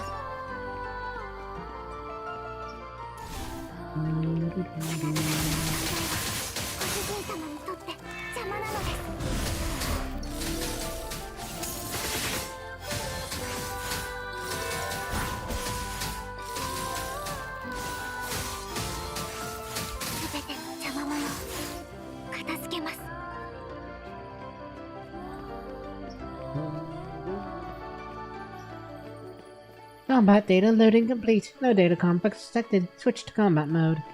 Great, let's keep this going. Back in reality, open gravity.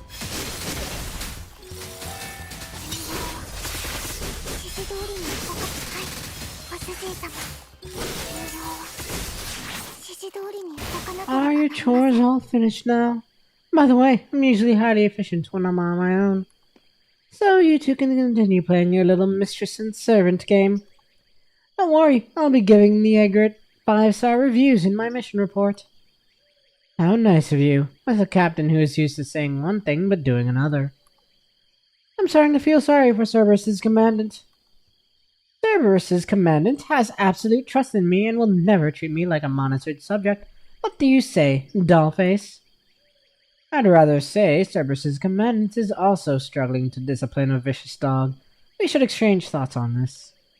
Oh, unfortunately my commandant has many more important jobs to do than listening to your constructive insights.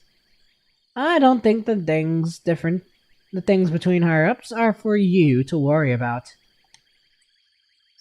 Toys should only do what toys are supposed to do. Now move in the 30-degree direction. Yes, mistress.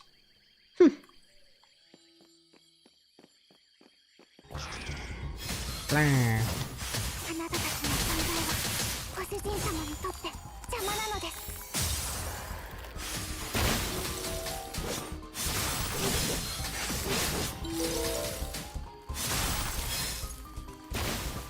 Bamanana, check one more time if the ones on the 3 are the same type of experimental constructs that attack us. Negative.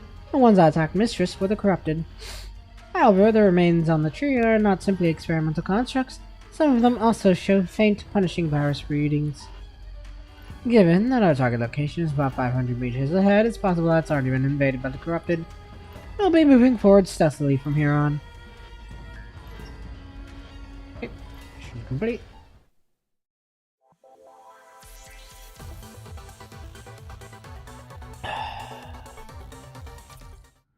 Next. Those of yesterday. The enemy's out of the way, a retro-looking building can be seen at the end of the forest path. Intricate tiles adorn the period stonework, framing the unique tall spire without making it unapproachable. Dark green and brown, a popular color combination during the Golden Age, cover the exterior. Despite the building eventually being owned by Corona as a shelter, it is apparent that the architect intended it to be a cozy resort. A shelter? Who would Baminata be now if she had not been adopted by her parents back then? For the first time in a very long time, Vanessa tries to remember the first time she met Baminata. The carbon fiber made blinds rise automatically at 2 o'clock in the afternoon, as programmed, allowing the bright but not blinking artificial sunlight into the living room. Usually ending her afternoon nap at this hour, Vanessa has awoken already, tidied up and dressed. Vanessa is sitting with her mother for a cup of child-friendly latte at her mother's insistence. She puts her porcelain cup back onto the saucer sternly. The clanging porcelain does not draw the adult's attention as she hoped. Frustrated, Vanessa leans on the sofa. She sits there, her feet dangling and kicking impatiently. Why are you still on the sofa, Vanessa? Oh, so that's her mom, Petra. I don't want her in our home, Mother. We're not talking about this again, Vanessa. Now straighten your dress. They'll be here soon. Don't embarrass this family. Father. Come here, Vanessa.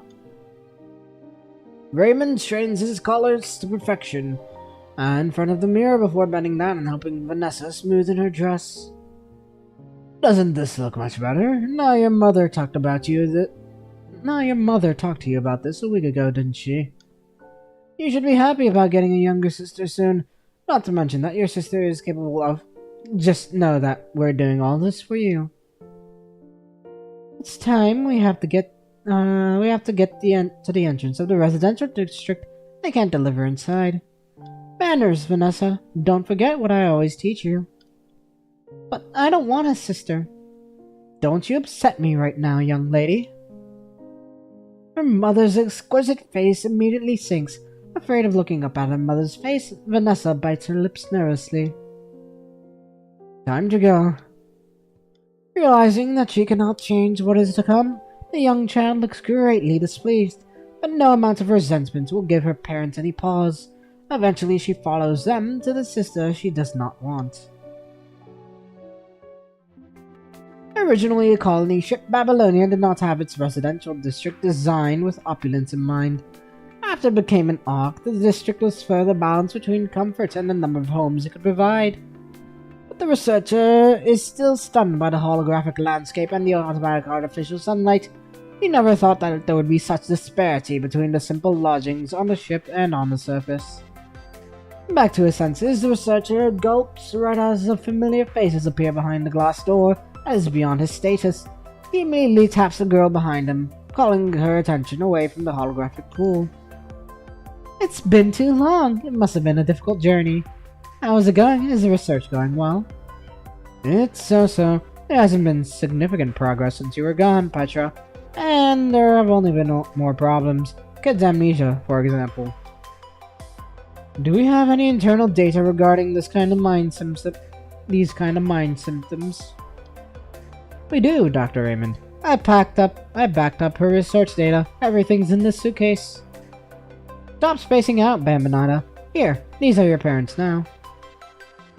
The researcher drags Bambinata from behind him toward the two adults, and with all the eyes on her, the girl acts like a tamed fawn.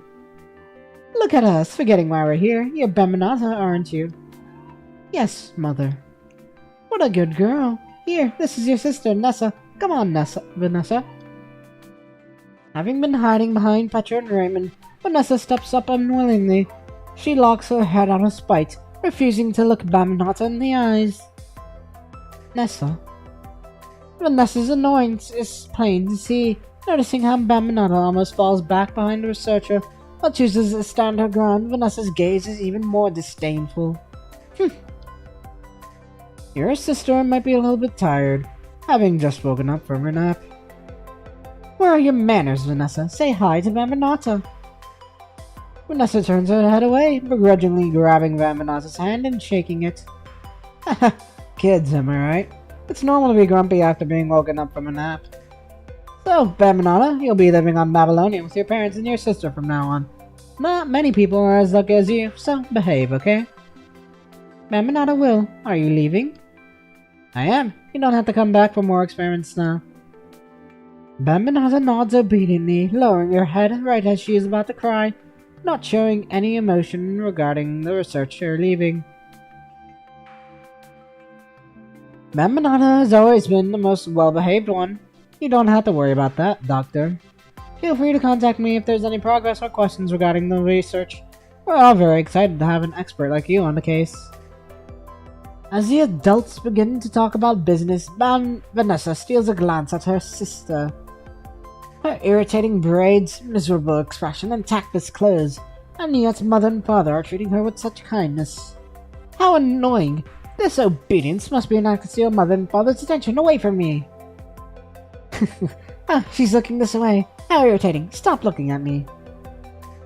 Right, do you mind taking a photo for us? We want to welcome Bambanata into the family. Of course not. Right here. How about this side? We can have something nicer as a backdrop. Come on, children. Here, Bambanata, stand before me. Raymond gently smiles, reaching out with a hand patiently for the girl to react. Bambanata stands before her father as she was told, adjusting her posture for the photo. Petra pulls Vanessa next to Bambanata and squeezes Vanessa's shoulder, indicating her to look at the camera. Everyone ready? Here we go. 3, 2, 1, smile. Despite how unwilling Vanessa is, there is no way she can stop Bambanata from becoming a part of her family. Raymond and Petra stay home way more than usual for the week after that, but they are always spending their time with Bambanata during the day. Vanessa watches them through the door secretly and sees Raymond gently unplugging cables from the back of Bambanata's head before Petra pats and compliments her. Vanessa has never seen her mother smiling like that. Between the days spent in the laboratory and the light spent in the home shared by the four of them, Vanessa has been getting reprimanded for an increasingly petulant behavior. Raymond and Petra are overjoyed at the progress of the research, and Bambanata's cooperation has only made the process easier. The excitement of tackling an unsolved mystery in their field has kept them fully occupied, to the extent that they are unaware of the crack forming beyond their scientific research. Mac. Hey, who let you replace the photo of me and my parents?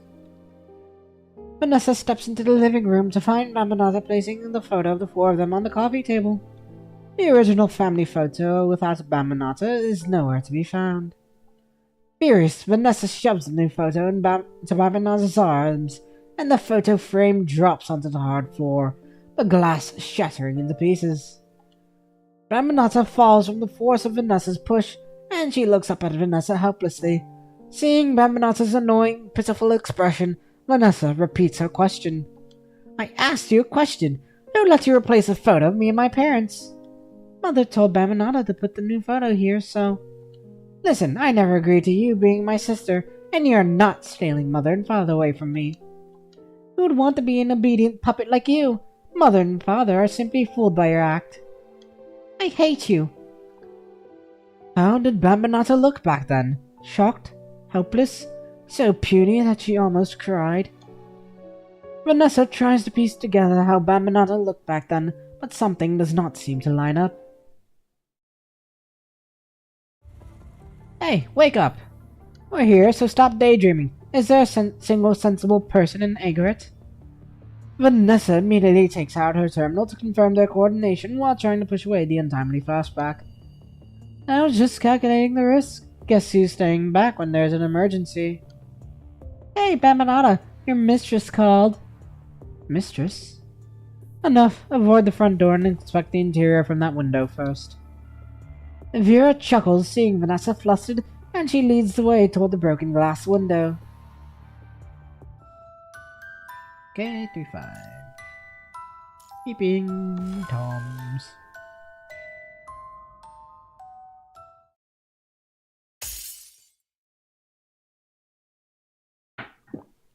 From the beginning.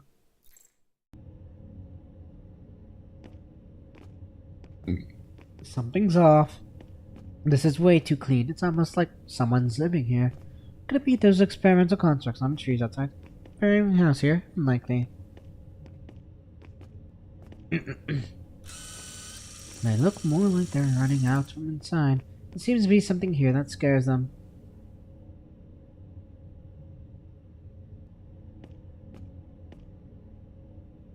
Let me see what that.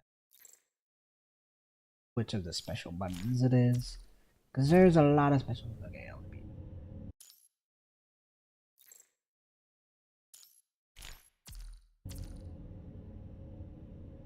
No experiments items found. But the layout of the walls here does not fully make sense. Not sure if they have been altered, so they hidden tracks of their experiments.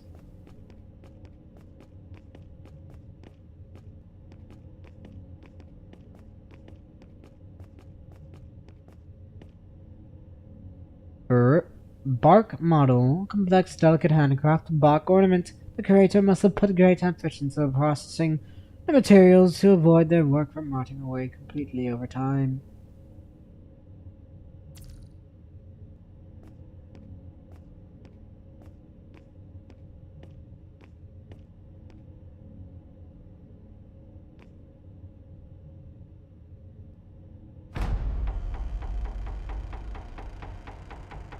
Oops.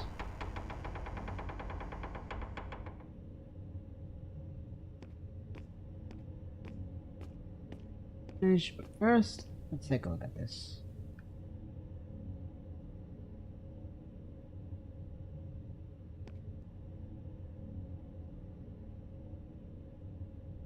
Phonograph. It's a hand crank, can still be turned, but no response will come out of it. It must be broken.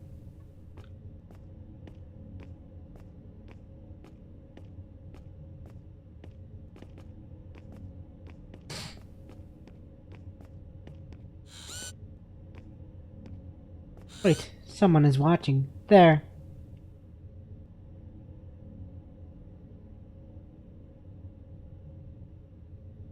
Surveillance, so we've been monitored by someone behind the camera ever since we entered. There's surveillance, there's security, storing photos of the data storage. Let's see if there's any clues to the location of the security room. Cameras can still be used despite the subtle scratches on it. Hey, look. Mint.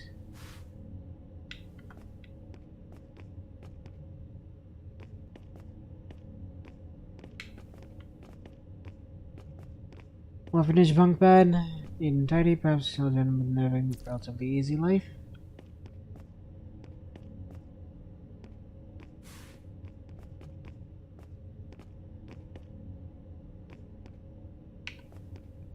Dolls have something in their bellies.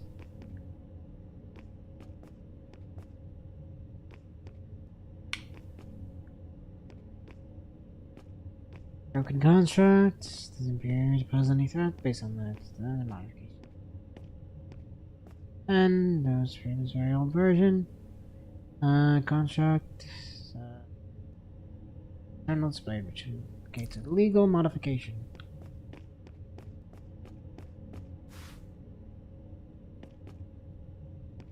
Broken surveillance device in the belly of the bear.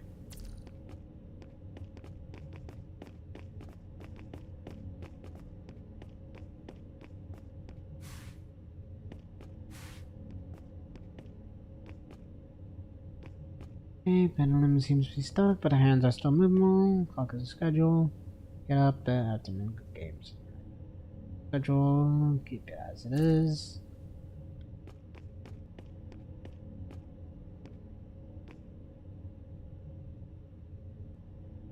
Okay. Yo, koso.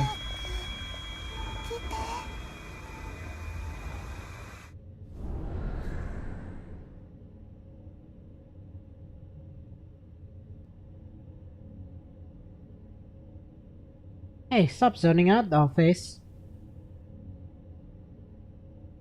Security room is in there. Behind the shelf. How did you know that? There's a strange memory in Babinata's mind. When did it show up? Just now. Babinata has scanned her frame. No maladies found, but Babinata. Let's see if there's any you know about this book. Hope to blow this place up, mistress. Let's avoid impacting the electronics and data with the explosions. Electrical reactions as expected. Can we find it in the memory? Data is incomplete. Let Babinata try to fix it. There's a deep mind connection with me first, Babinata. And Cerberus, you keep an eye on things.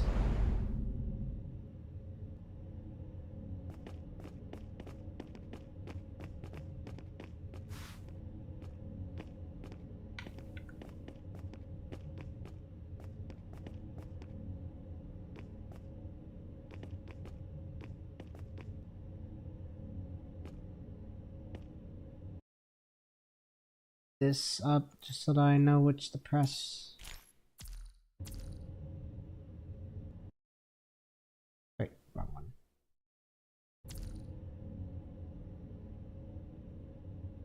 Broken memory data should be more consistent, but I'm not going to adjust. The core data appears to be misunderstanding. Okay.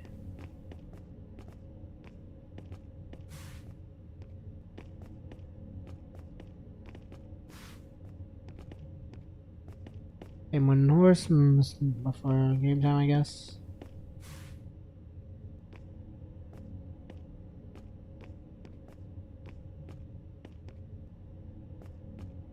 Missing, Mr. should be able to find it.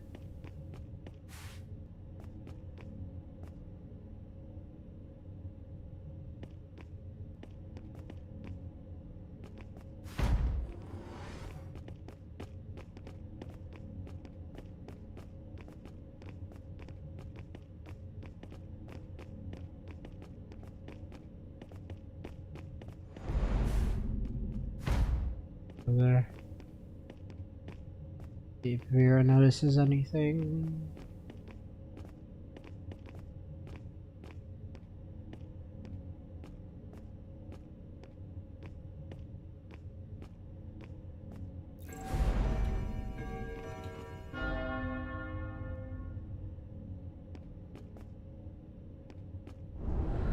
Okay, there. Recovery. Good children tidy up toys, otherwise you'll become naughty children. Naughty children will be punished.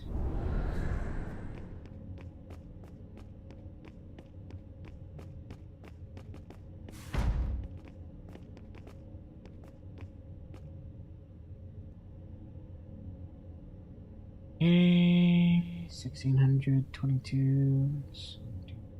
4. 2.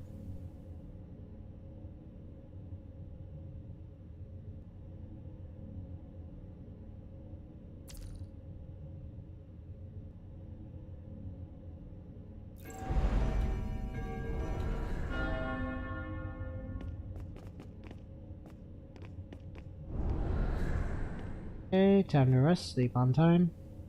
Good girl, rewarded, have a good dream.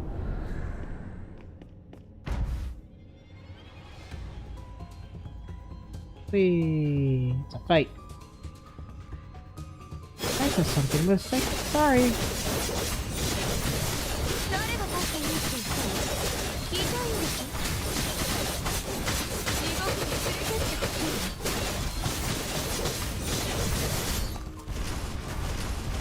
Resume data recovery.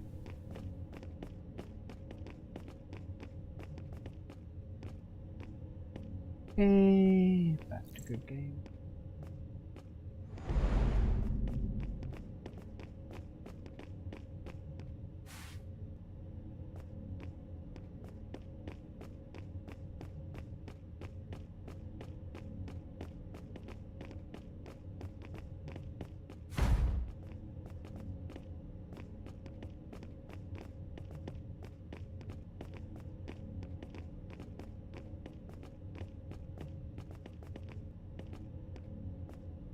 Okay.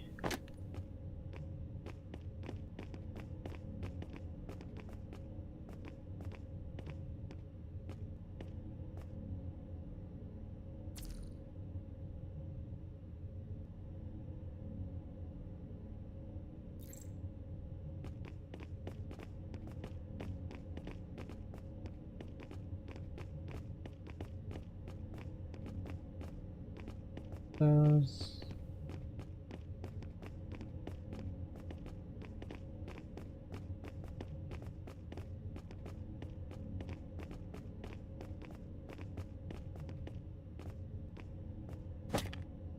There we go. Seems that I still have to adjust the clock.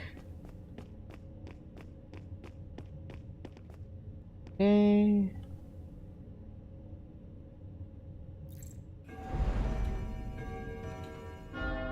There we go.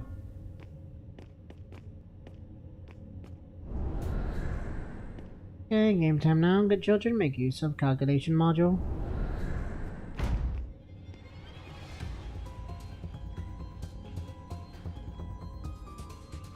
That's You see this new doll face? もっとたくさんの痛みを感じさせて連れてってほしいの誰が待っていいって言った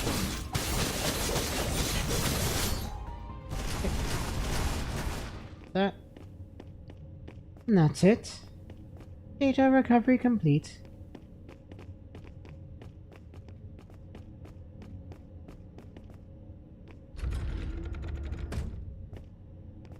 And there's the monitoring room.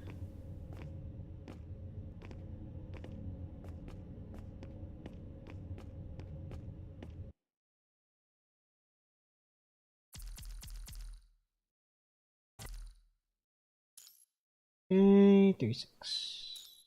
Page of another world.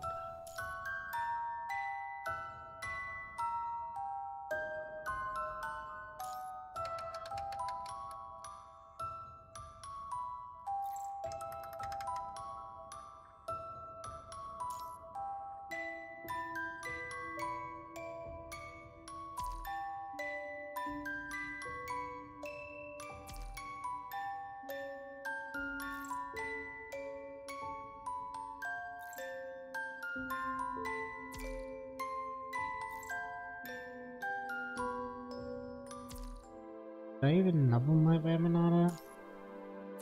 Because if that's my Bamanata, then I don't think it is. Bambinata, Bambinata.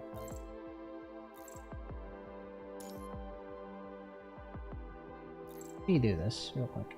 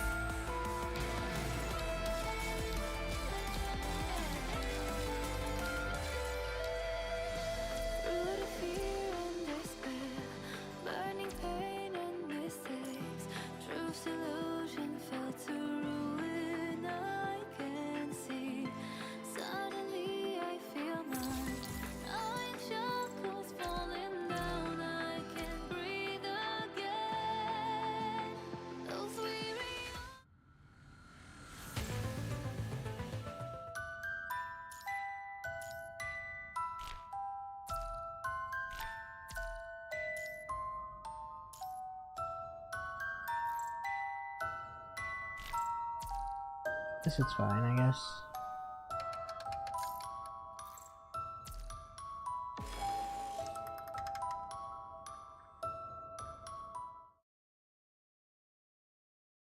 Okay, start from the beginning. Terminal only has the data track of Sabrina's record. There has to be something. Let's look deeper. Terminal can try to fix these data fragments like you did earlier with your external memory module. Emanata, stop if any error occurs.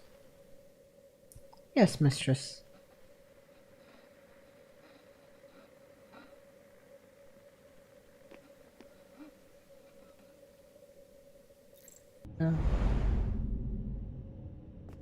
Successfully entered the recovery space.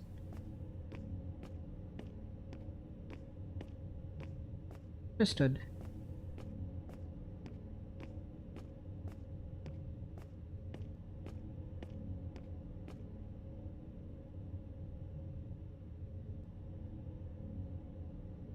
12.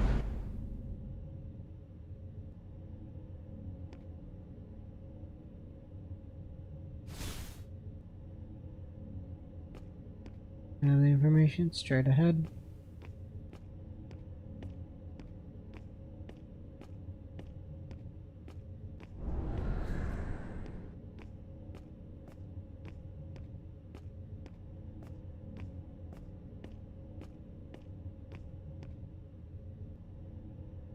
Discovery interrupted, could be a deviation.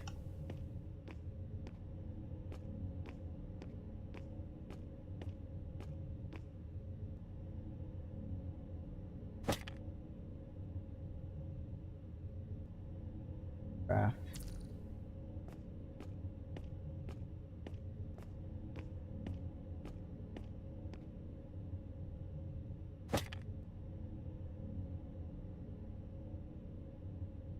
Wooden base.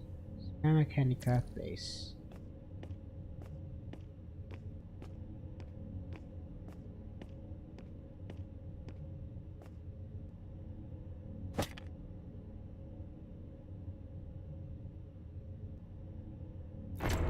Oh.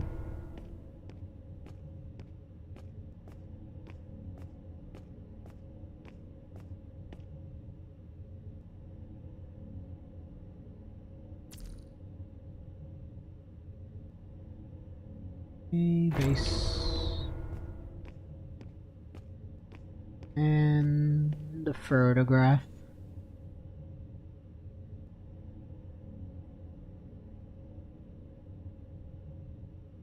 This photograph.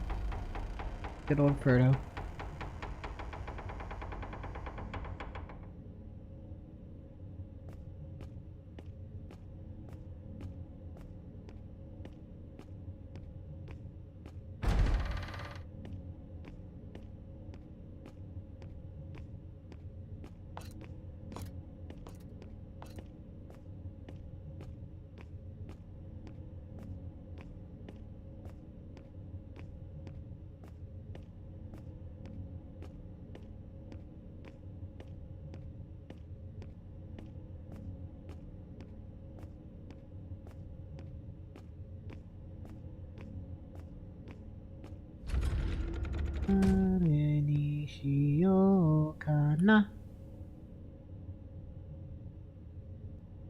Architectural blueprint, but I mean sync it to your terminal, mistress. Adoria. Transmitting data. Data transmission complete.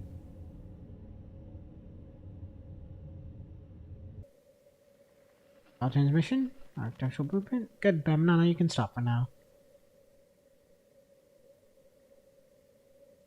Come to mother. What did you say? There's a voice outside. Outside, you should go check it out.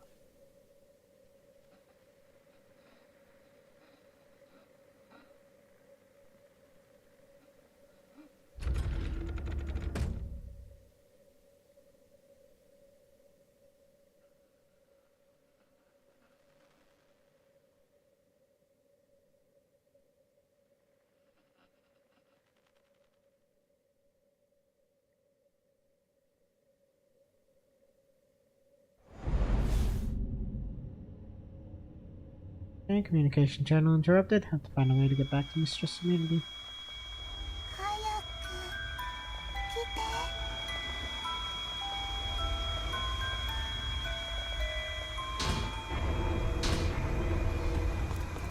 Run, Bambinata! Run!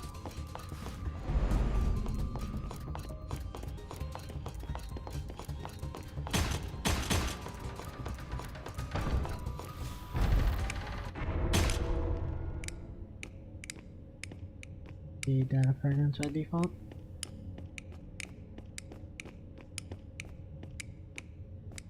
All data fragment.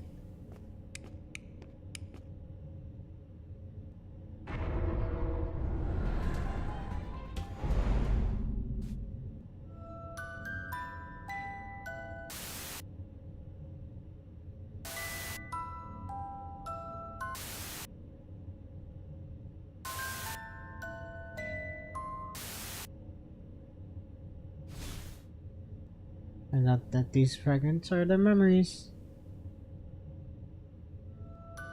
Did you interrupt the communication between Bob and Nada?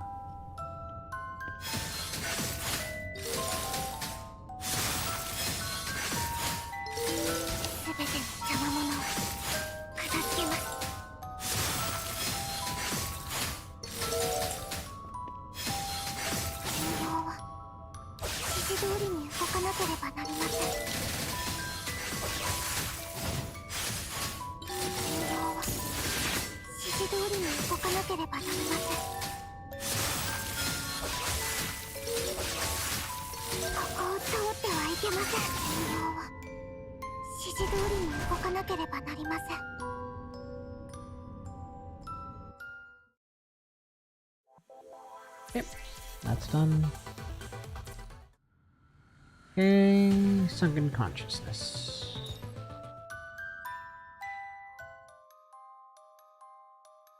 Mistress? Bamanata opens her eyes, but Vanessa is not around her as expected. There is no record of the room she is in or how she traveled here in her memory data. Has someone moved her physically while she was trapped inside the abnormal data? Is Mistress safe then? Unlike carrying out a solo mission, being separated from Mistress has sent Bamanata's mind into a panic.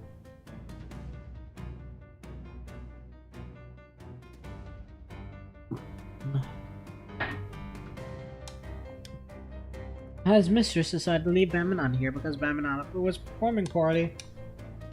Confirm her mistress's status and quell her doubts, Bamanata tries to send a message to Vanessa's terminal. Only then does she realize that some kind of interference is hindering her from controlling her frame. Forcing herself to calm down, Bamanata inspects her surroundings. This is a large hall. Unlike the rooms they searched, candles, lamps, fire, and small light sources light up parts of the area, forming an incoherent picture. Failing to enhance her visual module by increasing computing power, Bamanata can only search for a way out in the spots that are lit up. Baby Sis is awake, mother. Struggling to enter a battle stance, Bamanata does not expect another mechanoid dressed as a caretaker to appear behind her. The shadow that the mechanoid casts is so large that it fully envelops Bamanata. Child, become my child. Good children must become family. Doris, Dottie, together. Captain, that can't be. Bamanata isn't detecting a high concentration of punishing. Uninfected mechanoid and early experimental construct. You. Doris, you must answer mother properly, otherwise you'll become one of the naughty children. As your older sister, I don't want you becoming a naughty child. It'll break mother's heart and mind. Naughty children require punishments. Good children become family, Doris. Caretaker Mechanoid wraps her arms around Bamanata, her hand caressing Bamanata's chin. Recalling how her mistress often takes time to carefully maintain her frame, Bamanata desperately wants to get away from the unfamiliar hand, knowing full well where she belongs. Mistress named me Bamanata. No one can alter that. She tries to send another message, but the transmission disappears into the ether as if falling into a pit. Doris doesn't need others. You're wrong, Mistress's commands are Bamanata's purpose. Doris doesn't follow rules. Punishing virus. How? Her words are interrupted by an intense pain from an Invert device, as if giant spikes are being nailed into her skull. Bamanata cannot think or compute. She can barely feel her Invert device running. Her virus tears her consciousness into pieces, sinking them into the very bottom of her mind. A plummet devours all her senses, blinding and deafening her. In her deep mind, she finds no trace of pain or worry. Coons slowly rise sparsely inside the infinite darkness, their number gradually growing. They slowly surround Bamanata, hovering where she can easily reach, seemingly inviting her to catch them. She pokes one near her and the cocoon bursts, the unfamiliar memory data inside enveloping Bamanata. Since the preparation for the adoption started, Bamanata has been removed from the experiments and maintained by a specific researcher. The person adopting you is a renowned doctor. His wife used to work with us too. With their help, maybe you'll stop forgetting things one day. Bamanata will stop forgetting. That's right, you won't suddenly forget who you are and what you're supposed to do. That's okay, because all of you will be there to remind Babanado. When people stop taking care of Babanada, Babanada starts remembering things. Life is very long, longer still for a construct. You'll inevitably run into something you have to handle alone. But you can remember, you can survive on your own. Why do I even bother? You won't understand. At least, your future parents are in Babylonia. Chances are you won't end up like the experimental constructs here, spending your whole life being studied until you're discarded. Then what should Babanada do? What should you do? You should be a good girl and behave. But why does Nessa still hate Babanada? I hate you. Mother and father have been spending all their time with you ever since you arrived. I said I didn't want a sister. Are they trying to replace me with you? Is it because I don't behave well? Or because I didn't get first place during the last exam? But I tried my best. Everyone else said getting third place was impressive. Liars. Vanessa starts mumbling until she crouches down and sobs. Even someone like Nessa, who is well loved and cared for, is also scared of losing her place. She is also scared of becoming worthless if she loses her purpose, just like Bamanata. Perhaps somehow catching some resemblances of herself in Vanessa, Bamanata recalls how her mother strokes her hair and reaches for Vanessa's head carefully. What are you doing? I don't need your pity. Sorry, Bamanata just thought it would make you feel better.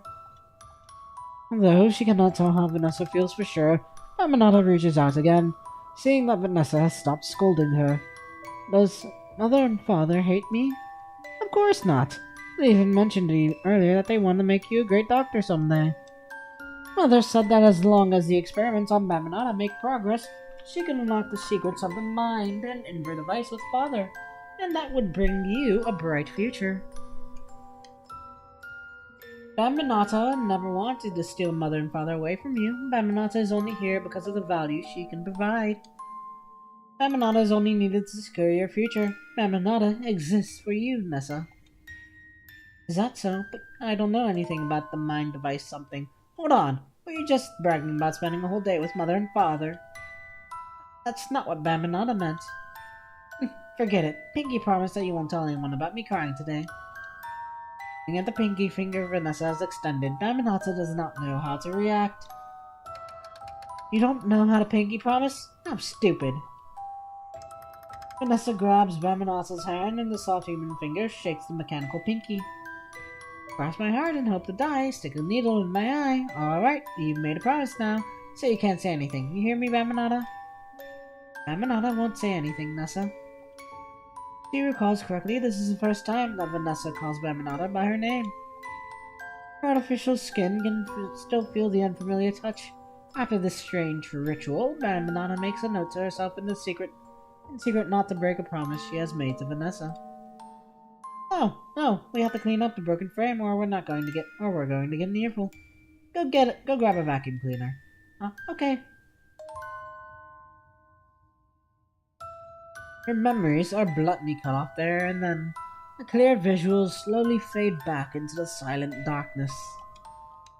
Bamanata's consciousness returns to the void, and the many data cocoons once again gather around her. Data cocoons is the amnesia the reason they are splintered into incoherent pieces. With a newfound expectation, Bamanata touches the second cocoon and another memory begins to play. Activation successful. Look at your mother's fingers, Bamanata. Alright, the visual module is working. She's conscious. How are you feeling, Bamanata? Any discomfort or strange sensations? Who are you? We are your parents. Your name is Bamanata. Something went wrong with you, and your mother and I are trying to find out why you're sick. Nata? This girl is seemingly used to this kind of situation. Not showing any fear, Bamanata quietly repeats what she has been told. How's the chip running? It's running fine. I'm taking the data snapshot and keeping it on file. You may feel a little heat behind your head in a second, Bamanata. It's perfectly normal. Okay. Don't worry, we're trying to insert a chip that will help you store your memory data. Just behave and don't move. Data snapshot is done. Here. The efficiency of this chip can still be greatly optimized. The results are quite a ways from our expectations, even for a prototype. Our previous tests were focusing on her mind stability. Developing the memory chip was an impromptu decision. The simulated module was quite far off from our base data to begin with.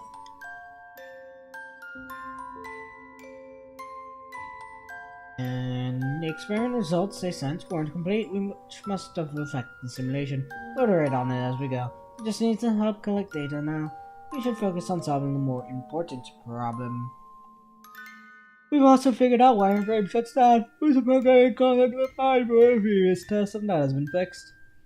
Let's call it a day. We'll let the frame run with the chip for a while and see how it goes. Here, Feminata, stand up. Having put back the tools and equipment, Petra opens the door to the laboratory to find the startled Vanessa standing outside. The girl immediately pretends she is just walking past. Vanessa, shouldn't you be doing your homework right now? I finished today's work already, Father. Can't you do more then? See, break time is still 20 minutes away. Your problem is you never have any initiative. The Smith boy was already recognized as a genius when he was your age. We got Chrome is older than her, so then she's like 18 or something. Interesting.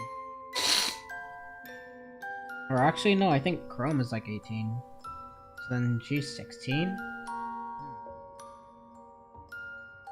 Your mother's right, Nessa. You shouldn't be wandering around when you should be studying.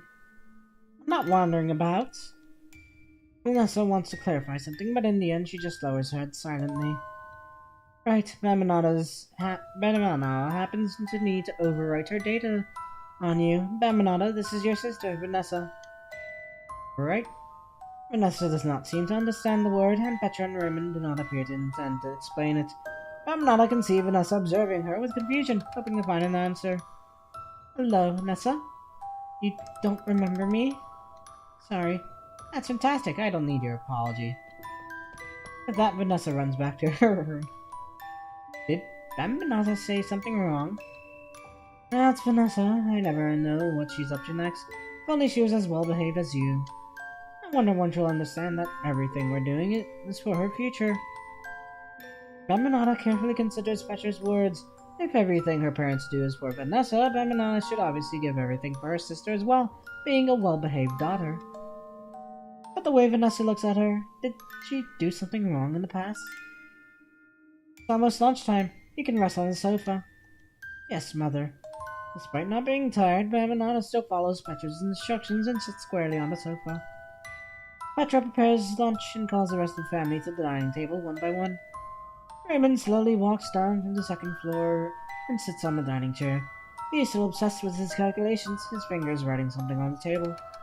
Petra knocks 3 times before Vanessa comes out of her room, unwillingly, intentionally avoiding looking at Bamanata. Bamanata, constructs don't have to eat. Noticing Petra entering the room, Bamanata sits up even more straight. Okay. You can walk around the house while we eat, or rest on the sofa if you're tired. Understood. Bamanata will sit right here. Alright then. Once Vanessa is done with her lunch, you can both take a nap together.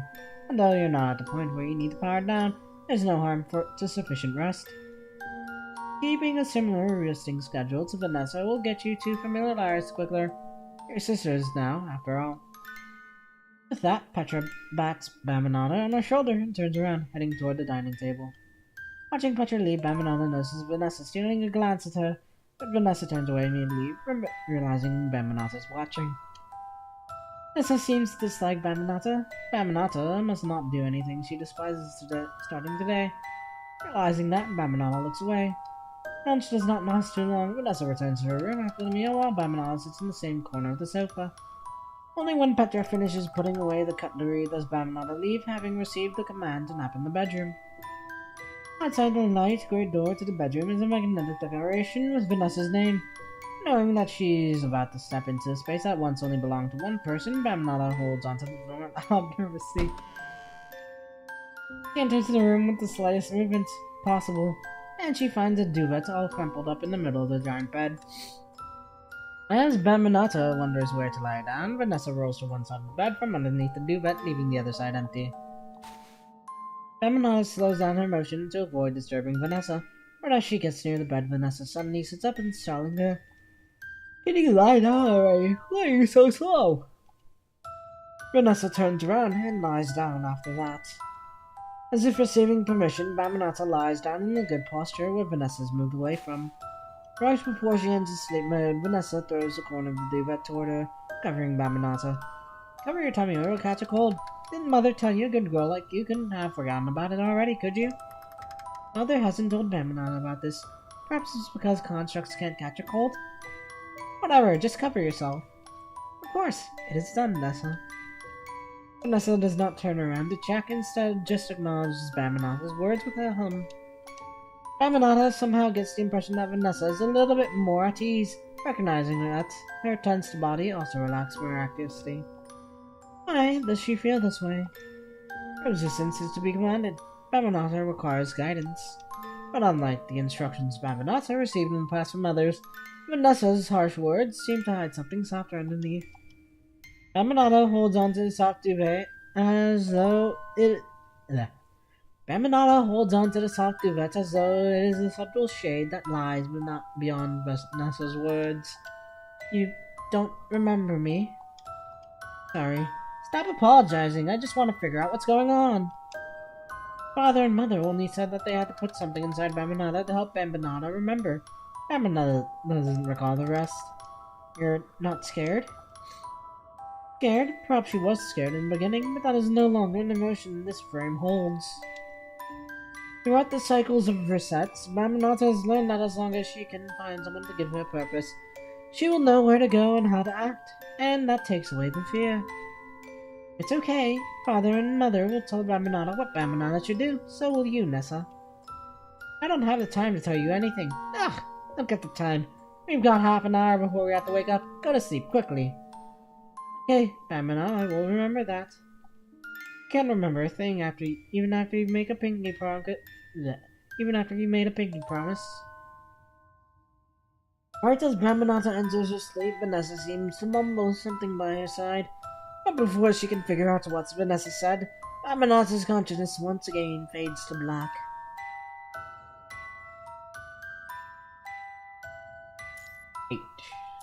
Time to game.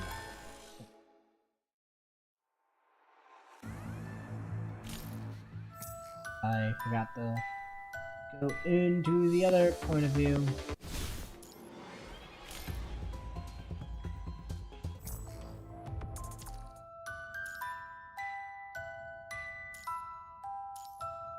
Unseen point of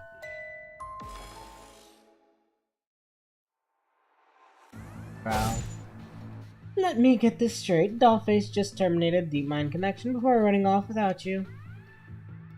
The redhead construct strikes like a burning blade, cutting down her enemies without hesitation. She has time to inquire how Vanessa and Bamanata separated between the moments of fighting. There must be some kind of interference. She wouldn't have been able to act without receiving command otherwise. We have to find her quickly. Don't you see that I'm already clearing the enemies? Vanessa gives Vera the stink eye before pulling up the architectural blueprint she recovered from the security room to plan a rotor head. She did not have the time to inspect it this closely before underneath their floors a blurred gray area. There are no remarks on what it is for or how to enter it. If this building was intended as a normal charity originally, then Piranha must have built a series of research facilities after gaining control of it for their experiments.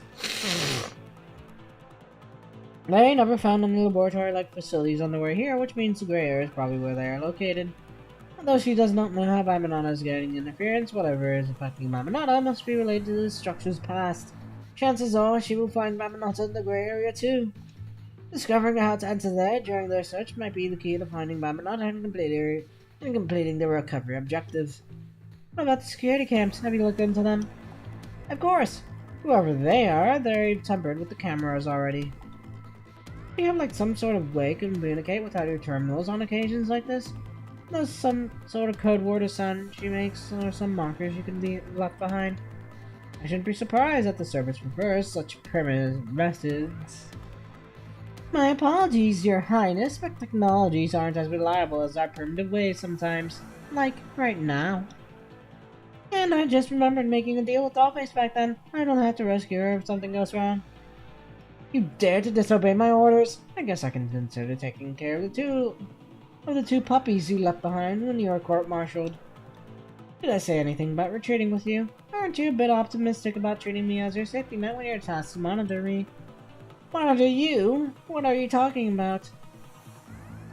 Rira kicks the enemy in front of her away before quickly dashing behind Vanessa, blocking an ambush on the unaware commandant. How did I miss that? Look at me being careless. Forget what I just said, I think I misunderstood something about you two. Enough chit-chat, I'm done playing now. Here's hoping that you won't slow me down.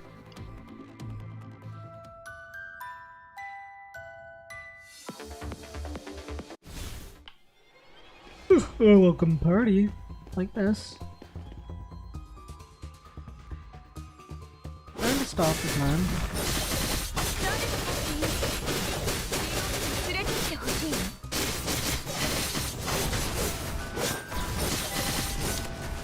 Gotcha, remember, I know.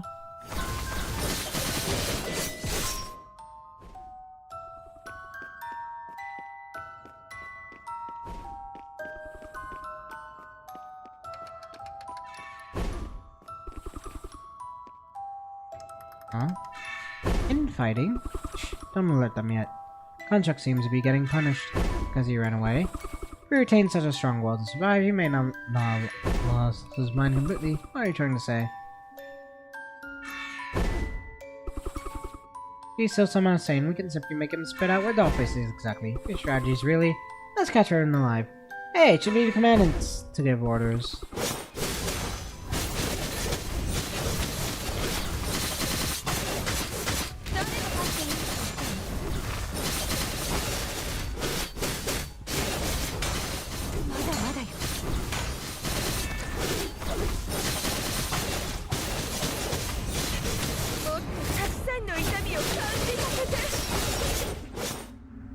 Hey, buddy, what's up?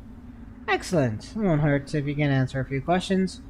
Where's the little blue and white dressed doll now? Group. Game time. You've got the nerve. Hold on, let's split up here. You go after him, I'll head back to the security room and see if there are any more clues about those contracts' intentions. Say it yourself, if you're so confident you can protect yourself on your own. Ha, keep this to yourself. If you need help, just yell for me. I can't miss this scene.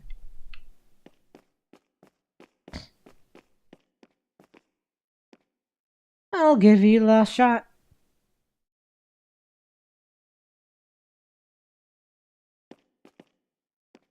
Okay, blue bug will explode. Minesweeper, yeah.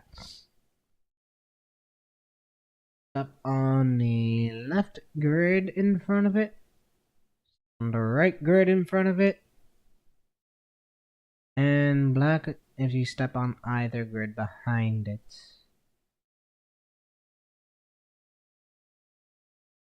So blue left, red white, black down. Okay. Game rules? What did they have to do with my question? Too bad you wasted your last chance. Begging for life war. Leading the way, I better follow him.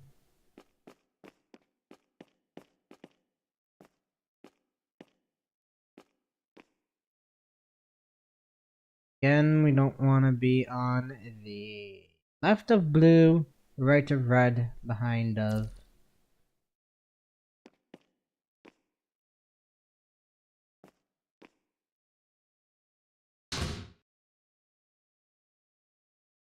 Game you mentioned before is some kind of procedural behavior among constructs.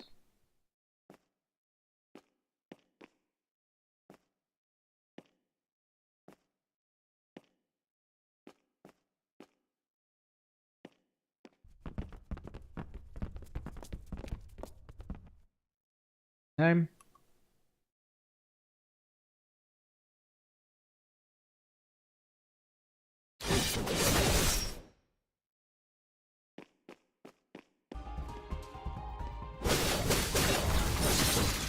Have fun, shall we?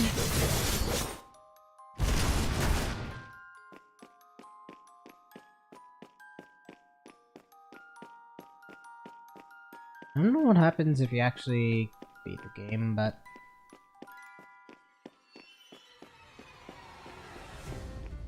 I think you're kinda had no heavy found clues. All cameras are shut off. I arranged to plan clip about 15 minutes ago, syncing to your terminal. You know, I just saw something. Pair of old ballet shoes. It's none of your business. Incomplete.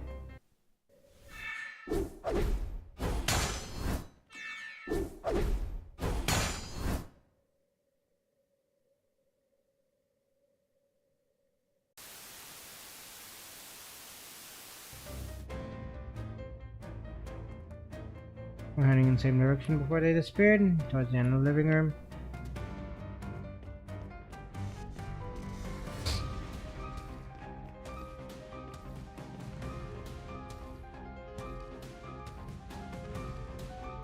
Where they disappeared, and the carpet missing car, guys. You will be facing court-martial afterward. Accidents won't exist if they don't happen. Let's go. Wait, before that, we should investigate all the unchecked rooms. Possible by now didn't act as we deduce. Also, all those bounces were down here, like the camera showed, they could have overwhelmed us. In our situation, will be even more dire if Feminine isn't there, not to mention circling back to find her will be more time and effort. Fine, let's keep going.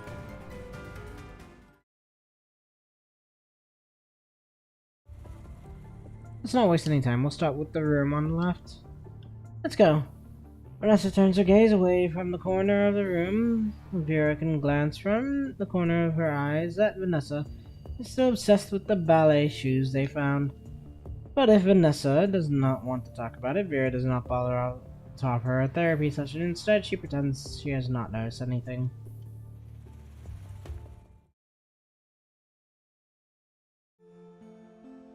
Since you were busy helping Father with his research today, I'll show you the moves you missed just this once. Don't you laugh at me if I look terrible. I'm warning you. Bamanada won't. Thank you, Nessa. Bamanada nods with a pen and paper in her hands like a dutiful student. I'm only doing this so I don't cringe at how silly you'd otherwise be next time. Without letting Bamanada respond, Vanessa quickly taps the terminal and plays the practice music the teacher played earlier. She stands on her toes as the music plays, her hands moving through the air just enough to stir the curtains by the window. The sunlight shines through the silk onto Vanessa, looking gentle and soft on the dancing girl. Bamanada suddenly has the image of an egret trapped in a glass cage. Even when it cannot escape, it refuses to be any less elegant and proud. Pirouettes, pas, reverence.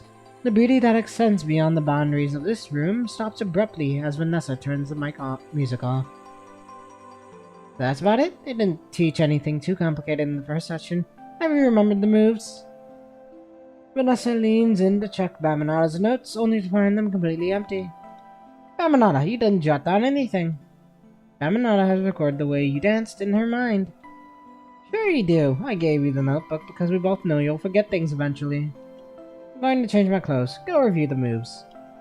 When Vanessa comes back to the bedroom in her casual clothing, she finds Bamanada spacing out toward where she was dancing. Bamanada is staring at the sunlit spot, and Vanessa finds the solemn expression on Bamanada's childlike face inevitably funny. Approaching Bamanada quietly, Vanessa sees herself drawn on the paper in Bamanada's hands. In the drawing, she is dancing alone in the bright, spacious room, her eyes closed as sunlight showers over the quiet scene. Feeling as if something is missing, Bamanada has in these sketches a shorter figure next to Vanessa. Then her pen stops. The blank figure, formed by a few rough circles and lines, is filled with pointless dots. I told you to review the moves. Why on earth are you drawing? Never mind that. What even is that mess? That person. Bamanada hasn't figured it out yet. Bamanada hasn't figured out what the person standing next to you should look like. A person standing next to her? Sometimes Vanessa has no idea what Bamanada is thinking, but seeing how clueless Bamanada looks, how can Vanessa allow her to make a fool of herself? What do I do with you? Fine, start practicing the basics with me. You can never go wrong with the fundamentals. Here, help me unroll this mat. Bamanada puts down her pen and paper as told. What Vanessa does not know is that Bamanada has already placed the blank figure deep inside her heart.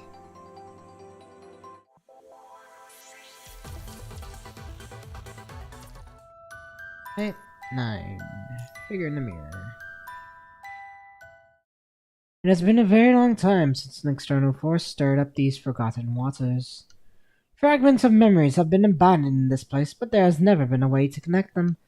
These hidden pearls in the ocean depths can be finally retrieved by their owner because of a coincidental encounter. Alright, one more time from the top. 5, 6, 7, 8. Nora, keep it straight. You're still bending it. Lock it tight. You're doing it wrong, Jenny. Alright, stop it. Bamanada, come here. Demonstrate to your classmates. Yes, miss. Look carefully, you lot. Bamanada is the most accurate one among you. Pay attention to the details in her wrist movement. The music she has familiarized in her mind plays again, and Bamanada closes her eyes, her body moving elegantly according to the melody. Even though this dance is only a combination of 12 basic moves, Bamanada still manages to turn it into a seemingly carefully choreographed dance. As the song ends, Bamanada's body returns to its original position. Following the last note, she opens her eyes as if a puppet is brought to life once more.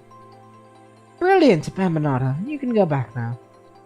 The teacher gently pats Bamanada on the back, her eyes still filled with recognition and affection. This is the first construct student she has taught in her whole career. Petra specifically mentioned to her how special Bamanada was before the girl even stepped into the classroom. Still, even a teacher like her had to take a while before she accepted Bamanada and stopped seeing the girl as someone strange, and it took longer to still discover Bamanada's aptitude in ballet. Not to mention how much time she has had to spend beyond the classes to guide the other students. I'm curious about Bamanada and talk about the construct girl privately. I told you all in the first session that great ballet dancers you see don't just get their fundamentals right. The aura and soul they bring to ballet are equally important. This is the last session this term, and I want to remind you that your practice doesn't stop after repeating the moves. Familiarize yourselves with music and spend time making those details in your movements more elegant. Alright, one more time before class is dismissed. And 5, 6, 7, 8.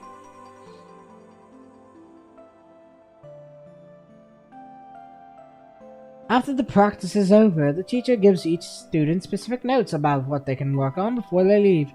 In the end, Vanessa and Bamanata are the only ones left. I'm proud of you, Vanessa. You've improved a lot every session. Your fundamentals are one of the best in the class. What I'll recommend, however, is to listen to the music more. Not to remember the melody, but to enjoy it and discover what you want to express through your movement. And you, Bamanada, I know that you have some physical advantages, but I still believe that you are meant for ballet. Keep at it if it's possible, yeah? Alright, get changed and go home. Don't forget to close the door when you're gone, okay? Teacher waves goodbye and leaves the classroom with the files in her hands. Are you also practicing for 2 extra hours today, Nessa? I'll let you know when we're done. Vanessa knows that she cannot let up, even with the teacher's approval. Be the one who is worth the most right now. Vanessa cannot surpass Bamanata in the teacher's mind, no matter how much she has improved. Sighing, Vanessa grabs the bar and starts practicing from position 1. Meanwhile, Bamanata watches Vanessa's every move, like always. Hey, I have a question for you.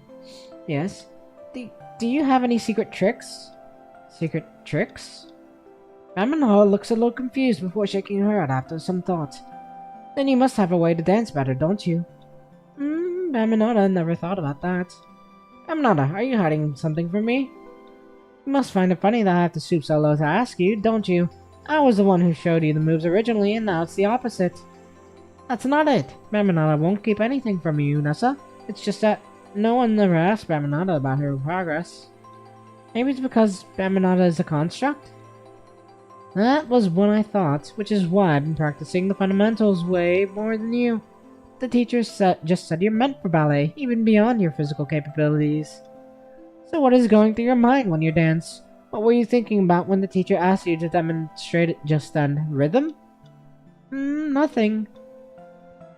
She does not think about techniques deliberately, she just follows the ebb and flow of the music and pursues the sunlit figure dancing in her mind. What? You don't recall the moves in order? Bamanata doesn't. How dare you dance better than me, then? Ugh, pisses me off. Wait a minute. Can't be. Do you like ballet, Bambanana? Before Bambanana can respond, Vanessa comes up to the conclusion for Bambanana, as if she needs it to be the correct answer. That must be it. Otherwise, how would you dance better than I do? Can't believe you like ballet. No wonder you're a bit better dancer than someone like me who hates it.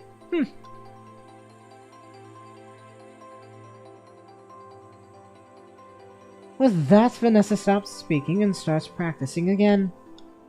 Is that so? Does Bambanata like ballet? But what does liking something look like? And who makes Bambanata like ballet? It is not an unfamiliar word, but Nanata has never used it before. Bambanata tries to search for the things she likes from the available memory data in her mind. This detached observation cannot help her fully understand the term. And since she cannot find the memory data of her being commanded to like something, the search results are giving her anxiety. Something happened there? Oh, panic. Bambanata looks at Vanessa's self-reflection in the mirror, and behind Vanessa stands the motionless self. Bambanata starts to look closely at her own body in the mirror for the first time. Is that the expression when someone likes something? She does not look different from how she normally looks. Is that something she can do without being commanded? She does not know. Will liking ballet fill up the blank figure in her heart? Bambanata cannot answer for sure.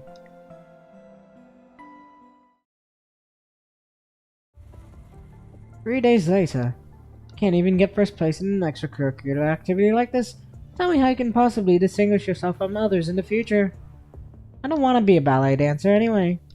Look at the world you're living in. You don't get to do what you want only. I sent you to ballet classes so that you have an extra talent and talking point when you go into the world and meet others. I reach out to someone who's somebody on Babylonia holds a handful of these bargaining chips. Your father and I spent so much time and effort on your future just so your bargaining chips are worth a little bit more. You're not a child anymore, Vanessa. When will you learn? I sent Bambanata with you just to keep you company. Now the teacher says that Bambanata is the most talented one in the class.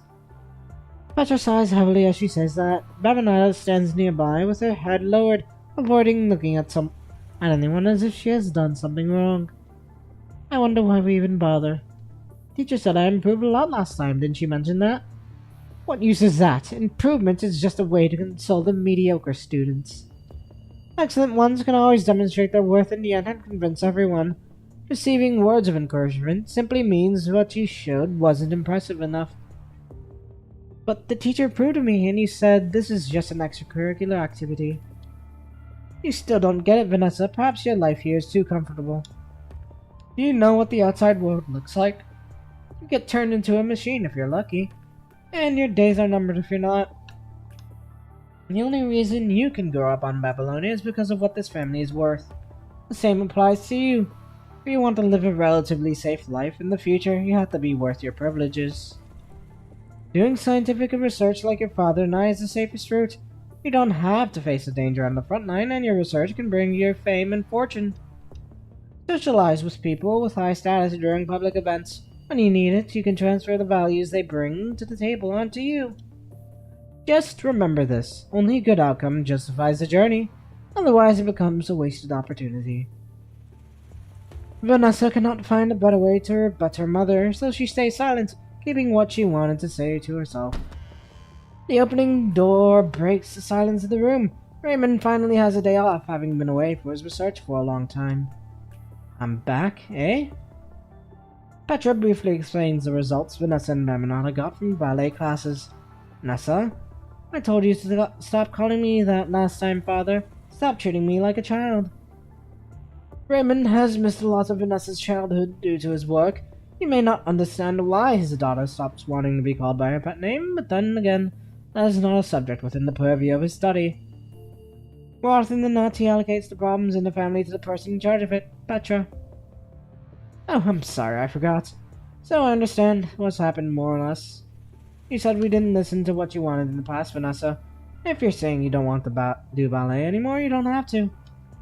Isn't that a whole term wasted? Even we have to adjust our research direction if it's heading down the wrong path, don't we? There are other options beyond ballet. What about Bambanada? Bambanada, she'll join you on whatever you're doing next. The teacher said she's meant for ballet. Aren't you happy she got first place? Vanessa hesitates for 2 seconds. 2 seconds, remembering how Bambanada looked dancing in the classroom, she quietly voices her hypothesis. And Bambanada likes ballet. A well-behaved child such as Bambanada was only following her parents' wishes. Liza's words are simply a statement, but she still turns toward Bambanada, awaiting her compliant response. Bambanada understands that her place should be decided by the person in charge of the family, but what she should do is clashing with Vanessa's expectations. Bambanada wavers for a brief moment before making what she believes is the right choice. Yes, mother. And this decided, go to rest, kids. I have a research model I want you to inspect. The adults start heading to the laboratory, discussing things the children do not understand. The gloominess in the room does not dissipate just because their parents are gone. Why didn't you say you like ballet? Bambanada can't be sure. Despite being fully prepared for a furious Vanessa, Bambanada's voice still shakes as she speaks. I'm so annoyed with you right now. Oh, did Bambanada do something wrong? What's wrong is that you've done nothing wrong. Bambanada tries her best to understand what Vanessa is saying. What other option does she have except for doing the right thing? Fantastic, now you don't get to dance. Father and mother might have let you continue if you would just tell them you liked it. The teacher said you're meant for it after all. What about you, Nessa? Me, I'm not meant for it, so I have to try something else. Next time I'll get first place. Then Bambanada will also. Here you go again. Do you want to stick with me, or are you only doing so because our parents make you?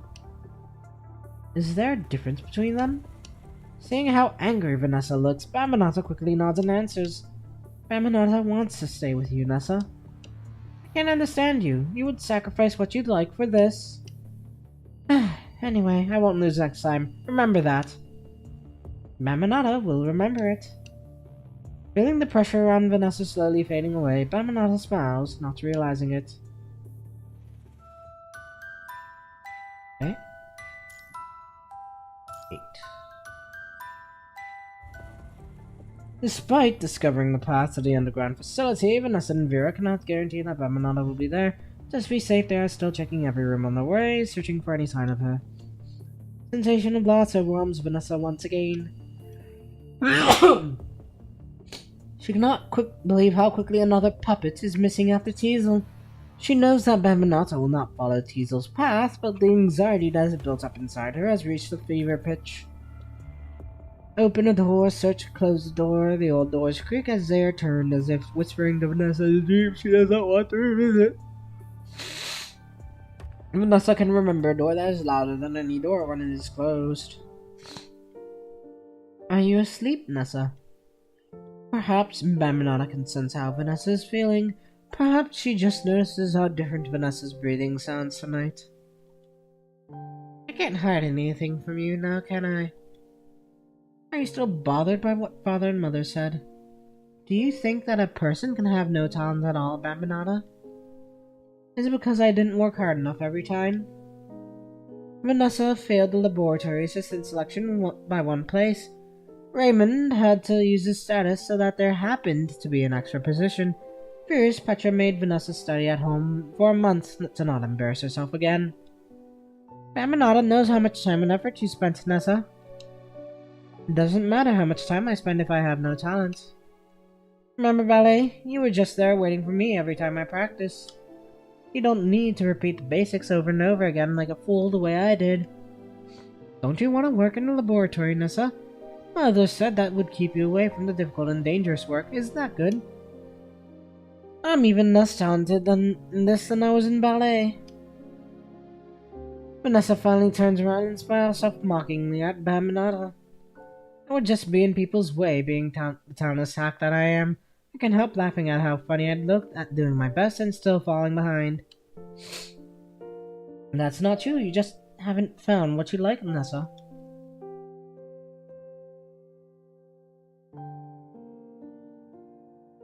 Not wanting Vanessa to belittle herself, Bambanada quickly comes to her defense. According to what Vanessa once said, the reason she has not gotten what she wanted must be because she does not like it enough. More than ever before, Banana traces the vulnerability in Vanessa's eyes, hoping to support her statement with her own earnest gaze. Perhaps she has tried too hard, so much so that it makes Vanessa chuckle. You're the only one who'd listen to me. Huh, to think that I fought like hell to keep you away from this house when I was young. Damanana, if I want to go, I'll find something that I'm meant for. Will you support me? Damanata will support you. Damanata will support you no matter what you want to do, Nessa. No more words are needed between them. Vanessa hands Damanata the headphone in her ear. The music playing becomes two, echoing in two drastically different hearts.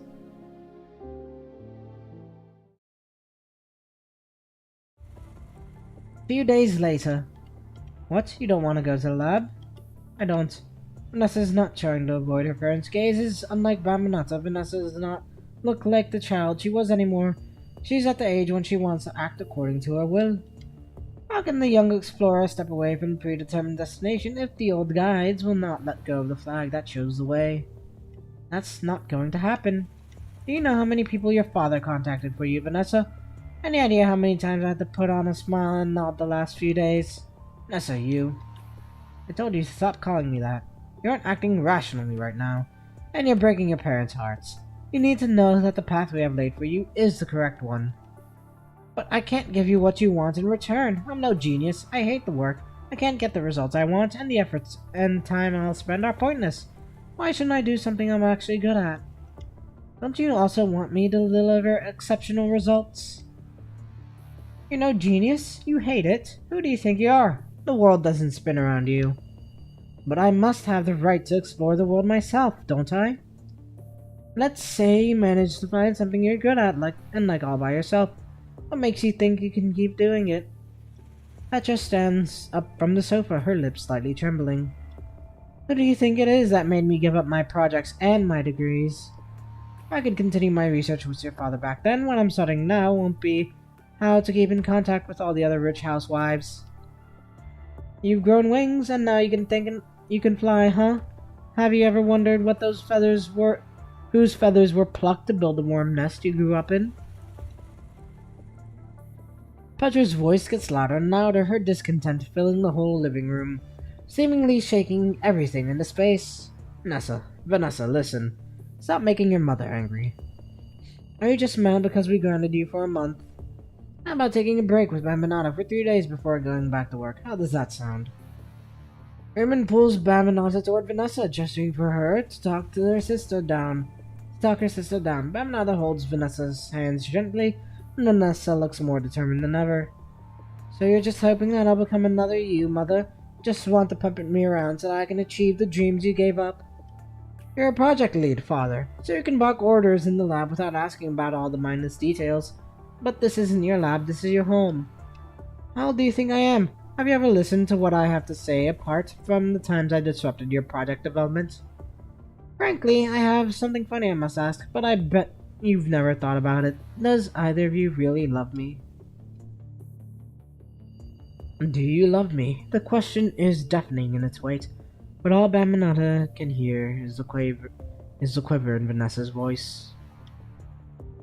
As the most insignificant person in the room, Bambanata clutches Vanessa's hand tightly, hoping to send her whatever strength Bambanata can offer, little as it may be. I don't love you. Why else would I sacrifice so much for you and this family? Oh my god, Vanessa, how could you even ask that? No, I think you only love the part of me that you deem worthy of love. I think you two only find the valuable part lovable. I've made up my mind. I'm leaving home and studying at the FOS Military College. I want to find my worth the way I define it. A military school? You have no idea how dangerous it is. You're right. I've only read the descriptions from my terminal, but that doesn't mean I don't comprehend how dangerous my choice is. I want to see the world with my own eyes and decide what I should do myself. Are you done acting out, Vanessa? Haha, see it with your own eyes, decide yourself. You might not like to hear it, but a lab rat used in a military experiment understands the cruelty of war more than you. How are you going to decide anything? Do you think acting against your parents' will make you a free adult? Or has scrolling on your terminal made you realize you're meant for the military? You're not wrong, but I'm tired of feeling like a failing puppet under your control. How can you say that? This isn't control. We've carefully calculated and planned your future. If you're genuinely hoping to contribute to the war efforts, there are many paths of research you can take, a lot of which are combat related. With our history and resources, you can easily make something significant. By then, everyone will recognize your contribution and remember your name. They will truly understand you and this perfect scientific cradle that develops you. Why don't you understand something so plainly obvious? Though I don't get to decide what I research, even if I obey and play scientist now. After all, the only path to the throne is the one you paved, and all I'll be is a gem on the crown. Our family's name is the one who wears it. Vanessa grabs Ramiha's hand and steps up. Never mind, I never expected you to truly understand what I'm saying, Father, Mother. I already signed the agreement on my terminal. Everything is ready. My first class at FOS starts in 4 days. My suitcase is almost packed as well, and the last thing you should know is that Pat Minata has agreed to come with me. So please tell me how to maintain and replace her memory chip. Vanessa, how disappointing you are. You're wasting away what you could be worth. I can't allow it. Minata, her project has hit a bottleneck right now. She can't go. I don't agree with what you've done, and there's no chance I'll let you take away such an important research subject. An important research subject? Has Minata been anything but an experiment subject you keep at home to the two of you? How wonderful that you can also keep your daughter company while acting as a perfect, well-behaved role model. You always treated Minata and you fairly. We never gave her any less all these years. Has Vanessa gotten these ridiculous ideas into your head too, Minata? Minata, I trust that you're still the good girl you were. You must know how hard your parents have worked on your experiments, right? How can you possibly think about leaving us and following Vanessa's foolhardy whims? Minata isn't one of your lab rats who exist just for your experiments. What does herself think? Questions she has never confronted begins to surface within the body weaved by metal and composites.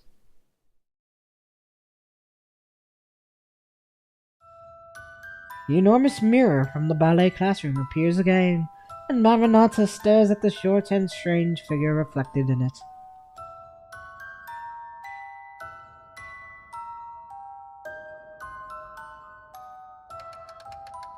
Where does her self exist? In the mind, her metallic spine, or inside the memory chip? Minata carefully observes every part of the figure, trying to find herself and the parts that house it. Do you like ballet, Minata? Did she like it when she was only mimicking how the person she admired spun and danced? Minata, if I want to go and find something that I'm meant for, will you support me? Was she supporting Nessa because she was used to following commands? You can't remember a thing even after you made a pinky promise. Does wanting to know what she has forgotten go against being a well-behaved daughter?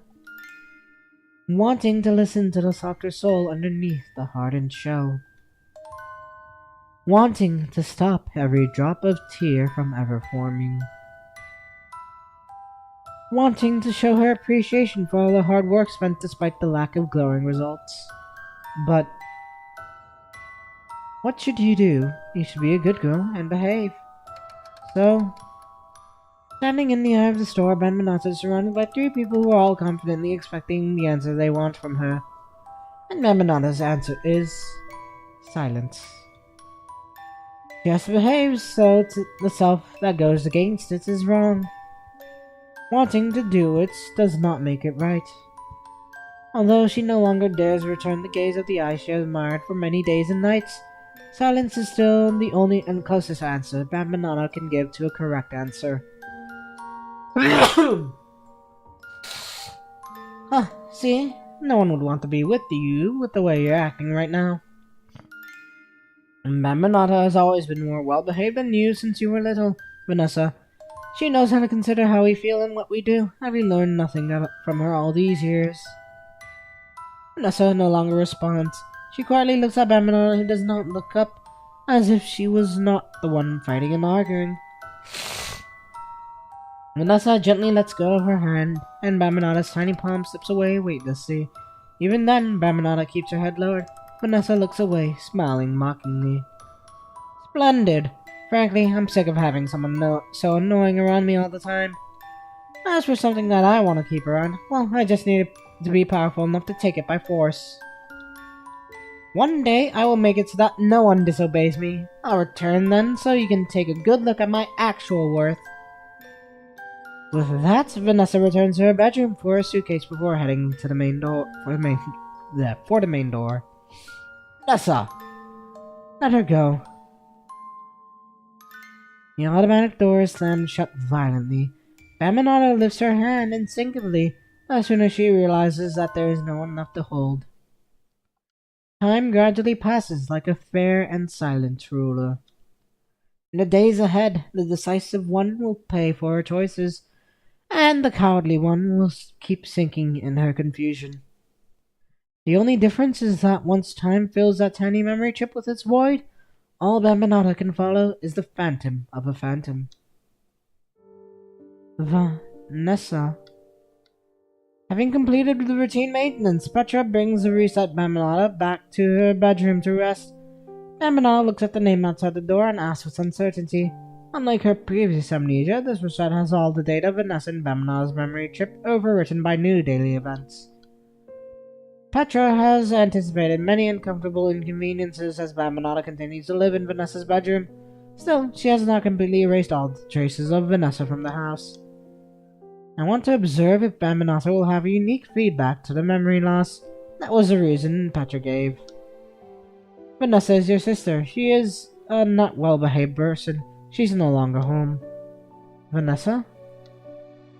Bamanada chews over this strange but somewhat familiar name, feeling like something is eager to leap out of her mind, but she has no way to connect to it. Go get some rest. Today's inspection took an extra 30 minutes, so you can rest for 2 hours. I'll wake you before your father returns. Petra closes the door after saying that. A giant white bed sits in the bedroom. Bamanada walks toward one side of the bed out of habit and lies down, doing her best not to cross an invisible line in the middle of the bed and occupy the space across. Why did she not sleep on the side closer to the door? That should have been the more obvious approach. Before entering the rest mode, she can see this question peering in the darkness after she closes her eyes. She searches for a reason for her action from her memory data to no avail.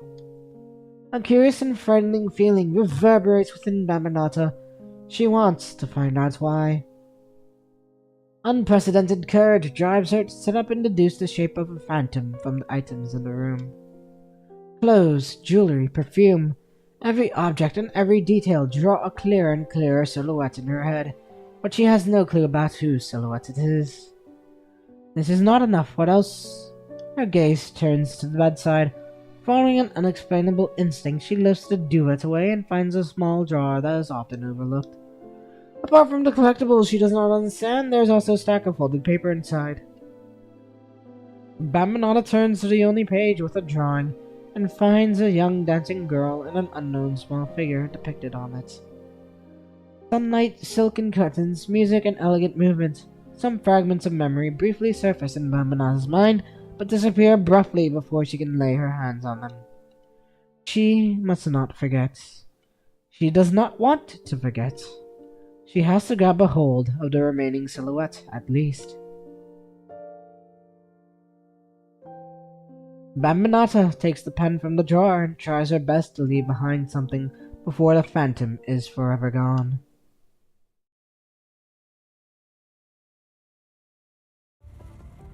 A few years later. Commandant, we've been standing here for 20 minutes. Did I let you speak?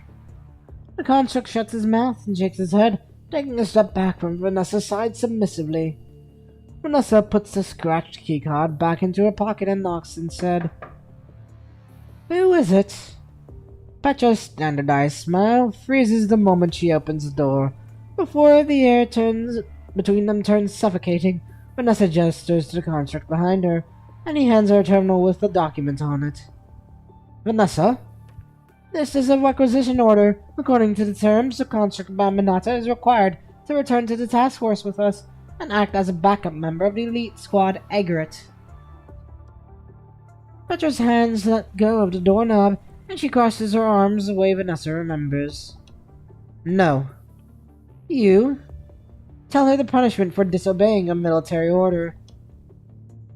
Construct soldier is about to speak when Petra interrupts her. No one in our family has applied for Bamanata to enlist. You have no right to take her away. I applied for her. Our construct isn't a combat unit. She's only here to assist with our research. I'm sure the decision makers in the army aren't foolish enough to recruit anyone without considering what they're capable of, right? Don't you worry, the army is certainly capable of making sure that all soldiers are battle ready. You know full well what Bamanata should be doing, Vanessa, and you're still trying to take her away from here. I don't have to answer any of your questions except for the ones about the terms of the order. I've wondered a few times how it'd be when you finally come home. Perhaps you'd be more mature and sensible, I thought, but I was expecting too much from you, wasn't I? That said, you never failed to disappoint. Is the heartwarming reunion over? Noted, and thank you, Miss Petra. Can my new teammate go with us now? Dr. Raymond is performing routine maintenance on her at the moment. You have to wait if you want to take her away. The family members also need time to say farewell to each other. Wait inside. I don't want my neighbors to think that something embarrassing has visited upon our family. Petra turns for the staircase, leaving Vanessa and the half-open door behind the sun. Vanessa only leads the soldier behind her inside the house she has forsaken when Petra completely vanishes behind the stairs. The sofa, the rug, the colors of the lights, everything except for the smell of the air freshener is as Vanessa remembers. This seems to be the first time the construct soldier enters the residential district. He stands there nervously, unable to keep himself from gawking at all the decorations and furniture in the house. Wait here, don't walk around. Yes, Commandant. Vanessa walks toward the room that once belonged to her, and her name is still adhered to the door with magnets. One of the magnets is missing, but that appears to be the only mark time has left behind.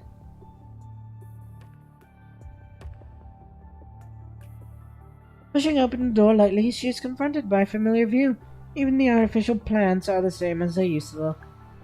Vanessa's fingertips gently glide past the large, comfortable bed, and she recalls how she struggled to sleep when she first went to college because of how hard the bed was.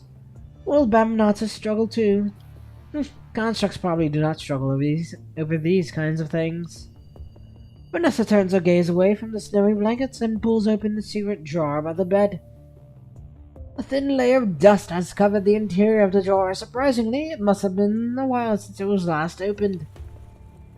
Inside, she finds Bamanata's favorite hairpin in the past, a bow tie Vanessa did not like, and gave Bamanata some finger puppets, brushes, and a dozen of unfinished drawings. The bow tie Vanessa did not like and gave Bamanata, then some finger puppets. Vanessa spreads out the stack of paper, and the first one is of a drawing of the girl dancing ballet and a stick figure without any features. The second one is a girl busy doing maths exercises and a stick figure without any features. The third one, the fourth one, each drawing is a snapshot of their childhood, and each one has a blank features figure in them.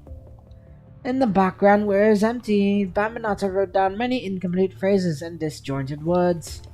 Sister, black butterfly hairpin. Bamanata likes it. Don't cry. Experiment. Don't go. Remember. The rest are all Vanessa's name. The penmanship starts coherent and fluid, but became hesitant and stuttering over time. Most of them even spelled her name wrong. When did she draw them? Vanessa tries to ignore them, but every line on these drawings is now branded in her mind. Hearing a commotion in the living room, she immediately puts the paper back into the sack. Hesitating briefly, Vanessa puts the drawings inside her pocket instead of the drawer. Looking over the other items inside the drawer, Vanessa does not find other things that may help stabilize Bamanata's mind, and she pushes it back inside.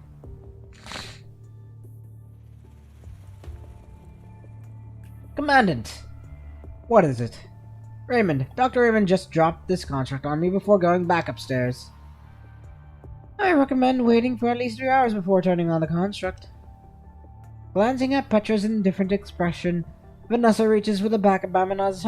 As expected, the slot where the memory chip was is now empty. You know full well that Dr. Raymond won't let his research results leak so easily. We can't disobey a military order, but it is within our right to keep our scientific work. You. Don't push your luck, Vanessa. You knew this would happen and you just wouldn't relent. If you would just emphasize our hard work for just a second, the time and energy I spent on you wouldn't have been in vain. Nor the love your father and I gave Baminata. Love? Huh. Put her in the car and get her to the Science Council right away. Roger. Vanessa!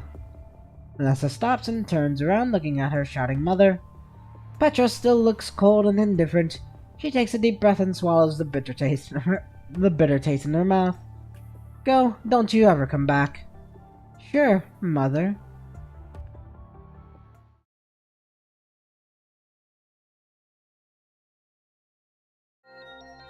The frame upgrade has been successful. Baminata is now combat ready. And I'll keep the old parts we replaced as agreed. Sure. Alright. What about the memory chip? I can't replicate what you described without the original chip. I have analyzed the port in the circuit to redesign an external module to store memory data, which is theoretically more effective and stable than before. But I don't think they extracted the memory chip properly last time. Whatever data is left in her is jumbled and scarce, resulting in mind deviation symptoms during our first run. To avoid affecting combat situations, I partitioned the module with a drive containing combat, team, and mission data, basic information that she can access seamlessly, even if her memory is lost or disrupted. You should verify if the data in there is accurate. This call sign, did you put it there? Vanessa points at one of the segments on the terminal and reads Nessa. Some entries were done automatically based on the remaining memory data in her. We hope that it will lower the chance her mind will deviate. That said, you're free to add them on the terminal if necessary. And her past memories can't be recovered, can they? This is all I can do for now. My guess is that her symptoms could be the after effects of the experiment. I cannot make a more concrete conclusion without its detailed data. The key to solving Bambinata's predicament is to figure out how the invert device causes the conflict in her mind and how to respond to it. But all the current research on the invert device is still in its exploratory stage. It is nearly impossible to find out the correct way to avoid or resolve her problem under the current conditions. Perhaps, when we have finally deciphered the secrets of the invert device, we will be able to find the missing pieces that resolve her complications, but I'm quite certain that would be an impossible task for now. The good news is that her amnesia isn't due to memory loss. The data entered her deep mind and couldn't be retrieved. We also have many things we can't recall, but these memories still exist in the subconscious. In other words, if we can resolve this problem, she'll be able to recall all her memories in theory. If you think this is the most appropriate way to handle her situation, so be it. I don't care what happens later, I just need my constructs to obey me, that's all. Is that right, Bambinata?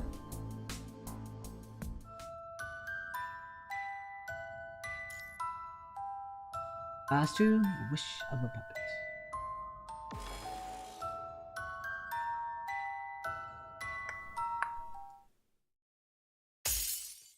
Not from the beginning! Oh, Mother, give me one more chance. I'll convince Doris to behave. Bambinata. Bambinata. Bambi. Hurry up. Hurry up. Wake up.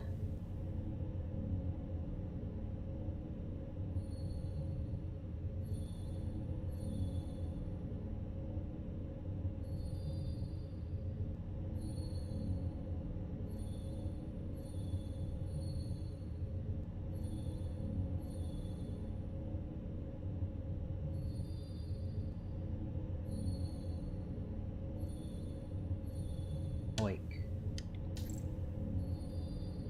Bambina. Oh, who's there?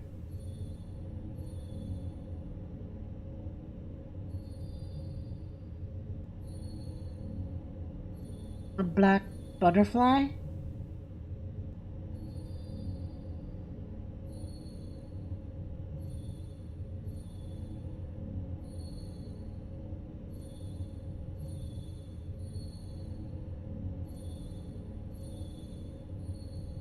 It flew away. Should Bamanana follow it?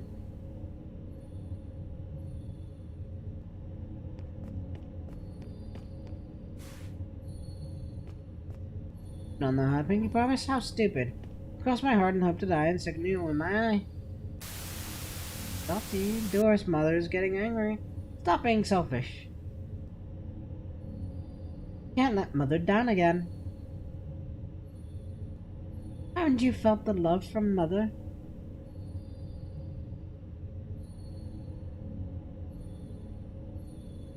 You must learn this immediately. Be a good girl. 大丈夫です。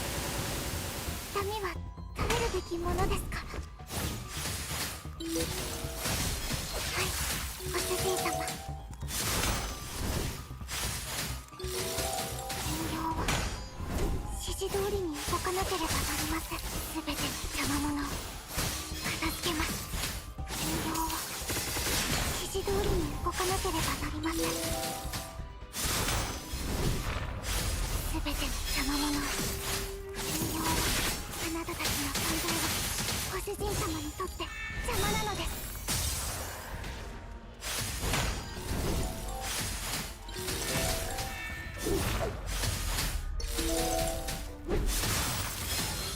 ここを通ってはいけません。人形は指示通りに動かなければなりません。大丈夫です。ダメは食べるべきものですから。人形は指示通りに動かなければなりません。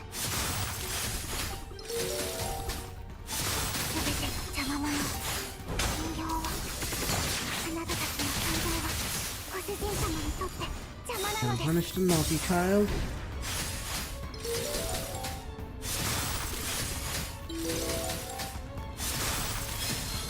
Bam. Things we do 大 for 丈夫 bad. です。はい、ご主人様。人形は指示通りに動かなければなりません。ここを通ってはいけません。人形は指示通りにはい、ご主人様。人形は指示通りに動かなければ大丈夫です。 I oh beehive. すべての邪魔者。人形は指示通りに動かなければなりません。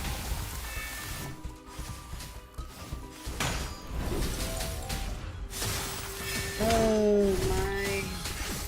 大丈夫です。ダメは食べるべきものですから。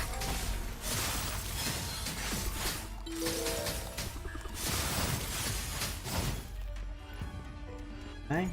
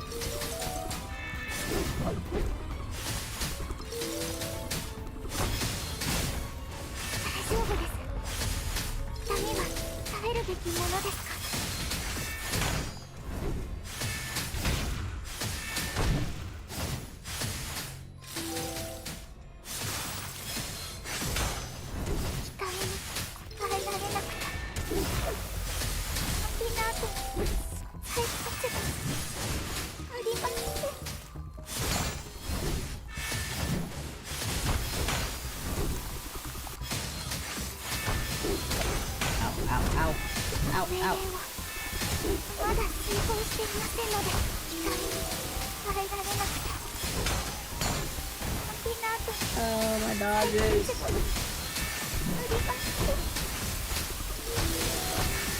Let me fight. I'm getting Bukake. Hey, behave, behave, behave. Oh, beehive!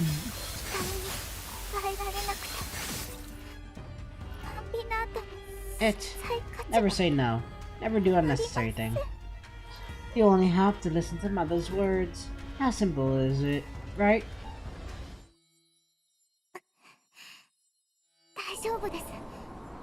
痛みは耐えるべきものですから。そう。命令に従うのはとても楽なの。いけません。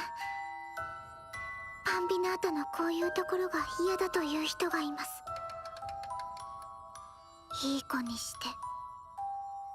研究員のおじさんも言っていた。でもバンビナータにも言いたいことがあって。いいのですか？言いたいことがあっても間違ったことをしてはいけない。そうですか。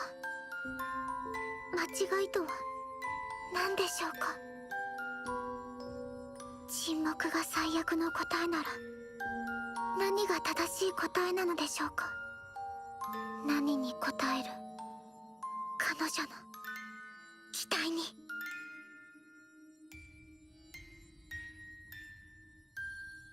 さっきなんでバレエが好きだって言わなかったの？バンビナータ、あんたは応援してくれる？いつか誰も私に逆らえないようにしてあげるわ。言いたいことを伝えなきゃ。バネッサお姉さんに、ご主人様に。パパとママの命令に逆らっても。はい、これがバンビナータのやりたいことです。うん、わかった。じゃあ早くバネッサお姉さんの元に戻らないと。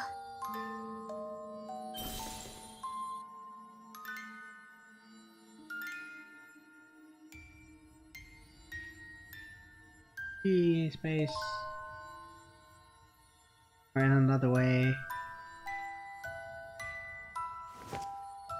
Party, get out of here. Tea time. あなたたちの存在はご主人様にとって邪魔なのです。すべての邪魔者を片付けはい、ご主人様。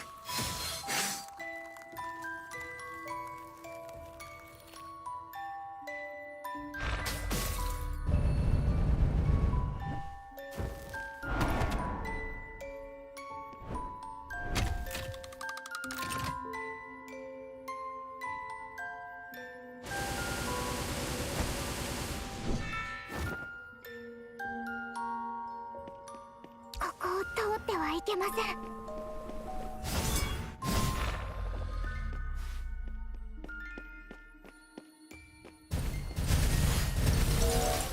形は指示通りに動かなければ。はい、ご主人様。あなたたちの存在はご主人様にとって邪魔なのです。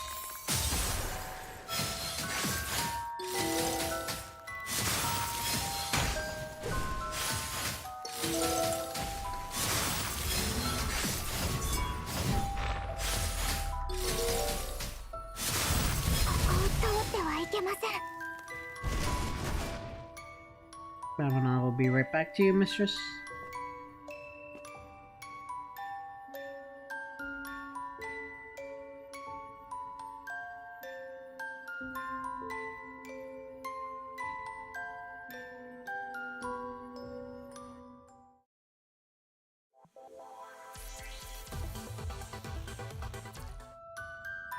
And here we go, a dominating hand.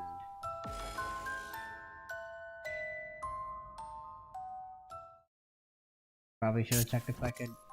Hold up.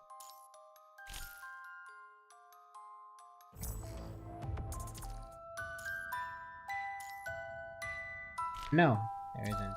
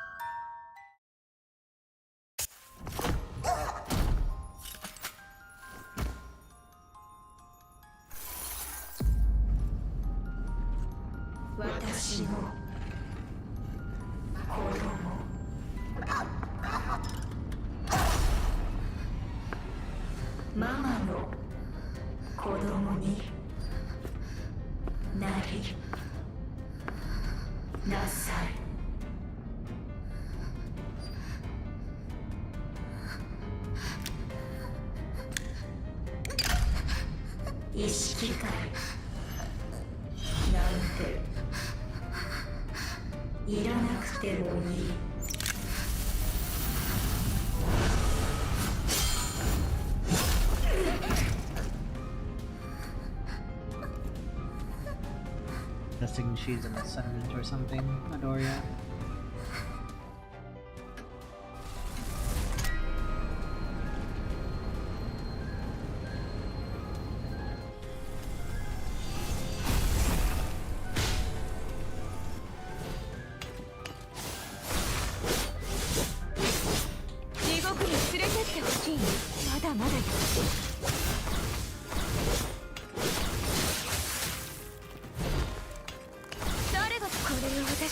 Ouch. I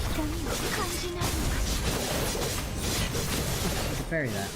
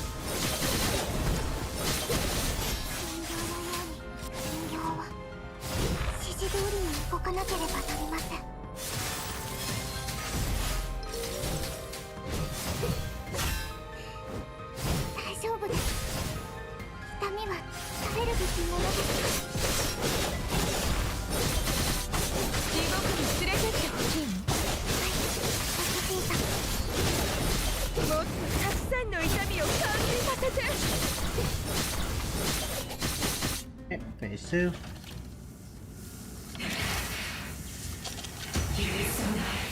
Grapple time.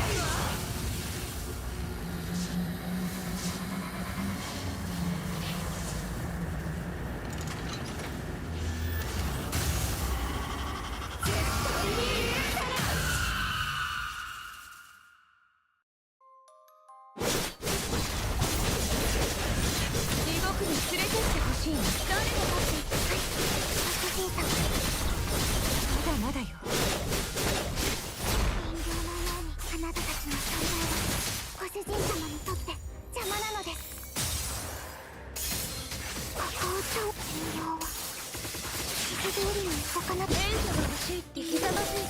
犬なら助けてあげるわ。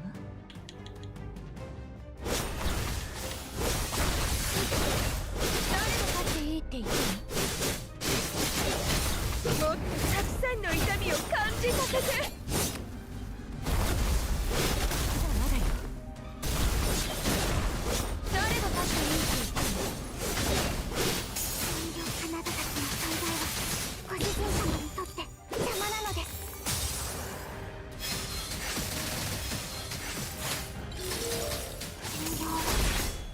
援助が欲しいってひざまずいてこういうのなら助けてあげるわ。本当大丈夫です。あなたたちの存在はご主人様にとって邪魔なのです。ここを通ってはいけません。人形は指示通りに動かなければなりません。まだまだよ。これが私の一番好きな感覚。痛いでしょ？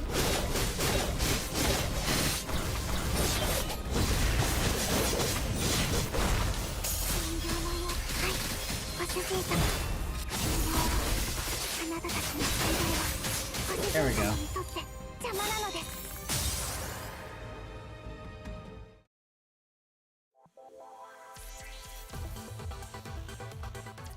Okay, so it seems it pulls up the same one all the time. The same LBRB, and that's nice. LTRT already. Will not allow. Large caretaker mechanoid falls down, the last trace of her discontent dissipating in the dark basement as her digital voice turns silent. Finally, defeating the enemy, Bamanana loses the will to hold on. Only then does Vanessa realize that her frame is heavily damaged. She should have avoided fighting in the way that further damaged her body when she could. The vital fluid tubings are torn and require immediate attention. Her leg mounting platings need to be replaced as well. Don't look at me like that, I'm a sport type construct after all. You should stay here with Dollface and maintain a deep mind connection with her. You stabilize her mind and I'll grab some supplies from the transport craft. Alright. Clicking sound of Vera's heel gradually fades away, and the large circular room is quiet once more. Vanessa lays Bamanata's head on her thighs in the same way Bamanata took care of her during the battle, where they stayed behind the Grey Raven.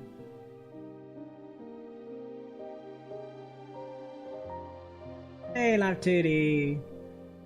Or MP4, rather, I guess, scene. Bamanata had a very, very long dream, mistress. Bamanata dreamed about a large house that she shared with you, and father and mother in the lab coats they always wore.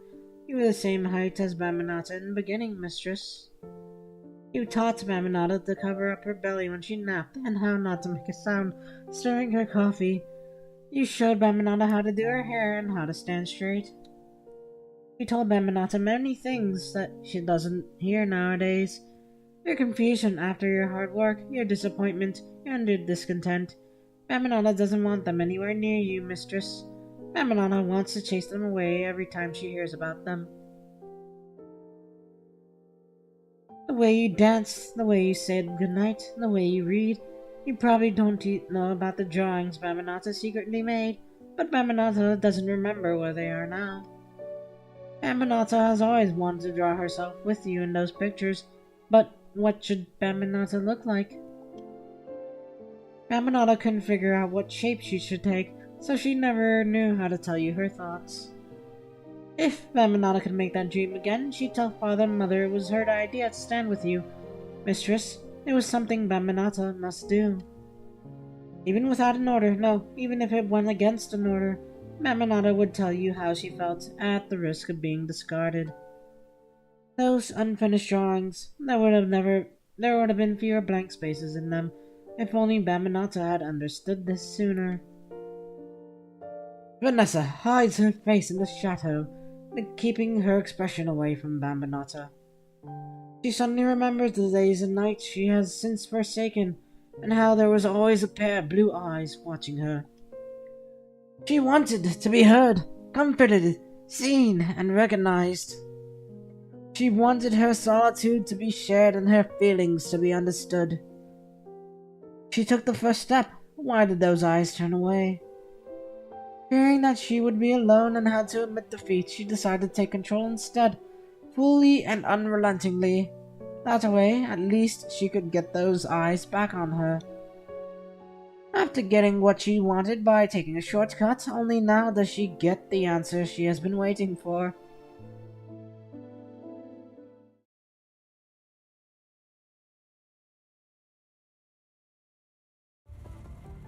We've been observing her continuously since she arrived from the Star of Life yesterday afternoon.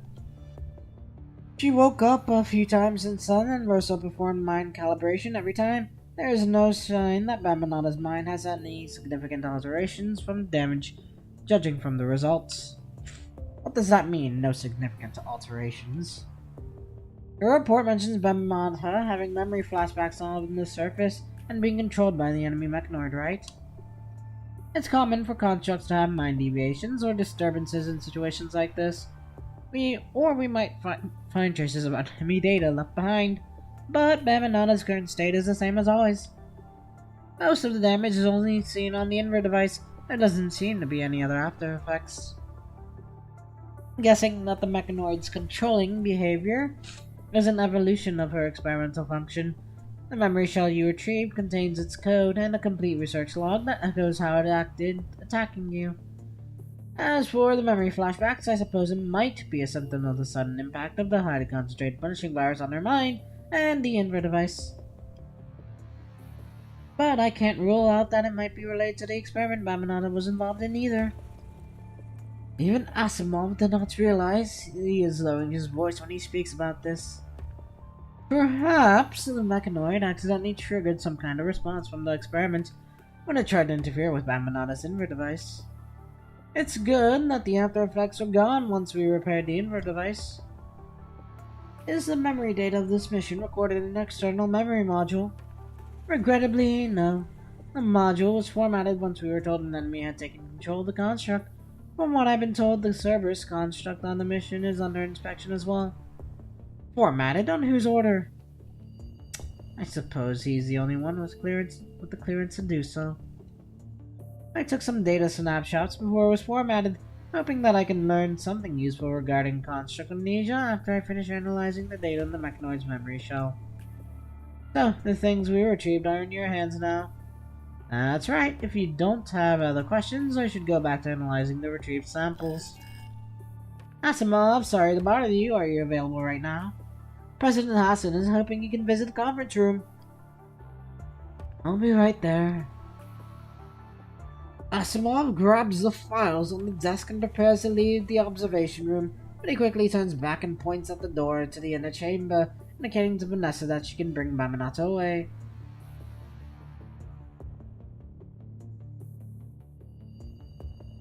We can go now, Bambanada. Hearing her mistress calling, the sleeping construct opens her eyes instantly. Yes, mistress. There's nothing else to do today. You can go back to the lounge directly later. What is it? Did Bambanada do something wrong during the mission? The data in the external memory module wasn't operated by you, mistress. You did nothing wrong. We just took your external memory module for maintenance when you weren't awake. But you did nothing wrong. Don't overthink. I know what you want to say. Understood.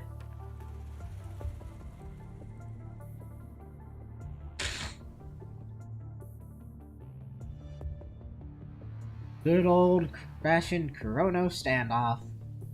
It's fine if you want to keep an eye on me. Can you do it out of my sight, though? I haven't been able to move around for the past few days. Don't tempt me with your punchable face. I know you can hear me. Migla. You're dismissed. Two construct soldiers leave the room upon receiving the order. The bulky door closes once again, and Vera relaxes and sits down, awaiting the other end of the call to explain her current situation. The inspection is over. Your mind doesn't have any after effects from this mission. You can leave soon. You ought to know that from the start. Sure, but this is still a necessary step. Huh, is it? You knew I couldn't have come into contact with anyone from Corona privately. It's fine from now on. What is that supposed to mean? From now on, all private interactions of yours are considered expressly permitted. If you ever need to compile 2 mission reports, send me a copy directly through the encrypted channel. There may still be necessary steps every now and then, but I guarantee it won't harm you, and especially not the Cerberus members. What about the other thing you promised? That's another story. I told you are in our encrypted messages. Take care of the things you retrieve before handing them in, and I'll take care of the preparations for the next phase. Once the Science Council completes the full report, the results will be plain to see in no time. Understood. And Kurono, what if no one contacts me? I can't just gift wrap and deliver myself. Don't you worry about that. All you need to do is take the bait when someone's fishing. If you don't have any other questions, this is the official end of your inspection.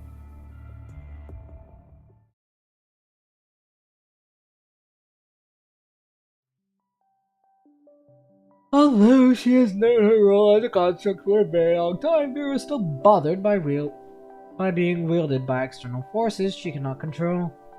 But when she thinks of the 2 constructs who are messing around in the lounge while they wait for her return, she reckons this is a mess worth getting into. Oh, I was wondering who it is. If it isn't remarkable Captain Vera, then selection must have not been enjoyable, I assume. Oh, isn't that the Egret Commandant who insisted on following her construct on a surface mission? How devoted you are to Dollface there. You're picking her up for maintenance yourself. Isn't it normal for one to fully exhaust her toy for a few more days before getting a new one?